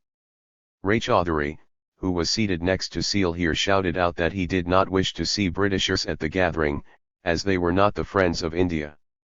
English girls, communists, accused Indian members of the Friends of India of being traitors. An Indian called out, "They are not the friends of the communists. They are our friends." Superscript 1 But British allies were indispensable. If Menon did not realize this already, his Labour allies were ready to remind him that Indian voices alone would not be heard or trusted. Superscript 1 The tricky and still unresolved question was what role they should play.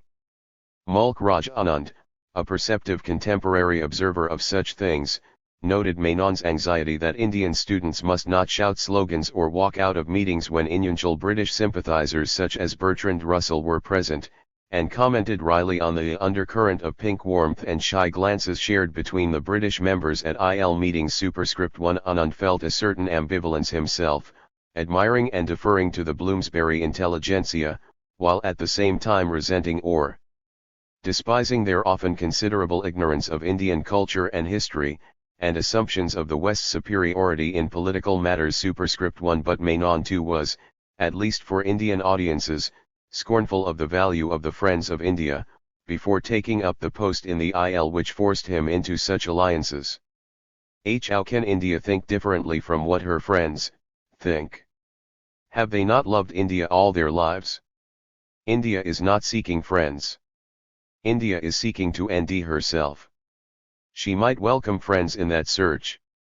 But if the friends take upon themselves to decide on the goal and the form of the search, India has no use for them and she must seek to save herself from her friends. Superscript 1. Visitors to Britain from India were unimpressed by these displays of disunity. In 1934, Gandhi's disciple Mira Ben found plenty of enthusiasts for India, but they do not seem prepared for India to have any advance except on their terms. Superscript 1 She disliked the ICG, which she thought was overcautious, and unwilling to put her in contact with leading political gurus, for fear it would compromise its own lobbying efforts. Superscript 1 She was more taken with Dara's, including attending the ILP summer school, where she was plied with criticisms of the the Anglo-Indian League, as Dara termed it, and the Friends of India. Superscript 1 Superscript 2 But Gandhi refused to endorse Dara. Let them all do their little bit or their utmost there.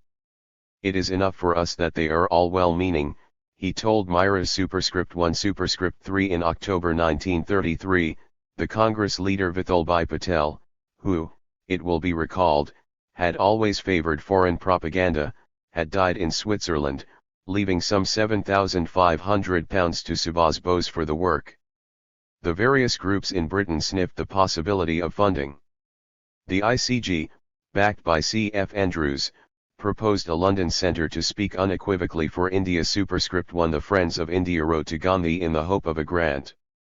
Bose and his supporters in Calcutta demanded that the money be used for the improvement of foreign propaganda, possibly in Vienna, where Bose was now a resident. Superscript 1 But exactly as he had done over the Tilak Fund in 1920, Gandhi opposed the wishes of the deceased.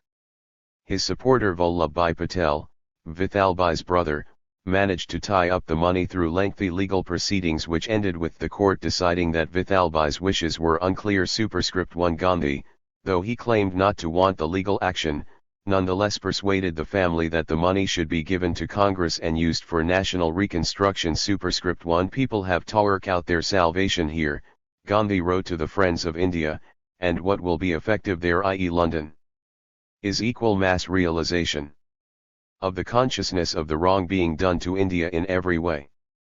But the conviction that came to me in 1920 has grown stronger. Even in the heyday of the struggle I never felt the want of an Indian organization in foreign lands. Superscript 1 On this point, he told the ICG, I am perhaps the only whole hogger, but there it is. Superscript 1 It was clear from the refusal of normally sympathetic newspapers such as the Manchester Guardian to publish reports from Indians about the extent of repression, that Indian claims still required validation by sympathetic Britain. Superscript 1 It was this dependence that Gandhi could not accept. My own opinion has been and still persists that English audiences will not take instruction from Indians, he wrote. Superscript 1 When Nehru came to review the question of foreign representation during his visit to Britain at the end of 1935, he too was much struck by the ineffectiveness of most of the organizations. Superscript 1 Superscript 2 Congress work was, he wrote, badly hampered by the mutual rivalries and jealousies of the Indian residents and the impossibility of controlling semi-independent bodies from so far away. To his embarrassment, he had been practically torn apart on the platform at Victoria Station by rival deputations, including one from yet another organization, the Indian National Congress in Great Britain, set up by K.D. Kumria and Anand, which handed him leads condemning the Official Reception Committee. Saklatvala denounced the Inquib at length. It was a bogus and mischievous organization activated by malice, spitefulness, and jealousy that had put on a sectarian, feudal and feeble show. Superscript 1 Superscript 3 Nehru doubted if it was a real organization at all and criticized the petty mischief of its use of the Congress name without official accreditation. Although he felt strongly the need for Congress to develop its international connections, therefore, Nehru argued that the most that Congress could do was to encourage groups and societies to form, without funding them, affiliating them, or giving them any right to speak for Congress or make commitments on its behalf. Superscript 1. The rich diversity and pluralism of British associational life in the 1930s meant that there were many possible homes in which anti-imperialists might lodge.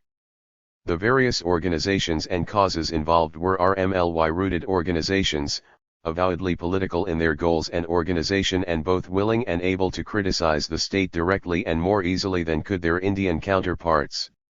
Of course, few of their members were anti-imperialists RST. Their anti-imperialism grew out of other commitments.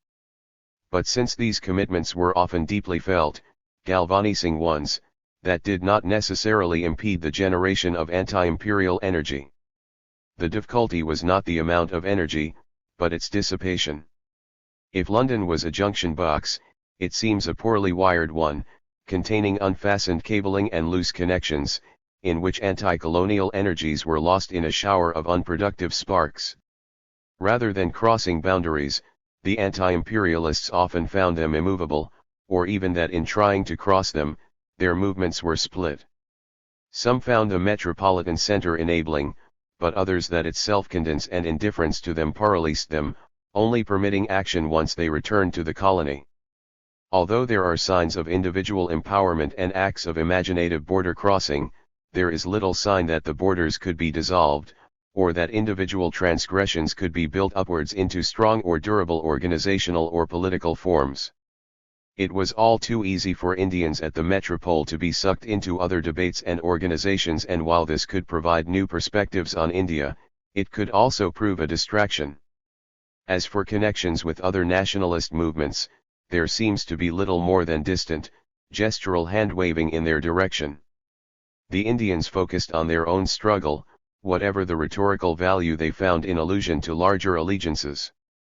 Possibly this is the result of the removal of authority from London by the Gandhian Congress after 1920, which left it a place where only rather limited and unofficial types of interaction were possible. More generally, it seems to be true that as nationalist movements gain in Indians at the periphery, the metropole becomes itself peripheral and isolated from the real work, its leaders becoming exiles unable to transmit so much of their own ideas and Indians back home as had been possible at earlier, less formed, stages of the struggle. Nevertheless, it is important to be sensitive to the many ways in which junction box connections might be made even in these later stages. Although the interactions of Congress nationalists with British pacists, communists, and others seem often to have been characterized by acrimony rather than mutually protable exchange, it may be possible to read them as dialectical engagement, in which an initial conflict between opposed positions ultimately produces a higher synthesis owing something to both. In such a reading, the apparent clashes are in fact productive mutual questioning, and the heat of disagreement is energy thrown off by the fusion of hitherto incompatible positions. The multiple demands to which anti-imperialists were subject neither paralyze them, nor pull them apart, but enable them to operate in many different registers, and hence to work across and dissolve borders. The synthesis they produce may be invisible for long periods, even at RST to the participants who create it, or occur without much organization or even formal interaction. Vermeer, for example, writes, of silent borrowing and exchanges which operated at an interdiscursive level in which no more than terms and concepts are shared, with no sign of any contemporary connection at all. Superscript 1 Even quite small exchanges could set an example, or break a mold, or set in train contagious effects which, in time, went much wider.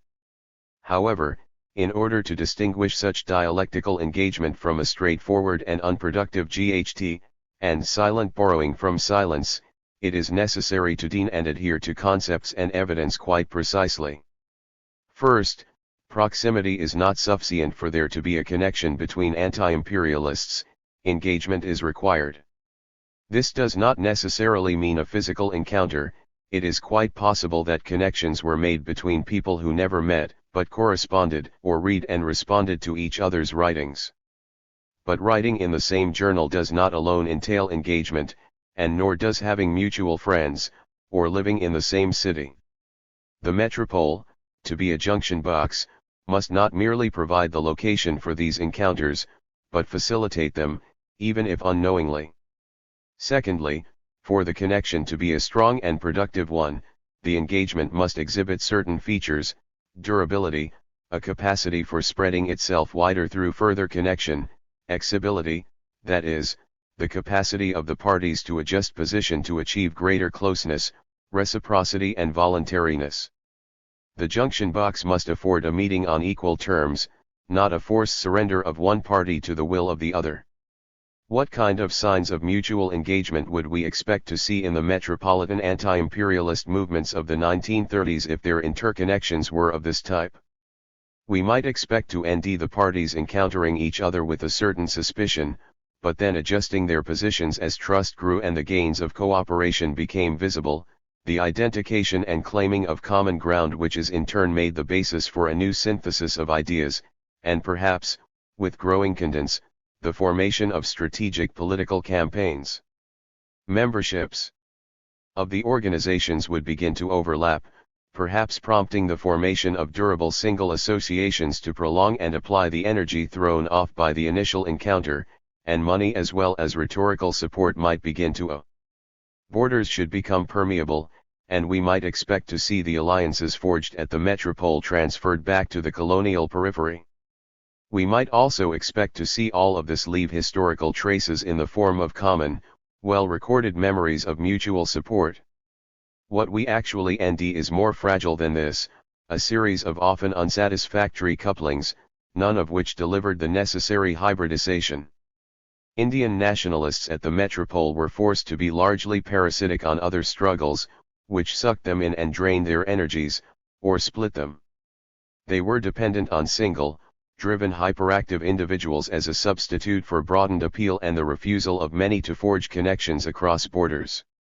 Indeed, the secretaries of the two principal organizations suffered nervous breakdowns through overwork. Atma Kamlani of the Friends of India in 1934 and Krishna Menon in 1935. Superscript 1. The groups were usually quite far from mutually supporting, more commonly they were rivals, much of their energies spent pushing each other aside in the desire to win the small authority that Indian nationalists were prepared to make available to them, or to speak alone for India.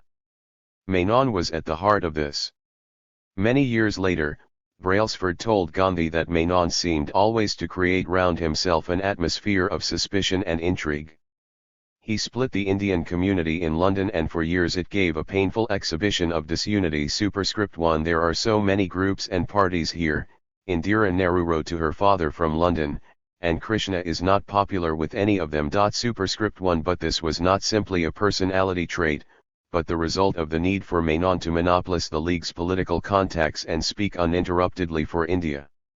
To other groups, the Indians were only able to offer rhetorical endorsement, rather than practical support, and their wider affiliations were largely gestural, signaling support but little more. The alliances were ad hoc and temporary rather than principled and resilient, and almost always fractious. These weaknesses were not often created by the authorities, which monitored the metropolitan anti-imperialists' activities but hardly ever felt the need to intervene in them. This is not to argue that there was no significant engagement at all, but that it lacked the necessities for sustained growth. The movement certainly grew at times, through its parasitic dependence on other growing movements, such as anti-fascism in the late 1930s, as the next chapter will show. But these formations were brittle. It took only minor crises, often unrelated to India, to disrupt them. Given the left sectarianism of the 1930s, a group's rivals could usually be relied upon to supply a crisis, should none independently arise. Major changes of line, such as those made by the communists, could destroy otherwise reasonably healthy organizations. This was because the encounter was not usually reciprocal, it involved the assimilation of the Indian cause to the British one, not the other way around. This had certain campaigning advantages. It enabled those who lacked the time or inclination to master the complexities of India to speak out for it, and to gain the support of peers on other fronts. But it often took a good deal of hammering to make the distinctive shape of the Indian independence movement the contours of these other struggles. At times, it had the awkward habit of springing out of the frame into which they had set it. 8. In the late 1930s, a fresh alliance based on anti-fascism was built between Congress and the British left. Its principal architect was Nehru. In 1935, after a visit to Britain, Nehru was pleased to nd that there were individual English socialists, and they are a growing number, who have got over this imperialist complex, and who can think of India on real socialist lines. *1 Nehru's optimism was reciprocated, not least because in his speeches in Britain and in his autobiography, 1936, he seemed to answer so many of the doubts that the British left had harbored over Gandhi. "I wish you could realize how much good your visit has done among the heathen," Ellen Wilkinson told him. *2 Labour found it easier to listen to Nehru than to his colleagues because he was the most Anglicized of the Congress leadership. Congress under Gandhi had become less intelligible to its British supporters. From Europe, Nehru had told the Congress President, Rajendra Prasad, that some of our prominent Congress leaders might be so out of tune as to be hardly comprehensible here. *3 But Nehru did speak the right language, and his writings, as C.F. Andrews told him, were much more accessible than those of Gandhi, which had to be condensed and explained over and over again, or the obscure and prolix texts of other congressmen. Nehru was also much more open than his colleagues to familiar, Western models of how India should develop.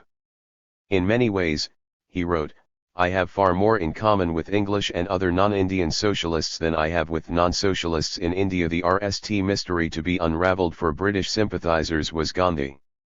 Nehru explained why Gandhi was vital to the nationalist struggle at the same time as denying that his views would prevail in Congress. "Gandhi," he wrote in the autobiography, "was a very difficult person to understand, and sometimes his language was almost incomprehensible to an average modern." Hind Swaraj, Gandhi's great denunciation of Western modernity, was an utterly wrong and harmful doctrine, and impossible of achievement. Gandhi thought in terms of personal salvation and of sin, while most of us have society's welfare uppermost in our minds. Yet, for all this, Gandhi had a unique and inexplicable ability to reach the peasantry by sharing the doubts Labour had felt about Gandhi's techniques, explaining why in the specificity of the Indian situation they were needed, but stressing that they would not carry weight in an independent India. Nehru diffused them. As Congress learned of India's problems, and the peasantry learned of Congress, these struggles came to be fused as part of a seamless campaign for freedom. *1 This two-way process of discovery, by which Congress did not dictate its terms to the peasantry, but learned from it, was much closer to the ideal of mobilization favored by the British left, especially among middle-class socialists, for whom it mirrored their own discovery of the British working class. In other ways too, Nehru reversed what Labour had been told by Gandhi. In 1931, there had been three principal objections. The RST and most important was socialism. Nehru had long argued that Congress must adopt socialism if independence were to be meaningful. *1 In 1934, when the Working Committee passed a resolution denouncing class war and favoring the Gandhian ideals of a wiser and juster use of private property and a healthier relationship between capital and labor, Nehru told Gandhi that he thought it showed such an astounding ignorance of the elements of socialism that it was painful to read, and to realize that it might be read outside India. *1 Gandhi replied disarmingly that while he valued the contribution the socialists were making to Congress, he must insist that they go at his own pace. *1 British socialists were troubled by the dominance of the right in Congress.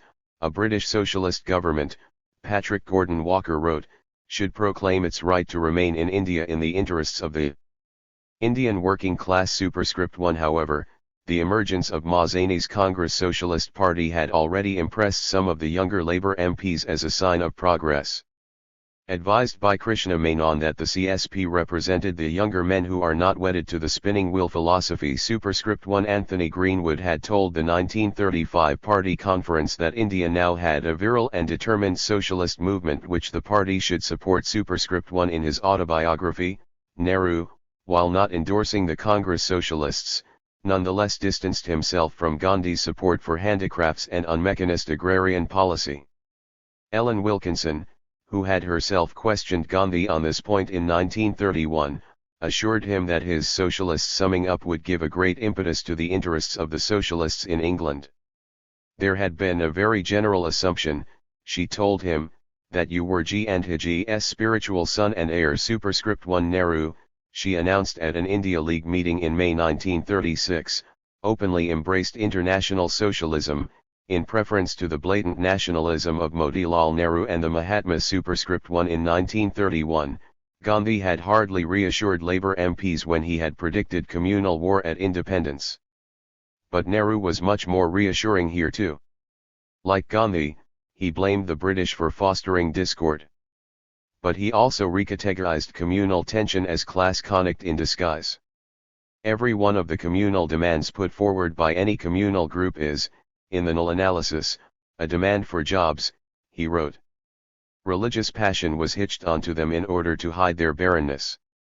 In this way, political reactionaries came back to the political eld in the guise of communal leaders, superscript 1 It does not affect the masses at all, Nehru told his British audiences, superscript 2 Nehru also managed to collapse the complicated problems of caste into a problem of class. The depressed classes, he told the Indian Conciliation Group, are the proletariat in the economic sense, the others are the better off people. All these matters can be converted into economic terms, and then one can understand the position better, superscript 2 superscript 1 All these problems could thus be spirited away by economic development under a free national government. The null obstacle, which had become more important since Gandhi's visit, was defense. Nehru mocked the idea that Japan would ever contemplate invading India, promising that if it did, a national movement such as Congress could resist it better than an army of mercenaries. The means of resistance, which were controversial in India, were not often discussed. Nehru did not just tell British sympathizers that the nationalist movement had moved on, he represented progress himself, as an embodiment of India's aspirations. Superscript 2 When I speak, he wrote, I do not speak as an individual but I speak with the authority of the hundreds of millions of India's. Superscript 2 Superscript 3 All this ensured that British socialists came to regard Nehru as one of us, Brailsford, and as a man who does not quarrel with history, Brockway, worlds above Gandhi in strength of character and insight, Lasky. Superscript 2 Unlike most of his colleagues, Nehru also valued work undertaken in Britain. Ever since the late 1920s, he had been trying to persuade Gandhi that his hostility to foreign propaganda was mistaken. Superscript 2 Gandhi had been unconvinced, and had argued that the European states were partners in imperialism and Congress could not expect to retain their sympathy in the null heat of the struggle. Superscript 2 As we have seen, these objections seemed to be vindicated when Nehru's chosen vehicle, the League Against Imperialism, tried to direct Congress in the interests of communism. Nehru therefore tried to develop a form of action abroad which did not offend Gandhian concerns for self-reliant struggle or risk appropriation by foreign allies. He did not believe that Congress should focus solely on Britain in its international work, but it was clearly an important center, and Nehru decided to force unity on the warring groups, thereby providing one of them with informal authority to speak for Congress. His choice was Menon's India League, on the grounds of its socialist inclinations, shown by its closeness to Mazzani's Congress Socialists, Menon's own abilities and, of course, the fact that the IL, unlike Reynolds' Friends or the ICG, was controlled by an Indian. Superscript 2 Nehru's endorsement of the IL transformed it from an organization facing collapse into the most cynic and anti-imperialist organization in London. He and Mazzani withdrew support from the other groups. They told the ICG that they were not interested in discussing amiable trivialities with it. Superscript 2 I do not think it takes us anywhere, and it may sometimes add to our difficulties, Nehru wrote of the ICG's conciliatory work. Superscript 2 He evidently felt there was little the Indian Conciliation Group could do save temper and help when clash comes, the ICG concluded sadly after meeting him. Superscript 3 Nehru also withheld his endorsement from the Indian Swaraj League, which had been set up by Kumria and Mulk Raj Anand when he had refused them permission to use the Congress name. Superscript 3 Superscript 1 Similarly, Dara's including, to which the ILP continued to provide limited backing, also withered through lack of authority. At Brockway's instruction, Dara had formed a socialist committee for Indian independence in the hope of winning some support from the British left, but he was an unconvincing advocate of socialism, with much of which he disagreed. Superscript 3 Superscript 2 By 1936, his was effectively a paper organization only, and even Brockway had abandoned it in despair. Superscript 3 Superscript 3 Nationalists, a shift of strategy confirmed in the summer of 1935 at the Comintern's 7th Congress, when communists were instructed to participate in and seek to lead the anti-imperialist struggle. Superscript 3 RP Dutt moved quickly to woo Nehru and Mazzani, whom he hatilely identified as the Keegers in India. Superscript 3 At meetings at the end of 1935, Nehru agreed to consider the possibility of affiliating outside bodies such as the trade unions to the Congress so as to create mass pressure on the right wing leadership. Superscript 3 Dutt asked Nehru the crucial question, why, if Congress is based on the Indian masses, it fails to voice masses, and voices instead leadership which is dominantly right-wing and bourgeois. Nehru's reply persuaded Dutt that the exclusion of the masses, the vociferous attenders without votes, takes place already in the lowest organs of the Congress. The balance is inevitably magnet at each successive higher state to the null bourgeois leadership. The solution of collective affiliation was attractive to Nehru, who believed it would fortify Congress in periods of civil disobedience, when the middle-class elements, hit with confiscations and loss of privileges, had caved in. But he knew the Gandhians and the right would not easily surrender their claim to speak for the masses. He was also reluctant to lose his own position and popularity. Dutt therefore feared that Nehru would express sympathy with leftist demands, but suppress them in the name of unity if they could not be obtained. Superscript 3 To Dutt's delight, however, Nehru called on his return for Congress to develop democracy in the lowest rungs of the ladder through the functional affiliation of trade unions and peasant associations, and for an agrarian program that struck at peasant debt and high rents. Superscript 3 But his attempt to persuade Congress to accept these proposals got nowhere.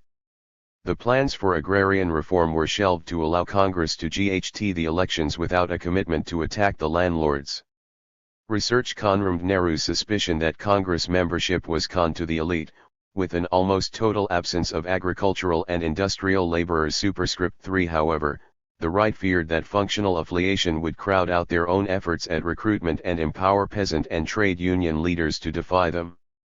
The Congress right forced Nehru to concede the lack of any real base of socialist advance in India before freedom was won, and would only allow the poor to be recruited as non-voting associate members. Nehru was regularly outvoted in the working committee, and when he attacked Bombay capitalists its right-wing majority threatened resignation and appealed successfully to Gandhi, who publicly rebuked him. Superscript 1 In a conciliatory speech, Nehru criticized his fellow socialists for divisiveness, and acknowledged that socialism could not come until after independence, and only then if it could prove itself. Superscript 2 Within a few months of his return to India, therefore, Nehru's socialism had effectively been silenced.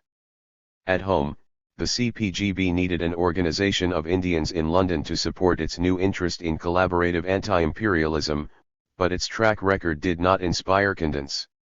Sayklatvala had hoped for a revival of the London branch and approached the ILP, but this got nowhere, thanks to bitter memories of its earlier incarnation. Superscript 3 The best prospect of influencing Nehru, and also avoiding sole reliance on the CPI with its ingrained hostility to working with nationalists, was Menon's India League, so the CPGB began to identify causes on which common platforms could be built. Menon naturally did not want the India League to be captured. India, he had told one communist in 1929, would gain little from being a convenient stick for the communists to beat their enemies. The communists' denunciation of his every move in the early 1930s cannot have helped. But access to Nehru, which he could use as a means of preserving independence, made a conditional alliance more attractive.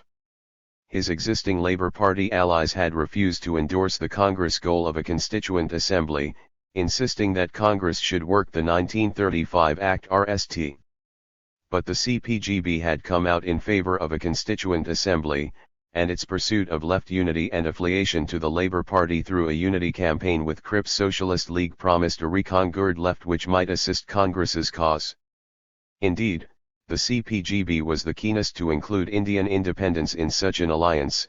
In the negotiations for the Unity Manifesto at the end of 1936, it had insisted on including colonial independence, against the opposition of more domestically oriented socialists such as Bevan, who thought people wanted to know more about the unemployed and things that concerned them. By 1936, the CPGB also had over 4 times the membership of 1930 and offered welcome publicity, speakers, and nans.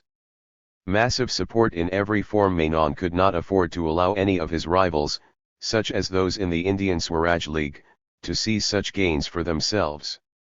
Also personally persuaded, like Nehru, that India's struggle could not be isolated from wider world events, he found himself drawn ineluctably closer to the CPGB through 1936 and early 1937.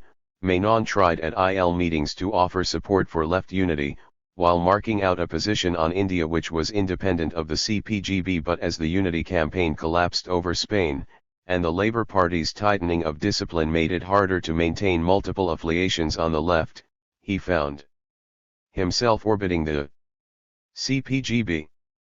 By early 1937, the security services had picked up signs of an undeniable entente in Menon's meetings with CPGB leaders. The following month the CPGB was exhibiting ever-increasing intimacy and an almost proprietary interest in Menon. He attended the Lie British Section Conference, despite his protestations. Labelled as the delegate of the Congress Superscript 1 on May Day, Menon took the place of honour alongside Pollitt at the CPGB demonstration. Superscript 2. From this time, intelligence reports suggest, he took no important action of any kind without prior consultation with the higher Communist Party leaders. Superscript 3. A police report concluded, Menon has taken great pains to ensure that the British Communist leadership should regard him as the only Indian in London whose views can be taken as correct.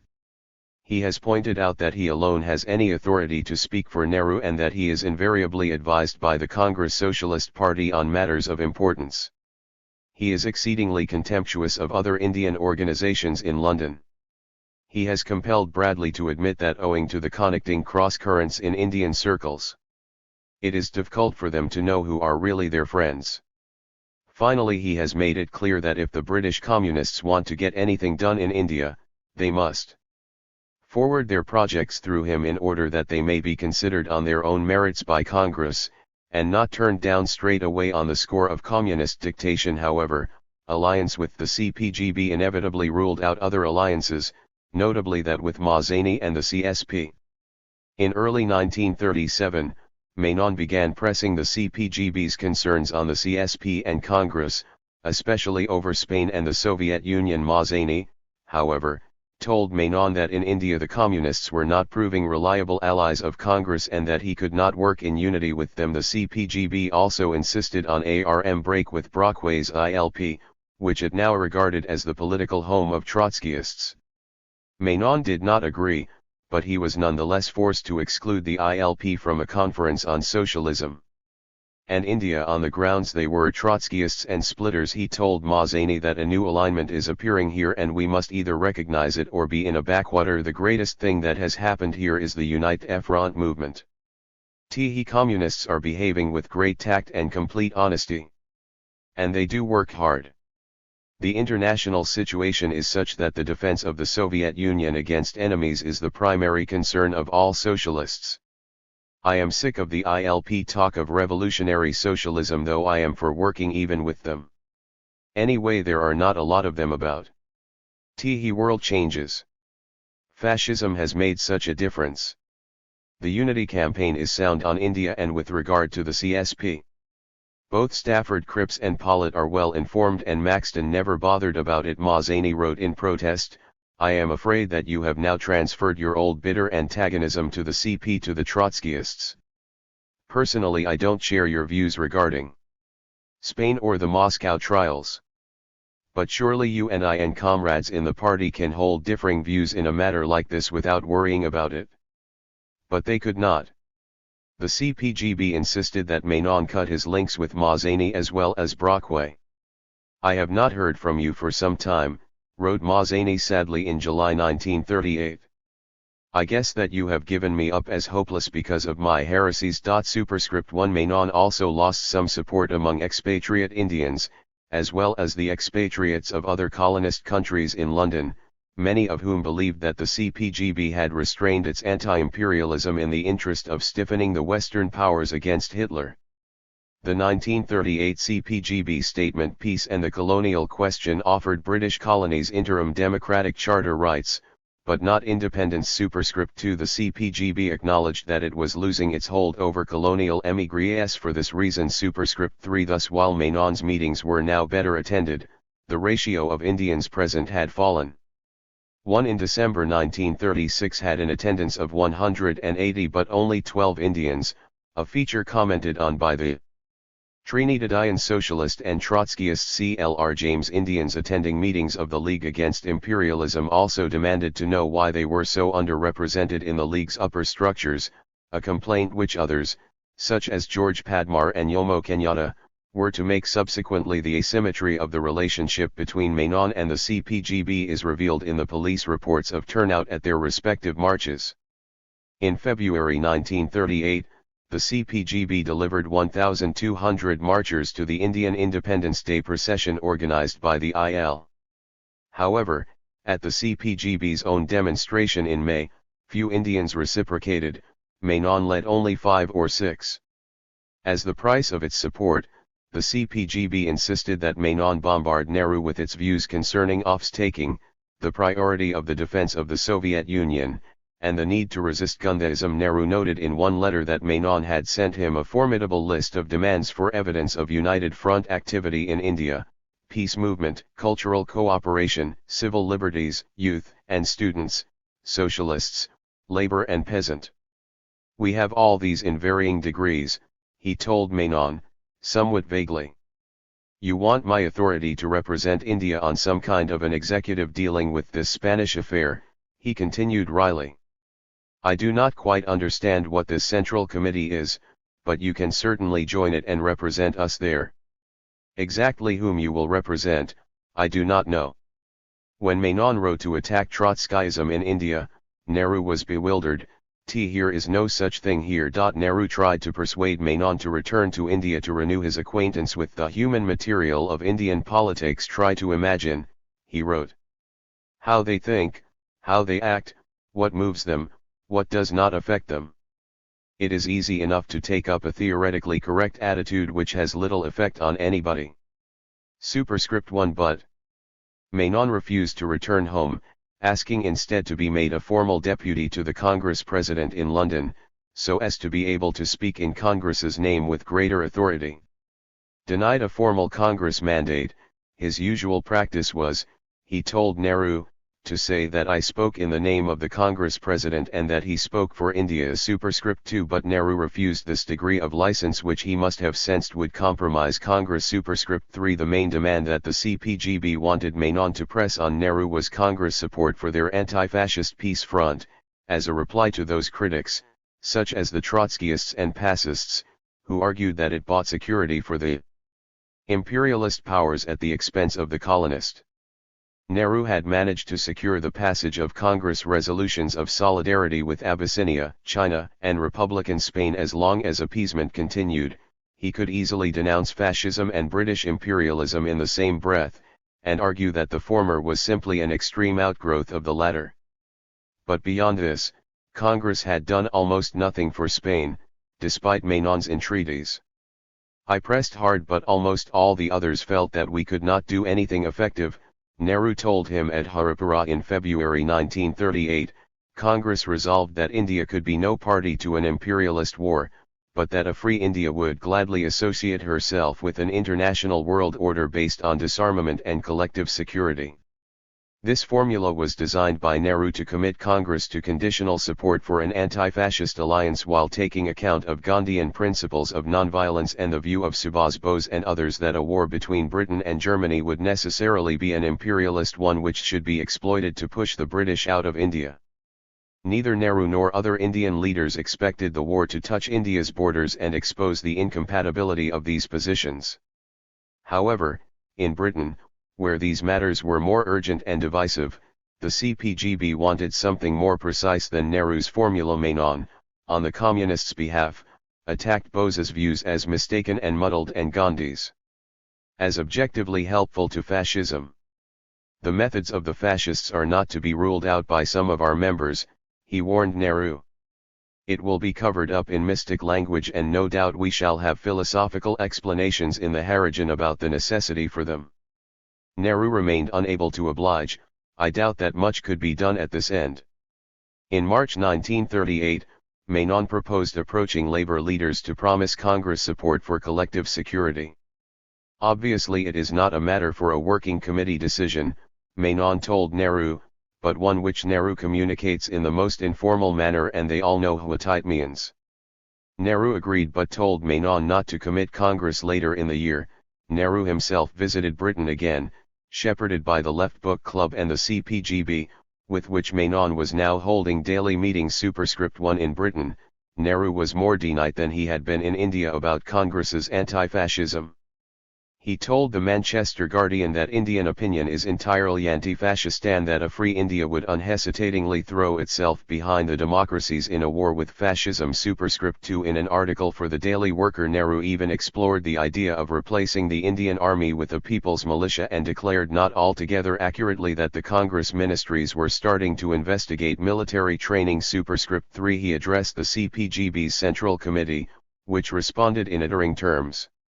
Nehru told the Working Committee that his discussions in Britain had been dominated by the question of what India might do at a time of grave international crisis, such as war.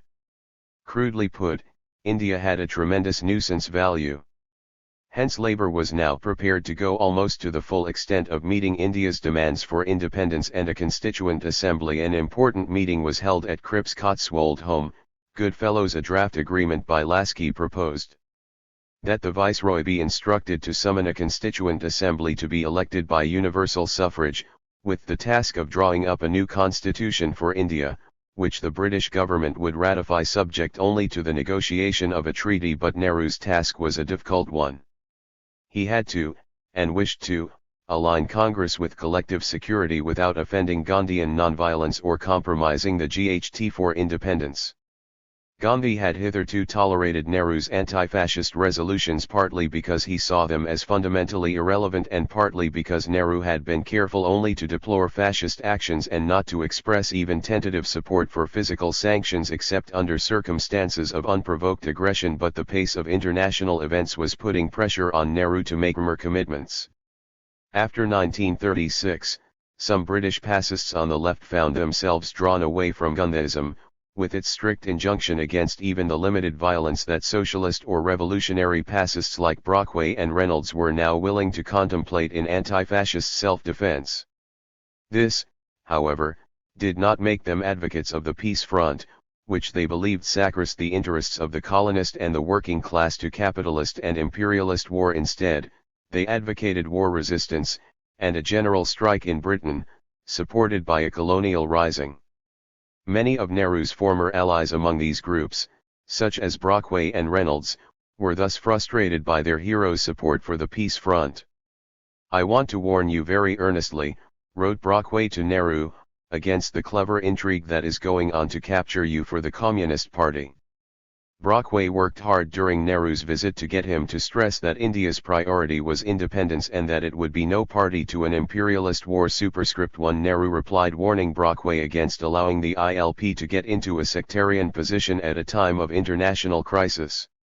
Brockway, dissatisfied, threatened to take the question up with the Congress Working Committee, which he knew did not back Nehru's position. Superscript 2 Reynolds also wrote to India to tell Congress Socialists of Menon's close links with the CPGB. Superscript 3 Both the official CPGB resolution and the ILP amendment for the India League's Peace and Empire Conference thus welcomed Congress's position, the former for its declaration in favour of collective security and the latter for its refusal to involve India in any war on Britain's side. Nehru backed the former, but his right to do so was challenged by Reynolds and the ILP delegate, who protested that the resolution gave people the false impression that Indians were prepared to GHT for collective security. Nehru accepted in his concluding speech that the conference resolution did not contain all that had been agreed at Haripura. But he insisted that it was compatible with it at the end of the year. Having assured the British left of the intensity of Congress anti-fascism, Nehru returned home. But in India, he could hardly envy any allies. Sympathy with fascism was actually growing among the communal parties. There was little support for the Spanish Republicans and a great deal of passive opposition to taking in Jewish refugees. The Congress Socialists were in the main supporters of the line taken by Brockway and the ILP. The coming war was one between imperialists which was of no interest to India. Nehru was forced to admit privately to Menon that the collective security platform he had hoped to build had failed to materialize. Matters were made harder by Bose's desire to use the coming struggle as an opportunity to push the British out of India through civil disobedience.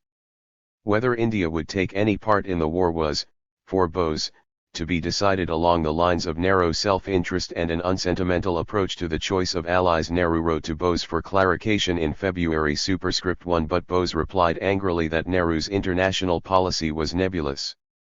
I was astounded when you produced a resolution before the Working Committee some time ago seeking to make India an asylum for the Jews. You were morted when the Working Committee turned it down. Foreign policy is a realistic affair to be determined largely from the point of view of a nation's self-interest.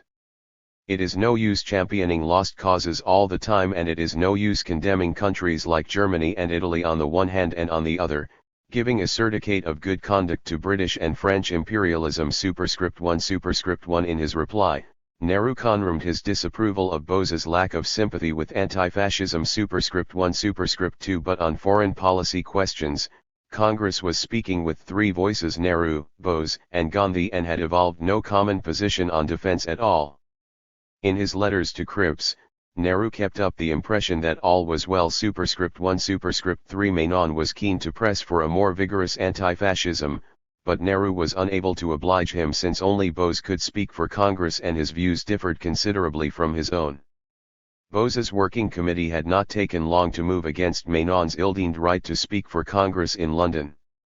It had ordered that he should only speak in the name of Congress if given instruction to do so. Superscript 1 You should carry on, Nehru told Menon, but you will no doubt realize the difficulty of your, or for that matter of my, committing the Congress to a policy which might be objected to by Subhas Bose or others. Superscript 1 Nehru's ability to rally India for collective security was therefore already starting to crumble. Superscript 1 In 1934, the India League had been small, financially weak, and characterized by a voting and irregular membership. By the middle of 1939, Menon was the leading guru in anti-imperialist politics in London. Support for the Indian independence struggle in Britain probably peaked in the summer of 1938, when Nehru addressed a packed Albert Hall on peace and empire with Menon at his side. It was mostly indirect and self-interested support, provided in expectation of reciprocal endorsement of the peace front and anti-fascist struggle, and it was contested by others who hoped that Congress might provide support for their own project of anti-imperialist war resistance. At one level, that this enthusiasm for India was not much about India did not matter. Parasitic anti-imperialism was not necessarily weak, its strength depended on its success in identifying suitable and reliable hosts. The relationship was, to use the language of parasitology, mutualist. The Peace Front got Nehru, which helped it to represent itself as anti-imperialist, and Menon got endorsement and support for the Indian struggle and, specifically, for the India League. But the relationship was also brittle. It relied almost wholly on a single guru, Nehru, a man who had come to Britain precisely because his own views were increasingly out of line with those of Congress, but who had while in Britain created a powerful illusion of control, both his of Congress and Congress of the nation superscript 1 above all. It forced Congress into a mold that suited its new allies, but at the cost of attaining its distinctive shape. Whatever its campaigning advantages, this ran the risk of arousing expectations which could not be met. When war broke out in September 1939, both the Labour Party and the CPGB expected that, in return for their support for Indian freedom, Congress would support the war effort. Labour therefore called on the Chamberlain government to offer Indian politicians a genuine part in wartime government. The thrust of Labour's campaign of constructive opposition was the claim that socialist measures were necessary to increase the efficiency of the war effort. The alienation of potential support in India, apparent in the Viceroy Linlithgow's failure to consult any Indian politicians before declaring India to be at war, was easily integrated into its superscript 1. Menon and Nehru lobbied the party leaders to seize the opportunity, assuring them that Congress was against fascism and wholly favouring democracy. But India must have democracy to defend superscript 1. Menon found Labour receptive superscript 1 Italy, not normally one.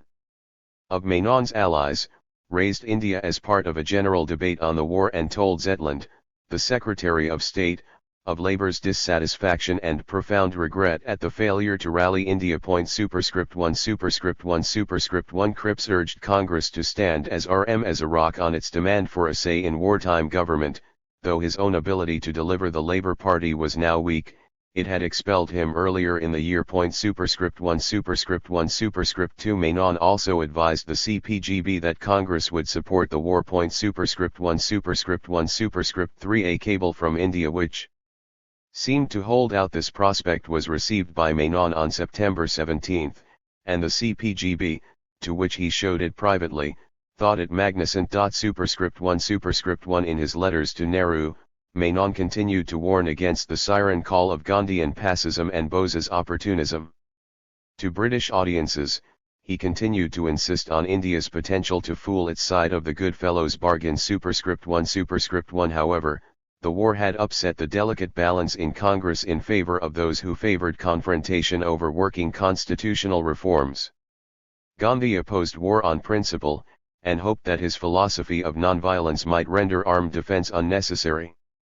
In 1940, he threatened to start a fast if Congress joined a national government, and fostered a warlike spirit. Others, including Rajagopalachari, were prepared to enter government in return for immediate independence. The leadership was also divided over whether to exploit Britain's difficulties by threatening civil disobedience. Bose, though now outside Congress, continued to lead a disaffected group of younger congressmen and congresswomen who pressed for direct action. Other Congress politicians had settled to the work of provincial government, and were loath to give up the spoils of office. Accordingly, Congress embarked on a series of unstable compromises designed primarily to allow the agitators to let off steam without giving the British an excuse to crush the movement, and to provide limited support for the war effort without alienating the Gandhian wing. The leadership called upon the provincial ministries to resign, allowing their powers to revert to the governors. This was a move that Gandhi privately admitted was a way of covering the fact that we were crumbling to pieces. Superscript 1 Nehru told Edward Thompson that cooperation in Britain's war effort would in reality be an unknown and dangerous adventure. We shall have nothing to do with it even if the whole Viceroy's Council is offered to us, with the Viceroyalty thrown in. We could not do this even if we wanted it. The Congress would throw us overboard. It is a complete change in the outlook, the system, the structure, the objective that is an essential preliminary. If that does not take place we shall wait for a better day. Superscript 1 The resignation of the ministries dismayed the allies of Congress in Britain. Superscript 1 Pollock told the Mahatma that it was a weak and silly policy and that Congress increasingly exhibited signs of intrigue, dishonesty, rancor and dangerous authoritarianism. The Congress Party lives in the past, in a realm of suspicion and fear. It cannot convince either of its sincerity or of its understanding of major problems affecting the welfare of the nation. I should have thought that when the Allied countries are getting a life and death struggle to destroy all that the Hitler regime stands for, you, at least, would have understood that.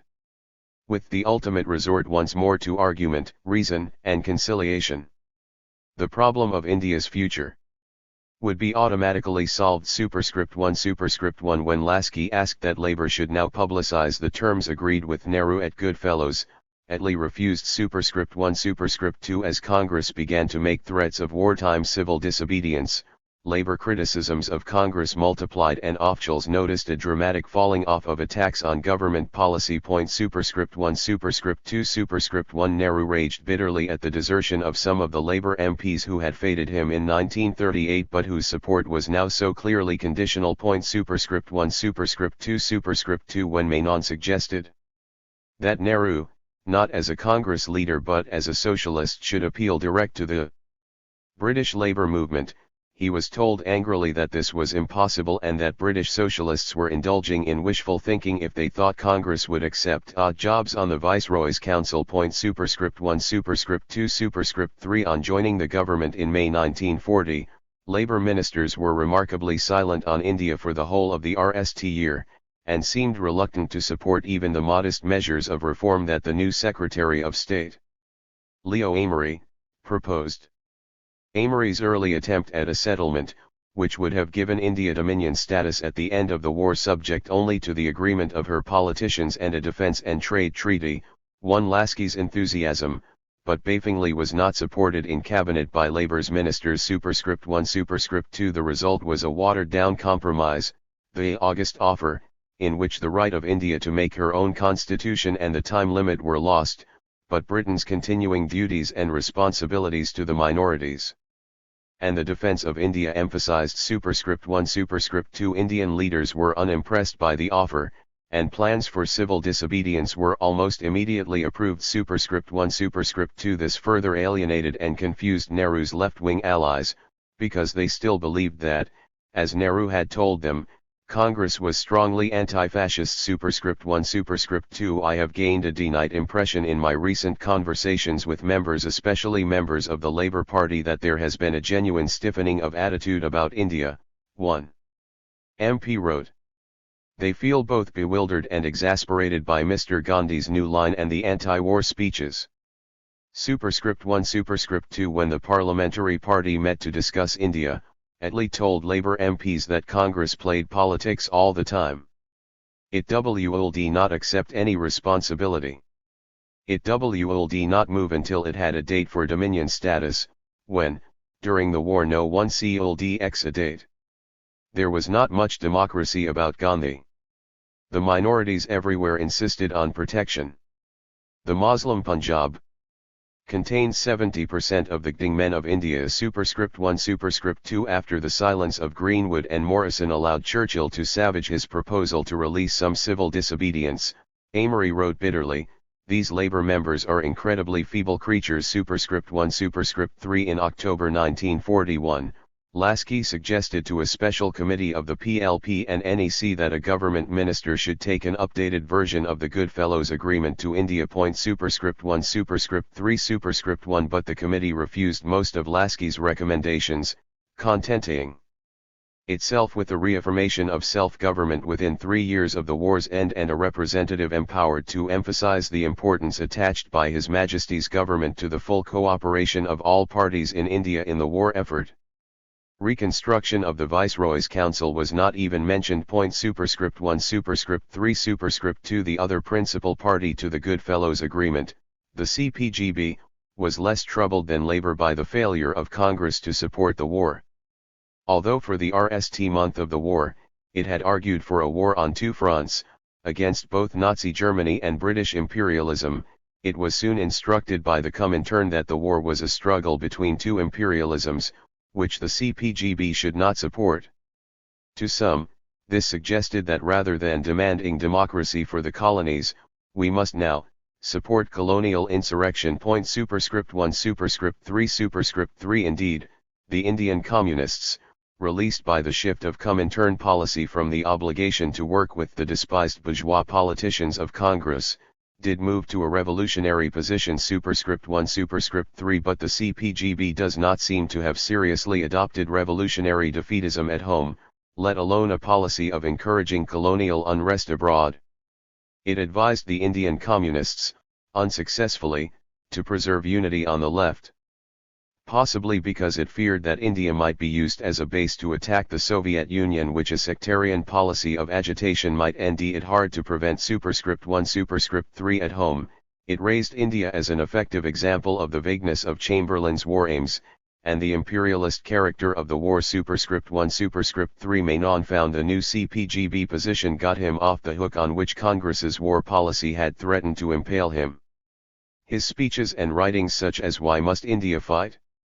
1940, argued that Congress was justed in refusing to participate in what was now an imperialist war superscript 1 superscript 3. He became a prominent and popular speaker for and member of the executive of the People's Convention, a communist-inspired campaign of popular demands designed to position the CPGB as the defender of working-class interests in a period of rationing and growing labor regulation.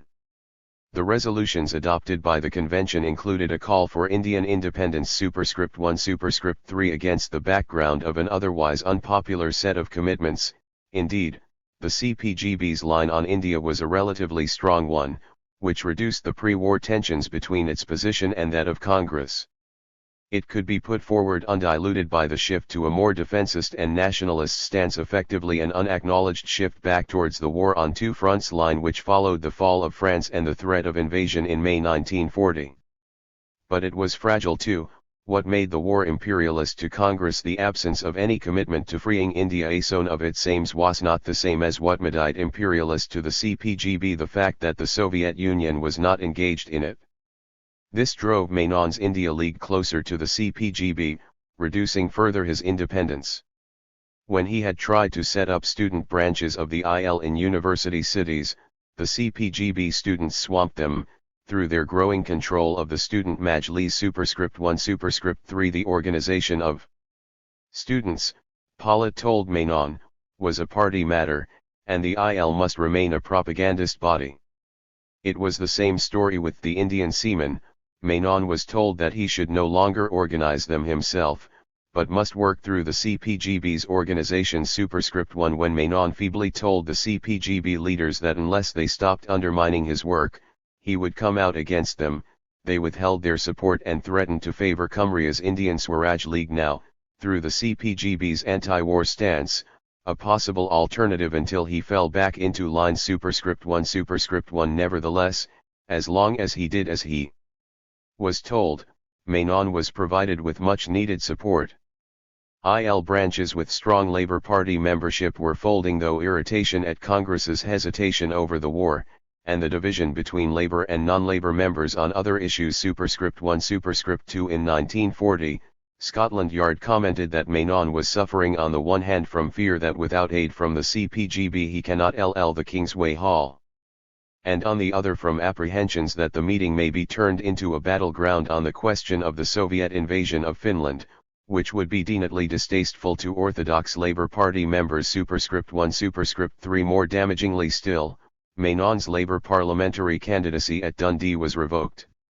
The main issue was not his advocacy of Indian independence or even of the Congress position, but his closeness to the CPGB, especially over Finland, and the advocacy of Peace Council superscript 1. The national agent recommended that Menon be deselect on the grounds that he had a double loyalty superscript 1 following Menon's deselection, and his resignation from the party.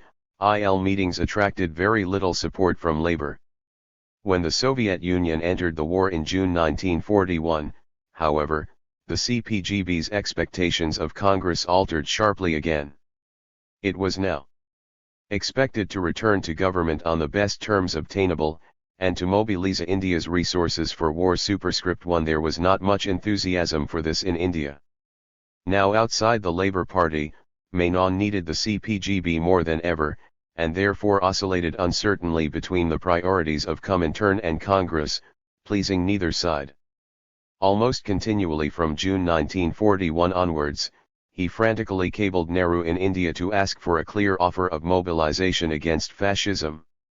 Nehru was unable to help and criticized Menon's complete misunderstanding of the situation. Superscript 1. When Menon took this news to the CPGB, its response was frosty. Superscript 1. The IL continued to promise that an anti-fascist India was ready to support the war, if only a national government were provided. Superscript 1. By the end of 1941, the Communists were accusing Menon of the dangerous fallacy of supposing that India could not help the USSR until it was free. Superscript 1. Nevertheless, Menon and the CPGB remained unhappily yoked together.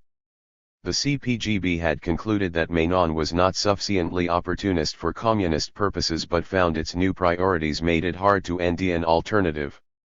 Menon, depressed by the inability of Nehru to help him, struggled for independence of the CPGB, but realized that his close identification with it since 1938 had reduced his alternatives.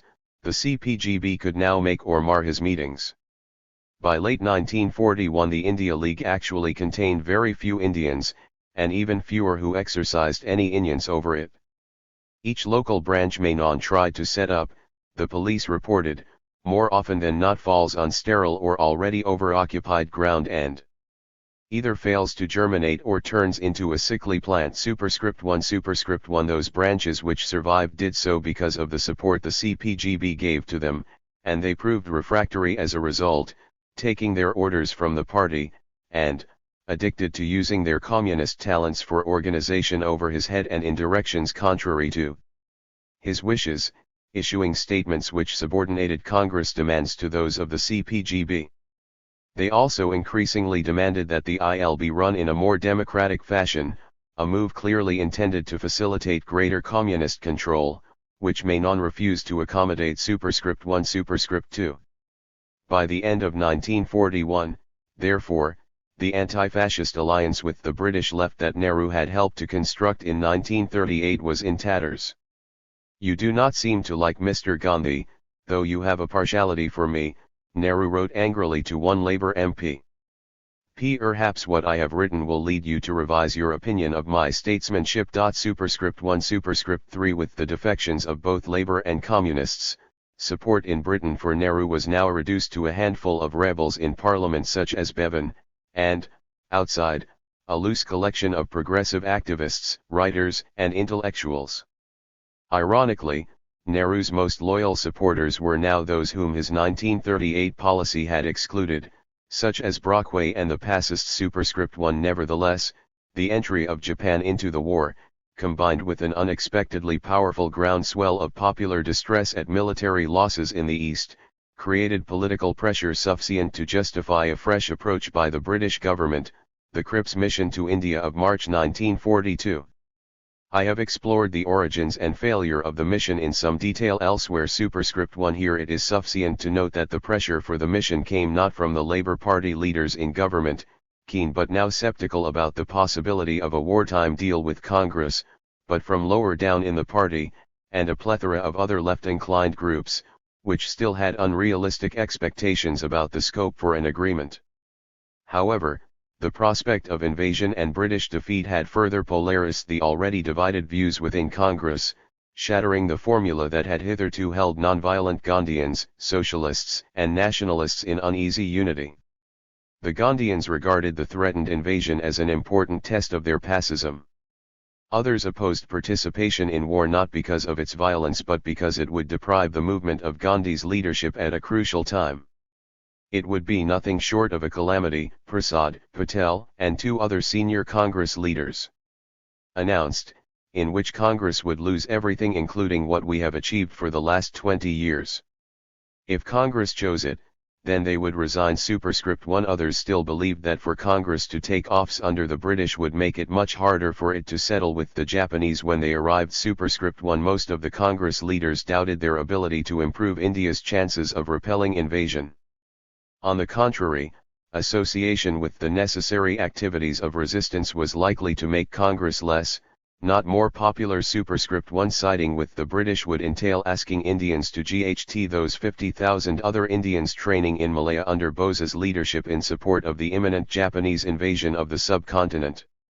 For Congress to associate itself with these activities, in support of a power which few believed could defend India effectively, was for most of the working committee simply too risky. Superscript 1 There were some willing to take the risk, but their price for doing so had sharply risen. Rajagopalachari demanded a share in power for Congress at the centre, not merely in the provincial governments. Superscript 1 Nehru thought even this too little, accusing Rajagopalachari of lining up with British policy almost as it is. Superscript 1 Nothing could be more dangerous, he told Rajagopalachari, than to be saddled with responsibility without complete power. It was inconceivable to suppose that the British would part with complete power in wartime, and partial power will make our position worse. It is much too late for any compromise to take place, he wrote, for the very minimum conditions on our part are far beyond what the British government might do. Superscript 1 Superscript 2 But Cripps' offer fell far short of the complete power Nehru needed. Superscript 1 Superscript 3 It could only have succeeded had the British War Cabinet been prepared and able to expand the terms of the offer to guarantee that the Viceroy's executive would normally operate like a cabinet. But although they wished to see representative Indians brought onto the executive, they had already rejected full Indianization and the adoption of new viceregal conventions. Superscript 1 Italy remained very reluctant to allow the unreformed and undemocratic Congress leadership to assume control in the executive without either a strong legislature or special powers for the viceroy to hold it in check. Cripps too, though desperate to get Congress to enter government, believed that it should do so under existing constitutional arrangements, content that its powers would grow with their exercise. Superscript 1 Thus hardly anyone in the British government was prepared to see Congress given strong guarantees in advance that the Viceroy's Council would operate in wartime as a cabinet, and hardly anyone on the Congress Working Committee was prepared to enter wartime government unless they got them. Both the War Cabinet, keen to show its critics that something was being done to win Indian support for the war, and the Congress leaders, anxious to preserve their movement's unity and popularity, had good reason to negotiate, and to lay the blame on the other for the failure of the negotiations. But neither had sufficient reason to give way. After Cripps returned, both the Labour Party and Congress still hoped for the reopening of negotiations. Superscript 1 But Congress soon began plans for renewed civil disobedience. Its policy of seeking accommodations with the British now discredited, the leadership now had to move quickly in the opposite direction to outhunt the increasing numbers who favoured pushing the British out without delay. The renewed threat of civil disobedience brought all Labour's suspicions back to the surface again. Now even Lasky turned against Gandhi, accusing him of tactical naivete. Alongside his errors, he wrote, even the follies of the India Office are small. Superscript 1 The Labour ministers in cabinet raised no objection to Churchill's proposal to arrest Gandhi if it seemed necessary. Superscript 1 The NEC statement argued that the very contemplation of civil disobedience was proof of political irresponsibility. Superscript 1 The CPGB had privately regarded the Cripps offer as inadequate, but argued nonetheless that Indians should accept any reasonably progressive compromise. Superscript 1 It regarded civil disobedience as disastrous, harmful, and weakening, even suicidal, and urged the CPI to seize the leadership of a united national front to prevent it. Superscript 1 Menon was paralysed by the severity of the connecting pressures on him.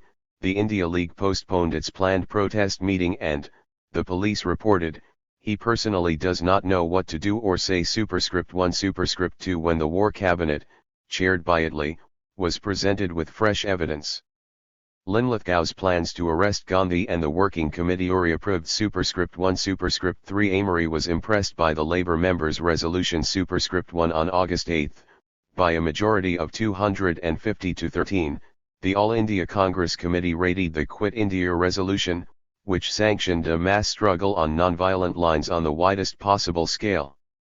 Early the following morning, Gandhi and the Congress Working Committee of Congress were arrested, marking the start of spontaneous and popular outbursts across India. Superscript 1 Labour's India Committee approved. Superscript 1 a statement endorsing the arrests and condemning Congress. Superscript 1 For Cripps too this was the null blow.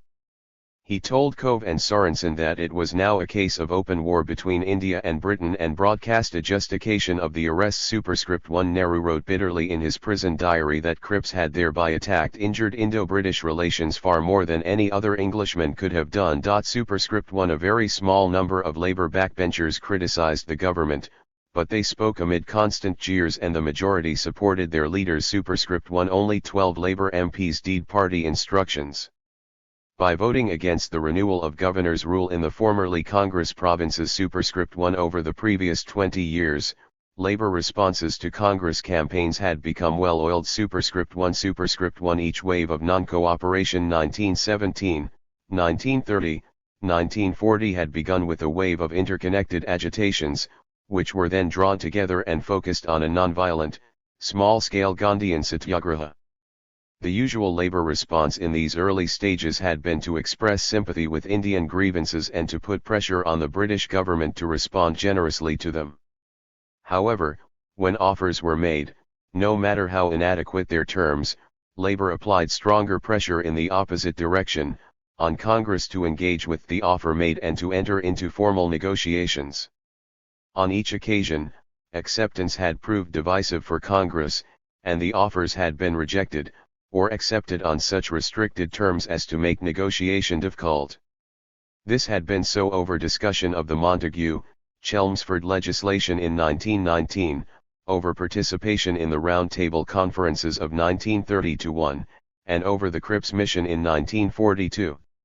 In each case, Labour had urged Congress to make greater concessions, especially when the party itself had gone out on a limb at home to secure any offer at all. The breakdown in negotiations was in turn followed by a secondary wave of wider, less controlled agitation, respectively, the non-cooperation movement of 1922, civil disobedience in 1932-3 and the Quit India movement of 1942-5. In each case the British crushed the movement, drawing as they did so some of the Congress leaders into cooperation. It was normal at this stage for British sympathisers to regret the use of repression, and to call for the resumption of negotiations. But they generally doubted that this could achieve real results without some movement from Congress, which in no case came. This second phase of agitation, indeed, was generally characterized by a reversion to wholly self-reliant struggle and minimal contact between Congress and its British friends. This in turn led to despair and the condemnation of Congress' irresponsibility. Long periods of minimal contact between Labour and Congress then generally followed, mirroring the deadlock in India. In the last of these three cases, Labour responses were much harsher than before, partly because of the repetitiveness of the cycle of expectations and recriminations, partly because of the urgency of wartime cooperation, and partly because Labour had invested much more in securing a settlement. Quit India shattered what was left of the unity Nehru had achieved. Although the CPGB continued to demand the release of Congress leaders, this was always explicitly for the purposes of the war, not for elections and a constituent assembly, which was the Congress demand. Superscript 1 Superscript 2 Such a position required a revisionist account of Quit India. Menon and Dutt argued that since the arrests had been preemptive, Congress had never formally answered Gandhi's call to civil disobedience, and that the disturbances were not a national struggle, but just anger at the arrests, fanned by a handful of unrepresentative quislings. Superscript 1 Superscript 3 This was found insulting by the Congress leaders and by Indians in Britain, as was the CPGB's newfound and opportunistic interest in concessions to Jinnah which it had hitherto opposed. The Indian membership of the IL slumped further as a result, leaving it more British and communist in membership than ever before. Superscript 1 With Nehru in prison again with little prospect of a wartime release, India dropped out of the CPGB's sights. The same crowd turns up at each successive IL meeting, the police found, its numbers varying only in proportion to the amount of communist support lent for the occasion.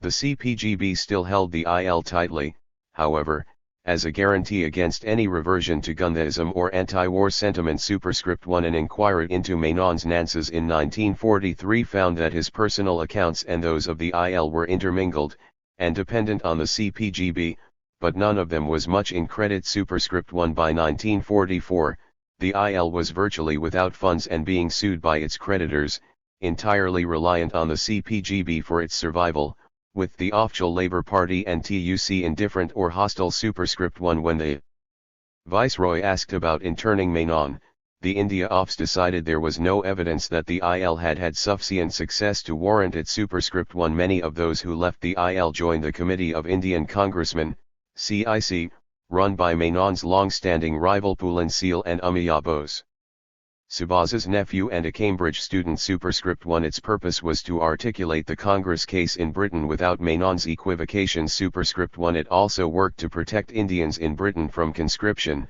an objective that Menon and his CPGB backers could not so easily support, given their pro-war stance, but which matched the Congress view that non-resident Indians should not serve in the British Armed Forces. Superscript 1. Superscript 1. It won considerable support from the expatriate Indian community, including such catches as Surat Ali, the CPGB's organizer of the Indian seamen, who, seeing that the war offered a chance to improve the dreadful conditions under which the Indian seamen worked, had established a new union free of their control. Superscript 1. Superscript 2. A further, deliberate contrast with Menon's organization was that the CIC adopted a dual structure. Only Indians could join the committee proper, with foreign, including British, supporters only permitted after May 1943 to join a separate body. The Council for the International Recognition of Indian Independence, CIRI, of which complete and absolute control was in the hands of Mr. P.B. Seal. Superscript 1. Superscript 3. This won over most of Menon's former parliamentary allies, including the MPs W. G. Cove, James Glanville, Aneurin Bevan, Frederick Messer, Sidney Silverman, Lord Strabalgai, Rhys Davies, and Charles Ammon, as well as the pacists George Catlin and Vera Brittain. Superscript 1. But there was no escape from engagement with the rivalries of the British left.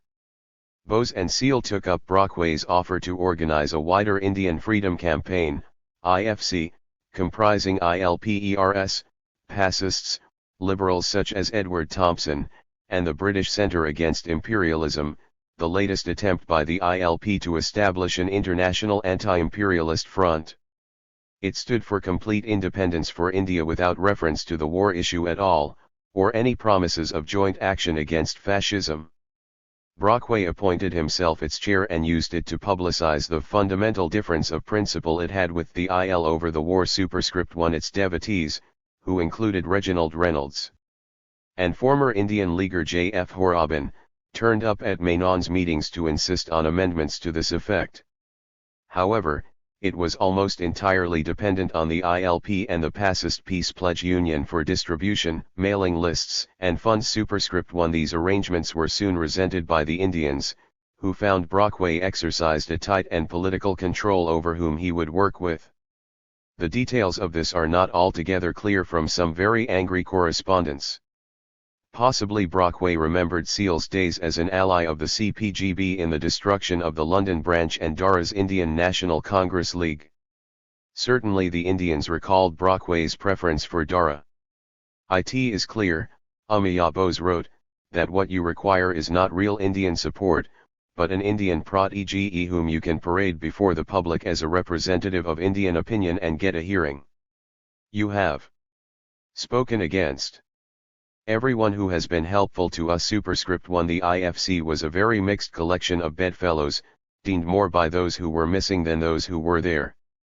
British pacists had, under the pressures of war and a growing sense of the impracticability of Gandhism as an anti-fascist manoeuvre, largely rejected political Gandhism, that is, the intention of using collective nonviolent resistance directly to confront the aggressor in favor of quietist exercises in communal living and personal witness-bearing. Superscript 1. Nevertheless, they still looked to India and Gandhi in particular to set a moral example to a world at war. Superscript 1. Thus while they campaigned vigorously for the release of Indian prisoners, they were keen that this should not be for any warlike purpose. Superscript 2. On the IFC they clashed with fellow members, such as Edward Thompson, who wanted to enlist Congress for war. Superscript 2. Superscript 1. The ILP, which also supported the IFC, was internally divided between those who wanted to support Congress' demands for immediate independence, and the Trotskyists, powerful in some ILP branches, who regarded even the Congress left as irretrievably bourgeois, and called for a mass struggle in India under proletarian leadership, as they had from the start. Superscript 2 certainly, some Indians too, used to working with the CPGB, found it hard to realign themselves towards the Trotskyists and pacists of the IFC. To one of them, Seal wrote that although his private sympathies were with the CPGB and not the ILP and PPU, he was guided by the latter's support for Congress, no longer available from the former. Superscript 2 Superscript 3 The CIC also suffered slow atrophy through its association with Subhas Bose, now widely known to be developing a Gding force to assist Japan in the war.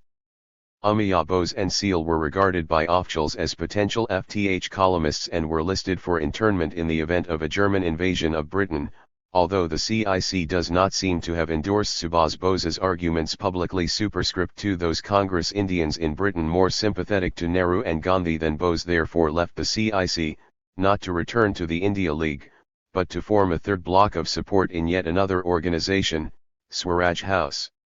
This stood for Congress and its demand for independence without any recourse to British support at all, but in opposition to Bose. Along with the Indian Workers' Union, which successfully took away from Menon those Indian workers in British provincial towns hitherto loosely allied to the IL, it formed a federation of Indian associations in the UK. Superscript 2. Menon rightly recognised the IFC and the CIC as directed against the IL. They were, he lamented, doing more harm to the cause of Indian independence than all the British officials put together. Superscript 2 The CPGB summoned a meeting of British-based Indians in the hope of bringing them back to the India League. But Dude, chairing it, could not resist railing against the pathetic advocacy of Quit India, the complete impotence of pacists, the absolutely hopeless CIC and the very heavy liability of Gandhi's leadership. As an effort to achieve unity, this predictably failed, perhaps because, as Anand argued at the meeting itself, Dude had not asked the Indian audience for suggestions for achieving unity. Superscript 2 When Reginald Sorensen, one of Menon's few remaining parliamentary supporters, spoke on an IFC platform, Menon threatened to resign unless he withdrew. The IFC, he insisted, was not a pacifist body with religious convictions but a cover for ILP and other hostile elements. Its policies could do nothing but harm to India and the cause of freedom. Superscript 2 Sorensen resented such exclusiveness, and angrily pointed out that he had spoken on platforms with CPGB speakers without protest. Superscript 2 Menon wrote back no less bitterly that it was a mistake to regard everyone interested in India as one wholesome lot of friends. Superscript 2 Superscript 1 The results of this fragmentation were predictable and damaging, as the India League and its rivals organized their meetings competitively, briefed against each other to their respective British audiences, and fought each other for support, even establishing separate relief committees to raise funds for the victims of the Bengal famine, which they interpreted according to predictable and distinct political positions. Superscript 2 Superscript 1 Superscript 1 All these went on with almost no interaction with India itself. From 1942 to 1944, the CIC and Swaraj House wrote regularly to Congress to persuade the Gandhians that the IL's failures over Quit India and its CPGB connections damned it as only a fair-weather friend of the Congress. Superscript 2 Superscript 1 Superscript 2 But like every other attempt to gain authority to speak for Congress in Britain, these failed. Superscript 2 Superscript 1 Superscript 3 They are all, of course, a great nuisance, wrote one official of the Metropolitan anti-imperialists, but to some extent cancel each other out. Superscript 2 Superscript 1 The history of the constitutional negotiations leading to Indian independence is already well known, and it will not be protable to repeat it here. Superscript 1 Assessments have usually been made using managerial and technical criteria.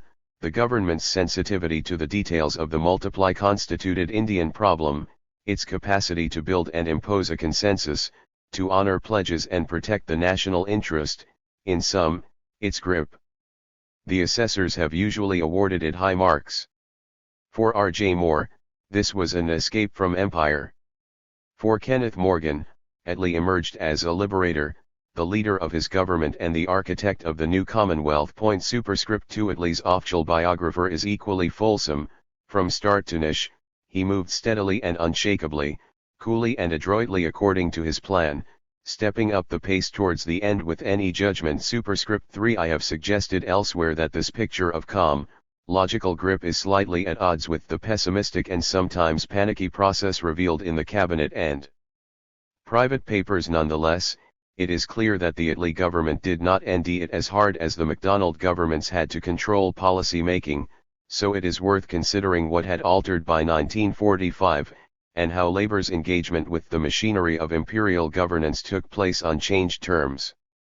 We shall also examine the endgame of Indian decolonization in the light of the other themes of the book, the Labour Party's long debate over the compatibility of socialism, democracy and colonial freedom, and the Indian nationalists' search for a form of engagement with Britain which satisfied its desire and need for self-reliance struggle.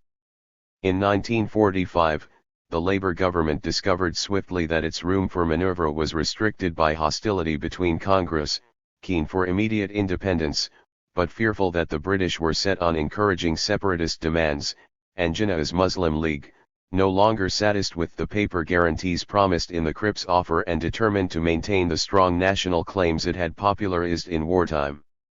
Labour's desire was to engineer a reconciliation of these divergent interests which also satisfied its desire to preserve a united India, within the Commonwealth, capable of making a useful contribution to imperial defence, and providing dollar-earning raw materials and a market for industrial exports and capital goods.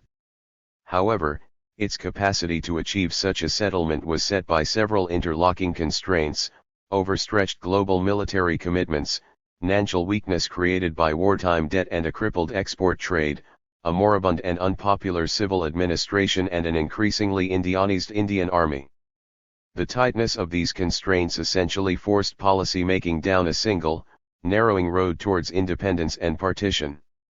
Other, perhaps for Labour more attractive, routes to Indian freedom proved impassable and were soon forgotten.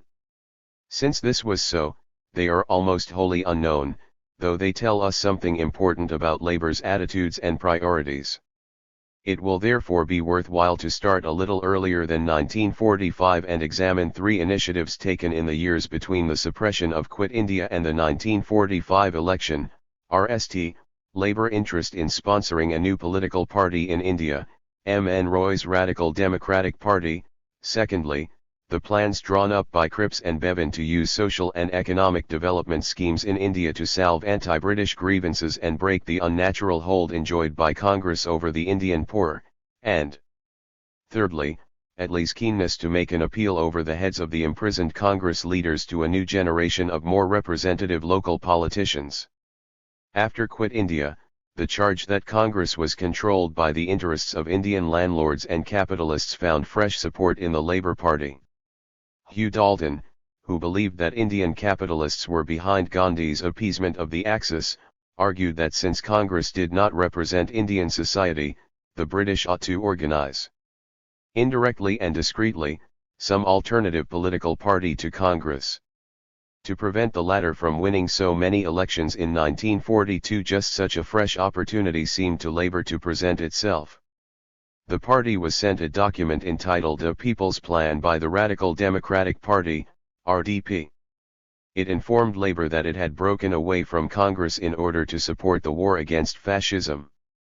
The Congress had become a party of industrialists and financiers, but the RDP was a party of the people, and its purpose the accomplishment of the long-delayed democratic revolution as a necessary precondition for the eventual growth of a socialist society. The RDP had been founded by M.N. Roy in December 1940 out of the League of Radical Congressmen he had formed to support the war.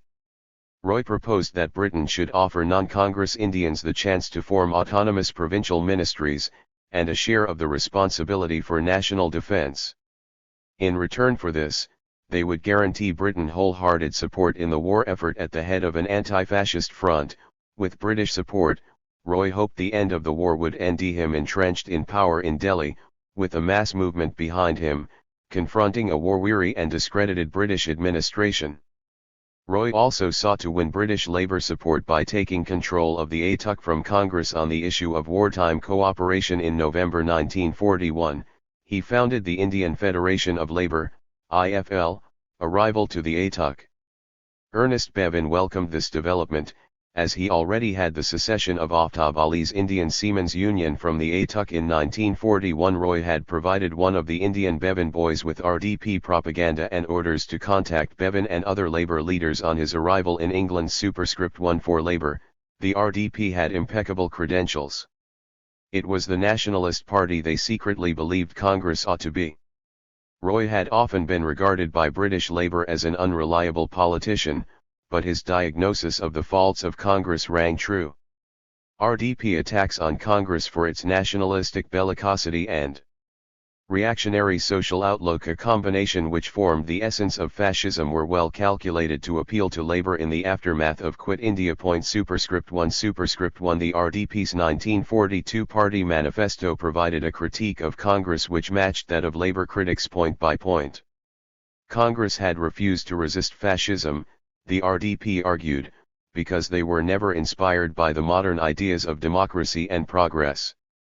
They are an association of conservatives, with a decidedly reactionary outlook dominated by Gandhi, whose idiosyncrasies they accepted as divinely inspired wisdom.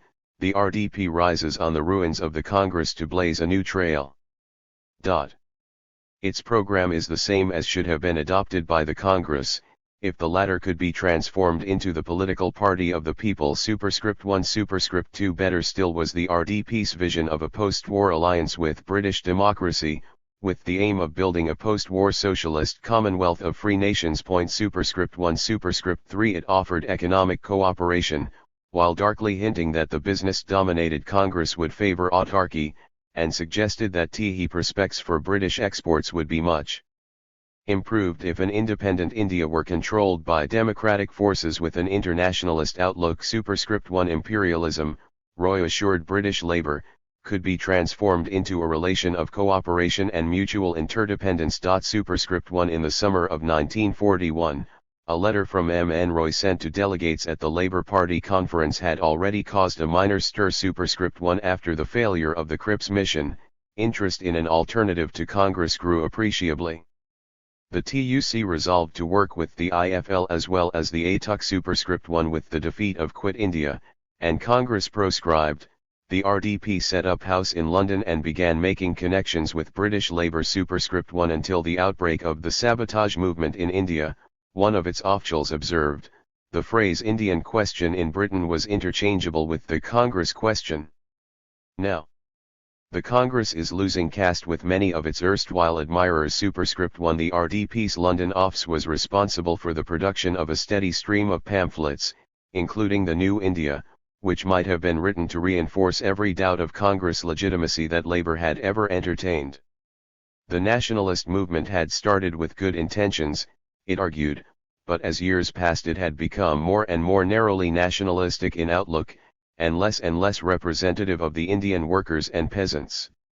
The war had revealed it in its true colors as the ally of fascism and reaction, and in doing so was creating the conditions for the growth of authentic nationalism rooted in the aspirations of the toiling millions. Superscript 2 Some of this propaganda went home. In January 1944, the RDP was invited to address Labour's Imperial Advisory Committee. Superscript 2 Superscript 1 In a debate on Indian Reconstruction, Labour MP Fred Montague used RDP materials in offering as the unexpressed views of large numbers of members of the Labour Party a condemnation of the great Nanciers of Congress. Superscript 2 Superscript 2 The International Subcommittee of the NEC agreed that the RDP should be given all the assistance in its power, and its manifesto circulated to senior party members. Superscript 2 Superscript 3 It was probably through Montague's influence that the RDP's London head was also invited in March 1945 to a meeting with members of the PLP. Superscript 2 At the 1944 party conference, the NEC spokesman told delegates of a new party which was gaining strength all over India, with a program akin to the program of the Labour Party.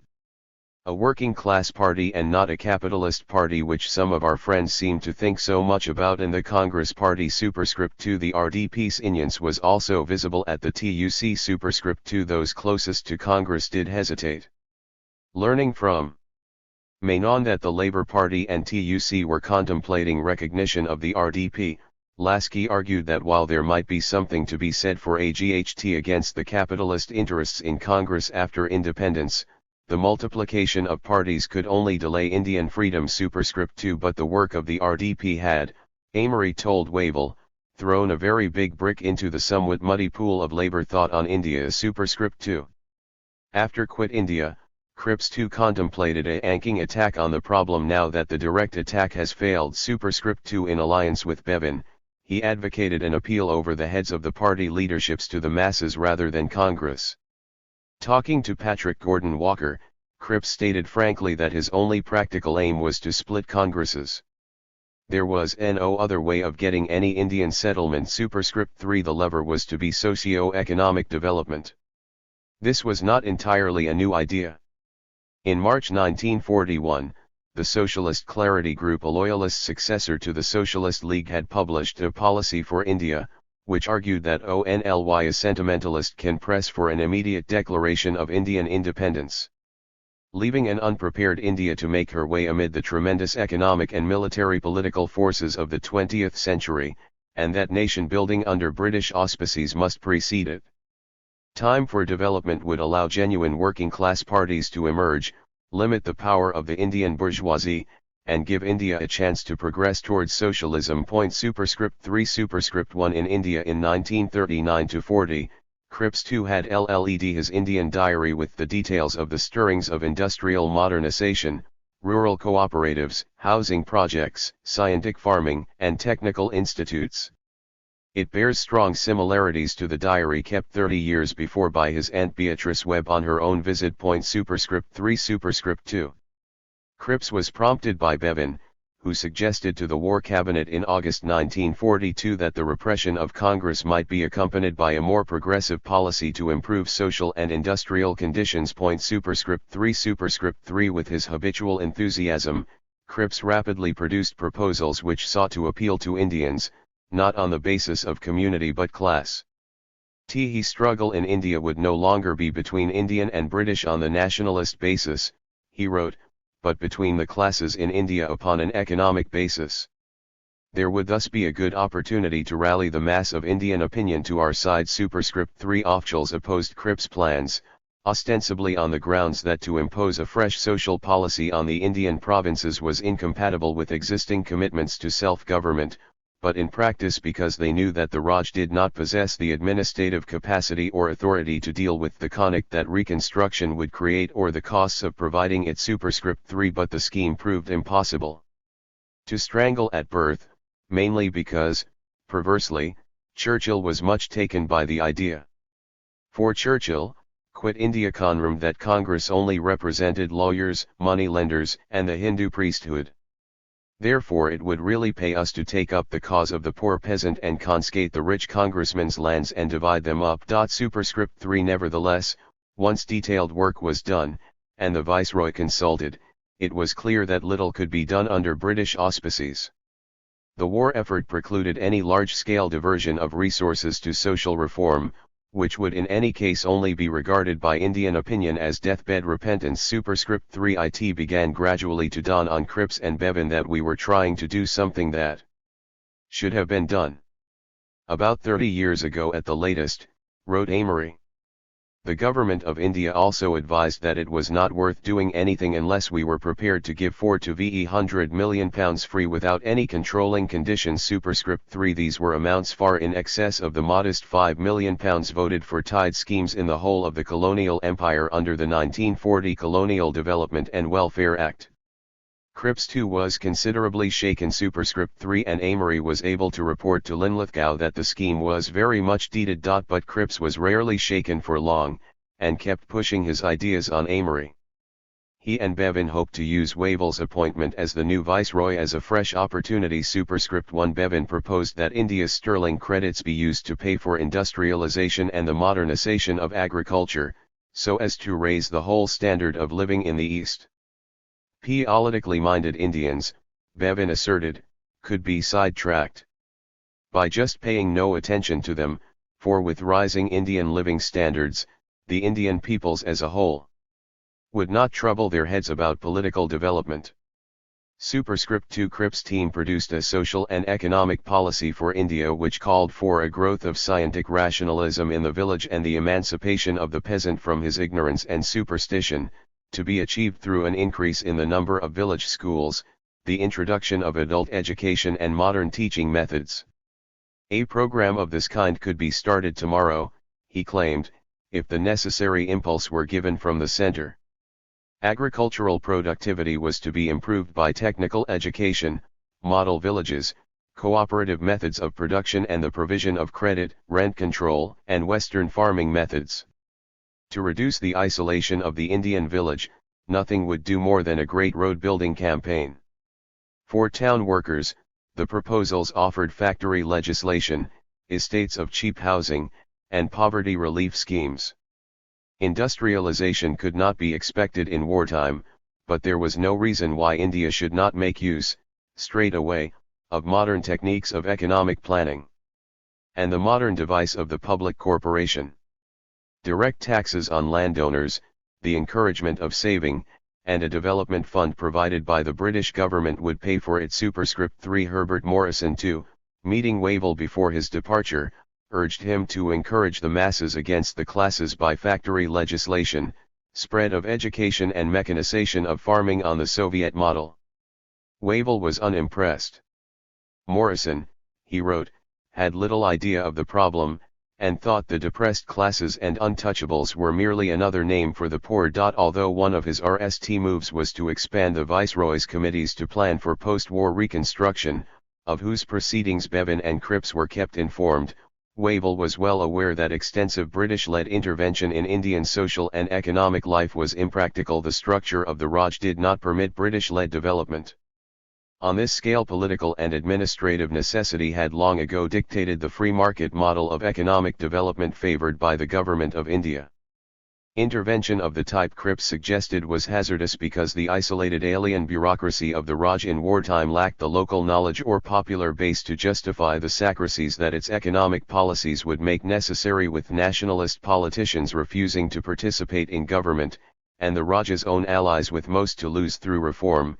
There were few mediatory institutions capable or willing to explain British intentions.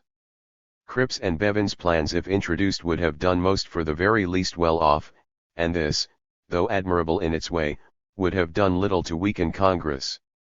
Moreover, as other Fabians realized, too much power had already been delegated in India.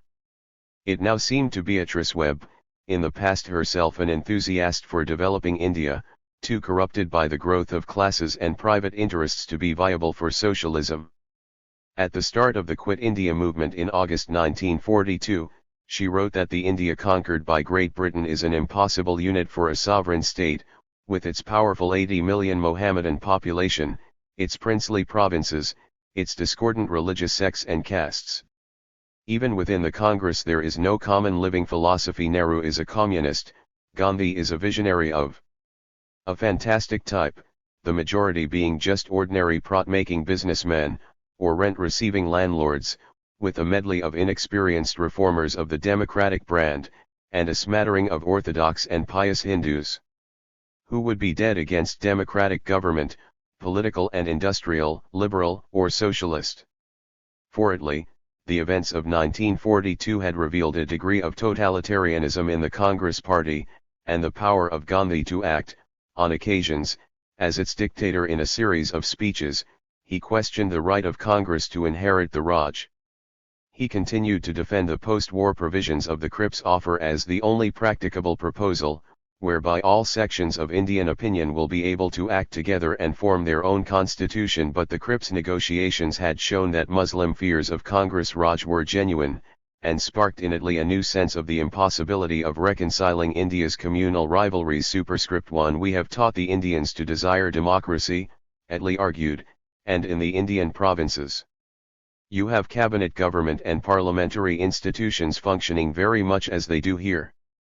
But the essential thing about democracy was not just its form but its spirit. For democracy to be introduced successfully in India, you must have a willingness to work a democratic system. Superscript 2 The Indians had not learned the lesson which we have learned in these islands, tolerance and civic virtue. Without these, It would be as useless to expect successful democratic government as it would be to anticipate any crop from a eld which had never been tilled or tended. Until it was possible to instill proper democratic values into India's political classes, well to stand dream where we are. Superscript 3 Attlee also continued to express doubts over the social representativeness of Congress, arguing that in granting self-government to dependent territories, all thoughtful people should be wary of handing over those who trust us to be exploited by sectional interests. Thus, according to Amory, Churchill came to regard Attlee as steady and fairly sound on the Indian issue. Indeed, Amory himself was sufficiently impressed by Attlee to recommend him to Churchill as the next viceroy. Attlee, he wrote, knew the Indian problem and had no sentimental illusions as to any dramatic shortcut to its solution. Attlee refused the offer, but in September 1943, Wavell, the viceroy designate, threw a spanner in the works by reviving the idea of bringing Indian politicians onto his executive. Churchill predictably insisted that victory was the best foundation for great constitutional departures, but Attlee too lined up with the die-hard elements, rather than with Halifax and Amory, who supported Wavell's plan. He told his colleagues that he agreed with the difficulty of having any dealings with Gandhi. Indeed, he was not very keen on having negotiations with the leaders of the political parties. We were more likely to make a successful approach to the matter if the centre was built up out of elements drawn from the provinces and the Indian states, rather than the political parties. When Wavell's proposal reached the War Cabinet in October 1943, other Labour ministers agreed. Morrison and Bevan were frightened over the Gandhi bogey and talked vaguely of social progress and setting the poor against the rich, wrote Wavell. Attlee and his colleagues professed anxiety to give India self-government, but would take no risk to make it possible. Superscript 1 In December 1944, Wavell suggested he should return home to discuss his plan again. Superscript 2 Amory told him that in considering the timing of his visit, the consideration which weighs most heavily with me is the desirability of Attlee being here. If we have got Attlee, he said, we have the strongest possible card to play with Winston. Superscript 3 But again Attlee was unhelpful. He and Morrison did their best to block or postpone Wavell's visit when Wavell insisted on returning to London in April 1945. He found Attlee openly hostile. Amory was puzzled by his Labour colleagues' change of attitude. He could not understand why the India Committee, seeing how far they had been prepared to go in 1942, should now hesitate. The main reason was Attlee's renewed distaste for the Congress leadership. He told Wavell and Amory that he was frankly horried at the thought of the substitution for the present government of a brown oligarchy subject to no control either from Parliament or electorate. What really mattered was the welfare of the great mass of the people. He was dismayed at the risk that we should hand over the people of India to a few very rich individuals who could control the political caucuses without responsibility to anyone. The new members would owe allegiance to an outside body and not to the viceroy, who would be forced more and more into the position of a Dominion Governor-General. Effective control, Attlee feared, would pass to an executive council responsible only to party caucuses. Thus when Anderson proposed that Wavell should LL his executive not with party leaders, but with the nominees of the provincial and central legislatures, Attlee was delighted. The scheme avoided the swamping of the viceroy's executive by party caucuses, and rested ultimately on election. It would take longer, but it was to be preferred to the reckless character of Wavell's scheme. Attlee's attitude, Amory wrote angrily, really hardly differs from that taken by Winston 10 years ago, namely that we cannot hand India over to Indian capitalists and exploiters. Attlee's protests, Cripps and Bevan's plans and the support of the RDP do not show that Labour had abandoned belief in Indian freedom, but they share a perception that something had gone wrong with Indian nationalism, and a concern to divert it from the sterile oppositional tactics of the Gandhian Congress towards the more constructive channels of nation building. In denning such constructive work, the Labour leaders fell back upon the paths which had brought their own party to prominence: local government, labour organisation, and practical social and economic reform, reinvigorated by new wartime impulses and commitments to planning and collectivism. It was these ideals which Bevan articulated to the party conference just before the 1945 election. Indian leaders must be gradually given more responsibility, but not through constitutional change, on which agreement with Congress lawyers was impossible to achieve, but through schemes of reform under the existing constitution, with some of our own personnel sent out to help them. They are NE agitators, he said of Congress, but they jib responsibility. Superscript 1. Fairly soon after Labour took office, these schemes were forcibly abandoned. Labour's RST move was to call fresh elections in India. These took place on the limited electoral rolls then available, though Cripps pressed for the release of the Congress Socialists still in detention, to ensure that progressive parties stood a fair chance of beating the Congress right. Superscript 2. Italy, still doubtful of the representativeness of Congress, also favored elections, as they would allow the newly elected representatives of the people and not merely the party leaders to be involved in constitution making. Indeed, he was in favor of ignoring the party leaders altogether, and summoning all 1,500 provincial legislators to a meeting to discuss the best method of advance. Superscript 3. When Wavell warned the cabinet that Congress might launch a fresh Quit India campaign if independence were not granted immediately after the elections, the old instincts of the Labour ministers still twitched. Bevan wanted to press on with the economic and social development of India and called for the government of India to put themselves forward as the champion of the poorer classes. Cripps lamented that his and Bevan's 1942 plans had been frustrated by India OFCE and government of India obscurantism. Let the trouble be between the masses and Indian capitalists. Instead of Indians versus the British government. Morrison told the cabinet he wanted improved publicity to allow Labour to reach the peasant over the head of the anti-British vested interests, and thought the government of India should set itself up as the poor man's protector and friend, since the leaders of the anti-British movement were all from the exploiting professional and money-lender classes whose policies did not serve the real interests of the masses. However, the elections put paid to these ideas. They confirmed the strength both of Congress, which won over 90% of the vote in the non-Muslim electorates, and the Muslim League, which won 89% of the Muslim vote, and all the Muslim seats in the assembly. All but one of the RDP's candidates were defeated, effectively ruling it out of consideration as an alternative to Congress.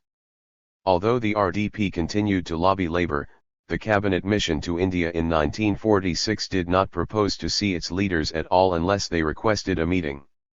When they did, making their usual demands for power, the Viceroy noted that he did not expect this to be taken seriously.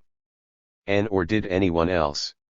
With Congress provincial governments in place, it was clear that it was now too late to introduce any socio-economic projects for its reform.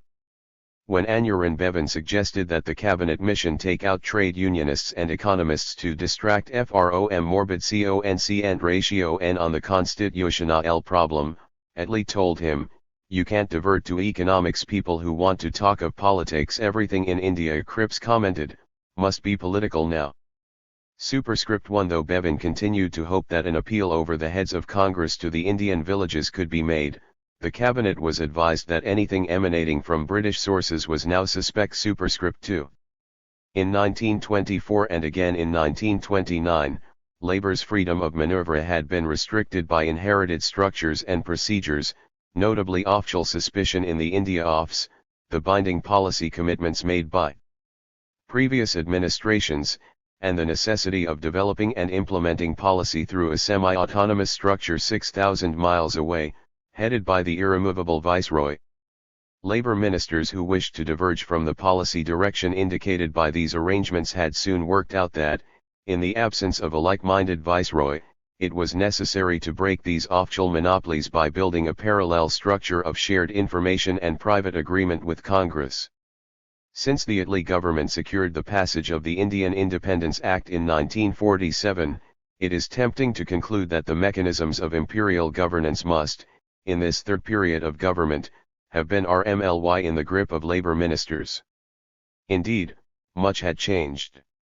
This time, Labour had a secure parliamentary majority and significant wartime governing experience. The coincidence of its electoral victory with the end of the war and the resumption of normal politics in India meant that few prior policy commitments stood in the way of a fresh start. Indeed, the Cripps offer, for all the fact of its rejection and the efforts of the Conservatives to rescind it, still stood as an irrevocable guarantee of a constituent assembly and dominion status. This time it was Labour's parliamentary opponents who were bound. Nonetheless, some aspects of the structure were familiar. At the India Office, the permanent Under-Secretary was now Sir David Monteith, who had served as Herzl's private secretary in 1924, and Ben's in 1929–31. The Labour Party had read a shot across his bows before the election, when Bevan told the party conference that one of Labour's RST actions would be to abolish the India Office and merge its work into the Dominion's Office superscript 3. This proposal was suspended until a political settlement was made, but Bevan still held that the India Office was steeped in the old traditions and called for the transfer of the constitutional problem to a wholly new set of officials. Attlee too thought the India Office was reactionary and out of touch, and Cripps remained convinced that it knew little of the real India between the cabinet and the Indian people. Cripps complained in November 1945, there was a great block of inexhibility, consisting of the Viceroy and the India Office. He wanted special advisers, such as Carl Heath of the ICG, appointed to leaven it. Though Monteith did not share Herzl's hostility to political progress, he did share his sense of the intractability of the problem. He thought Labour had not learned caution, and were too keen, as they had been in 1929, to plunge into Indian politics on purely a priori grounds and try to settle it without further ado. Even more problematic was the relationship with the Viceroy. The India League and its enlarged cohort of new Labour MPs had demanded that the new Secretary of State, Pethick Lawrence, summon the Viceroy and issue him with fresh instructions, but Pethick Lawrence, doubtless to the pleasure of the India Office, told them that in his RST few days he had learned that the Viceroy is not simply another civil servant. This was also Wavell's view of the relationship. In his RST letter home to the new government, he loftily gave Pethick Lawrence permission to visit India, provided he announced publicly before arriving that he had no policy objective in view. Like Monteith, Wavell was worried about Labour, believing its majority was too large and the ministers ignorant and hasty in their approach to India. Superscript 1. The Attlee government made several innovations to ensure that its own direction of policy was not restricted by the block of inexhibility. Attlee decided not to place a powerful minister at the India Office, choosing the ineffectual but amiable 74-year-old Frederick Pethick Lawrence, whom he had ruled out of consideration for government in 1940 because of his age. Superscript 2. Instead, the powerhouse of Attlee's Indian policy was the Cabinet's India and Burma Committee, chaired by the Prime Minister himself, and comprising Cripps, Pethick Lawrence, Ben, now Lord Stansgate, Ellen Wilkinson, and the Earl of Listowel, with Dalton attending for financial questions. A.V. Alexander, the Minister of Defence, and Viscount Addison, the Secretary of State for the Dominions, were added in the summer of 1946. Besides Attlee, it was Cripps who dominated its proceedings. It was he, rather than Pethick Lawrence, who chaired the committee in Attlee's absence. Superscript 3. The India and Burma Committee was the source of all the significant policy initiatives, and, on constitutional questions, the India Office became little more than a post office through which cabinet and viceregal exchanges passed on their way. Attlee and Cripps also decided early on that the Viceroy would not do. Cripps thought that he was in the hands of anti-Congress officials and did not have the political skills to secure a settlement on his own.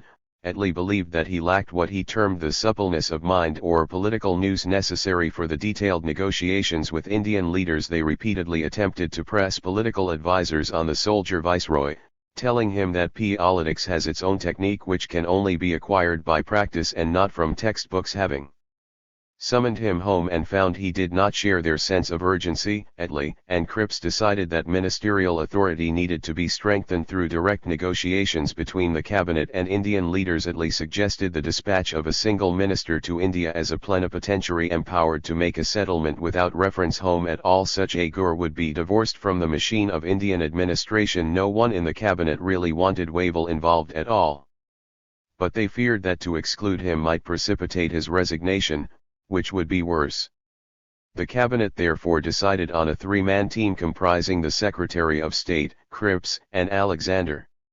To outweigh Wavell this time, In contrast to previous Labour governments, the ministers would be the men on the spot, able to invoke cabinet authority through the provision, at Cripps' insistence, of rapid teleprinter communication with London, unavailable in 1942 superscript 1. Once in India, Cripps frequently bypassed the officials and the viceroy in a strenuous parallel diplomacy made up of private chats, personal appeals and secret meetings, assisted by a team of informal emissaries, including Woodrow Wyatt, Major Billy Short, Agatha Harrison and Horace Alexander of the ICG, as well as an Indian, Sudhir Ghosh. These intermediaries were able to convey informally the views and concerns of the various parties, independently of officialdom, thereby building trust. The India Office staff and ICS were, Cripps told Wyatt, irrelevant. Quite frankly, it doesn't matter what they say because we are really doing the negotiations and keeping them out of it. Superscript 1. The personal connections established between Cripps and Congress in 1946, in Deance of Wavell and the ICS, came close to achieving the parallel structure that had eluded previous Labour governments. The government had realized early on that personal diplomacy would be needed to repair the bridges broken in 1942. Superscript 1. Superscript 2. It had dispatched a 10-strong parliamentary delegation to develop connections between the new parliament and India, including outright opponents of the Raj such as Sorensen, whose inclusion would have been inconceivable 10 years earlier. Superscript 1. Superscript 3. Cripps had also moved quickly to establish an independent channel of communication by private correspondence with India and especially with Nehru. Some of his Indian correspondence was shared with the India Office, but other letters were sent to Pethick Lawrence marked not for circulation in your department. Superscript 1. Not even Pethick Lawrence was allowed to see what Cripps wrote in reply. I am rather alarmed at S.C.'s regular correspondence with Congress people, Pethick Lawrence told Italy. He frequently shows me their letters to him but I never know what he writes to them. Superscript 1. Rebuilding links was not easy, however, for the Congress leaders had emerged from prison distrustful of Labour and Cripps in particular. Superscript 1. I have not yet got over Stafford Cripps' behaviour just after his visit to Delhi in 1942, Nehru told Menon on his release. It created a greater gulf between India and England than the action or inaction of any other individual in recent years. Superscript 1. From India, Agatha Harrison told Cripps himself that his actions in 1942 had shattered badly the faith of all the Congress leaders. It was one of the RST things Nehru raised when we talked. He said he could not understand how you could have said what you did. It has left a deep mark. On average, every day I have been here, someone has raised this matter. Superscript 1. Nehru's own response to Cripps' approaches provided a clue to what was needed. I can have faith in an individual but not in a machine, Nehru told him. Superscript 1. Cripps' solution was therefore to work independently of the official machinery to build a direct alliance with Congress. This could be counterposed to the official preference for the British government to stand above the conflict between Congress and the Muslim League, remaining neutral between them, a passive stance which Cripps was sure would guarantee a breakdown. We must at all costs come to an accommodation with Congresses, he wrote. We can get through, without the League if we have Congress, but not without Congress even if we have the League. Superscript 1. Superscript 1. In India, he exhibited a personal solicitousness to Congress leaders, fetching glasses of water for Gandhi, participating in Gandhi's meetings in the Harijan quarter and, probably for the RST time for a British cabinet minister, apologizing for British imperialism. Superscript 1. Superscript 1. Superscript 1. It's not your fault, Jayaprakash Narayan told him, it's just history. Superscript 1. Superscript 1. Superscript 2. Wavell completely misunderstood the reasoning for this, deploring Cripps' slumming with Gandhi, and continuous courting, atari and appeasement of Congresses. Superscript 1. Superscript 1. Superscript 3. In May 1946, the cabinet mission managed to get the agreement of both Congress and the Muslim League to a three-tier federation, in which the provinces should concede such powers as they wished to sub-federal governments, while foreign affairs, defense, communications, and finance would be reserved to a federal center. Superscript 1. Superscript 1. However, Jinnah had been assured that constitution making would be carried out by provinces meeting in sections which could only be altered by the consent of both parties. Congress, which disliked the prospect of the non-League provinces of NWFP and Assam, and the Sikhs in the Punjab, having constitutions forced on them by majority vote of the Muslim League provinces, had accepted Cripps' plan on the understanding that provinces would have the right to opt out of their allotted sections. When Jinnah called for the rejection of the Congress interpretation, the mission prevaricated, anxious to avoid a breach with Congress. Failing to gain satisfaction, and convinced that Congress was determined to collapse the three-tier system into a centralist two-tier system, Jinnah withdrew the League's acceptance of the plan, and the League resolved to resort to direct action to achieve Pakistan's Superscript 1. Superscript 1 matters were made worse at the end of August when Nehru was invited to join an interim government which was composed according to a formula which allowed Congress to nominate a Muslim. Further negotiations brought the League into the interim government in late October, but this was largely in order to continue the struggle for Pakistan from a position of Indians. Wavell insisted that the only way to reconcile the League was to press Congress to provide a guarantee that it worked the Constituent Assembly according to the grouping procedure. But Labour ministers feared that Wavell would push Congress too far, and precipitate a breakdown of the whole procedure. At a meeting of ministers on September 23, it was privately agreed that if anal attempt at persuading Jinnah to be made not by Wavell but under Labour's own auspices in the calmer atmosphere of London failed to bring the League Muslims into the Assembly, its work must go ahead without them. Superscript 1. Superscript 1. To placate Jinnah, the Labour ministers were prepared to accept Jinnah's interpretation of grouping, now backed by the legal opinion of the Lord Chancellor, and to tell Nehru that if the Muslims failed to join the Assembly, then the constitution it produced could be applied only to those parts of India it represented, and that some other means of ascertaining the wishes of the Muslim provinces would have to be found. Superscript 1. Superscript 1. At the conference in London it was agreed that the federal court should adjudicate in matters concerning the statement of May 16, and even though it was likely that the court would favour the League's interpretation of the provisions for grouping, Nehru attempted to persuade his colleagues to accept the compromise. Superscript 1. Superscript 1. But their eventual agreement was as cagey as the Congress's acceptance of the mission plan. Superscript 1. Superscript 1. For his part, Jinnah remained unprepared to cooperate with the distrusted Constituent Assembly, and stated his intention to work for Pakistan, within the British Commonwealth. Superscript 1. Superscript 2. In September 1946, Wavell told the cabinet that he could not expect to maintain control of India for more than 18 months.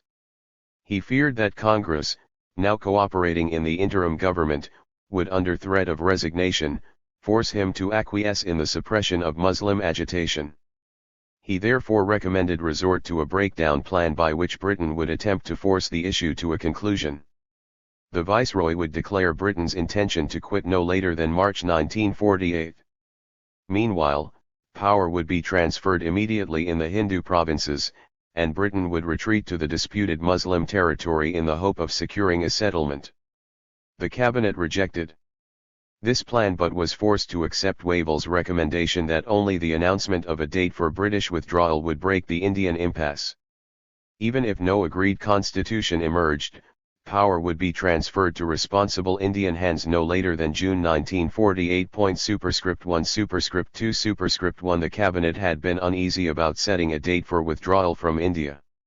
In May 1946, Cripps' suggestion that, in the event of a breakdown of negotiations, Britain should simply announce her departure in a year's time had been dismissed by his cabinet colleagues as not a practical policy, for it would fail to secure our main objective of averting administrative chaos. Superscript 1. Superscript 2. Superscript 2. In August 1946, Attlee himself had told the new governor of Burma that there was no advantage in setting paper dates. Superscript 1. Superscript 2. Superscript 3. Several ministers had expressed grave objections to the proposal when it had been made by Wavell. Superscript 1. Superscript 2. At Cabinet on December 31, Attlee's proposals were very widely criticized. Superscript 1. Superscript 2.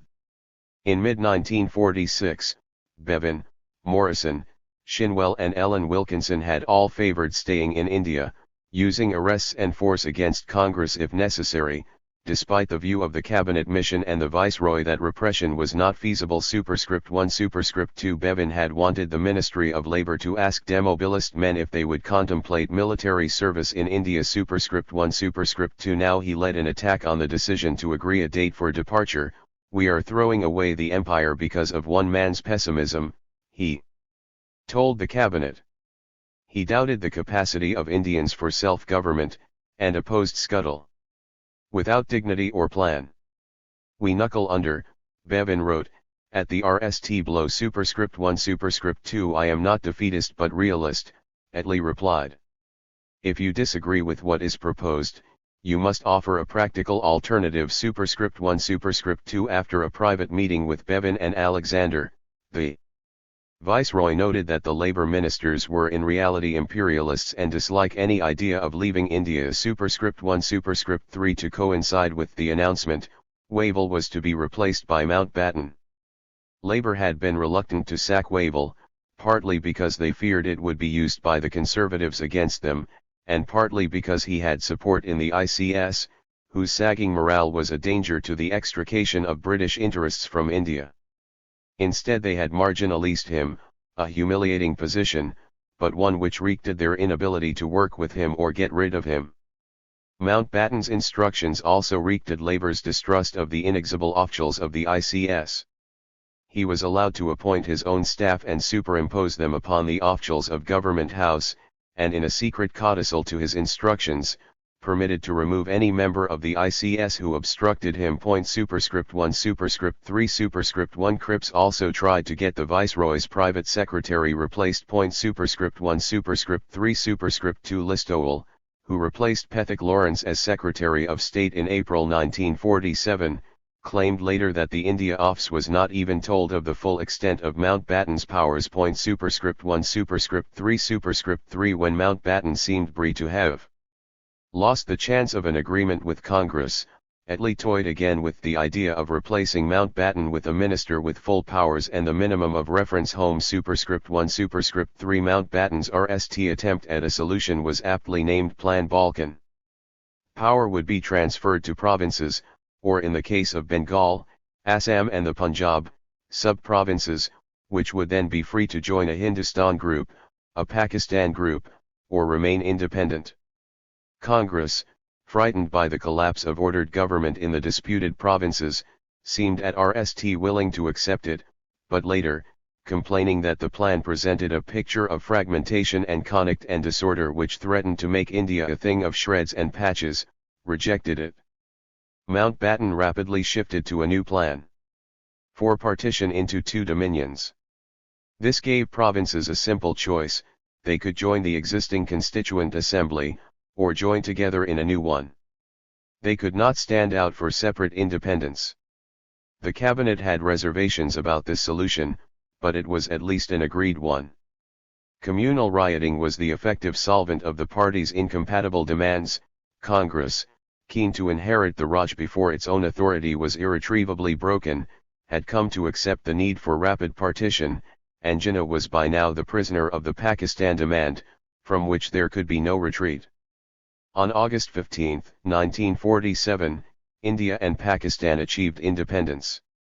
If you are in a place where you are not wanted, and where you have not the force, or perhaps the will, to squash those who don't want you, Hugh Dalton had written earlier in the year, the only thing to do is to come out. Superscript 1 Superscript 3 Labour's private feelings at the achievement of Indian independence were mixed ones. To me the solution falls far short of what I should have liked to see, wrote Pethick Lawrence, and yet it is far better than at one time I dared to hope. Superscript 1 Superscript 3 Labour had honoured its commitment to ending British rule and had also achieved an agreed departure, managing to avoid the humiliation of a scuttle like that from Palestine in 1948, which almost totally spared British lives and property. Had Britain not quit, Attlee wrote, the violence would have been infinitely worse and would have extended to all India and our people would have been the RST victims. Superscript 1 Superscript 3 At the same time, it was wishful thinking to pretend that the coming of Indian independence amounted to anything less than a defeat for most of the party's other pre-war objectives. Violent partition, even if chosen by the principal Indian parties, had always been considered by Labour to be an illogical and damaging solution. While diehards might console themselves with the reassurance that India had never really been a single nation, such thoughts were alien to Labour's conception of Indian unity. Labour hopes of reforming Indian nationalism in more socially and politically progressive directions were also stillborn. Power was transferred to parties whose claims to the allegiance of the Indian masses had never been tested by elections on the basis of universal suffrage. The Indian electorate remained largely illiterate and impoverished, and vulnerable to the types of communally driven, caste-ridden or corrupt electoral politics that Italy deplored. The worsened rioting that followed the announcement of the decisions of the Radcliffe Boundary Commission seemed to offer little more than the prospect of the fragmentation of India under communal pressures from the minorities, or of the growth of authoritarian one-party rule from the centre. I doubt if things will go awfully easily now, as the Indian leaders know little of administration, Attlee wrote privately. *1 Although Nehru's address to the Constituent Assembly had promised that democracy and socialism would be at the heart of the new India, there was no guarantee that India would follow his preferred path rather than that of Patel. Indeed, the history of the pre-war Congress suggested that land redistribution or public ownership would either be voted down by Congress leaders attentive to the interests of Indian industrialists, rural landowners, and the richer farmers, or dropped at the behest of Gandhians anxious to avoid dividing the traditional rural order. However, by the end of the 1950s, many of Nehru's social democratic promises had been unexpectedly realized, not wholly or in full measure, but very substantially. The reasons for this were complex. The deaths of Gandhi and Patel left Nehru free to establish a powerful planning bureaucracy, and the electoral hegemony of the Congress Party, of which Nehru regained the leadership in 1951, helped him to break some of the resistance of the local Congress parties, and establish the basic principles and commitments of what has come to be known as the Nehruvian state, the erosion of communal identities and caste discrimination through secularization. Representative democracy based on universal suffrage, and state-led industrial planning in a mixed, though largely state-built, economy. *1 This program, with its astonishing closeness to Labour's own ideals, naturally earned the latter's approval, though what was being admired was as much Labour's reaction as India. Approval of this kind had always been easy to give. Labour's Indian dilemma, chewed over since Keir Hardie and Ramsay MacDonald, had been a question of reconciling familiarity and authenticity. What was familiar turned out not to be authentic and vice versa. For all his radicalism, Nehru had proved a much more digestible nationalist than Tilak or Gandhi, because he had satisfactorily resolved this dilemma. India was, it turned out, set on the same historical path to modernity as everyone else, and the authenticity of this orientation was guaranteed by Nehru's discovery of India and earning, through the independence struggle and election, the right to speak for it. *1 The anomalies and inauthenticities which in the past had complicated this view of India were still there, not least among the large numbers of Indians for whom Nehruvian politics remained unintelligible, but they had been buried for the time being, and they did not trouble Labour. Indeed, for those of the 1930s and 1940s generation that knew Krishna Menon and Nehru best, faith in the Nehruvian state would extend to the defense of his daughter Indira Gandhi's emergency in 1975-7, on the grounds that it was necessary to protect the gains for the poor that the Nehrus had made. *1 Labour's preferred schemes for India had thus been set aside in the interests of a quick political solution, rather than abandoned through reaction, and then strangely validated by the successes of the Nehruvian state. Labour was able to decolonize without needing fully to abandon its traditionally held criteria of fitness for self-government. This is clear not just from the twitchings of Bevan, Morrison, and others over India, but also from the more considered policies adopted by Labour in other colonial settings where time seemed less pressing.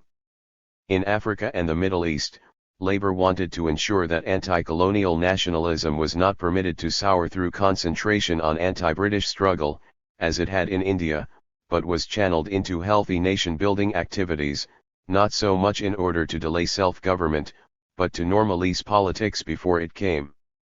The ideas that had been ditched in India were still thought useful. Attlee continued to see municipal government as a solvent of anti-British feeling and a means of developing constructive work.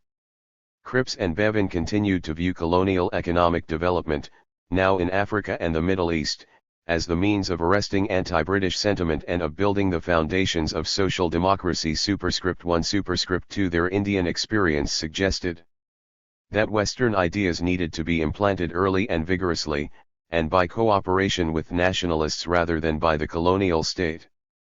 What such a perspective missed were the many ways that Indian democracy had been deepened and enhanced not so much by copying the British, as by guiding them. Legislative work, for example, which for Attlee was a necessary apprenticeship for Indian politicians, turned out to be less important than the techniques of popular mobilization and group empowerment developed by Gandhi, which Attlee had generally regarded as undisciplined and infantile. *1 Labour undervalued these products of the independence struggle, in part because it undervalued the struggle itself, with what Orwell termed its endless changes of front, line UPS, démarques, denunciations, protests and gestures. *1 The British left's continued sounding of the colonies according to its own ideals produced much effective anti-imperialism, to the degree that anti-colonial movements could plausibly be presented as socially progressive and modernizing, but was for this reason, as it had been in India, vulnerable to the boom and bust of artificially innated expectation and subsequent disappointment. The unanswered proposal was that of Gandhi. This had been hard to miss, for Gandhi was more open than many Indian nationalists to cross-cultural exchange, especially with those on the dissenting margins of their own societies. But it had also been hard to hear, since Gandhi only once after 1920 came to Britain to plead for it. As we have seen, too, he refused to authorize an organization to do so either, or imposed exacting conditions for such an organization which proved impossible to meet. As a result, Gandhi was well known in Britain, but not well understood. He was valued but only once translated. Many of those who tried to understand him effectively ramelded him in their own image, as Western, pacifist, social radical, or humanitarian. This was not always ineffective. It brought Gandhi to British audiences in a comprehensible way, though it was also susceptible to misunderstanding and disenchantment. It also stopped short of what Gandhi offered in place of the status which metropolitan anti-imperialists had generally enjoyed, a combined, experimental search for truth, on equal terms, based on mutual respect and openness to the possibility of learning about politics from unfamiliar sources. But outside the small circle of British Gandhians and Theosophists, hardly any of the metropolitan anti-imperialists really believed that Indians had anything to teach them about politics. The Gandhian dialogue would have required them not merely to learn, which they were not always unwilling to do, but also to unlearn much of what they thought they already knew.